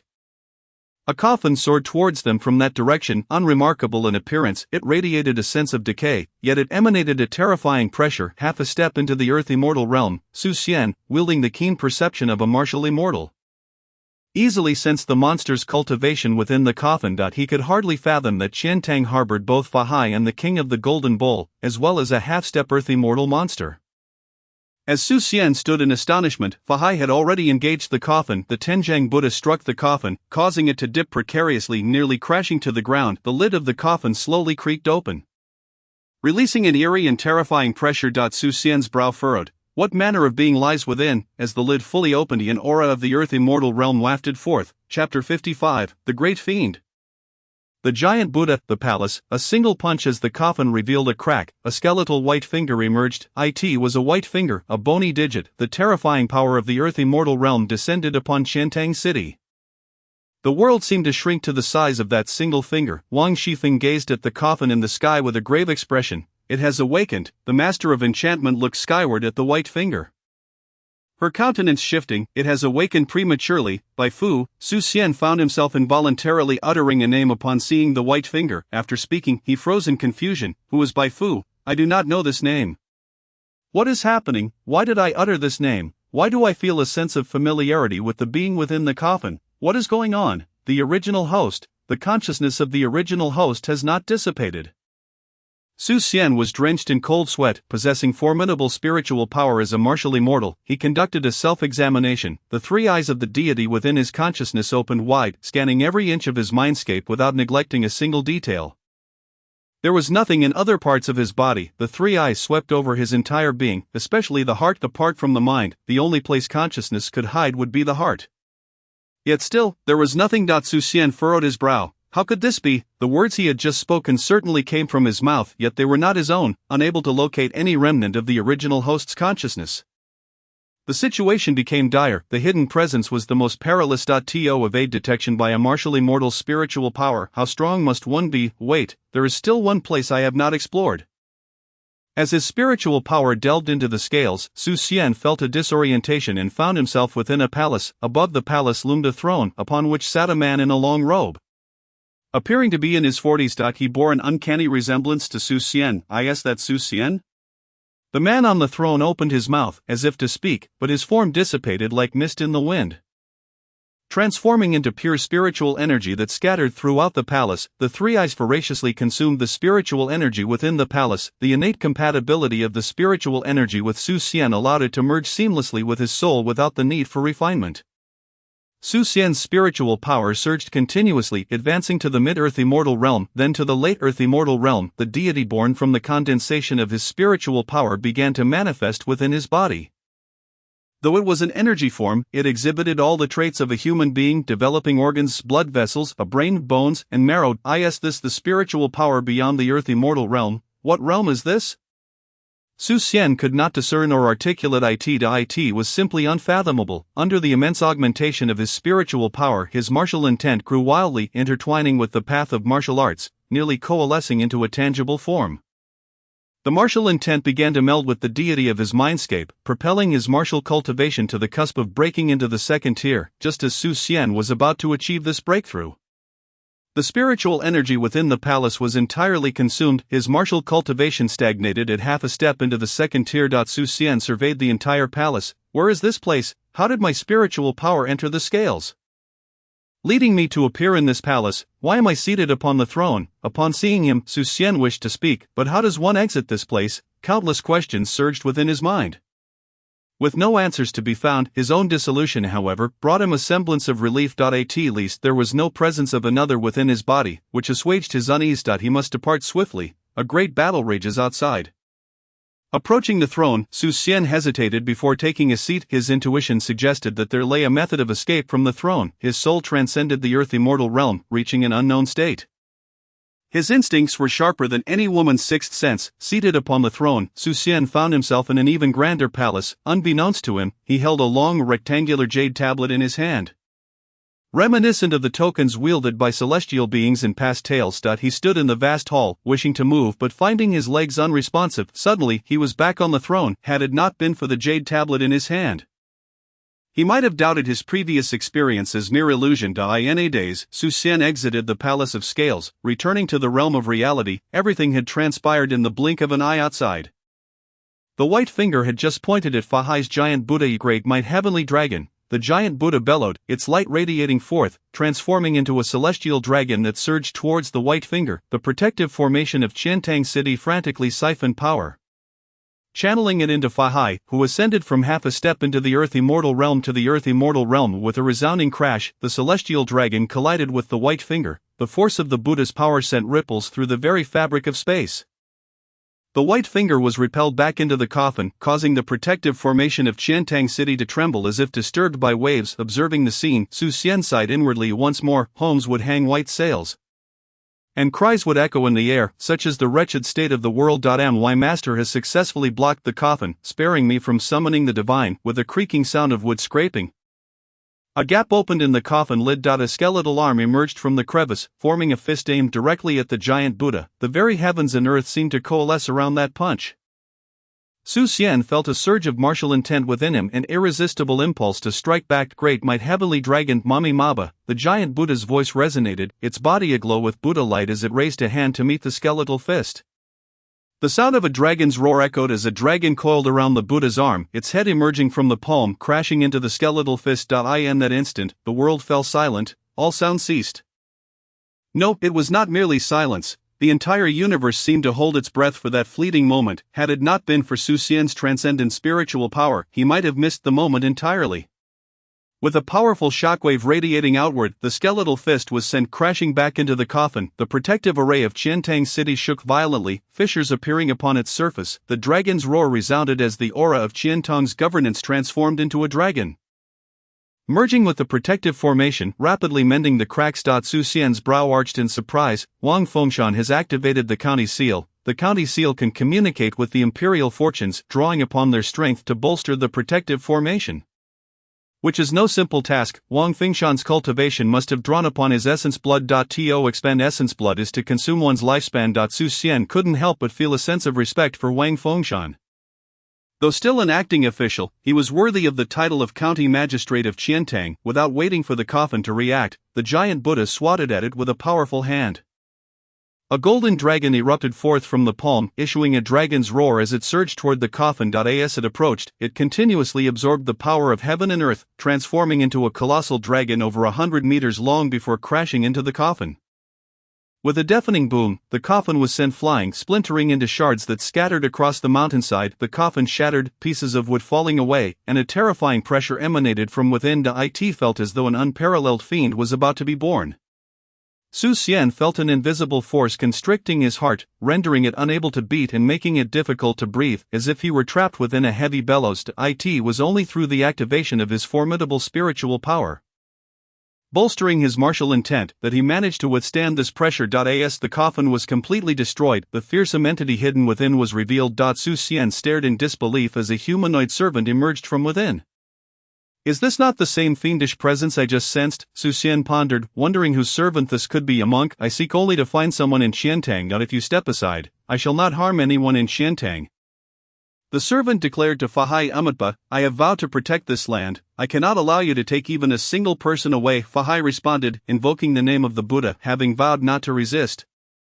He could not permit the other to take anyone from Qiantang before his eyes. To do so would invoke the backlash of his vow. But if that is the case, monk, receive my punch. The servant, in midair, took a stance reminiscent of a child learning to punch, crouching low as he unleashed a straight punch towards Fahai. The sun and moon lose their light, the stars fade into darkness, and the world is engulfed in shadow. All that remained was the resplendent Buddha light of the giant Buddha and the force of that punch. Chapter 56. The tower arrives, king of the golden bowl. The Buddha's radiance shone brightly, coalescing into a massive celestial dragon with 5 claws. The auspicious golden dragon of the protective array soared, merging with the celestial dragon. The giant Buddha shrank, merging into Fahai. Fahai unleashed a palm strike at the servant, channeling all his strength into that one hand. The universe was reduced to the confrontation between that hand and punch. A darkness enveloped the world, followed by a blinding explosion of light that illuminated the realm. Xian felt his martial intent surge within him, fervently absorbing the energy from the clash of the palm and the punch. His martial intent climbed steadily higher. Observing the exchange of blows between masters was indeed a significant opportunity. Within his mindscape, the deity manifested, conjuring an attendant and a monk, continuously practicing the essence of that punch and palm strike. The profound principles of the two techniques merged into his own strike. Xian had not anticipated that transcending into the spiritual realm of a martial immortal would allow him to initially integrate martial intent and analyze the martial techniques he observed. This was extraordinary, originally thinking that merely strengthening his spiritual power would enhance his martial intent slightly. He had no idea it would contribute to his combat prowess. In this moment, a remarkable phenomenon unfolds. By merely observing the battles of masters, one can continuously engage in simulated learning. Xian adeptly synthesizes the strengths of others, integrating the prowess of his servant's punch into his own. Hai's palm strikes with the might reminiscent of the heavenly dragon's profound skills. Though it is not entirely so, yet, within it lies the shadow of the heavenly dragon's techniques, interwoven with other martial arts. This is not a cultivation rooted in dragon energy virtue, or incense. Hai forges a unique path, carving out his own destiny. Xian absorbs the essence of each palm strike, gradually elevating his mastery of the heavenly dragon's profound skills, approaching a transformative state, although Xian's realm and strength have not visibly ascended. His martial prowess is undeniably on the rise. With equivalent cultivation, his combat power has surged by at least 20% compared to before. An increase of even 10% per punch should not be underestimated. The challenge of such enhancement is akin to scaling the heavens, were it not for Xian's transcendent spiritual strength that allows him to evolve the servant's punch through observation and absorption. This increment could take countless years to achieve. The apex of his advancement is, at best, the heavenly dragon's profound skills, which can only be deemed proficient. By studying Hai's palm strike, he transitions from a novice to a master in an instant. Next, he must condense the intent of his palm to unleash a strike that could silence the heavens and earth. Through the concentration of his martial will, and refining his fist intent, he can absorb the essence of Hai's palm.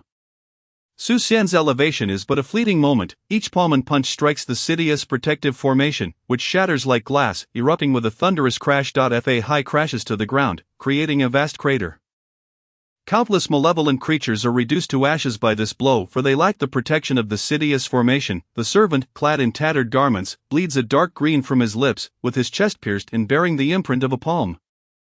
As he descends from the sky, his figure halts as he gazes into the abyss of the crater. Xian, too, observes the flickering flame of life within the pit, which bursts into a roaring blaze. Has he broken through? Hai, like a butterfly emerging from its cocoon, bursts forth from his own skin. His once snow-white brows and beard turn black, his previously plump form slimming down into a robust man in his 20s. Muscles rippling with newfound strength, the aura of a terrestrial immortal engulfs the surroundings. The servant furrows his brow and addresses the sea, asking, "Does the monk truly intend to obstruct me? Amitba, you are fated to connect with the Buddha. Would you accompany this humble monk to the Golden Mountain Temple for cultivation?" Hai raises one hand, uttering a Buddhist chant towards the servant. Xian, taken aback, thought the Buddhist sect in this world had changed. Yet it remains the same. "You, monk, dare to speak to me, white blessing, in such a manner? Who gave you the audacity?" The servant scoffs with anger, malevolence radiating from him, enveloping him in a shroud of sinister energy that dissipates to reveal a skeletal general clad in armor. Late-stage terrestrial immortal, the servant transforms into the skeletal general, brandishing a bone sword that cleaves towards Hai. A tower, Hai shouts, summoning the pagoda of the Golden Mountain Temple into his hand, casting it into the sky. The sound of countless chants emanates from the pagoda as it ascends to great heights, its pinnacle aimed downward, transforming into a golden light that descends to strike the skeletal general's head. Xian comprehends the technique of a strike descending from the heavens. He had not anticipated an attack from a pagoda as well. Surely Hai's might should lie in the great mighty heavenly dragon? Xian gazes, astonished, at the pagoda descending with a fiery tail. Just as the sword of the skeletal general is mere centimeters from Hai's chest, he is forced to retract it, lest he be obliterated by the descending pagoda. In an instant, he vanishes, reappearing 1,000 meters away. The pagoda remains poised above the skeletal general, still locked on target. Xian, eyes wide with shock, contemplates the legendary spirit treasure. A spirit treasure is a magical artifact imbued with consciousness, capable of autonomous attack. As for its power, that remains uncertain. Some magical artifacts exceed spirit treasures in might. It is merely a distinction of intelligence. Xian muses that he too could conjure such a technique. His alchemical furnace remains undisturbed beneath the tribulations of alchemy. The furnace, a tool, could draw enemies into its embrace, allowing for the refinement of their essence into a potent elixir, yet such aspirations remain mere thoughts for now. Transforming the furnace into an offensive artifact is no simple task. The crafting techniques he has learned have their pitfalls, though he has recorded foundational knowledge. To nurture a magical treasure requires not only the cleansing of spiritual energy but also the infusion of various rare materials to enhance it. The alchemical furnace is designed for concocting potions, not for warfare. Many materials are chosen solely for their heat resistance, corrosion resistance, and durability against calamities, lacking the sharpness, strength, weight, and offensive capabilities essential for weaponry. Xian must incorporate materials that boost these attributes into the furnace if he hopes to transform it into a formidable weapon. The simplest method would be to draw foes into the furnace for refinement, but that would require an intricate array to ensnare them. Would he wait for them to leap in? Such thoughts are premature. At this moment, the pagoda strikes the skeletal general's head. The skeletal general, sword in hand, aims at the peak of the pagoda. A burst of golden light erupts, radiating outward in a circular wave. Lightning crackles around the pagoda, and a thunder dragon surges forth, lunging at the skeletal general. Thunder Peak Pagoda. The skeletal general exclaims in alarm. The thunder dragon crashes into it, the thunder carrying the power to shatter evil and obliterate malevolence.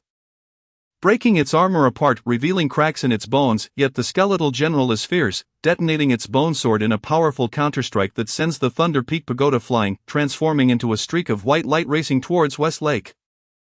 Xian breathes a sigh of relief. There is no need to summon divine aid. Just as the skeletal general is about to flee, a colossal centipede, towering 100 meters high, appears and swallows the skeletal general whole. The crunching sound of bones being crushed echoes from afar. Xian, observing the battlefield, sees Wang Shifeng's expression change upon witnessing the centipede, king of the Golden Pestle. He has seized the chance to devour White Blessing. No, it is not merely a chance. This entire scenario seems to be orchestrated by the king of the Golden Pestle. Amitba, lay down your butcher's knife and become a Buddha. All beings are equal. Your sins are too heavy, centipede. You must return with me to the temple for cultivation. Fei, with one hand holding the pagoda and the other wielding a withered bamboo staff, strides 1,000 meters and stands before the centipede. Monk, become my source of cultivation, to consume heaven and earth. The centipede, adorned with 10 heads, speaks in unison, attempting to bite Fei as if to devour the very world. Chapter 57, The Sparrow Meets the Eagle. Cooking. Fei tosses the Thunder Peak Pagoda, which expands with the wind, instantly transforming into a towering structure. Celestial light envelopes it, and thunder crackles. Then, where is the massive maw? The Thunder Peak Pagoda descends upon the giant mouth, which vanishes like a fleeting dream. The enormous centipede, too, flickers and disappears. 1,000 miles away, a 10-centimeter-long centipede scurries away. The king of the Golden Pestle is no fool, with Fei wielding the sentient Thunder Peak Pagoda and his Golden Pestle destroyed, he must now consume White Blessing. He cannot possibly contend with Fei. His earlier bravado was merely a ruse to secure an opportunity for escape. He commends his own cleverness. Having retreated 1,000 miles, the king of the Golden Pestle believes he has eluded Fei. Once he has refined White Blessing, he will roam freely in this world. However, the fleeing king of the Golden Pestle suddenly halts. As if turning in circles within a fog, alert, he gazes ahead, transforming into a 10-meter giant centipede. As the mist clears, an armored figure appears before him. Xian smirks, wealth and honor showering upon him. With transcendent spiritual power surpassing the realm of terrestrial immortals, he easily sees through the illusion cast by the king of the Golden Pestle. With clarity, he perceives two conflicting forces within the king of the Golden Pestle, rendering it incapable of fighting back. His sister and Billion require a potent and sinister creature for their concoctions. Two would be even better. Heaven does not take without giving. Pursue. Beyond Xiantang City, he activates the ensnaring immortal talismans, trapping the king of the Golden Pestle. Xian remains silent, channeling his spiritual prowess directly into 1,000 reserve crystal stones, drawing the power of heaven and earth into himself. He unleashes the full might of the ensnaring immortal talismans, the second state of the sinister armor, and all his martial intent. Invincible among equals, he can challenge 5 levels above him. The river of martial arts descends, and countless attack talismans activate, binding to his fists. 1,000 crystal stones worth of power surges into his fists. One punch is unleashed towards the king of the Golden Pestle, just as the king of the Golden Pestle comprehends the opponent's identity. A fist the size of a cauldron smashes into its face, attempting to evade. Its entire body is ensnared, as if trapped in a quagmire. In this moment, the world is reduced to that single punch. The king of the golden pestle is not one to sit idly by. It unleashes all its strength from the half-step terrestrial immortal realm, a horn sprouting from its armored head, clashing against the fist. The power of white blessing erupts from within, momentarily halting its strength. The IT watches helplessly as the iron fist collides with its forehead. The IT is unafraid of its 1,000-year-old scaled armor, which boasts defenses comparable to those of a terrestrial immortal. Certain it would not be shattered by a mere punch. As long as it survives, it can regain its power. Defeating the enemy is not the only concern. Escaping is certainly feasible. However, upon impact, the king of the golden pestle's expression shifts dramatically. Damn, what a terrifying punch, augmented with so many talismanic powers. Even without the punch, the sheer force of the talismans would be enough to incapacitate me. The punch is overwhelmingly violent, possessing formidable destructive force that shatters its armored forehead and inundates its skull. Its mind is obliterated into fragments, dead beyond recovery. IT had plotted for so long, believing itself a sparrow, only to find an eagle waiting. It perishes without understanding, filled with resentment. Xian collects the corpse of the king of the golden pestle into his spatial realm. The meteor fire rain talisman scours the battlefield, activating the causal talisman to sever ties of cause and effect. All causality becomes invisible. The flying serpent transformation, having just pursued the king of the golden pestle, breaks through to its second form, the flying serpent transformation vanishing into a blur. IT arrives and departs without a trace. Just as Xian leaves, Chang Ming emerges from the grass, his canine face displaying immense shock. Master has already attained the strength of a terrestrial immortal, an 18th level terrestrial immortal. Chang Ming's expression shifts, transforming into a white shadow that disappears. A golden light descends as Fa Hai arrives, holding the Thunder Peak Pagoda. Sensing carefully, Fa Hai frowns. Who could have slain the king of the golden pestle so swiftly? Are there still formidable beings in Xiantang City?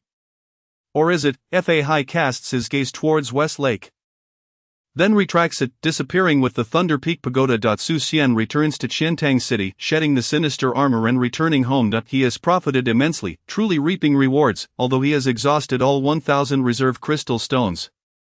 Acquiring 2 terrestrial immortal-level sinister creatures is undoubtedly a tremendous gain. Had he not exerted effort to maintain control, he would have laughed triumphantly at the heavens. My lord, exclaims Xiong Dali, rushing to greet Xian upon his return. Is the Han script alright? Su Jiarong scrutinized Xian from head to toe, checking for any injuries aside from his slightly pale complexion. Xian bore no external wounds, only then did Su Jiarong relax her mind. Sister, don't worry, I'm fine, Xian reassured her, noticing her concern. Are you hungry? I'll go prepare a meal, Su Jiarong proposed. Today, I'll be the one cooking. Xian, elated by the bountiful harvest of the day, decided to prepare a feast of monstrous delicacies from the broken tome. Though he had not acquired any corpses of siege monsters, it was improbable that the 5 brothers, Xiong Dali, and his companions, returned empty-handed. You will cook? Su Jiarong was taken aback. Xian had never stepped into the kitchen before. Sister, just wait and see. Xian told her to hold on as he turned to retrieve a bronze vial and headed to the kitchen. Why does the master need corpses of monsters to cook? Nyo Dali asked in confusion. Xiong Dali's expression shifted slightly as he exchanged glances with his brothers. Could it be that the master intends to cook with monster flesh? Ho Dali questioned timidly. We'll find out once it's done, Xiong Dali instructed his brothers not to speculate. The flesh of monsters possessed strange powers. Even touching it could lead to corruption. The master was not unaware of this and likely had other uses in mind. After some contemplation, the brothers deemed Ho Dali's speculation implausible. How could one eat monster flesh, unless the strange powers were extracted? It was impossible, absolutely impossible. Upon reaching the kitchen, Xian's consciousness delved into the bronze vial. To his astonishment, the 5 brothers had managed to hunt a 3rd-grade monster. Had it not been for 2 corpses of Earth Fairy-grade monsters, he might have used the 3rd-grade monster as material for refining a cleansing elixir. For now, it would merely serve as an ingredient. Xian did not extract the 3rd-grade monster but instead took out a 7th-grade monster, his first attempt at a monster feast to practice with. The 7th-grade monster resembled a pig with 3 mouths and 6 eyes, its body covered in spiny fur. Xian placed his hand on the monster's body, its strange powers absorbed completely by its scales. He controlled the alchemical flames to burn away all the fur. A luminous blade materialized from the 9 radiant golden light talisman, effortlessly dismembering the monster. The blade was extraordinarily sharp, under its edge. The 7th-grade monster was akin to tofu. He skinned and deboned it, meticulously separating the edible parts according to the broken tome. The inedible portions were incinerated into ashes with the alchemical flames and discarded into the furnace. While the five brothers helped clean the ashes, they retrieved the necessary ingredients from their spatial storage. Following the methods outlined in the broken tome, they stewed the monster pig using alchemical flames. A rich aroma wafted through the kitchen. So fragrant, Li Billion exclaimed, cradling Changming, her chicken leg losing its appeal. Everyone's curiosity was piqued as they looked toward the kitchen, wondering what their master was concocting. Xian himself was surprised by how delightful the monster flesh smelled. He could hardly contain his saliva while standing at the stove, desperately wanting to taste it, yet he restrained himself. It was simply too enticing. The author of the broken tome was undoubtedly a culinary genius. His heightened spiritual awareness penetrated the pot, observing the transformation of the ingredients. At the opportune moment, he retracted the alchemical flames, lifting the pot's lid. Steam coalesced into a dragon that surged forth from the kitchen. Xiang Dali and the five brothers, along with Su Jiaorong and her daughter, gaped in astonishment. Li Billion's Changming widened its eyes in disbelief. An anomaly? The cooking of a single pot of meat had resulted in such a phenomenon? What on earth was their master preparing? Chapter 58. The Guardian Celestial Soldiers commence alchemy. Seated at the dining table, everyone gazed hungrily at the bubbling monster meat in the clay pot, yet hesitated to take their chopsticks. Their master had indeed cooked monster flesh. The five brothers looked at the rich aroma wafting from the dish, expressions of sheer naivety gracing their faces. Changming, have a piece of meat, Xian said with a smile, offering a piece of monster flesh to Changming. Having extracted the strange powers, he decided to let Changming be the first to try it. Be careful, Changming chewed on the monster flesh with tears in its eyes, resisting at first. Who knew what would happen after consuming it? The aroma was overpowering, and its body responded uncontrollably. Delicious, so delicious. Everyone watched as Changming gulped down the morsel, their mouths watering. Uncle, can we eat it? Li Billion inquired, noticing that Changming had eaten a piece of monster flesh without issue. Xian replied, wait a bit longer, perhaps it hasn't reacted yet, let us observe. Changming's eyes widened, feeling its vitality surge by 10%. Woof woof woof. Changming barked at Xian, asking for more. Can I eat? Xian shared a sense of perception with Changming, realizing it indeed enhanced its cultivation and dispelled the strange powers without any harm. As Xian spoke, the others, unable to contain their cravings, quickly grabbed pieces of the monster flesh and devoured them. This is incredible. Su Jiaorong was astonished at how delicious her brother's monster meat was. She had never tasted anything so exquisite. There was no fishy flavor. It was rich yet not greasy, tender and melting in the mouth, bursting with meaty fragrance. She nearly swallowed her tongue in delight.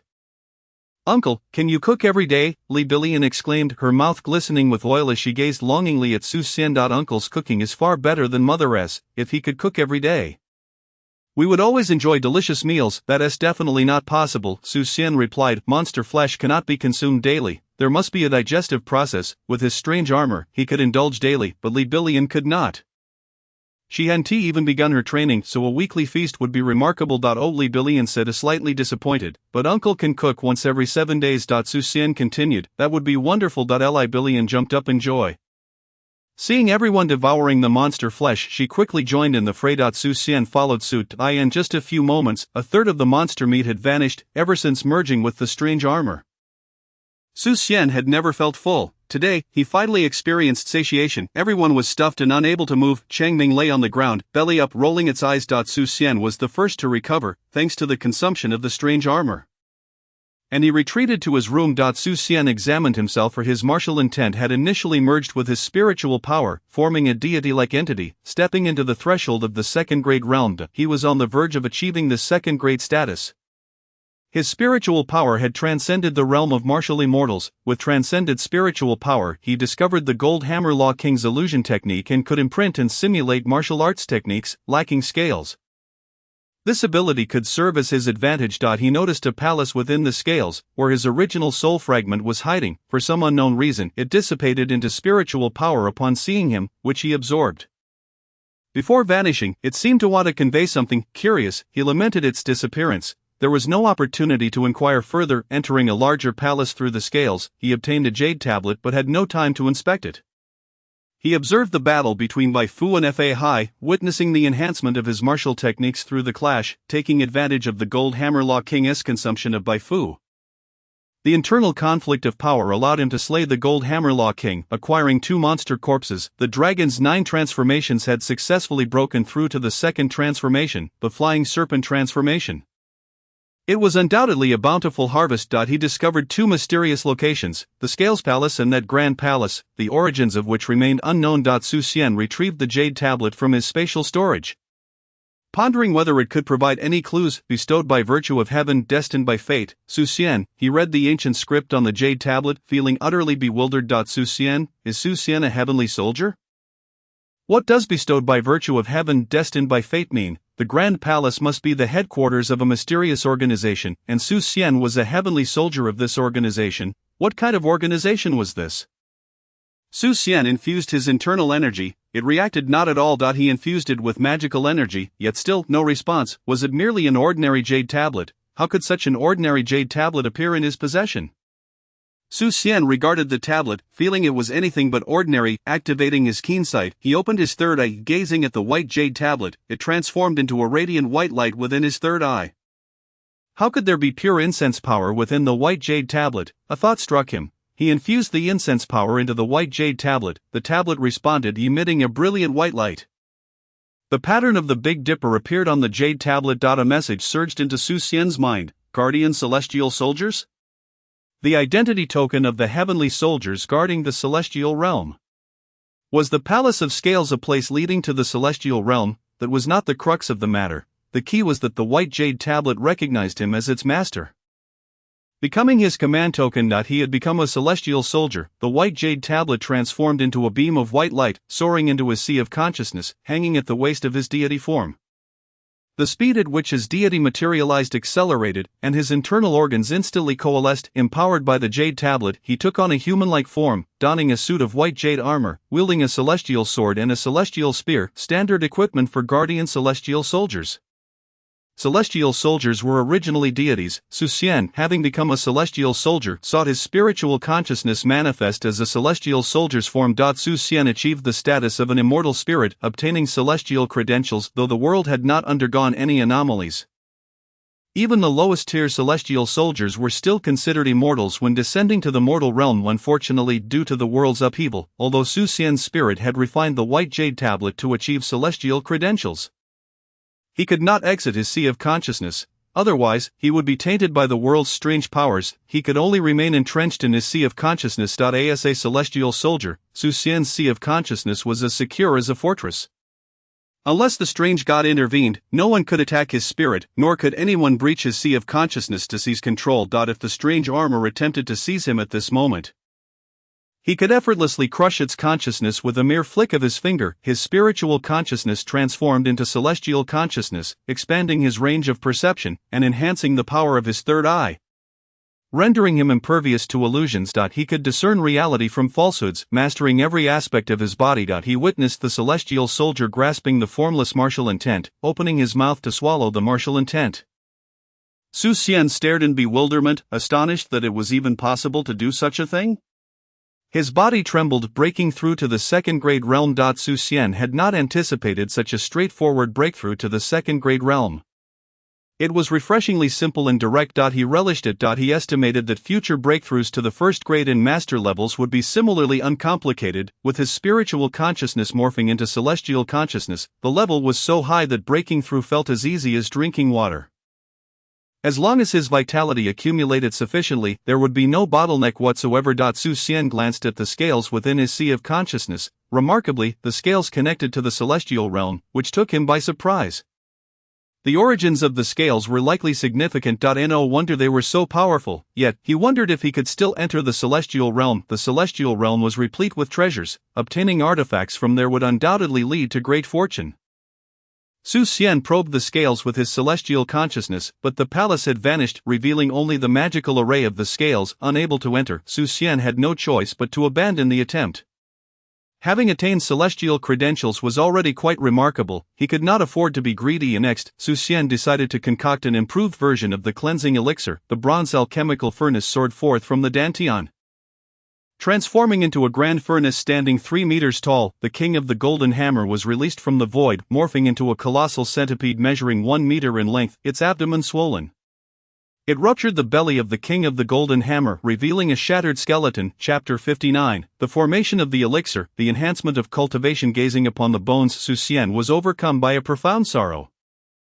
Though he did not recognize them, a poignant sensation akin to the loss of a loved one washed over him. What is this? Su Xian's attention was drawn to a scale embedded in the skeleton, and his brow furrowed in intrigue. Despite its skeletal form, he instantly recognized it as identical to the scales from his sea of consciousness, albeit lacking a certain essence. Placing his hand upon the scale, it began to tremble within his sea of consciousness, transmitting waves of exhilaration. Indeed, the scale was connected to the scales of his consciousness. Bai Fu, is this not the steward of Lady White from the legend of the White Snake?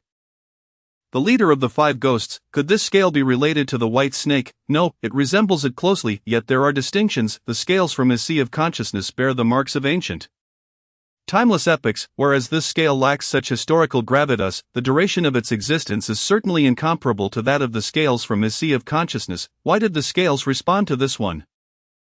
Su Xian found himself perplexed, yet he decided to set aside his confusion. This scale is undoubtedly tied to the White Snake. The scales from his sea of consciousness are connected to this one.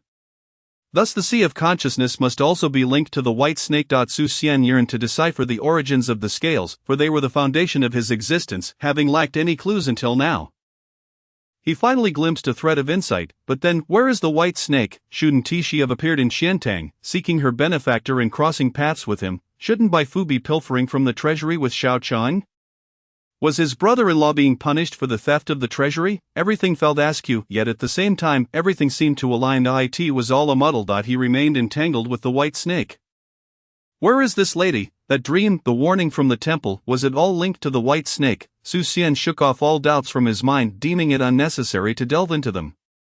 With time, the answers would naturally surface. Having questions merely indicated one's lack of strength. Su Xian turned to the skeleton, feeling a kinship, and decided to exert some effort for the family. He set about refining it.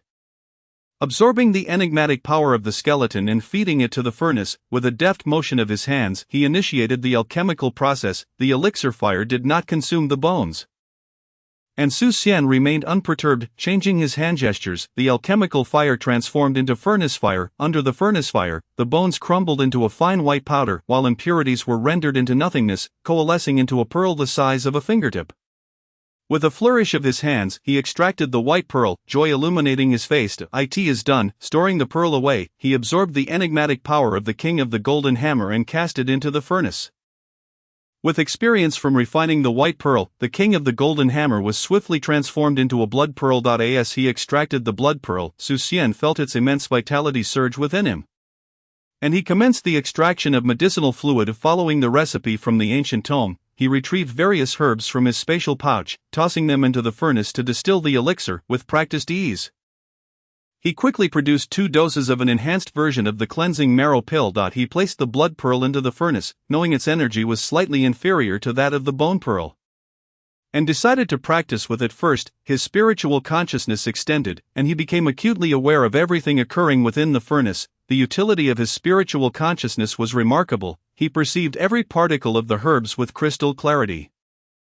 Previously he could only sense at the cellular level, but now his control over alchemy had intensified tenfold. As the medicinal fluid was introduced, the blood pearl melted, merging with the liquid, triggering a reaction. Under the guidance of his spiritual consciousness, Su Xian observed with unparalleled clarity, as if witnessing the birth of the universe itself. It was truly marvelous. The existence of his spiritual consciousness allowed Su Xian to masterfully merge the medicinal fluid and blood pearl into a flawless concoction.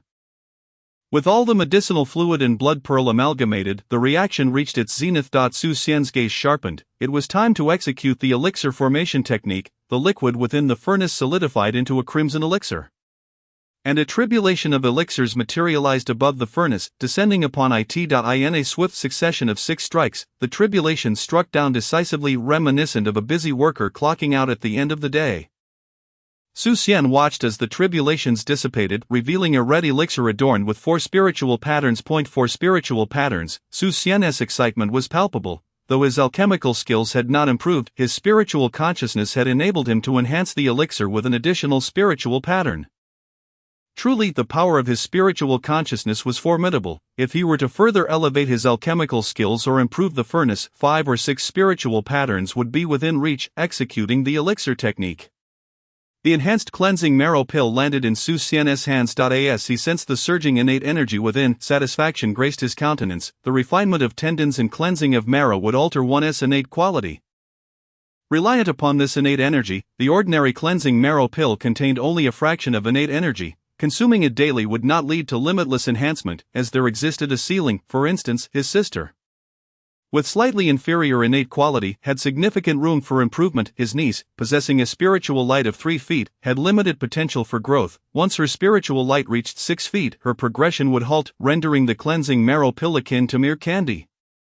His sister continued to advance, now boasting 2 feet of spiritual light. The enhanced cleansing marrow pill, brimming with innate energy, possessed an upper limit for quality enhancement that was positively extraordinary. There existed ancient prodigies with spiritual light reaching 100 feet. Who knew, perhaps it could elevate his sister and niece to such realms. The only regret was that only one elixir was produced per furnace. Nonetheless, it was a significant achievement. One should not be greedy. Xian stored the red cleansing marrow pill in a vial and cast the bone pearl back into the furnace. With a deft flick of his fingers, he began the alchemical process anew. Drawing from his experience in refining the red cleansing marrow pill, he found the creation of the second enhanced version to be even more effortless, under the guidance of his spiritual consciousness. He added vial after vial of medicinal liquid into the furnace. As the bone pearl reacted with the medicinal liquid, the elixir fire softened it, creating numerous pores that absorbed the liquid, initiating a reaction within the bone pearl. How intriguing! He had not anticipated that each enhanced version of the cleansing marrow pill would yield a unique reaction. Fortunately, his formidable spiritual consciousness enabled him to grasp every detail within the furnace. Though each reaction varied, they still adhered to a particular principle. His powerful spiritual consciousness effortlessly pinpointed the critical factors, allowing him to introduce the necessary medicinal liquid. Xian comprehended why the ancient tome had not become a coveted treasure among the great powers. Each refinement produced different results, and without his serendipitous acquisition of spiritual consciousness, enabling him to control every detail of the alchemical process, others would likely ruin every batch, or they would probably not even consider the recipe flawed. Hence, it would be of no interest to anyone. As the final elixir was introduced into the furnace, the bone pearl transformed into a Tai Chi pattern, half white and half black. A tribulation of elixirs appeared above the furnace, and in an instant, 6 bolts of lightning descended upon the Tai Chi cleansing marrow pill, causing it to flail wildly within the furnace. Xian deftly performed the technique, capturing the Tai Chi cleansing marrow pill in his hand. For spiritual patterns danced upon the elixir, radiating the essence of Tai Chi. Just as he secured the Tai Chi cleansing marrow pill in a vial, Xian's expression shifted slightly, his vital energy surged wildly, and his magical power escalated exponentially. The feedback from refining the 2 Earth Immortal Realm's enigmatic powers began to merge within his body. He involuntarily rose to his feet, commencing the practice of the flying serpent transformation. The Dongxian Dao Jing automatically flowed through him, drawing in spiritual energy and seizing the opportunity to cultivate. The heavenly dragon emerged from his body, absorbing the power of heaven and earth, merging it with the energies of merit and incense, and soaring to new heights. In an instant, the heavenly dragon ascended to the 5th rank and continued to rise rapidly. Xian's own cultivation was also advancing swiftly. The vital energy infused into his 5 organs, and the 5 spirits emanated the power of the 5 elements, merging into the spirit of the heavenly soldiers. The spirit of the heavenly soldiers radiated celestial light, advancing effortlessly without any bottlenecks. Midway through the 2nd rank, nearing the latter stages, his magical power surged uncontrollably, and the mist of magical energy spread throughout his dantian. Chapter 60, The Manifestation of the Celestial Soldiers. 1st rank achieved, hope for 1,000 feet of spiritual light. A phantom of a celestial soldier appeared behind Xian. His divine intent was unleashed, marking his achievement of the 1st rank. This was not merely the separation of the celestial soldier's spirit, it was the projection of divine intent impervious to the intrusion of earthly enigmatic powers. Xian did not anticipate that breaking through to the 1st rank would be so simple. Having become a celestial soldier, he faced no bottlenecks beneath the celestial realm. Coupled with the absorption of the enigmatic powers, his cultivation soared at an astonishing pace. In the future, his cultivation progress would shift from riding a bicycle to driving a race car. His divine intent manifested, granting him the augmentation of celestial soldiers in martial intent, as he communicated with the long river of martial arts, catapulting his combat prowess into superlative realms. His celestial path cultivation saw significant improvements as well. The mist enveloped his dantian, finally revealing the opportunity to break through to the 3rd realm, the expansion of the sea. With a few thousand crystal stones, he would undoubtedly breach the expansion of the sea realm. Enhanced by his celestial path cultivation, coupled with the support of talismans and enigmatic armor, Xian's strength would reach the level of a grandmaster without the need for crystal stones. He had not anticipated that refining elixirs could elevate his cultivation so substantially. It was only natural. The enigmatic powers absorbed from two Earth immortal realm beings could not facilitate a major breakthrough. And that was the only issue, Master. There are many seeking medical assistance. Xiong Dali's voice echoed from outside the door. I will be out shortly. Xian stored the furnace and exited the room. Following Xiong Dali, he made his way to the entrance. The citizens of Qiantang appeared frail, some supported by others, while others were being carried. Use this to dilute water, 1 grain per bucket. Xian handed a non-spiritual nourishing pill to Xiong Dali.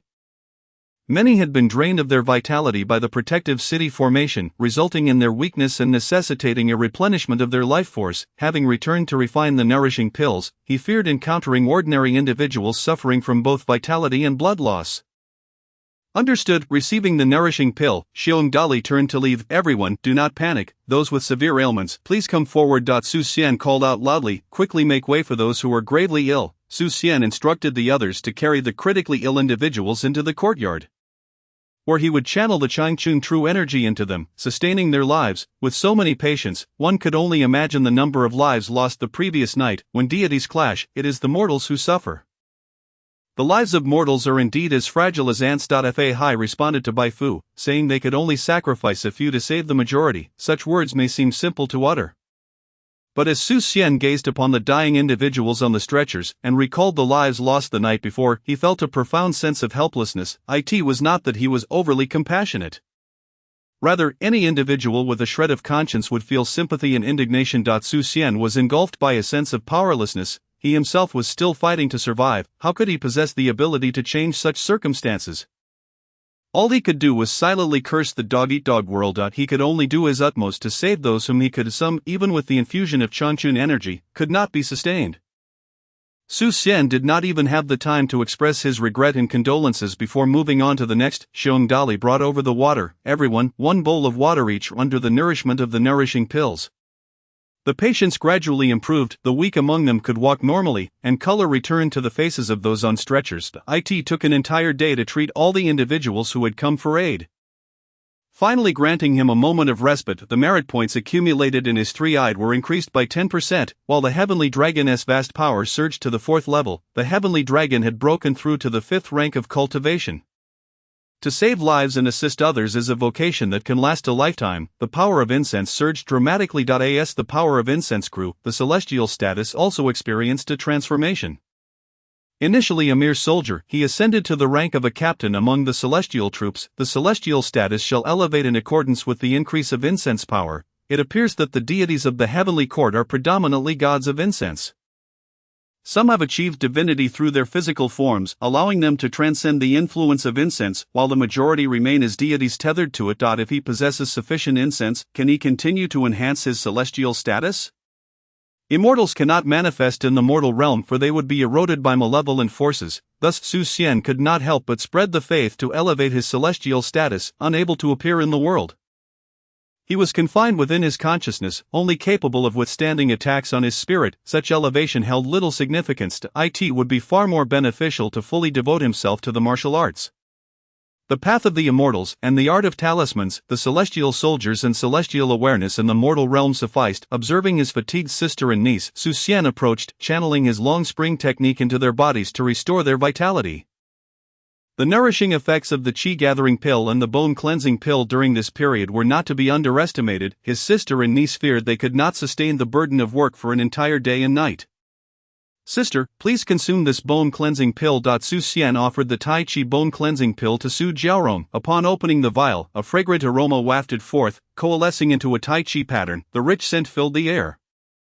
No, it is too precious, Su Jiaorong replied, shaking her head, recognizing the pill's immense value. The 5 brothers inhaled the medicinal vapor, feeling an immediate enhancement in their cultivation. It was undeniably a divine remedy. Sister, with this pill, you can cultivate martial arts. I crafted it without expending much money. Xian hastily reassured her. To cultivate martial arts simply by consuming it. Su Jiaorong hesitated. Indeed, Xian sensed his sister's interest peaking at the prospect of cultivating martial arts. After consuming ordinary bone-cleansing pills for so long, she could now cultivate martial arts, but Xian wished for a more refined process before allowing her to delve into martial arts training. After taking the Tai Chi bone-cleansing pill, the path to cultivation would be unobstructed. Listening to Xian's words, Su Jiarong unhesitatingly swallowed the Tai Chi bone-cleansing pill. As it entered her abdomen, a surge of Tai Chi energy began to refine her body. Xian's celestial awareness closely monitored his sister's condition. He observed the Tai Chi bone-cleansing pill dissolve into a vast medicinal force that surged into Su Jiarong's lower dantian. Startling Xian, who feared the overwhelming energy would rupture her dantian, the medicinal force entered, solidifying into a Tai Chi pill, gradually releasing its potency to refine Su Jiarong's bones and dantian, opening her dantian. Without even practicing martial arts, she stepped into the 9th rank. Xian sighed in relief, astonished that the Tai Chi pill could slowly release its power to refine his sister's foundation and dantian, allowing her to achieve the 9th rank as a martial artist. The bone-cleansing pill, crafted in the realm of the immortals, was indeed extraordinary. Su Jiarong radiated with spiritual light, from an initial 2 feet of luminescence. It steadily grew 3 feet, 5 feet, 10 feet, 20 feet, 30 feet, finally reaching 50 feet, at which point the growth rate began to slow, yet it continued to ascend with determination, fully absorbing the Tai Chi pill.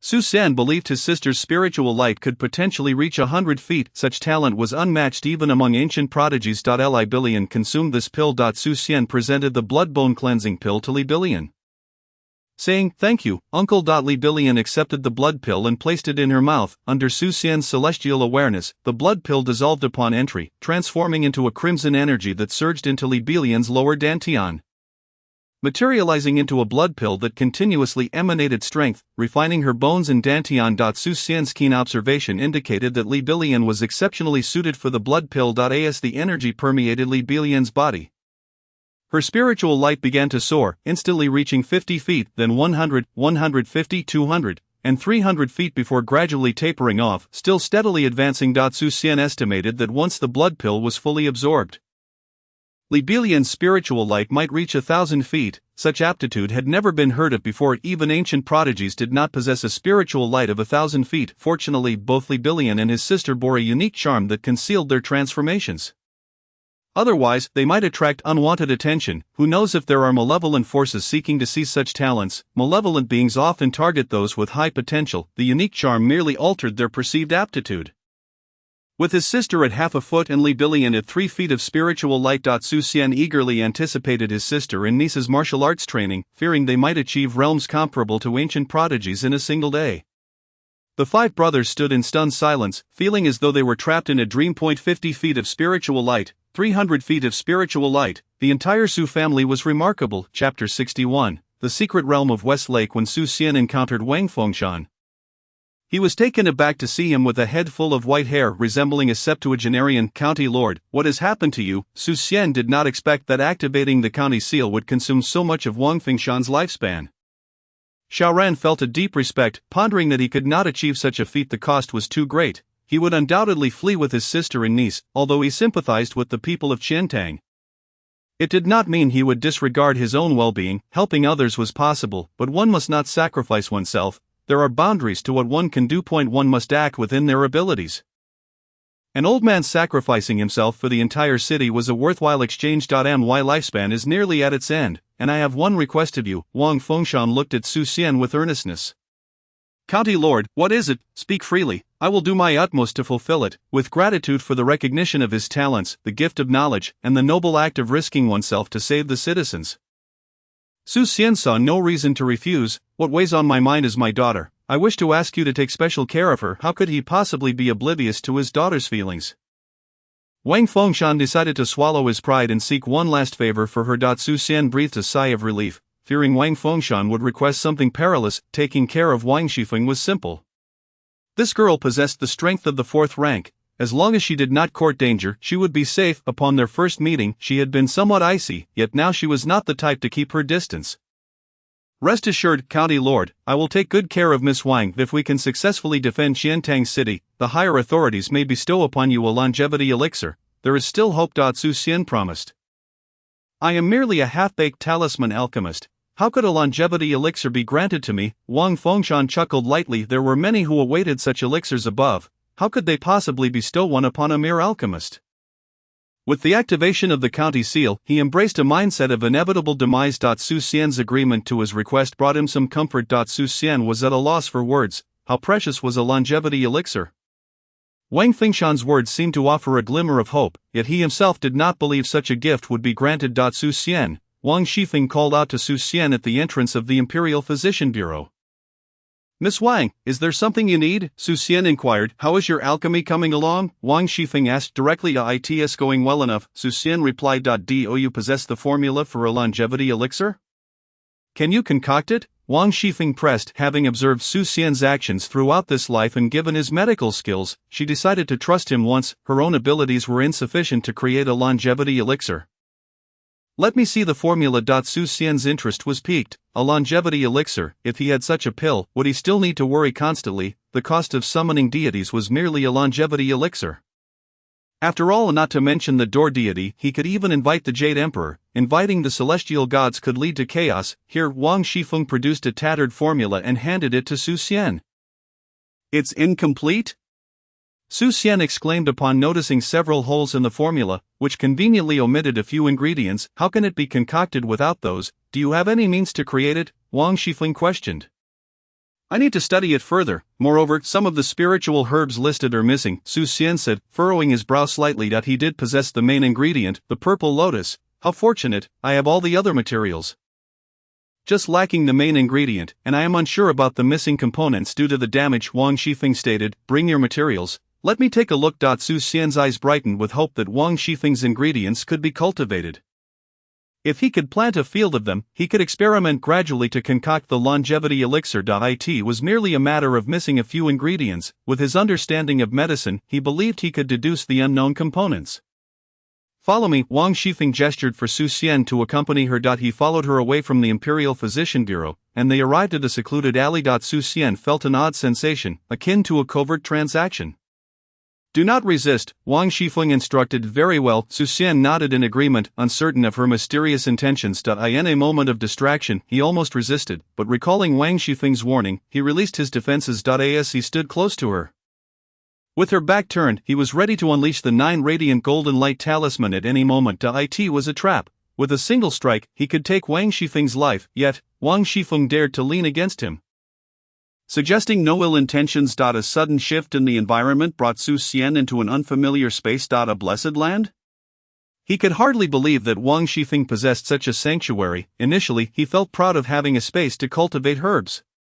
But now he felt like a mere fool. Wang Shifeng's blessed land was vast, perhaps encompassing 1,000 acres. Su Xian felt the allure of this space diminish. No wonder Wang Shifeng had reached the 4th rank at such a young age. With such a large expanse of blessed land, even a pig could achieve the 4th rank. Wang Shifeng likely lacked a way to completely eradicate malevolent forces, which slowed her cultivation each time she practiced. She had to expel the malevolent energy within her, naturally hindering her progress. This slow cultivation could be seen as a slight against her, and Su Xian did not view Wang Shifeng as foolish.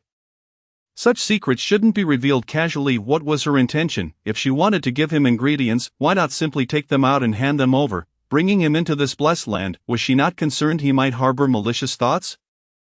I brought you into this blessed land to inform you of something. The consequences are too great. Speaking of it outside could invoke certain entities' attention, Wang Shifeng stated. Observing Su Xian, she had been watching his actions closely and felt reassured to bring him into this sacred space. Su Xian never imagined that Wang Shifeng's purpose in bringing him to this blessed land was to sever the ties of fate. Miss Wang, you need not say anything. I shall take my leave. I swear by my martial arts that I will not disclose a single word about this blessed land. Su Xian felt the gravity of the situation. He was quite anxious. Such secrets were not for everyone to hear.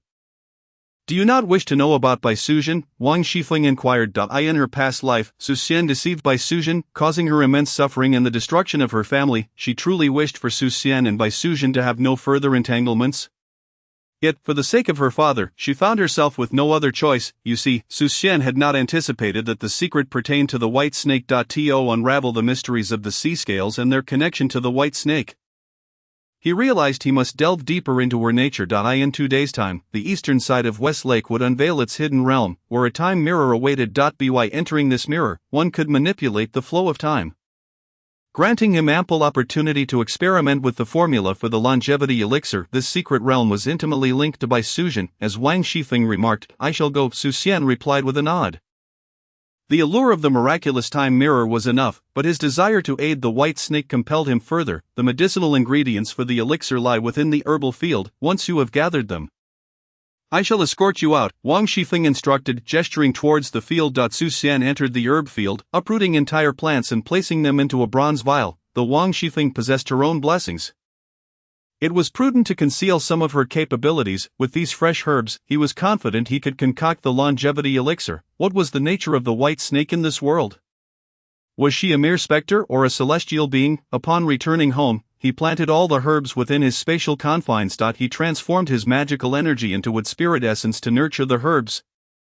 Having nearly stripped Wang Shifeng's herbal field bare, leaving only a few roots for her, the herbs had grown for a considerable time and would soon yield seeds or sprout anew. Observing the flourishing field, Xian's face radiated satisfaction. Next, he needed to identify the missing ingredients from the elixir's formula and procure them. He retrieved the formula for study. The pharmacological principles of the elixir closely mirrored those of traditional medicine, revolving around the interplay of yin and yang, the five elements, and their harmonious combinations. Of the primary ingredient was the purple lotus, known for enhancing the spirit. Xian quickly grasped that it fortified the soul and invigorated the blood, thus prolonging life. Where had Wang Shifeng discovered this formula? It was infuriating that it had not been preserved properly, with several holes rendering some ingredients lost. 2 ingredients complemented the purple lotus, while another strengthened the primary ingredient, with 2 more supporting it. Xian felt a surge of frustration. Such a precious formula had been neglected and infested by pests.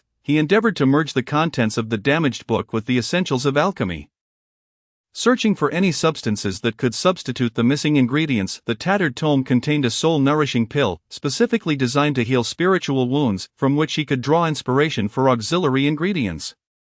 The method for enhancing vitality was best achieved through the flesh of spectral creatures. Utilizing such flesh to replace the main ingredient of the longevity elixir could be a viable option. The bronze vial contained a fair amount of spectral corpses. It was worth a try. Others would surely hesitate to alter a formula, but Xian was different. With his celestial awareness, he possessed an intimate understanding of the transformations of elixirs, thus providing him the means to modify the formula. By incorporating various materials, he could control and adjust the reactions of the substances at will. He was confident in his ability to deduce the longevity elixir. Yet it would require time and countless experiments to discover the correct ratios and materials. This was precisely why Wang Shifeng urged him to enter the time mirror. Wang Fengshan could not afford to wait long. Within the time mirror, time would accelerate his experiments, allowing him to swiftly identify the proper ratios for the missing ingredients to concoct the longevity elixir and save Wang Fengshan. Although Xian possessed formidable celestial awareness and direction, he dared not claim he could ascertain the correct formula within a year. Wang Fengshan could hardly endure even half a month. Xian had yet to commence his experimentation with the formula. Upon entering the hidden realm of West Lake and locating the time mirror, he would naturally have ample time to conduct his trials. First, however, he sought to procure a martial arts technique for his sister. Having successfully nourished herself with the Tai Chi cleansing pill, she had broken through to the 9th rank of martial artists, yet lacked a cultivation method. He approached her to inquire about her desires for a martial arts technique. "Sister," Xian called out, spotting her in the backyard, hanging vegetables to dry in preparation for pickling. "What is it, Hanwen?" Su Jiarong inquired, setting aside her tasks. "I intend to find you a martial arts technique. But I wish to know what you desire to cultivate," Xian replied. "The technique must resonate with your heart, so I want to know which one you prefer. The stronger, the better," Su Jiarong stated without hesitation. Stronger? Xian was taken aback. He had assumed his sister would favor a more nurturing style of cultivation, such as the Changqun technique he practiced. He had discovered its magical energy could be wielded. Realizing it was indeed profound, and had initially planned to pass it on to her, however, she was merely a homemaker, uninterested in violence. To his surprise, she sought a formidable technique. "I wish to find your brother-in-law," Su Jiarong declared, her gaze resolute. Upon seeing her determination, Xian understood. His sister, who was usually reluctant to spend money, had unhesitatingly consumed the cleansing pill, knowing it could aid her martial training. "Sister, it's been quite some time Your brother-in-law, Su Xian urged. As long as we have not found a body, he is not dead, Su Jiaorong insisted firmly. Su Xian fell silent. Very well, I shall go to Jinshan Temple and request a powerful technique from my master. You must not venture alone into the wilderness in search of your brother-in-law until you have mastered the technique, Su Xian warned. Regardless of the circumstances, his priority was to empower his sister. Agreed, Su Jiaorong nodded. She understood that without sufficient strength venturing into the wilderness would be tantamount to courting death. Not only would she fail to find Li Gongpu, but she would also risk leaving her daughter without a mother. She was not only a wife but also a mother, and thus Su Xian felt reassured. Upon reaching the foot of Jinshan Temple, he found the number of worshippers had increased significantly, with throngs crowding the stone steps leading up the mountain. His master had saved the entire populace of Qiantang City, and the people were filled with gratitude, flocking to Jinshan Temple to pay their respects. Upon spotting Su Xian, the devotees parted to create a path for him. In Qiantang County, no one was more revered than Fa Hai, except for Su Xian himself. He ascended the steps swiftly and soon arrived at the temple, entering the rear courtyard and the meditation room. Do you have any queries? Su Xian did not conceal his intentions, as Fa Hai had long anticipated his visit. Believing Su Xian sought guidance on cultivation. Master, I wish to obtain a powerful technique suitable for women.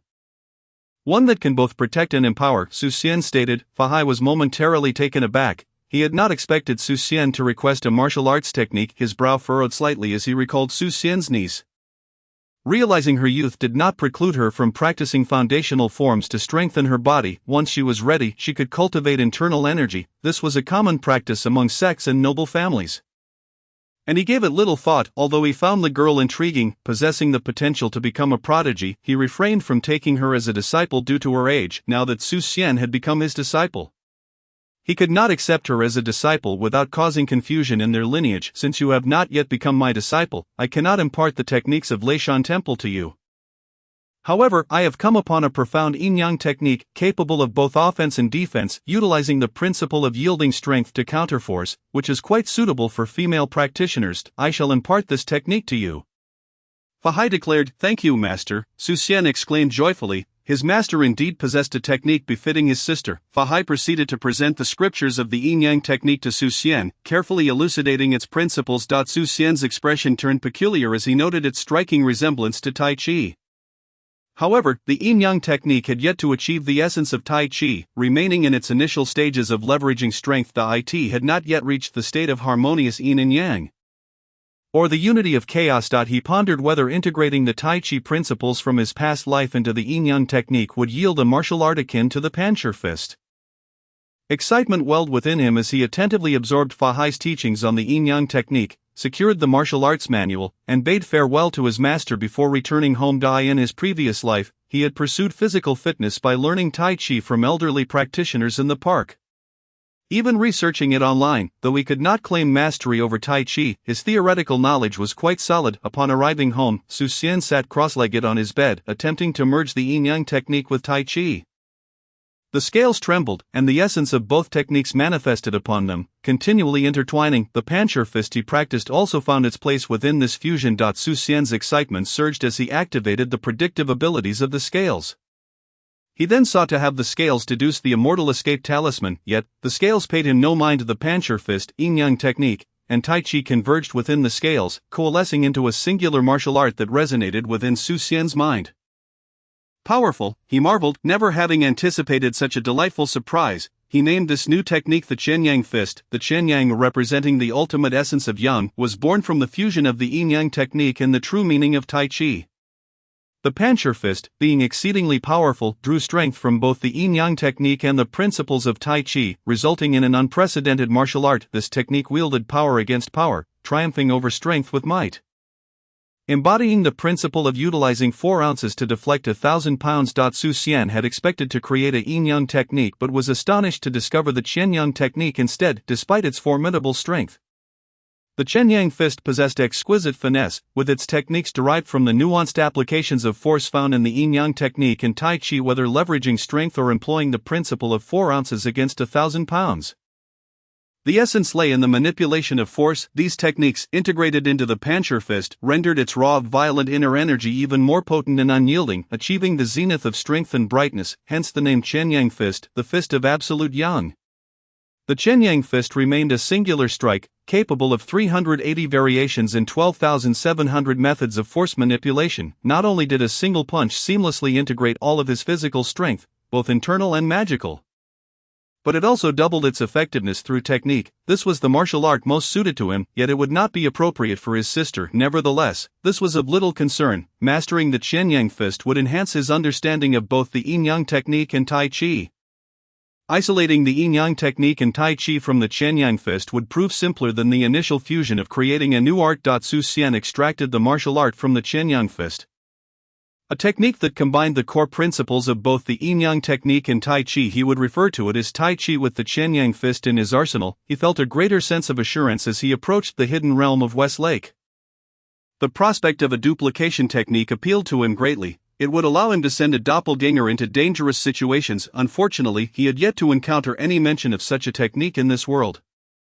He remained uncertain whether it simply did not exist or if he had yet to come across it. Though the spectral armor could serve as a substitute for his absence, it could not brew elixirs, rendering it useless within the hidden realm of Westlake. Thus, Su Xian still had a journey ahead of him. As the time for the secret realm's opening drew near, Su Xian found himself unable to impart the teachings of Tai Chi to his sister. He instructed the 5 brothers to safeguard the residence and, with a swift leap, departed from the Li household. Chang Ming quietly followed in his wake. Outside Shentang City, Su Xian merged with the enigmatic armor. Activating the concealment and transformation charms, he transformed into a towering figure clad in armor, standing 2 meters tall. The aura of the transformation charm shifted to that of a sinister entity, while the concealment charm masked all traces of his presence. His celestial senses fully awakened, Su Xian instantaneously surveyed every blade of grass and tree within a 3-mile radius. He proceeded in a direct line towards the secret realm of Westlake. With his martial prowess unleashed, the intent of his martial spirit coalesced behind him, augmenting his power. Any malevolent entity he encountered was swiftly dispatched with a single punch. Their remains captured within a bronze vessel. Within the confines of his celestial perception, the strongest presence was merely of the first rank. In his current state, Su Xian felt no need to evade. He boldly advanced towards the location of the Westlake secret's unveiling.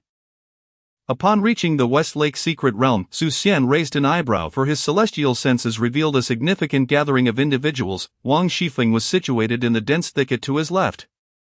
That woman, within his celestial perception, the woman who had appeared in his room that day, was positioned to his right. His benefactor was also present, alongside several unfamiliar figures, likely skilled practitioners who had arrived from various locales.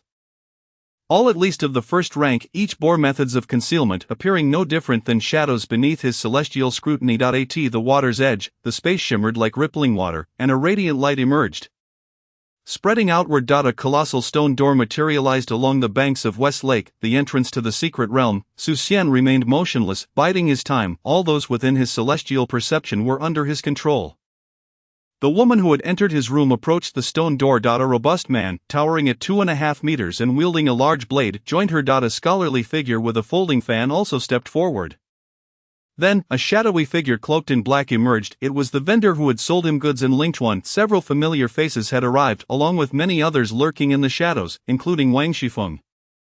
The group exchanged glances, seemingly reaching a silent accord, and swiftly approached the stone door. Each produced a stone slab and pressed it into the central recess of the door. Their stones fit together perfectly, forming an eye. Its vertical slit a cold, piercing gaze that sent chills down one's spine. The stone door illuminated with a brilliant glow and opened. The group surged through the entrance, pulling their stones away as they did.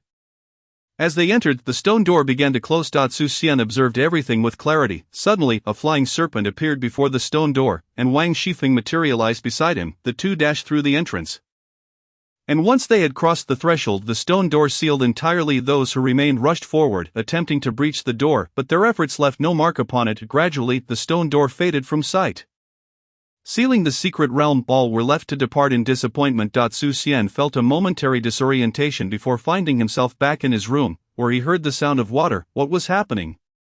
He moved towards the sound, wondering if this was something he could freely observe. In the bathing pool, 2 enormous pythons entwined themselves. Upon hearing the noise, the pythons lunged at Su Xian, who retaliated with a single punch. Swiftly dispatching both second-rank malevolent creatures, their remains were collected in the bronze vessel. Su Xian surveyed the room, recognizing it as a woman's boudoir, complete with a vanity. Approaching the polished bronze mirror atop the vanity, He noted that his celestial senses failed to perceive it. The mirror appeared ordinary yet was exquisitely polished. As he stood before it, his reflection was clear, but there was indeed something amiss. He activated the concealment charm.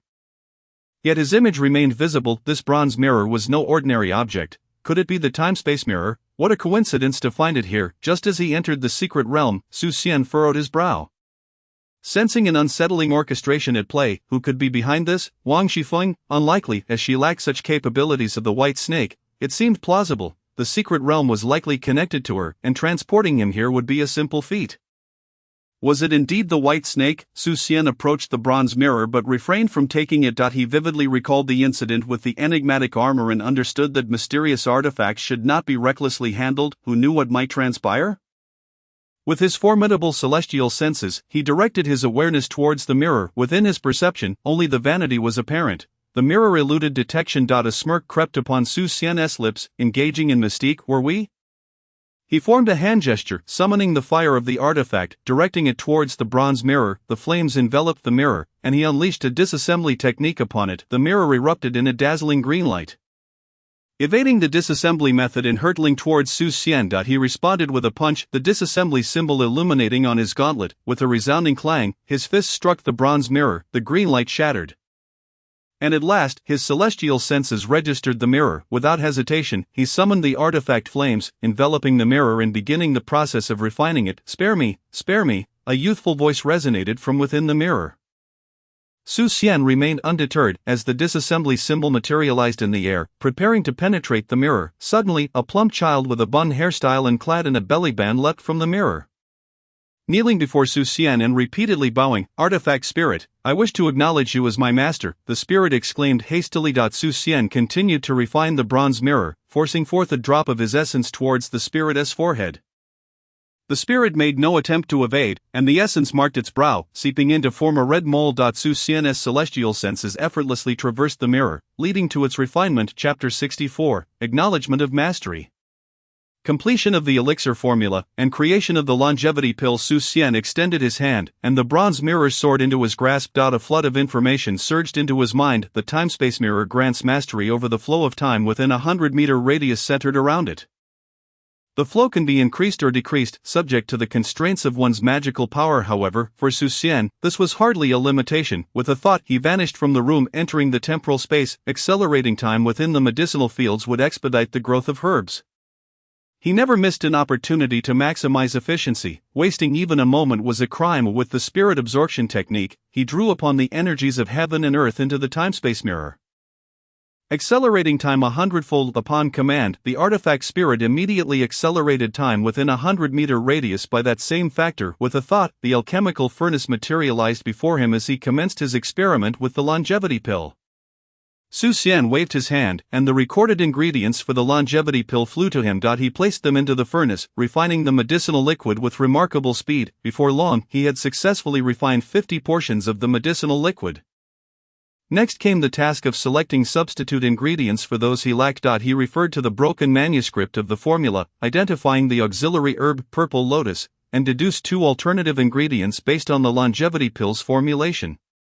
He refined 5 portions of each of these substitutes. Although he could not ascertain the optimal ratio, he would determine whether these substitutes could suffice. If they proved viable, he would refine more and gradually experiment with the proportions.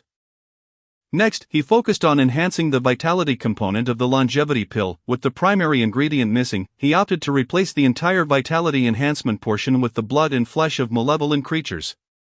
He integrated this with the spirit-enhancing aspect. The formula for the longevity pill perplexed him, yet he understood the formulation for the vitality enhancement. A simple substitution would suffice for that segment, while the uncomprehended portions would remain unchanged. He refined the auxiliary herbs into medicinal liquids, producing the body of a malevolent creature, specifically a 6th-rank entity. He prepared to use it for experimentation. With its high rank, he was reluctant to waste even a single body. The remains of the malevolent creature were tossed into the alchemical furnace, and he executed the necessary incantations. Under his celestial perception, he swiftly refined it into a blood pill. He repeated the process with another 6th-rank malevolent creature. ultimately creating 5 blood pills. Thankfully, his companions had amassed quite a collection of 6th rank and higher malevolent remains, and he had also hunted several during his time in the Westlake secret realm. Ample resources for testing the longevity pill. Su Xian's celestial senses probed into the alchemical furnace, initiating the experimentation phase. He placed the purple lotus medicinal liquid and the blood pills within the furnace, under the heat of the alchemical flames. The two substances quickly melded together, their essences intertwining harmoniously. He then introduced the auxiliary herbs into the furnace, keenly observing the changes each ingredient brought forth. Upon introducing the 10th medicinal liquid, the mixture erupted like a volcanic explosion, releasing a plume of black smoke from the furnace's opening. Failure. Su Xian was not surprised. He persisted, the black smoke rising again. Another failure. Countless attempts ended in failure, yet Su Xian wore a smile, though unsuccessful. These trials confirmed the viability of the substitution plan. Next came the task of adjusting the dosages. Thanks to his celestial senses, he noted the particle states of the medicinal liquids, otherwise, he could have spent a decade without identifying the proper substitutes. Adjusting the dosages was straightforward. He modified the quantities of each ingredient, refining them while his celestial senses observed, ultimately discovering the perfect ratio. This was a process of repeated experimentation, after 3 days of relentless effort. Su Xian finally discerned the ideal formulation for the longevity pill. From experimenting with substitute ingredients to identifying the perfect dosages, he had spent 7 days, which was equivalent to 700 days in accelerated time, 2 years of elapsed time. Outside, the grass atop Wang Fengshan's grave had grown exceedingly tall. Su Xian gazed at the blood-colored longevity pill in his hand, his face alight with joy. Releasing the acceleration of time, he spoke to the artifact spirit.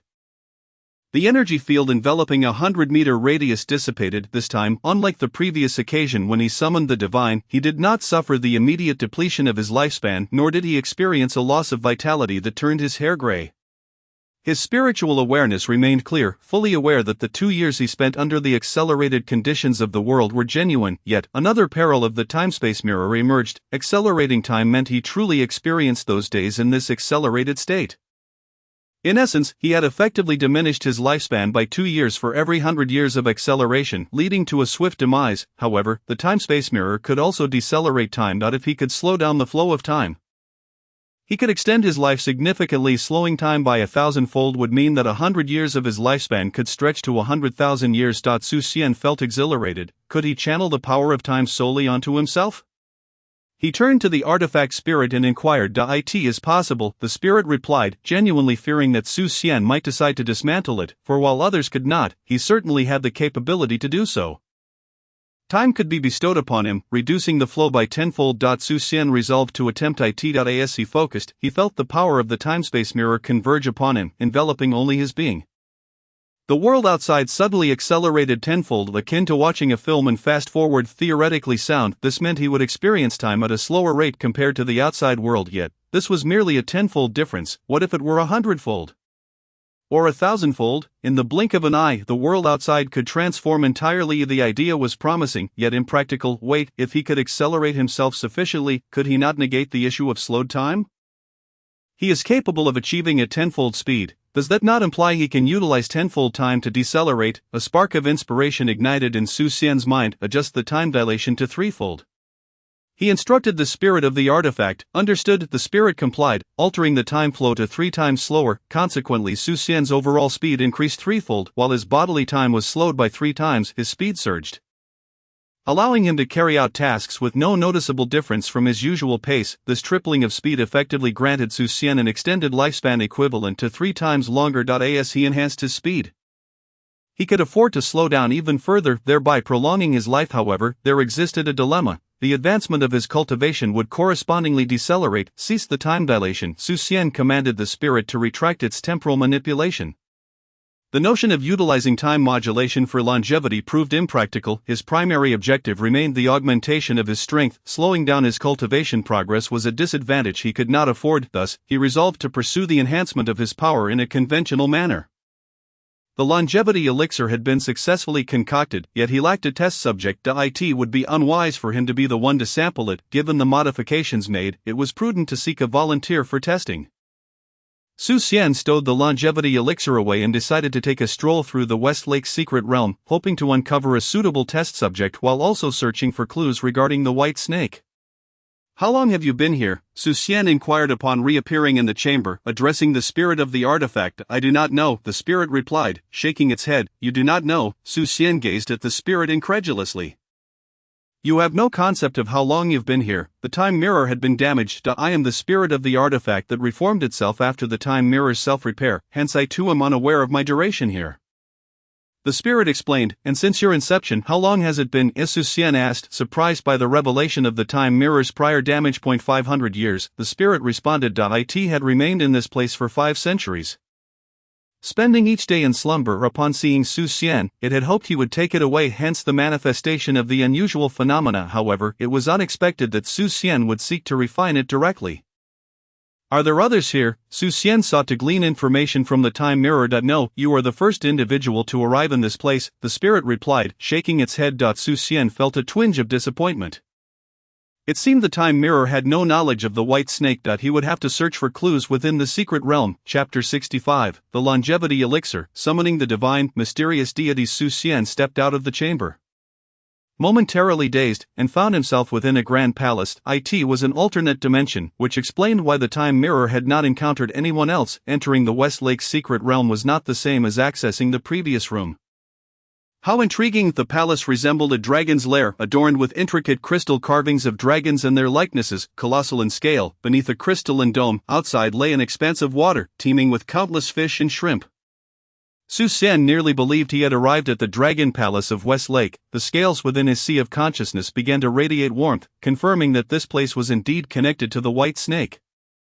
Yet, it was filled with dragon motifs. How could the white snake, a mere serpent, be related to dragons? He was aware that snakes could transform into dragons. In his past life, the white snake had practiced cultivation but had not transformed into a dragon. However, this was an extraordinary world, where deviations from the norm were commonplace. It was evident that this world diverged significantly from the tale of the white snake he was familiar with. The absence of the white snake's cultivation and its potential transformation into a dragon was not unusual here. With his celestial perception fully engaged, Su Xian activated his third eye, allowing for the detection of any dangers or illusions before him. Sensing the scales within his sea of consciousness, he proceeded deeper into the palace.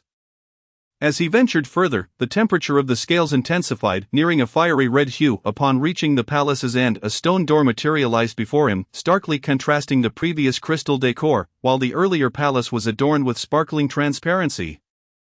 This stone door was immensely heavy, as black as ink, leading Su Xian to suspect it was crafted from blackened charcoal. He paused, furrowing his brow. Having traversed such a distance without encountering anyone else within the secret realm was decidedly peculiar. Gazing at the stone door, Su Xian sensed something amiss. Sir, a woman's voice echoed in his mind. Su Xian jolted, instantly recognizing the voice. It was one he was all too familiar with from dreams and temples. The white snake, sir, you must leave at once. The voice of the white snake grew clearer, issuing a warning. Previously in the temple, it had cautioned him to depart. Now, it urged him to flee once more. What was the situation? Wasn't this secret realm connected to the white snake? Why did the white snake insist he leave in haste? The urgency in her tone was palpable. The voice did not belong to the white snake. Or perhaps the secret realm was not affiliated with her. Su Xian hesitated for a moment before deciding to withdraw. He too felt that this was unsafe. The longevity elixir had already been successfully tested.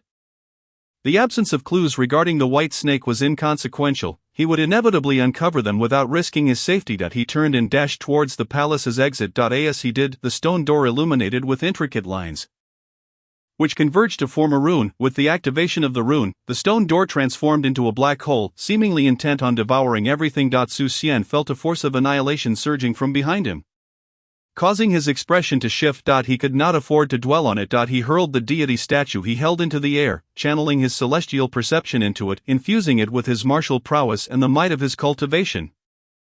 The statue radiated divine light, momentarily halting the force of consumption. However, as Su Xian poured all his strength into the statue, he felt 10 years of his lifespan being siphoned away. Just previously he had lost 5 years. Now, with his increased cultivation, it had escalated to a decade. This made no sense, but divine entities were not inclined to reason with mortals. From within the divine light, the guardian deity emerged, towering a full 10 feet high.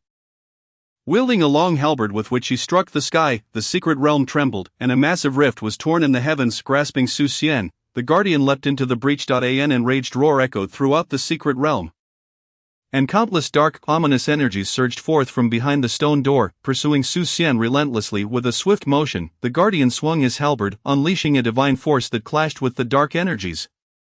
Golden light erupted, momentarily restraining the malevolent force while it continued its pursuit. A terrifying pressure enveloped the entire secret realm. A mysterious deity. Su Xian felt the pressure and his expression changed. No wonder the guardian had not immediately engaged in combat. Instead, he sought to escape the secret realm with Su Xian. The white snake had indeed been warning him. As Su Xian was being pulled from the secret realm by the guardian, the malevolent deity emitted a silent roar. Su Xian heard no sound, yet he witnessed the dark energy morphing into a gaping maw, the very fabric of space rippling as if the realm itself were in turmoil. The waves surged towards him. And he summoned every ounce of his strength to activate the heavenly dragon-esque great repository technique, bolstering his defenses with the mysterious armor and the unbreakable Vajra talismans. However, Su Xian sensed that against the impending assault of the mysterious deity, all his efforts might be in vain. As the spatial waves approached, a beam of divine light descended before him, intercepting the attack. Su Xian breathed a sigh of relief. The guardian deity was reliable. The guardian led Su Xian out of the secret realm amidst the deity's anguished cries. Upon Su Xian's return to the banks of the West Lake, the guardian returned to his statue form in a flash of divine light. Su Xian caught the statue as it fell. The flying serpent had departed from this place, with the activation of the concealment talisman and the abnormality talisman, along with his celestial perception fully engaged. He dashed directly towards Qiantang City. Any encountered demons were swiftly dispatched with a single punch, sealed away in a bronze vial. Not long after Su Xian's departure, the entirety of West Lake erupted into chaos. As if some unspeakable horror lurked beneath its surface, suddenly, a golden sun appeared in the sky, casting its light upon the West Lake, which soon calmed down. As tranquility returned, the golden sun gradually faded from view. Su Xian fled in a frenzy, catching glimpses of golden radiance illuminating his path, but he dared not look back, fearing the mysterious deity might emerge in pursuit from the West Lake's secret realm.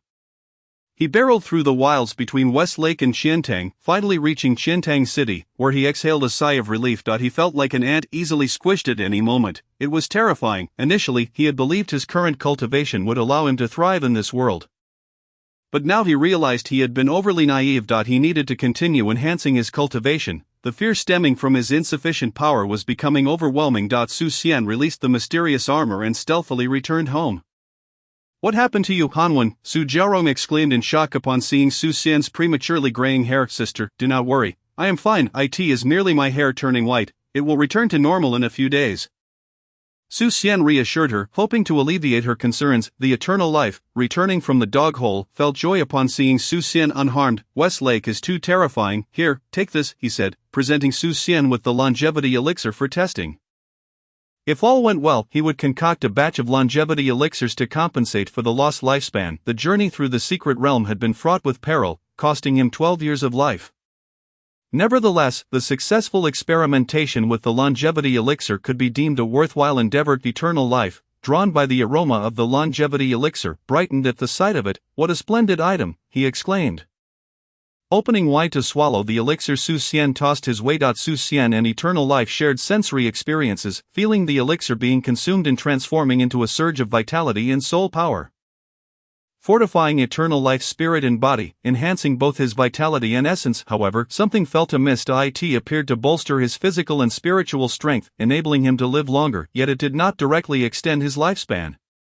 Was the concoction unsuccessful? Su Xian furrowed his brow in contemplation. What had gone awry? "Sister, I shall retreat to my room for seclusion and cultivation. Please do not disturb me," he informed Su Jiarong before retreating to his chamber. He needed to investigate where the problem lay. The longevity elixir was crucial for restoring his lifespan. Su Xian retrieved the formula and began to study it once more. "Wait, the life force transmutation longevity elixir? What does this mean?" He scrutinized the formula, discovering a line of small text beneath the ingredients. Was this the key to alchemy? What could life force transmutation longevity elixir imply? Was it necessary to harness life force to concoct the longevity elixir? Where could one possibly find life force? Shenyang Gong. Su Xian suddenly recalled the cultivation technique he practiced. It was worth a try. Chapter 66. 2 years of longevity, consuming elixirs for immortality. Entering the spatial realm. Xian instructed the spirit to accelerate time tenfold. The energy field enveloped a radius of 100 meters, within which time accelerated tenfold. Xian retrieved the alchemical furnace and summoned the medicinal ingredients. Swiftly extracting the elixir with practiced ease, he quickly produced 10 portions of the medicinal liquid, preparing to refine the bodies of the demonic entities and crafting 10 6th to 5th grade blood elixirs. Taking a deep breath, Xian closed his eyes to cultivate his spirit, channeling his internal energy and magical power to restore himself. He needed to be in peak condition to concoct the longevity elixir. Under the influence of the Chunyang Gong, he rapidly returned to his optimal state. As he began the alchemical process, he combined the purple lotus medicinal liquid with the blood elixirs in the furnace. Executing the alchemical techniques, with his celestial perception delving into the furnace, he recalled a previous successful refinement, and this time the process proceeded with greater ease, refining the essence flows like a gentle stream. Yet, I have persistently failed to find an opportunity to infuse the vital energy of eternal spring. Under the guidance of celestial perception, the transformation of the elixir is evident, but the chance to inject the vital essence remains elusive. Should I succeed in this infusion, it would inevitably lead to the collapse of the elixir, resulting in the destruction of the longevity pill. Only when the final ingredient merges with the elixir does celestial perception finally sense the opportune moment for the infusion. Regrettably unprepared, the fleeting opportunity vanishes, and the pill takes form. The calamity of the elixir manifests. The 6 paths of thunder swiftly strike the pill, and the calamity disappears in an instant, reminiscent of a job completed and wrapped up. Xian wonders if the tribulations faced by others in refining their pills are as hurried as his own. Perhaps he rivals the work ethic of the post-2000 generation, manipulating the incantation. He retrieves the longevity pill, a semi-finished product adorned with 3 spiritual patterns. Although it serves as a great tonic, its efficacy in prolonging life is lacking. He stores the pill away to refine it anew. This time, Xian feels more assured. He accelerates the process up front, only slowing down for the final step. Now is the moment. All ingredients blend in an instant as the vital energy of eternal spring is infused into the elixir. A surge of vitality emanates from within, akin to a chemical reaction, igniting the life force of all the herbs, solidifying into the longevity pill. Xian realizes that it is essential to draw forth a thread of vitality from the life essence of the herbs to successfully concoct the longevity pill. His selection of certain herbs merely activates the energies of the purple lotus and the eerie flesh, lacking substantial vitality. Thus, the efficacy of the longevity pill may be limited. However, he has chosen wisely in selecting the eerie flesh, which harbors a potent life force that compensates for the deficiency of the auxiliary herbs. Without this, the longevity pill might never materialize. The longevity pill crystallizes into a bicolored, purplish-red orb, devoid of calamity.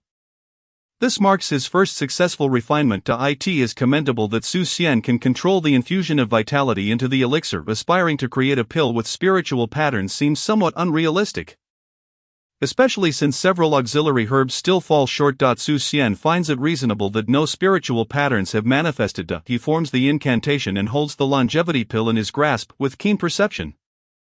He assesses the pill's properties. A smile graces his face. It indeed contains vitality capable of extending life. The ingredients remain unchanged, the refinement process has not altered, and there is no need to test the pill. It is safe for consumption. Absolutely devoid of toxins, freshly crafted and still warm, he places the longevity pill in his mouth. It dissolves instantly, with a gentle essence flowing into Xian's abdomen, radiating warmth throughout his being. He feels as though he has just enjoyed a sauna, followed by a full-body massage. His graying hair swiftly darkens back to its original hue. Upon careful reflection, he realizes he has gained 5 days of lifespan. The 5 days of vitality transform his hair from white to black, as the replenishment of energy renders the change natural. After all, there are elderly individuals in their 50s and 60s with dark hair, while those in their 20s and 30s may already be gray. Xian feels a tinge of disappointment, having anticipated a significant extension of his lifespan, only to find it amounts to 5 days. In truth, 5 days is not insignificant, yet the greater the expectation, the greater the disappointment. His hopes were overly optimistic, making acceptance difficult. The life force within the 6th grade eerie flesh is limited, being a lifeless substance, thus only capable of producing a longevity pill that extends life by 5 days. The test product derived from the eerie flesh should yield greater longevity. He reignites the furnace, making no adjustments to the auxiliary herbs, substituting the blood pill with one made from 5 grade eerie flesh. This time, Xian is considerably more composed, the process flows even more smoothly than before, culminating in the successful creation of the longevity pill. Still, no calamity arises, the auxiliary herbs remain somewhat inadequate. Xian pays this little mind. He merely wishes to compare the longevity pills crafted from 5-grade and 6-grade eerie flesh, hence his decision not to make adjustments. The absence of spiritual patterns facilitates comparison. He performs the incantation to extract the longevity pill and, while still warm, places it in his mouth. A warm current courses through him, and Xian revels in the sensation. The longevity pill is truly delightful. No wonder people become addicted to consuming pills. 7 days later, upon careful assessment, he discovers that the longevity pill made from 5-grade eerie flesh extends life by an additional 2 days. Indeed, the stronger the eerie entity, the more life force it retains in its remains, thus yielding a more effective longevity pill. A living eerie entity should produce even greater results. Xian calculates that a living 6-grade eerie entity could potentially extend life by over half a month. The life force of an eerie being is not inherently minimal, it merely suffers some loss in the refinement process. Achieving half a month would be quite commendable, one must not be greedy. After all, the longevity pill is already a defiance of the natural order. If it were to be produced in abundance, would everyone not attain immortality? No one would dare to refine pills from living eerie entities, as that would mean infusing the essence of the uncanny into the pills, essentially hastening one's own demise. Only Xian would dare to entertain such thoughts. Xian possesses a comprehensive understanding of the properties of the longevity pill. He begins to adjust the auxiliary herbs. If adjustments cannot be made, he supplements with additional herbs. The new formula is thus refined. He commences the refinement process anew. A 6-grade blood pill is cast into the furnace, along with the purple lotus elixir. Under the scrutiny of celestial perception, the modified auxiliary herbs present no issues. The timing of the fusion alters during the refinement. Under Xian's control, the fusion succeeds without incident. Mastering the properties of the longevity pill and improving the formula proves to be a simple task for him. All the elixirs successfully merge, and Xian infuses the vital energy of eternal spring, activating the life force. A longevity pill radiating red and purple hues successfully materializes. A calamity emerges above the furnace, with 9 bolts of lightning striking down directly. The longevity pill within the furnace contracts slightly, becoming denser. As the calamity dissipates, Xian feels as though it cast a fleeting glance in his direction before vanishing. Surely a mere illusion, how could a calamity possibly regard him? He deftly performs the incantation and retrieves the longevity pill.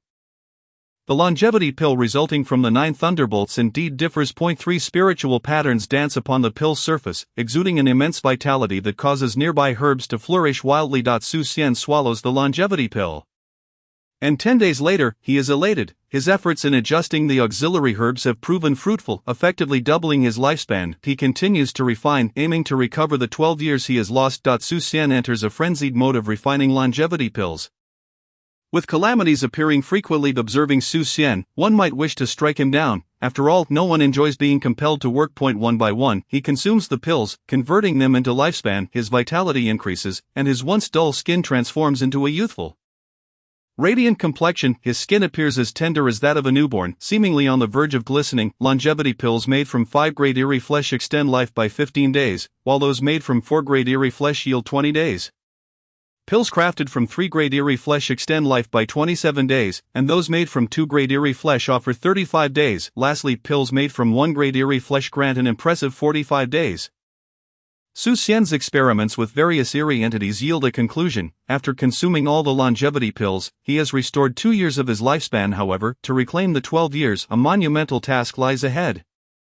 Popping pills to prolong life seems somewhat unrealistic, albeit they could help him live a bit longer. My lord, Miss Wang has come to visit. Just as Xian concludes his accelerated time, Wang Shifeng arrives, presumably in search of the longevity pills. This provides an opportunity for her to serve as a free laborer and test the efficacy of the living eerie entity in pill refinement. He wonders how much longevity it could yield. The anticipation is palpable. Chapter 67. Practicing martial arts, rising 2 grades. Xian, the longevity pill. Upon entering the parlor, Wang Shifeng inquires eagerly with his father bedridden. Xian's failure to produce the longevity pill seems to weigh heavily on him. She fears he may not have seen Xian in the West Lake secret realm. Fortunately, Xian had not ventured there, or he might not have returned. In the absence of a trip to the West Lake secret realm, can Xian truly devise a formula within a few days? Xian raises an eyebrow. Under celestial perception, Wang Shifeng's physique appears fragile, as if it might shatter. With a force continually mending her injuries, she has sustained considerable harm within the secret realm. Su Xian refrains from intervening. If she does not speak, he will not pry. Miss Wang, I have not failed my mission. I possess a certain talent in the healing arts, and I have successfully formulated the longevity pill. Su Xian presents the 6th grade eerie longevity pill, devoid of spiritual patterns, with residual eerie toxins, to Wang Shifeng. The longevity pill. Wang Shifeng gazes in astonishment at the pill in her hand. Indeed, it is the longevity pill. She has encountered it in her past life, and its vitality is unmistakable, albeit somewhat scant. How could one possess such natural talent? In just a few days, she could scarcely fathom the level of genius required. It only extends life by 5 days. Su Xian laments, then we must refine more. Wang Shifeng exclaims with excitement. 1 pill extending 5 days equates to 1,000 pills granting 5,000 days. Not only will my father survive, but he will also thrive. Su Xian remains silent, observing Wang Shifeng. Under his gaze, she regains her composure. What is she contemplating? If the longevity pill is so easily refined, capable of being consumed in thousands, then surely not only the common folk but even the emperor would attain eternal life. Is the longevity pill truly so simple to produce and endlessly consumable? Wang Shifeng takes a deep breath and inquires. Certainly, it cannot be produced at will, although I have done my utmost to address the toxins. They remain, thus a maximum of 3 pills can be consumed. Su Xian replies. Wang Shifeng's heart sinks. 3 pills yield only 15 days of lifespan. What good is that? Do not fret, Miss Wang, this longevity pill was crafted from the remains of a 6th grade eerie entity.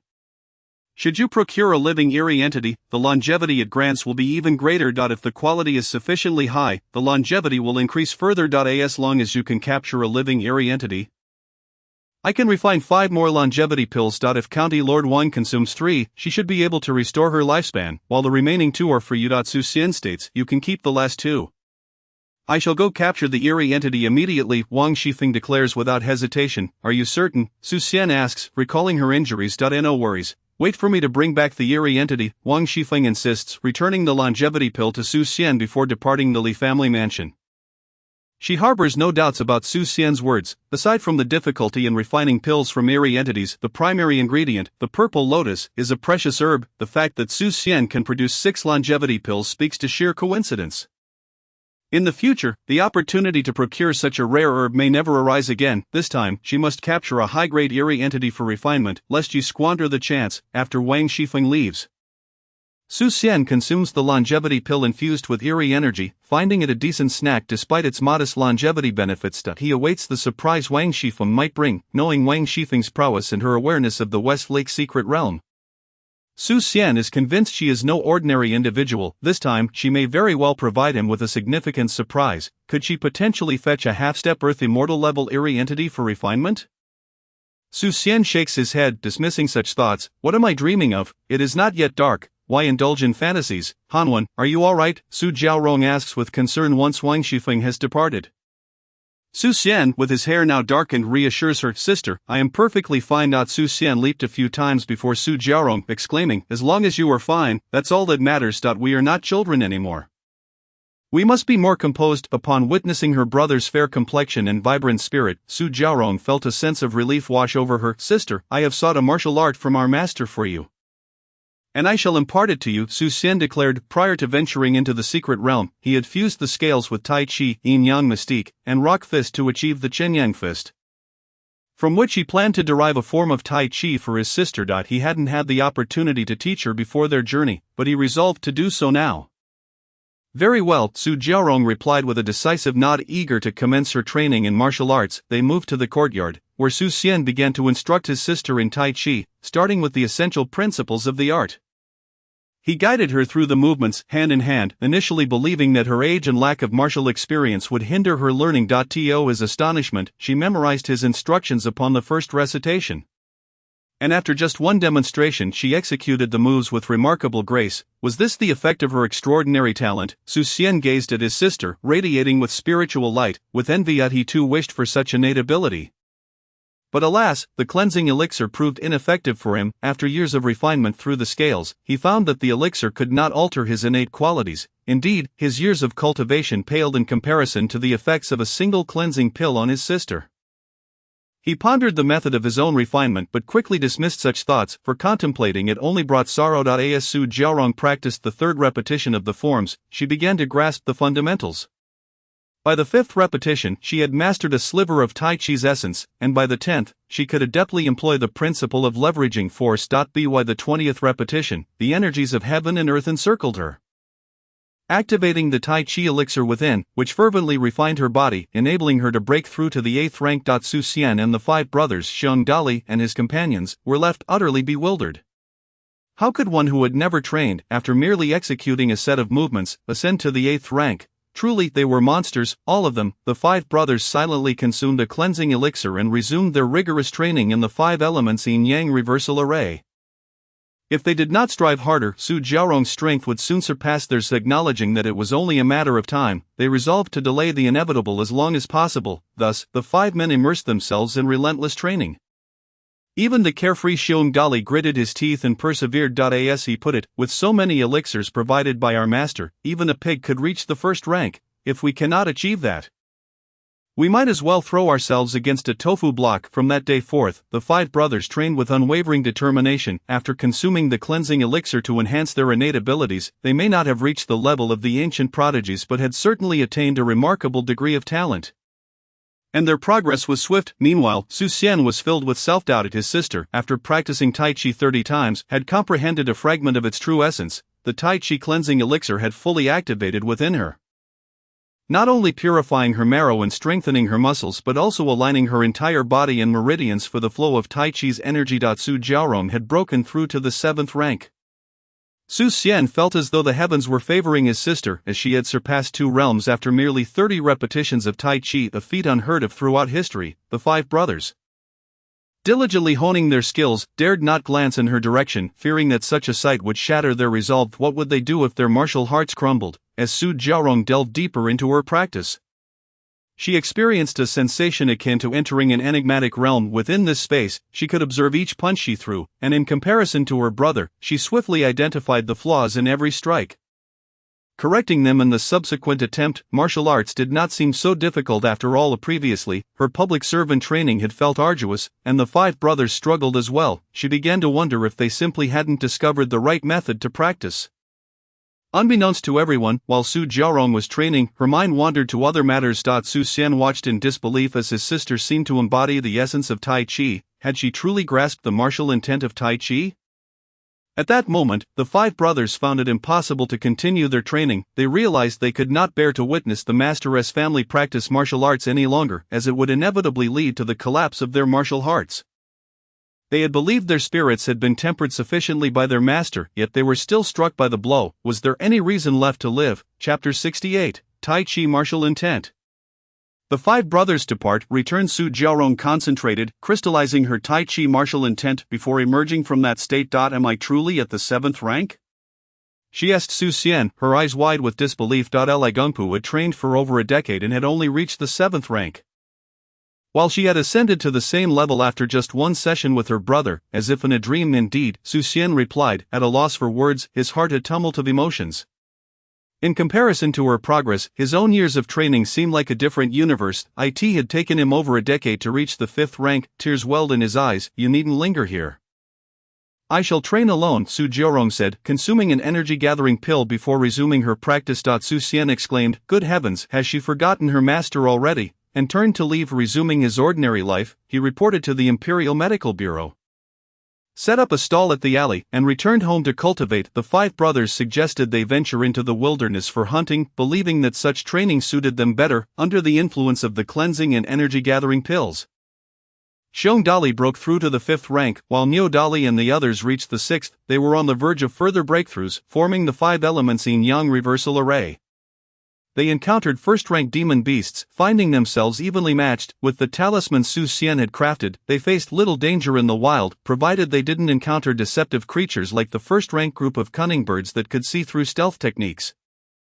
Su Xian instructed the five brothers to head to Lingchuan City to auction the cleansing pills he had refined along with 20 small recovery pills, without spirit patterns and in simplified form, but The ancient cleansing pills, free of toxin, would surely fetch a staggering price, while the small recovery pills were undoubtedly valuable but scarce. Most likely, the Su family would purchase the cleansing pills, and he cared not.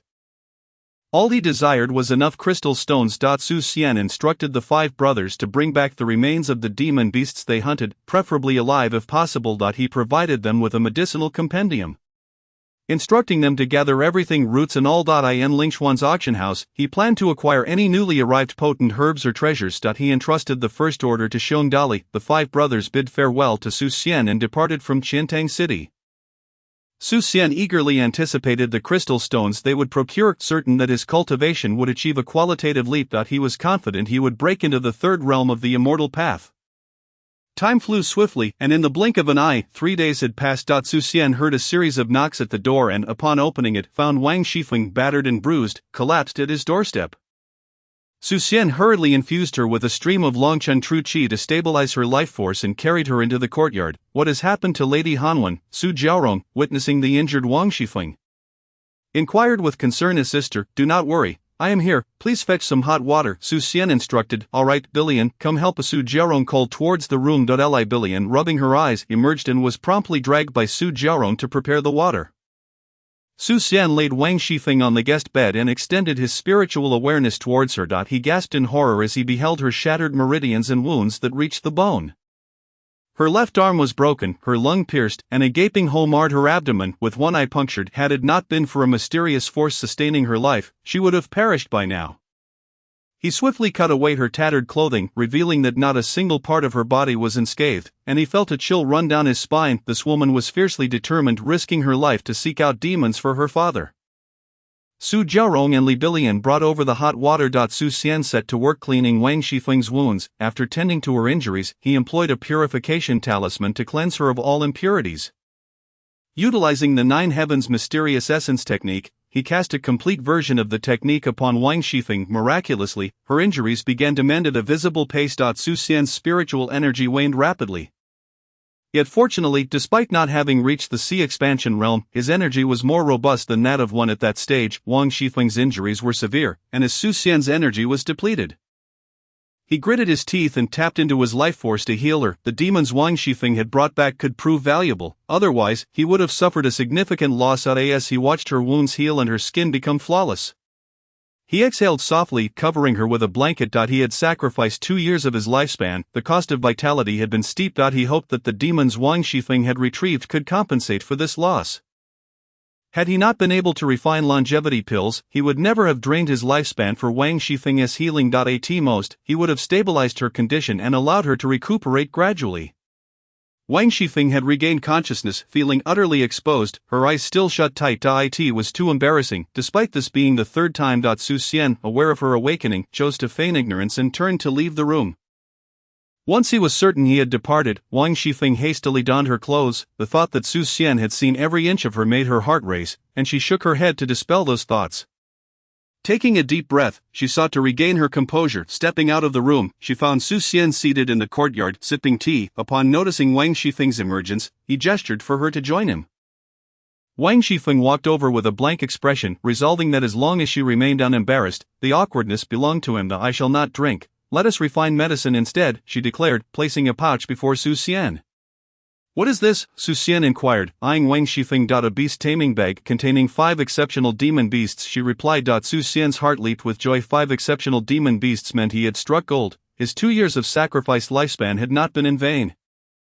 Excellent, I shall refine medicine immediately. Please wait, he exclaimed, turning back to his room. With the demons in hand, he could finally conduct his experiments. He had anticipated that Wang Shifeng would bring back a living first-rank demon beast. Yet she had captured 5 exceptional ones instead. This woman was indeed formidable. Only at the 4th rank could she emerge alive from the secret realm, and there was certainly more to her than met the eye. She would not have been so generous with her resources otherwise. Wang Shifeng observed Su Xian leaving without taking the spirit tea, deeming him a wasteful person. Settling down, she poured herself a cup of tea.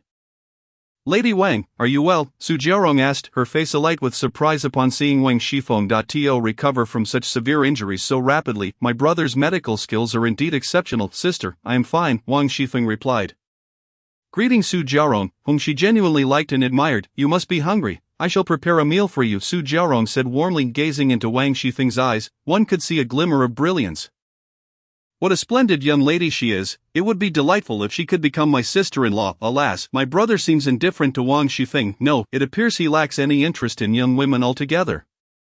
The last time that by girl, so exceptionally beautiful, did not stir a single thought in his mind. Su Jiaorong felt a pang of worry in her heart, pondering what type of girl her brother might favor and when he might marry, thus allowing the Su family to flourish. If he were to remain unmarried for life, would the Su lineage not face extinction? No, she must find a suitable sister-in-law for her brother. Su Jiaorong scrutinized Wang Shifeng before turning away to the kitchen. Wang Shifeng sensed an unusual gaze from Su Jiaorong, sending a chill down her spine. Su Xian's consciousness delved into the beast-taming bag, where 5 exceptional monsters lay unconscious. This certainly alleviated much of the hassle. He began concocting elixirs. How much longevity could the longevity pill bestow? Anticipation grew as he prepared for Chapter 69, 30 years of longevity, the exquisite immortal seal. He extracted one unconscious exceptional monster and sensed the power of talismans emanating from it. Su Xian raised an eyebrow. He was unfamiliar with these talismans, which could induce such deep slumber in exceptional beasts. Intriguing indeed. The exceptional monster was cast into the alchemical furnace. As he formed a series of intricate gestures, the alchemical flames enveloped the beast, which remained undisturbed. During the refining process, a strange aura continuously seeped out, attempting to infect Su Xian. No wonder no one dared to refine living monsters. This corrupting power was not something an ordinary person could withstand. The scales quivered. The strange power devoured completely. Su Xian felt a surge of vitality coursing through him, merging with his internal organs. The spirits of his 5 organs radiated a kaleidoscope of divine light, coalescing into the 5 elemental forces, infusing into his immortal soul. The brilliance of the immortal soul expanded, and his martial intent became increasingly concentrated, manifesting his divine will. An ethereal warrior materialized behind Su Xian. The warrior's radiance spread outward, forming the embryonic shape of a force field. He began to establish a domain, striving for a breakthrough akin to a grandmaster. With an immortal soul, progress was straightforward, as long as one's cultivation was sufficient. One could continuously break through. Others had to comprehend the domain to succeed, but Su Xian was exempt. The immortal soul inherently possessed a domain, and with adequate cultivation, the ethereal warrior's domain formed naturally. His path to ascension appeared remarkably smooth. The monster transformed into a blood pill without any reaction, deepening Su Xian's curiosity regarding the talismans utilized by Wang Shifeng. However, he believed such a trump card would not be disclosed easily. He tucked away his thoughts and formed the alchemical formula to extract the blood pill. He sensed the overwhelming vitality and life force within it. Su Xian felt elated. Indeed, living monsters were the best. He continued the refining process, converting one exceptional monster after another into blood pills. Su Xian focused his thoughts, and 5 sets of materials for the longevity pill materialized before him. In mere moments, the 5 vials of the longevity pill essence were successfully refined. Observing the completed materials, Su Xian closed his eyes to restore his energy. Once revitalized, he opened his eyes, combining the blood pill and purple lotus essence into the alchemical furnace. His spiritual awareness monitored the changes within. Auxiliary materials were added to the furnace, where the blood pill and purple lotus essence fused into a potion. The crimson and violet hues danced within the liquid, swirling in harmony as the auxiliary materials seamlessly integrated. Having refined countless times and with his spiritual awareness in control, even when substituting with the living essence of exceptional monsters, he effortlessly managed the process. At the moment of pill formation, he infused it with the essence of eternal spring. The raw materials became animated. The longevity pill was complete. Pill tribulations manifested above the furnace. 9 bolts of lightning descended in quick succession, only to vanish without lingering for even a moment. Su Xian was well acquainted with pill tribulations. The more familiar he became, the more he felt the tribulations possessed a consciousness of their own. On several occasions, he sensed the tribulations attempting to strike him. As the tribulations dissipated, a translucent, crimson-violet longevity pill was successfully refined. He formed the necessary gestures and extracted the longevity pill. 4 spiritual patterns danced upon its surface. Su Xian was taken aback by the emergence of a 4-pattern longevity pill. He resolved to exercise caution. He could not afford to produce a pill of such exceptional quality again. It was indeed challenging. While others aimed for the best, he had to temper the quality. Seizing the moment, he placed the longevity pill into his mouth. It transformed into a warm current, coursing throughout Su Xian's body. He shuddered as every pore opened wide, a single word escaping him. exhilarating, the medicinal properties entered his consciousness, nourishing his immortal soul. Previous longevity pills, while nourishing to the spirit, had no effect on the immortal soul. One could say they were virtually ineffective. However, this time, the longevity pill granted a slight enhancement to his immortal soul. Vitality continuously flowed into his body, fortifying him. Su Xian's lifespan steadily increased, 30 years. He opened his eyes, his face alight with joy. The 12 years of lifespan he had expended were replenished, with an additional 18 years gained. Excellent. Wang Shifeng truly surprised him. The refining of living monsters into longevity pills indeed proved more potent. Continuing with precise control of his spiritual awareness, under the experience gained from the first furnace of longevity pills, subsequent attempts were flawlessly successful. He refined 3 longevity pills devoid of patterns and toxins. Compared to the first furnace, each was estimated to extend life by about 15 years, totaling 45 years for all 3, sufficient for Wang Fengshan to live out his natural lifespan. He set aside the 4-pattern longevity pill.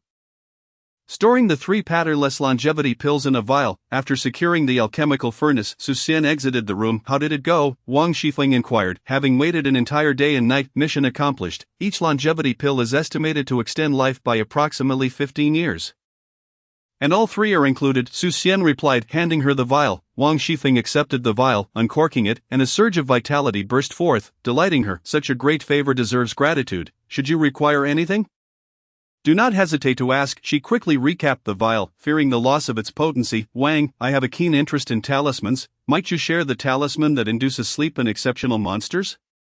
Su Xian hesitated before speaking. Seeing the spark of interest, he hoped to glimpse this particular talisman, and if Wang Shifeng was unwilling, he would let it go. Very well. Wang Shifeng produced a jade tablet, cracked and marred, and presented it to Su Xian. Is it truly this easy? This talisman can induce slumber in exceptional monsters. It is invaluable. Su Xian marveled, astonished that Wang Shifeng would simply give it to him.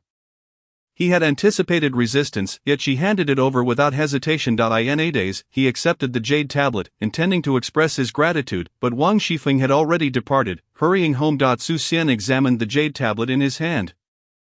So it is that the talisman within the jade tablet is incomplete, having been overexerted multiple times, resulting in shattered runes. Even high-level talismans cannot self-repair, rendering it virtually useless. Wang Shifeng had no use for it herself.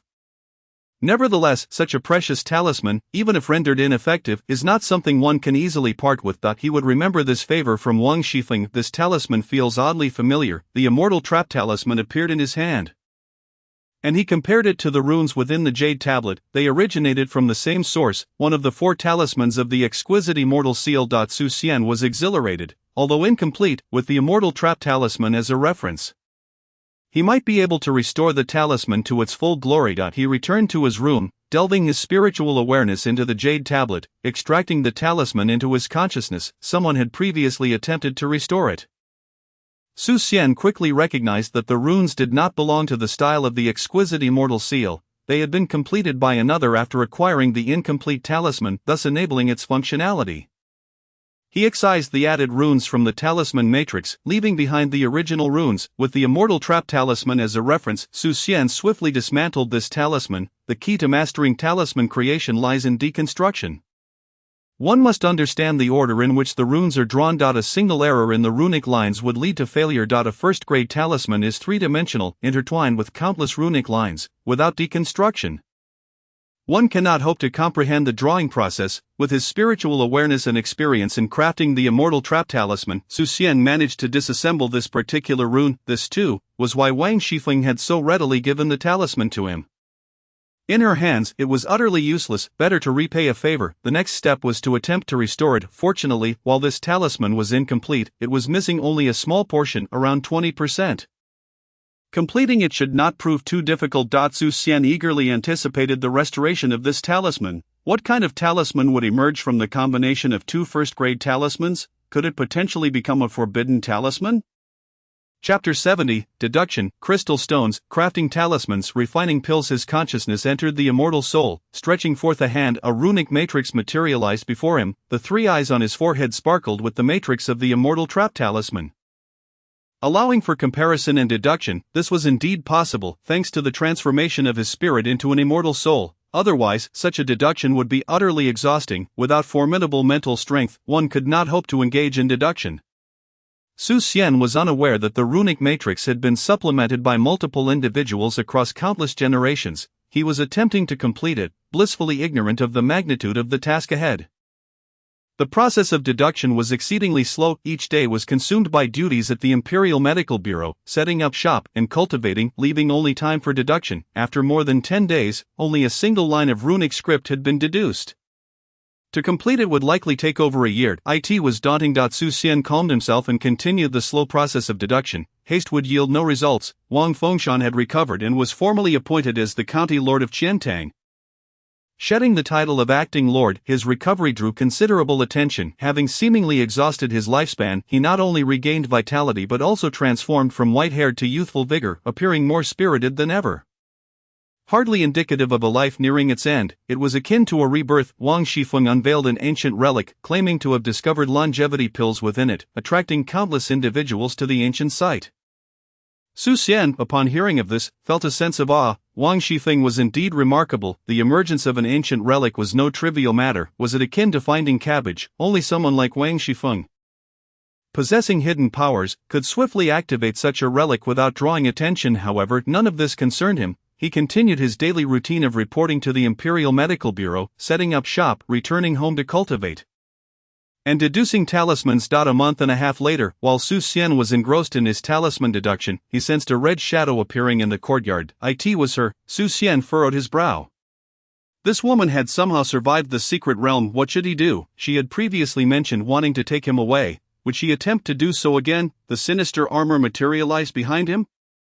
Preparing to merge. He grasped the divine statue in his hand. The woman was determined to take him away, and thus he was prepared to engage her at any cost. As for the cunning deity, he felt powerless. He was certain he could not outsmart this woman. A beam of Buddhist light illuminated the scene, accompanied by the resonant sound of sacred chants. The illuminating aura formed an ethereal manifestation of Fahai, standing protectively before the woman. Su Xian sighed in relief, momentarily forgetting his mentor. It would not be so easy for this woman to take him. She would first have to contend with his master. Upon seeing Fahai's incarnation, the woman hesitated, casting a reluctant glance toward Su Xian's room before vanishing in a flash of crimson light. The Buddhist talisman fell silent, and Fahai's form dissipated into the radiant light. As if nothing had transpired. Su Xian carefully stored away the deity statue, his consciousness delving into the realm of immortal spirits to continue refining his talismans. After that night, Su Xian instructed his sister to request a leave of absence from the Imperial Medical Bureau, opting for a house call instead. He feared venturing outside lest that woman snatch him away. With his mentor's Buddhist talisman at home, he felt somewhat reassured. Possessing the talisman meant he must not reveal his hidden cards to the divine beings. Over the past 10 days, the 5 brothers of Xiongdali returned, weary from their travels. Su Xian's face lit up with joy. The return of the 5 brothers also meant the return of the crystal stones. With the crystals in hand, his confidence surged. If that woman returned, he would ensure she would leave with nothing. Under the gaze of his celestial insight, Xiongdali stood at the 4th rank, while Niodali and the others were at the 5th. Quite commendable. It appeared that Xiongdali and his companions were indeed suited for outdoor cultivation rather than confinement within the home. Master, we discovered numerous medicinal herbs and strange creatures during our journey, and both the harvested and auctioned crystals are here. We could not bring back the living creatures, only their corpses, Xiongdali reported, his expression indicating he felt he had not completed his task satisfactorily. No worries, it was my oversight, Su Xian replied, taking the bronze vial. He had underestimated the situation. The strange creatures constantly emitted a deceptive power. Even with talismans for protection, the creatures would not meekly allow themselves to be taken. Given the long journey, how could they have brought back the living creatures? They could concoct a soul-binding talisman for use by Wang Shifeng, which would incapacitate the creatures and allow them to be stored in beast-taming bags for transport. Wang Shifeng had not asked for the bags meant for superlative creatures, which were just the right fit for Xiongdali and his brothers. This is a beast-taming bag. I will craft soul-binding talismans for you. In the future, should you encounter strange creatures, incapacitate them and store them in the bags, Su Xian instructed as he handed the bag to Xiongdali. Understood, Xiongdali responded, accepting the bag. Su Xian's celestial perception probed into the bronze vial, revealing 43,000 crystal stones. 13,000 of them were proceeds from the auction of minor returning pills, while 30,000 were the stones purchased by the Su family for cleansing pills. The auction had also yielded some major medicinal herbs, which Sui Ran had directly gifted to him. Additionally, there were the medicinal herbs collected by Xiong Dali and the others during their journey. Compared to the tens of thousands of crystals, the value of these herbs was relatively low, yet they mitigated the deficiency of medicinal varieties in the herb fields. Some pills could not be refined due to missing ingredients. With the materials now complete, many pills could be concocted. It would be ideal to supplement with some precious herbs to enable the refinement of even more advanced pills. He intended to improve the soul-binding incense for use by Xiong Dali and his companions. Here are the minor returning pills and cleansing pills. Take the time to recuperate, Su Xian said, handing over the 2 vials to Xiong Dali. The minor returning pill contained 3 strands of spiritual patterns. While the cleansing pill was a standard version also featuring 3 strands, the bronze vial contained a first-rank strange creature that Su Xian planned to use to refine enhanced cleansing pills for the 5 brothers. Understood, Xiong Dali acknowledged, taking the vials. Su Xian returned to his room, planting all the major herbs from the bronze vial into the herb fields. His magical power transformed into its spirit energy, nourishing the herbs to ensure their rapid rooting and survival before dealing with the crystal stones and the remains of the strange creatures. The sight of 43,000 crystal stones thrilled Su Xian. Not only could he expand his sea of energy, but he could also easily advance to the 4th stage. Remain calm, he admonished himself. Storing the crystals in his spatial pouch. Su Xian decided to first refine the cleansing pills, elevating the strength of the 5 brothers. Now, with the 5 brothers utilizing a reversed 5-element formation in battle, they could even confront grandmasters head-on. With their cultivation advancing further, they would be capable of contending with great grandmasters and even superlative powers without issue. This level of strength would be truly useful.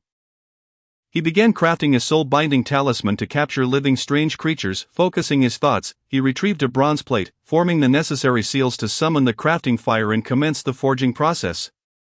He had thoroughly studied the talisman crafting technique, and the soul-binding talisman materialized in the void. Channeling his seals, he infused the talisman into the bronze plate. A flash of strange light surged, and the bronze plate was transformed into a soul-binding talisman. The power of the heavens and earth was drawn in, infusing the talisman with strength. The force within the soul-binding talisman continuously grew, manifesting a deceptive consciousness. Su Xian stored the talisman into his sea of consciousness, then shattered the deceptive consciousness with a wave of his hand, allowing the scales to absorb the deceptive power while the 3 eyes devoured the mental energy. Truly, the division of labor was impeccable.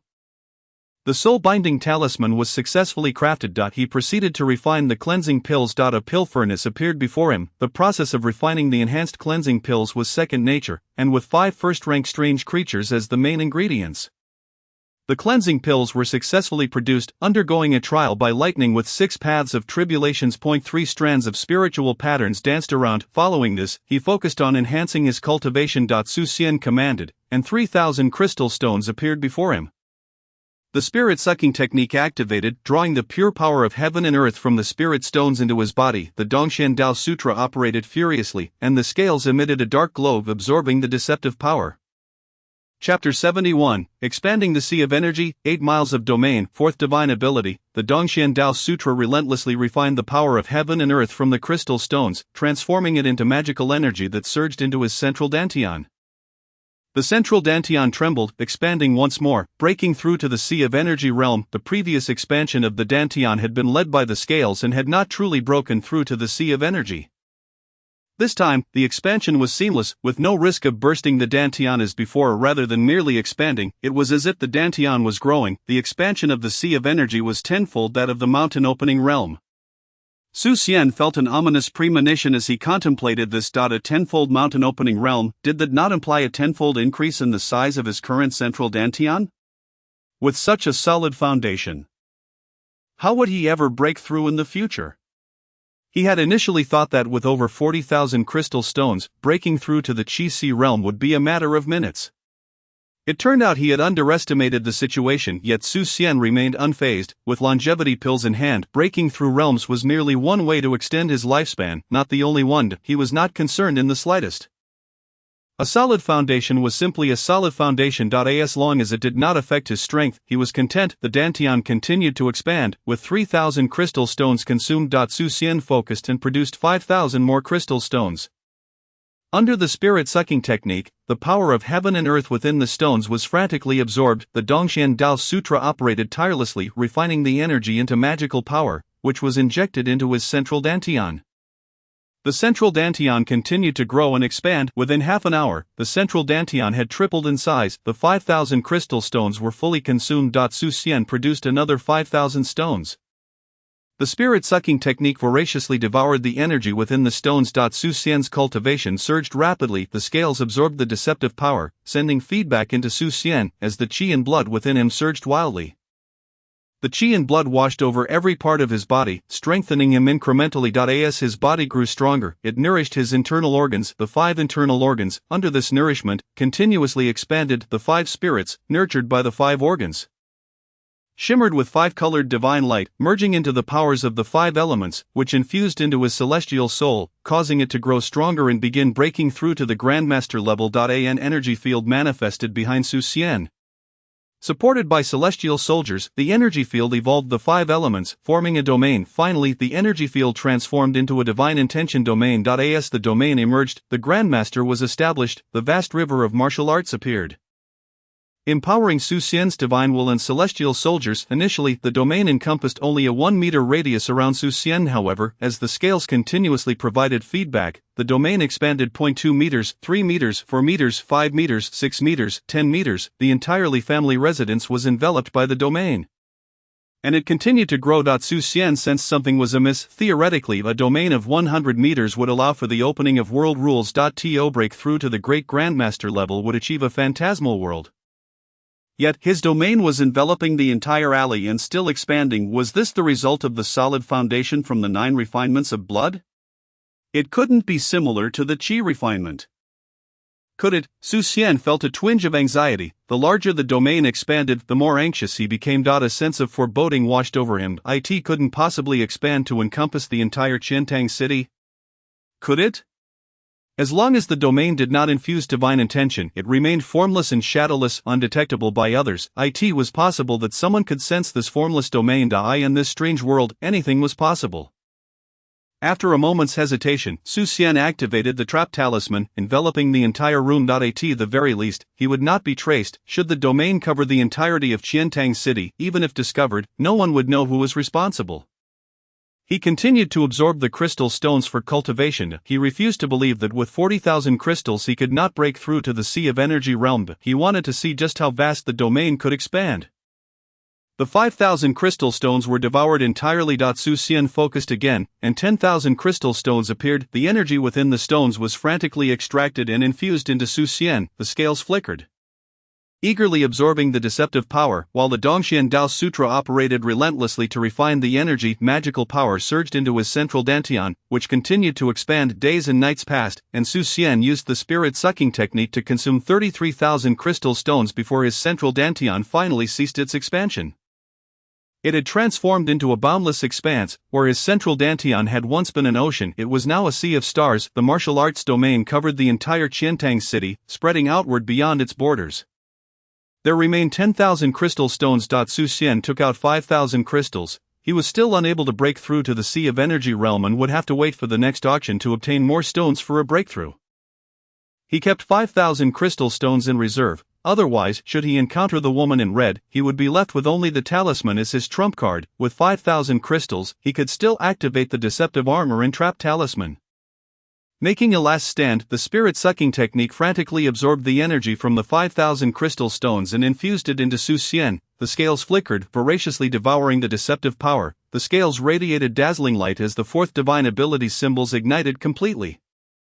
Su Xian had not anticipated that the divine abilities would be activated first. The symbols transformed into a beam of golden light, shooting into his celestial soul, imprinting the divine ability upon his spirit.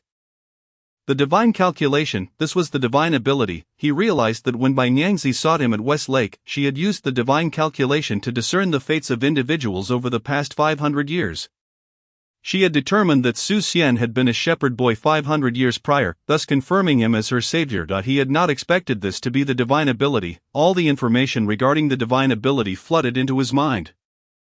Su Xian's brow furrowed. The divine calculation was indeed formidable. However, using the divine calculation would invoke the backlash of heaven and earth. The stronger the being calculated, the higher their status, the more severe the backlash would be. For instance, if Su Xian calculated his mentor, the force of heaven and earth's backlash would instantaneously result in his demise. If he attempted to calculate his niece, given her extraordinary potential, the backlash would also be terrifying. Whether he could withstand it was uncertain. The backlash of heaven and earth could not be resisted by external means. Even if he fused with the deceptive armor, it would not shield him from the backlash. Only he himself could endure it. The consequences could range from death to injury, or a loss of lifespan. In other words, to utilize the divine calculation, one must possess sufficient strength to withstand the backlash. Su Xian was uncertain whether the divination skills were truly effective. While they appeared impressive, they also seemed rather trivial. Was he merely an ordinary person, destined to set up a stall and seek a meager livelihood? Disappointment clouded Su Xian's thoughts. If only he could negate the backlash of the heavens and earth. Within his dantian, the misty magical power began to undergo transformation, under the infusion of his mana. The vapor in the dantian was continuously compressed, coalescing into a single droplet of water. As this droplet formed, it voraciously absorbed the misty magical power surrounding it. The mana infused into the droplet, causing it to swell. One droplet became 2, then 3, 4, 5, until it transformed into a vast pool of liquid mana, breaking through to the fourth realm of Qi. The mana solidified, becoming an ocean. Su Xian felt his entire being refined by the surging magical power. Undergoing a metamorphosis, his lifespan instantaneously doubled. A master's lifespan was typically 300 years, thus he would now have 600. In the future, he could wield divine powers without the need for meticulous calculations.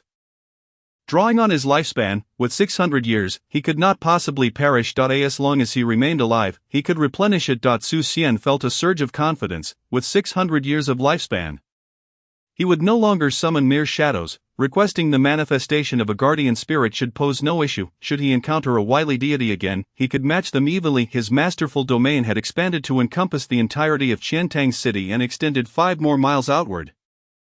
It was immense. He was unaware if others possessed domains of such magnitude, nor did he dare to inquire. An 8-mile radius had yet to condense into a world law. If others were to discover this, countless eyes would undoubtedly covet his secret, leading to a life fraught with instability. Thus, he could only devote himself to cultivation. At most, he could rely on crystal resources. He did not believe he could not break through. With such a vast domain, could the condensation of a world truly not become a realm of its own? Achieving the status of an earthly immortal might indeed transform his domain into a genuine world.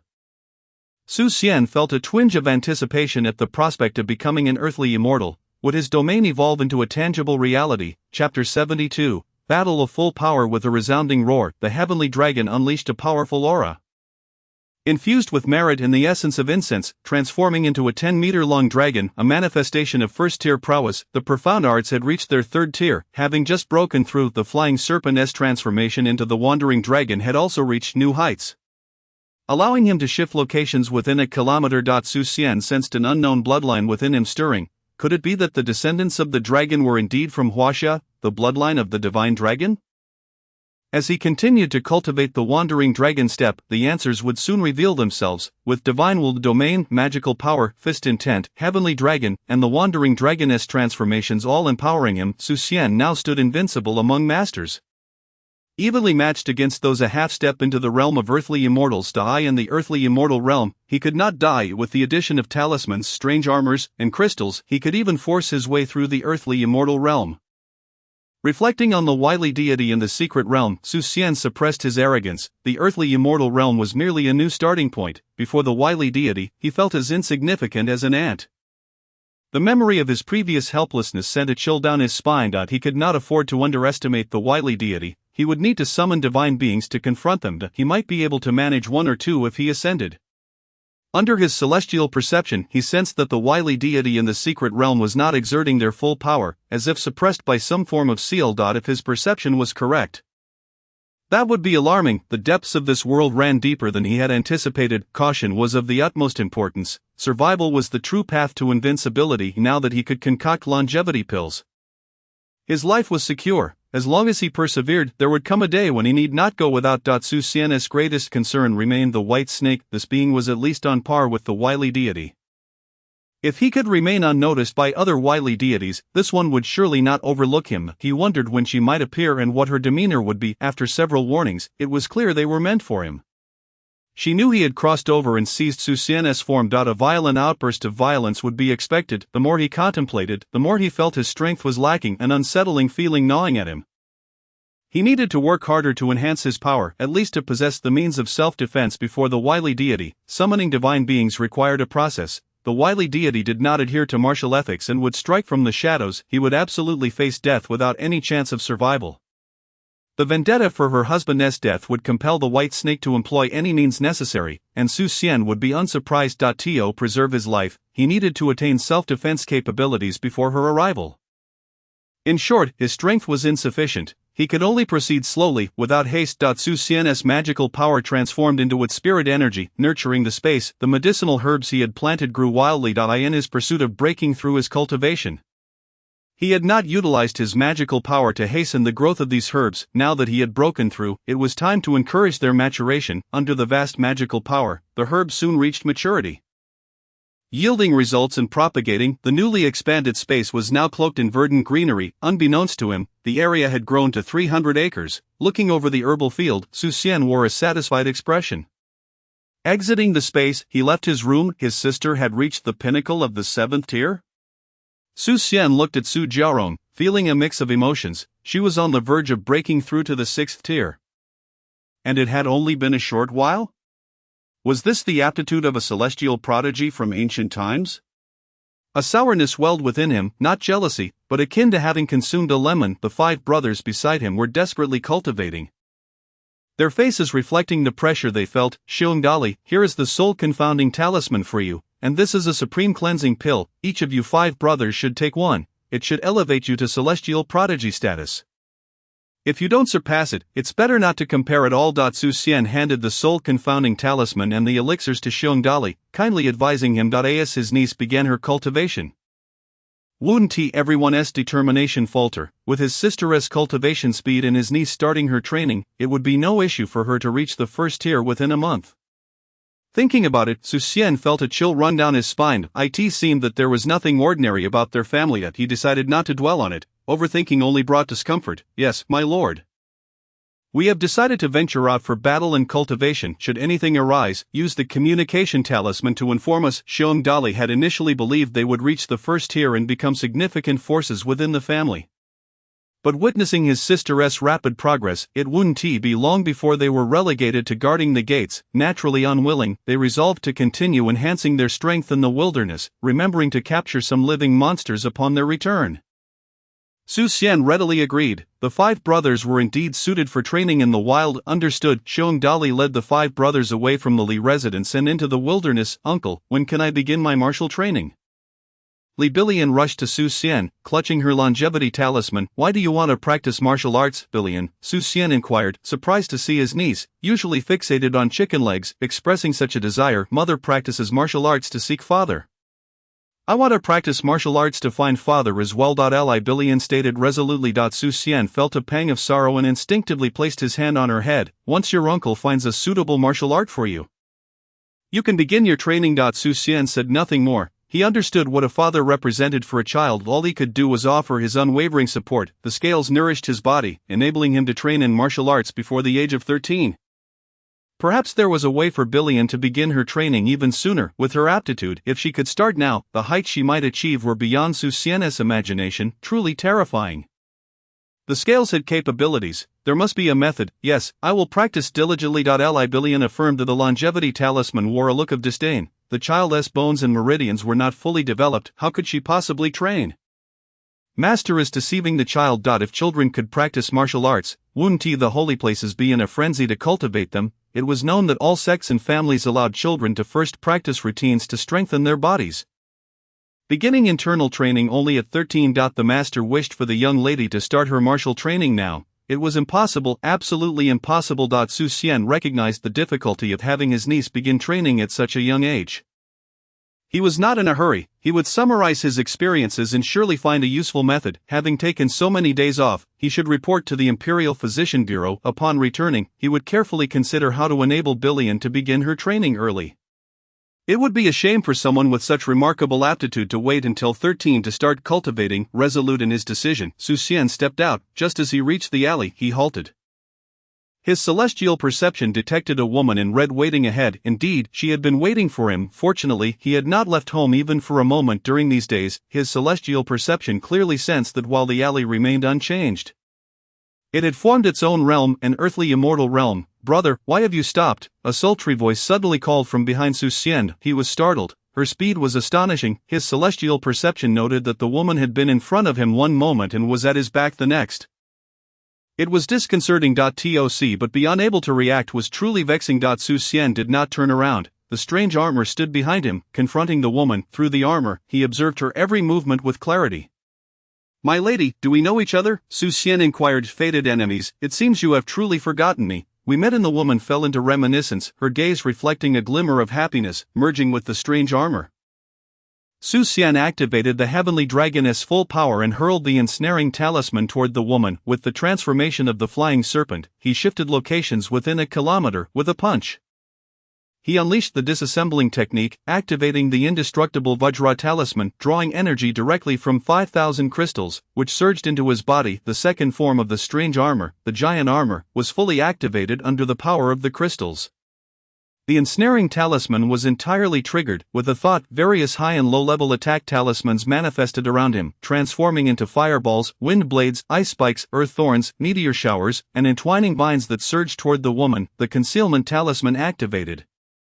Camouflaging his form as he launched a punch at her, divine intent surged forth, enveloping the entire alleyway in his domain. With martial intent bolstered, he was evenly matched against those of a higher tier.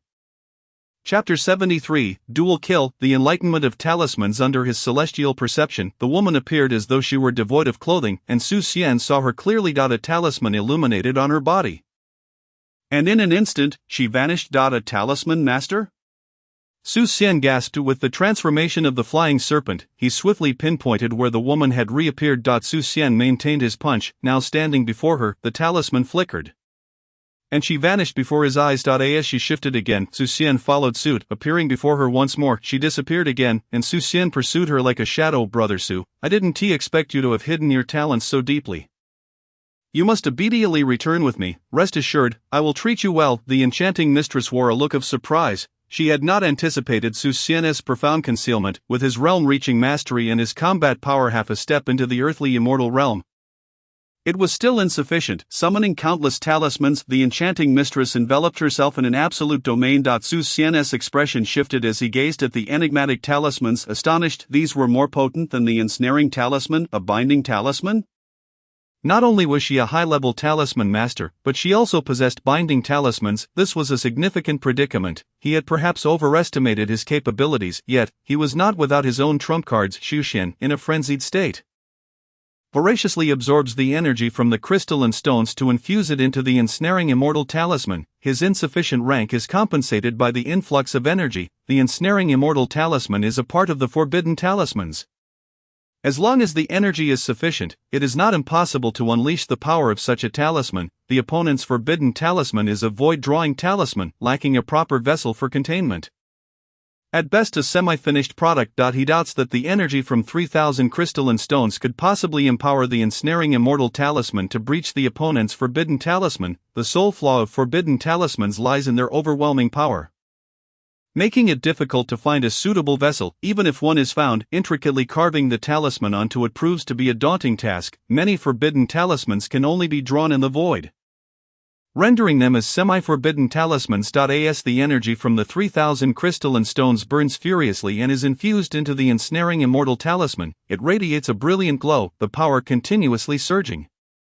Now is the moment. Xian unleashes the ensnaring immortal talisman. The expression on the alluring mistress's face shifts dramatically as her absolute domain is shattered by the formidable power of the talisman. With the martial Wei River summoned by Xian's martial intent, celestial soldiers manifest behind him, their divine essence emerging as a vast expanse of territory envelopes the entirety of Qiantang City, only to retract in an instant into the alley, solidifying with substance. Under the enhancement of divine essence, this territory transforms into something tangible reminiscent of the realm of terrestrial immortals. Xian did not anticipate this outcome.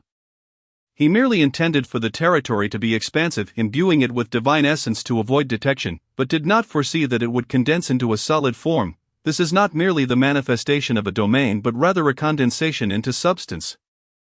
Unlike the tangible worlds of terrestrial immortals, there is little distinction. Empowered by the Martial Way River, a celestial soldier emerges from the waves, merging with the divine essence of the heavenly soldier. The divine essence swells immensely, rendering him invincible at his level, and evenly matched against those of higher ranks. An air of life and death now envelopes the woman. The alluring mistress's expression changes once more as she senses the threat of death. How could Xian possibly pose a threat to her?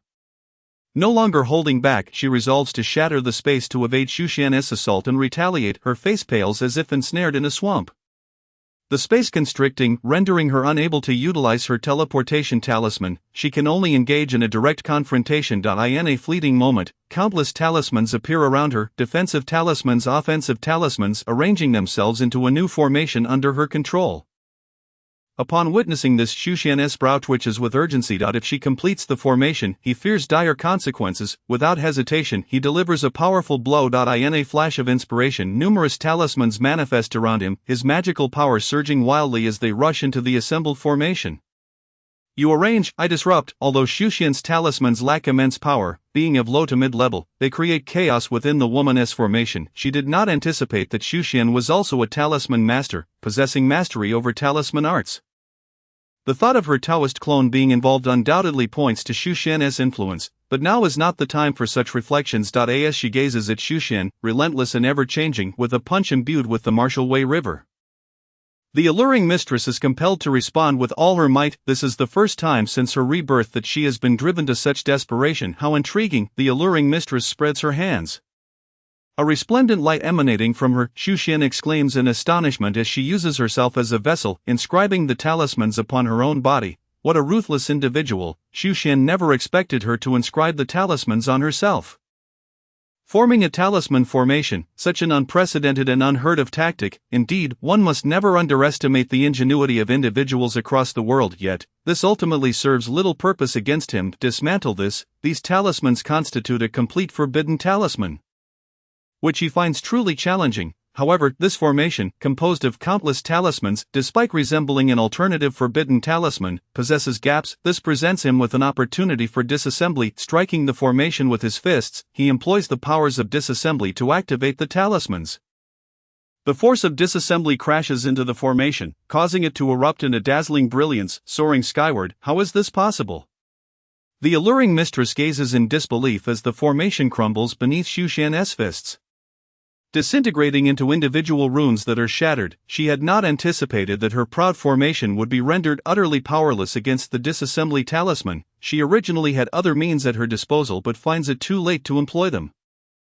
Attempting to evade, she is ensnared by Xian's formidable punch. Sensing that no matter how she tries to escape, his fists possess boundless transformations, rendering evasion impossible. With a thunderous impact, a defensive light radiates from the alluring mistress, only to be shattered by Xian's punch, which then strikes her directly. Xian's blow pierces her heart, her eyes widening in shock as she collapses. She feels a deep sense of resentment. Had she not relied on the formation and employed alternative tactics, she might not have met her demise here. However, the past will not repeat itself. Xian stands momentarily stunned, realizing the woman's physical form is exceedingly weak, appearing to be at most of the 4th rank. Is it true that talisman masters possess such frail physiques? Though he wields the art of talismans, he is not a purely talismanic practitioner. The art of talismans is a pathway cultivated in accordance with the way. He is not particularly knowledgeable about talisman masters. Reaching out, he extracts the strange Dan from the woman's dantian. A fireball talisman incinerates her into ashes, and the causality talisman activates, severing the ties of fate. Xian hastily vacates the alley. Although the woman had sealed the alley's aura, the final strike undoubtedly attracted attention. Lingering would only lead to being cornered. Not long after Xian departs, a beam of golden light descends, and Fahi's divine sense sweeps across the surroundings. Once again, the causality is severed, leaving no trace to follow. It is certain that a battle of strength comparable to that of terrestrial immortals had just transpired. Only the tangible manifestation of the terrestrial immortal realm in battle could prevent the destruction of the real world. Otherwise, this alley would have long been obliterated. Fahi departs, and powerful figures from various esteemed families arrive at the scene. Upon observing the aftermath, they hastily retreat. Such a formidable presence is beyond their capacity to investigate. From a mysterious realm, a furious roar echoes. Who dares to destroy my clone?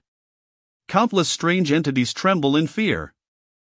Fleeing from the enigmatic domain, Xian finds a secluded spot, releasing the strange armor, breathing a deep sigh of relief. 5,000 crystalline stones are gone. The woman possessed nothing but a singular terrestrial immortal strange Dan.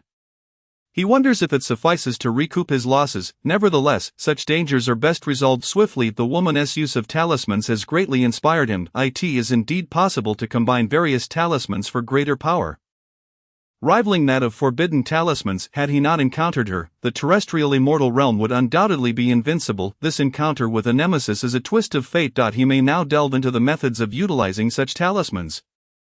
Chapter 74, Strong Essence Dan, Bone Fortifying Soup. Soul Confounding Dan. Xian reports to the Imperial Physician Bureau as usual. After returning home, he attends to patients. Once he finishes, he heads back to his room, activating the concealment talisman to hide all traces of his presence. He takes out the strange Dan, devouring it with his soul-swallowing divine ability. The magical power within the strange Dan is voraciously consumed. The scales tremble as all the strange power is absorbed. The Taoist scriptures of the cave Xian circulate, refining the magical power and infusing it into his central dantian. The magical power reservoir in his central dantian swells, transforming from a small puddle into a pond.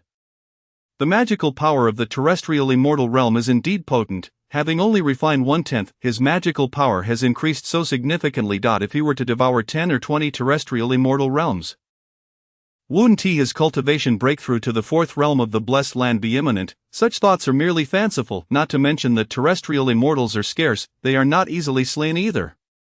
He was able to kill the woman this time because she miscalculated, relying on the formation, which was precisely countered by his disassembly talismans. Otherwise, without incurring a cost, it would have been impossible to leave her alive. He would not risk his life against someone who was not a life-and-death enemy. After all, consuming crystalline stones also facilitates rapid advancement without the need for desperation. Terrestrial immortals possess hidden cards. When faced with formidable opponents, the outcome of who lives and who dies is truly uncertain. The strange Dan's strange power has been completely devoured, leaving not a trace behind. The domain expands by a mile. Yet there are no signs of the world's laws taking shape. He wonders how much larger the domain must grow before it begins to condense into the laws of the world. Achieving a phantasmal realm, continuing his cultivation, Xian brings back the strange corpses of the demon beasts, absorbing their strange power, decomposing them into flesh chunks for storage in his spatial realm. The domain expands 2 more miles. Reaching a total of 11 miles, the strange power of the demon beasts far surpasses that of the strange Dan, yielding a significantly greater amount of transmuted energy. Once he completes these tasks, Xian contemplates how to enable his niece to begin her cultivation early. Having studied medicine for many years, he possesses a profound understanding of the human body. Cultivation typically begins after the age of 13. Primarily due to the inability of the bones and meridians to endure the internal energy, he can facilitate early cultivation for her by continuously tempering her meridians and bones with scales, allowing her to withstand internal energy. However, there are drawbacks. The bones and meridians, having been tempered to an extraordinary degree, make it impossible to utilize a cleansing Dan to refine them. In short, her aptitude becomes fixed. Unable to improve. Of course, with the scales present, her aptitude holds little significance for Xian. If Billion wishes to cultivate, she needs to strengthen her bones and meridians. However, this will solidify her aptitude, which is not an issue for Billion. Her innate talent is extraordinary. There is no further enhancement possible. The focus lies in how to reinforce Billion's bones and meridians. Xian recalls the medicinal pills and soups that could enhance bones and meridians, and he indeed finds suitable solutions. A bone fortifying soup made from the sinews of demon beasts can strengthen the bones. Additionally, there exists a Dan known as the continuation Dan, specifically for treating ruptured meridians. By primarily focusing on strengthening the meridians, he could adjust the ingredients to formulate a Dan that enhances them. Combining medicinal soups with Dan should certainly fortify Billion's bones and meridians. Xian resolves to modify the Dan into one that enhances meridians. After refining it, he plans to let Changming test it out. If successful, it will benefit Billion's bone and meridian strength. Xian adjusts the continuation Dan formula. Utilizing his powerful comprehension and calculation ability as an immortal, he refines the formula over 3 days. Xian begins the alchemical process, releasing the Dan furnace and placing the demon flesh into it for refinement. Soon, he successfully produces 2 blood dawn. He extracts the necessary medicinal materials, refining them into medicinal liquids one by one. With the materials for the 2 Dan prepared, he commences the refining process. The blood dawn are placed into the furnace. And under the watchful gaze of his spiritual sense, the changes within the furnace are meticulously observed. Each medicinal liquid is added to the furnace one by one, perfectly controlled under his spiritual sense. The strong essence Dan is successfully refined. The first attempt yields no spiritual patterns. Although he observes certain aspects that should have had medicinal liquid added, he misses the optimal moment due to a slight delay. The Dan is completed but cannot be deemed the best. Naturally, it lacks spiritual patterns. Xian embarks on a second attempt. Drawing on the experience from the previous try, he ensures that there is no delay this time. Adding the medicinal liquids at precisely the right moments of the reaction of the Dan liquid reaches a state of perfection. As the Dan forms, a Dan tribulation materializes above the furnace. 9 bolts of lightning strike down, and the Dan tribulation dissipates. Within the furnace, the strong essence Dan glimmers brilliantly, withstanding all the tribulations. Performing the necessary hand seals, Xian retrieves the strong essence Dan into his grasp. 4 spiritual patterns dance upon the strong essence Dan. Xian believes that the limit to enhancing his alchemical skills lies within these 4 spiritual patterns. Any further enhancement would no longer pertain to alchemical technique. His ability to refine Dan has reached a state of perfection. To achieve more spiritual patterns, he must elevate both the Dan furnace and the quality of the Dan. The higher the quality of the Dan, the more spiritual patterns it can potentially manifest. For instance, the Qi nourishing Dan he refined produced blossoms, yielding a maximum of 3 spiritual patterns, while the gathering Qi Dan could reach 4 spiritual patterns. Thus, the enhancement of the spiritual patterns is now disconnected from the alchemical processes. The focus must shift solely to the elixir furnace and the concoction of the pills. With the potent essence strengthening pill set aside, Xian has not sought to test the longevity pill.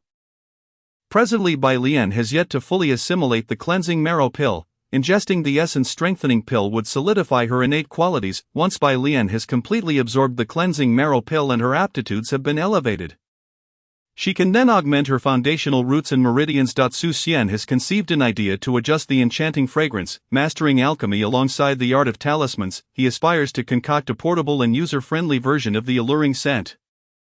The potency of the fragrance, which previously took half a day to take effect, rendered it impractical for use. This inefficiency accounts for his infrequent utilization of the enchanting fragrance. He intends to extract the medicinal components and refine them into a liquid form. Additionally, he will procure several older herbs known to possess narcotic and confounding properties, refining them into liquid as well. He will also extract the toxins obtained from the peculiar creature, yielding merely a few drops from dozens of pounds of toxins. The soul confounding pill has been a subject of his ongoing simulations. Only recently has he completed the calculations and is now eager to attempt its creation, with all necessary ingredients at hand. Xian embarks on the crafting of the soul confounding pill. He introduces the medicinal liquid into the elixir furnace, his spiritual awareness delving into its depths. As the furnace breathes life into the concoction, an exquisite aroma wafts forth, inducing a desire to succumb to slumber. Xian holds his breath, uncertain whether he might truly fall into a stupor. With his spiritual awareness in command, he finds the alchemical process unfolding with remarkable fluidity. The pill forms, coalescing into a dark green orb devoid of any tribulation. After all, this marks his inaugural attempt at such a creation. Xian deftly employs a hand gesture to draw the pill into his grasp. Containing all the mesmerizing potency within dormant until invoked. He carefully stores it within a vial. Xian then sets about crafting an antidote. Without it, he dares not utilize this potion, for succumbing to its effects would be quite embarrassing. Extracting and purifying the necessary materials for the antidote, he swiftly produces 10 unblemished antidote pills. As long as one is held beneath the tongue, the effects of the soul confounding pill remain at bay. He retains one antidote in his mouth and stores the others in the vial. Xian presents the soul confounding pill, invoking a spell to inscribe it with a low-level fire talisman. The talisman materializes in the void and is infused into the pill. Uncertain whether the soul confounding pill can withstand the talisman, he considers that it may merely ignite. His reasoning for holding the antidote lies in the possibility of an ignition. With the antidote, he would remain unaffected by the potion's enchantment. As the fire talisman descends upon the soul confounding pill, it embeds itself like a branding iron upon wax. The pill does not ignite. A promising sign. Miraculously, the fire talisman integrates seamlessly with the soul confounding pill, forging a symbolic imprint upon its surface. Xian channels his inner strength into the talisman's runes, igniting the pill. which releases a thick plume of smoke that quickly envelopes the entire room. Success, Xian rejoices, marveling at the unprecedented fusion of alchemy and talismans. He never anticipated such a synergy could exist. Adding another card to his hand, the question now remains, how effective will this concoction be? Can it truly incapacitate a first-tier practitioner or even a master? Xian resolves to seek someone to test its efficacy.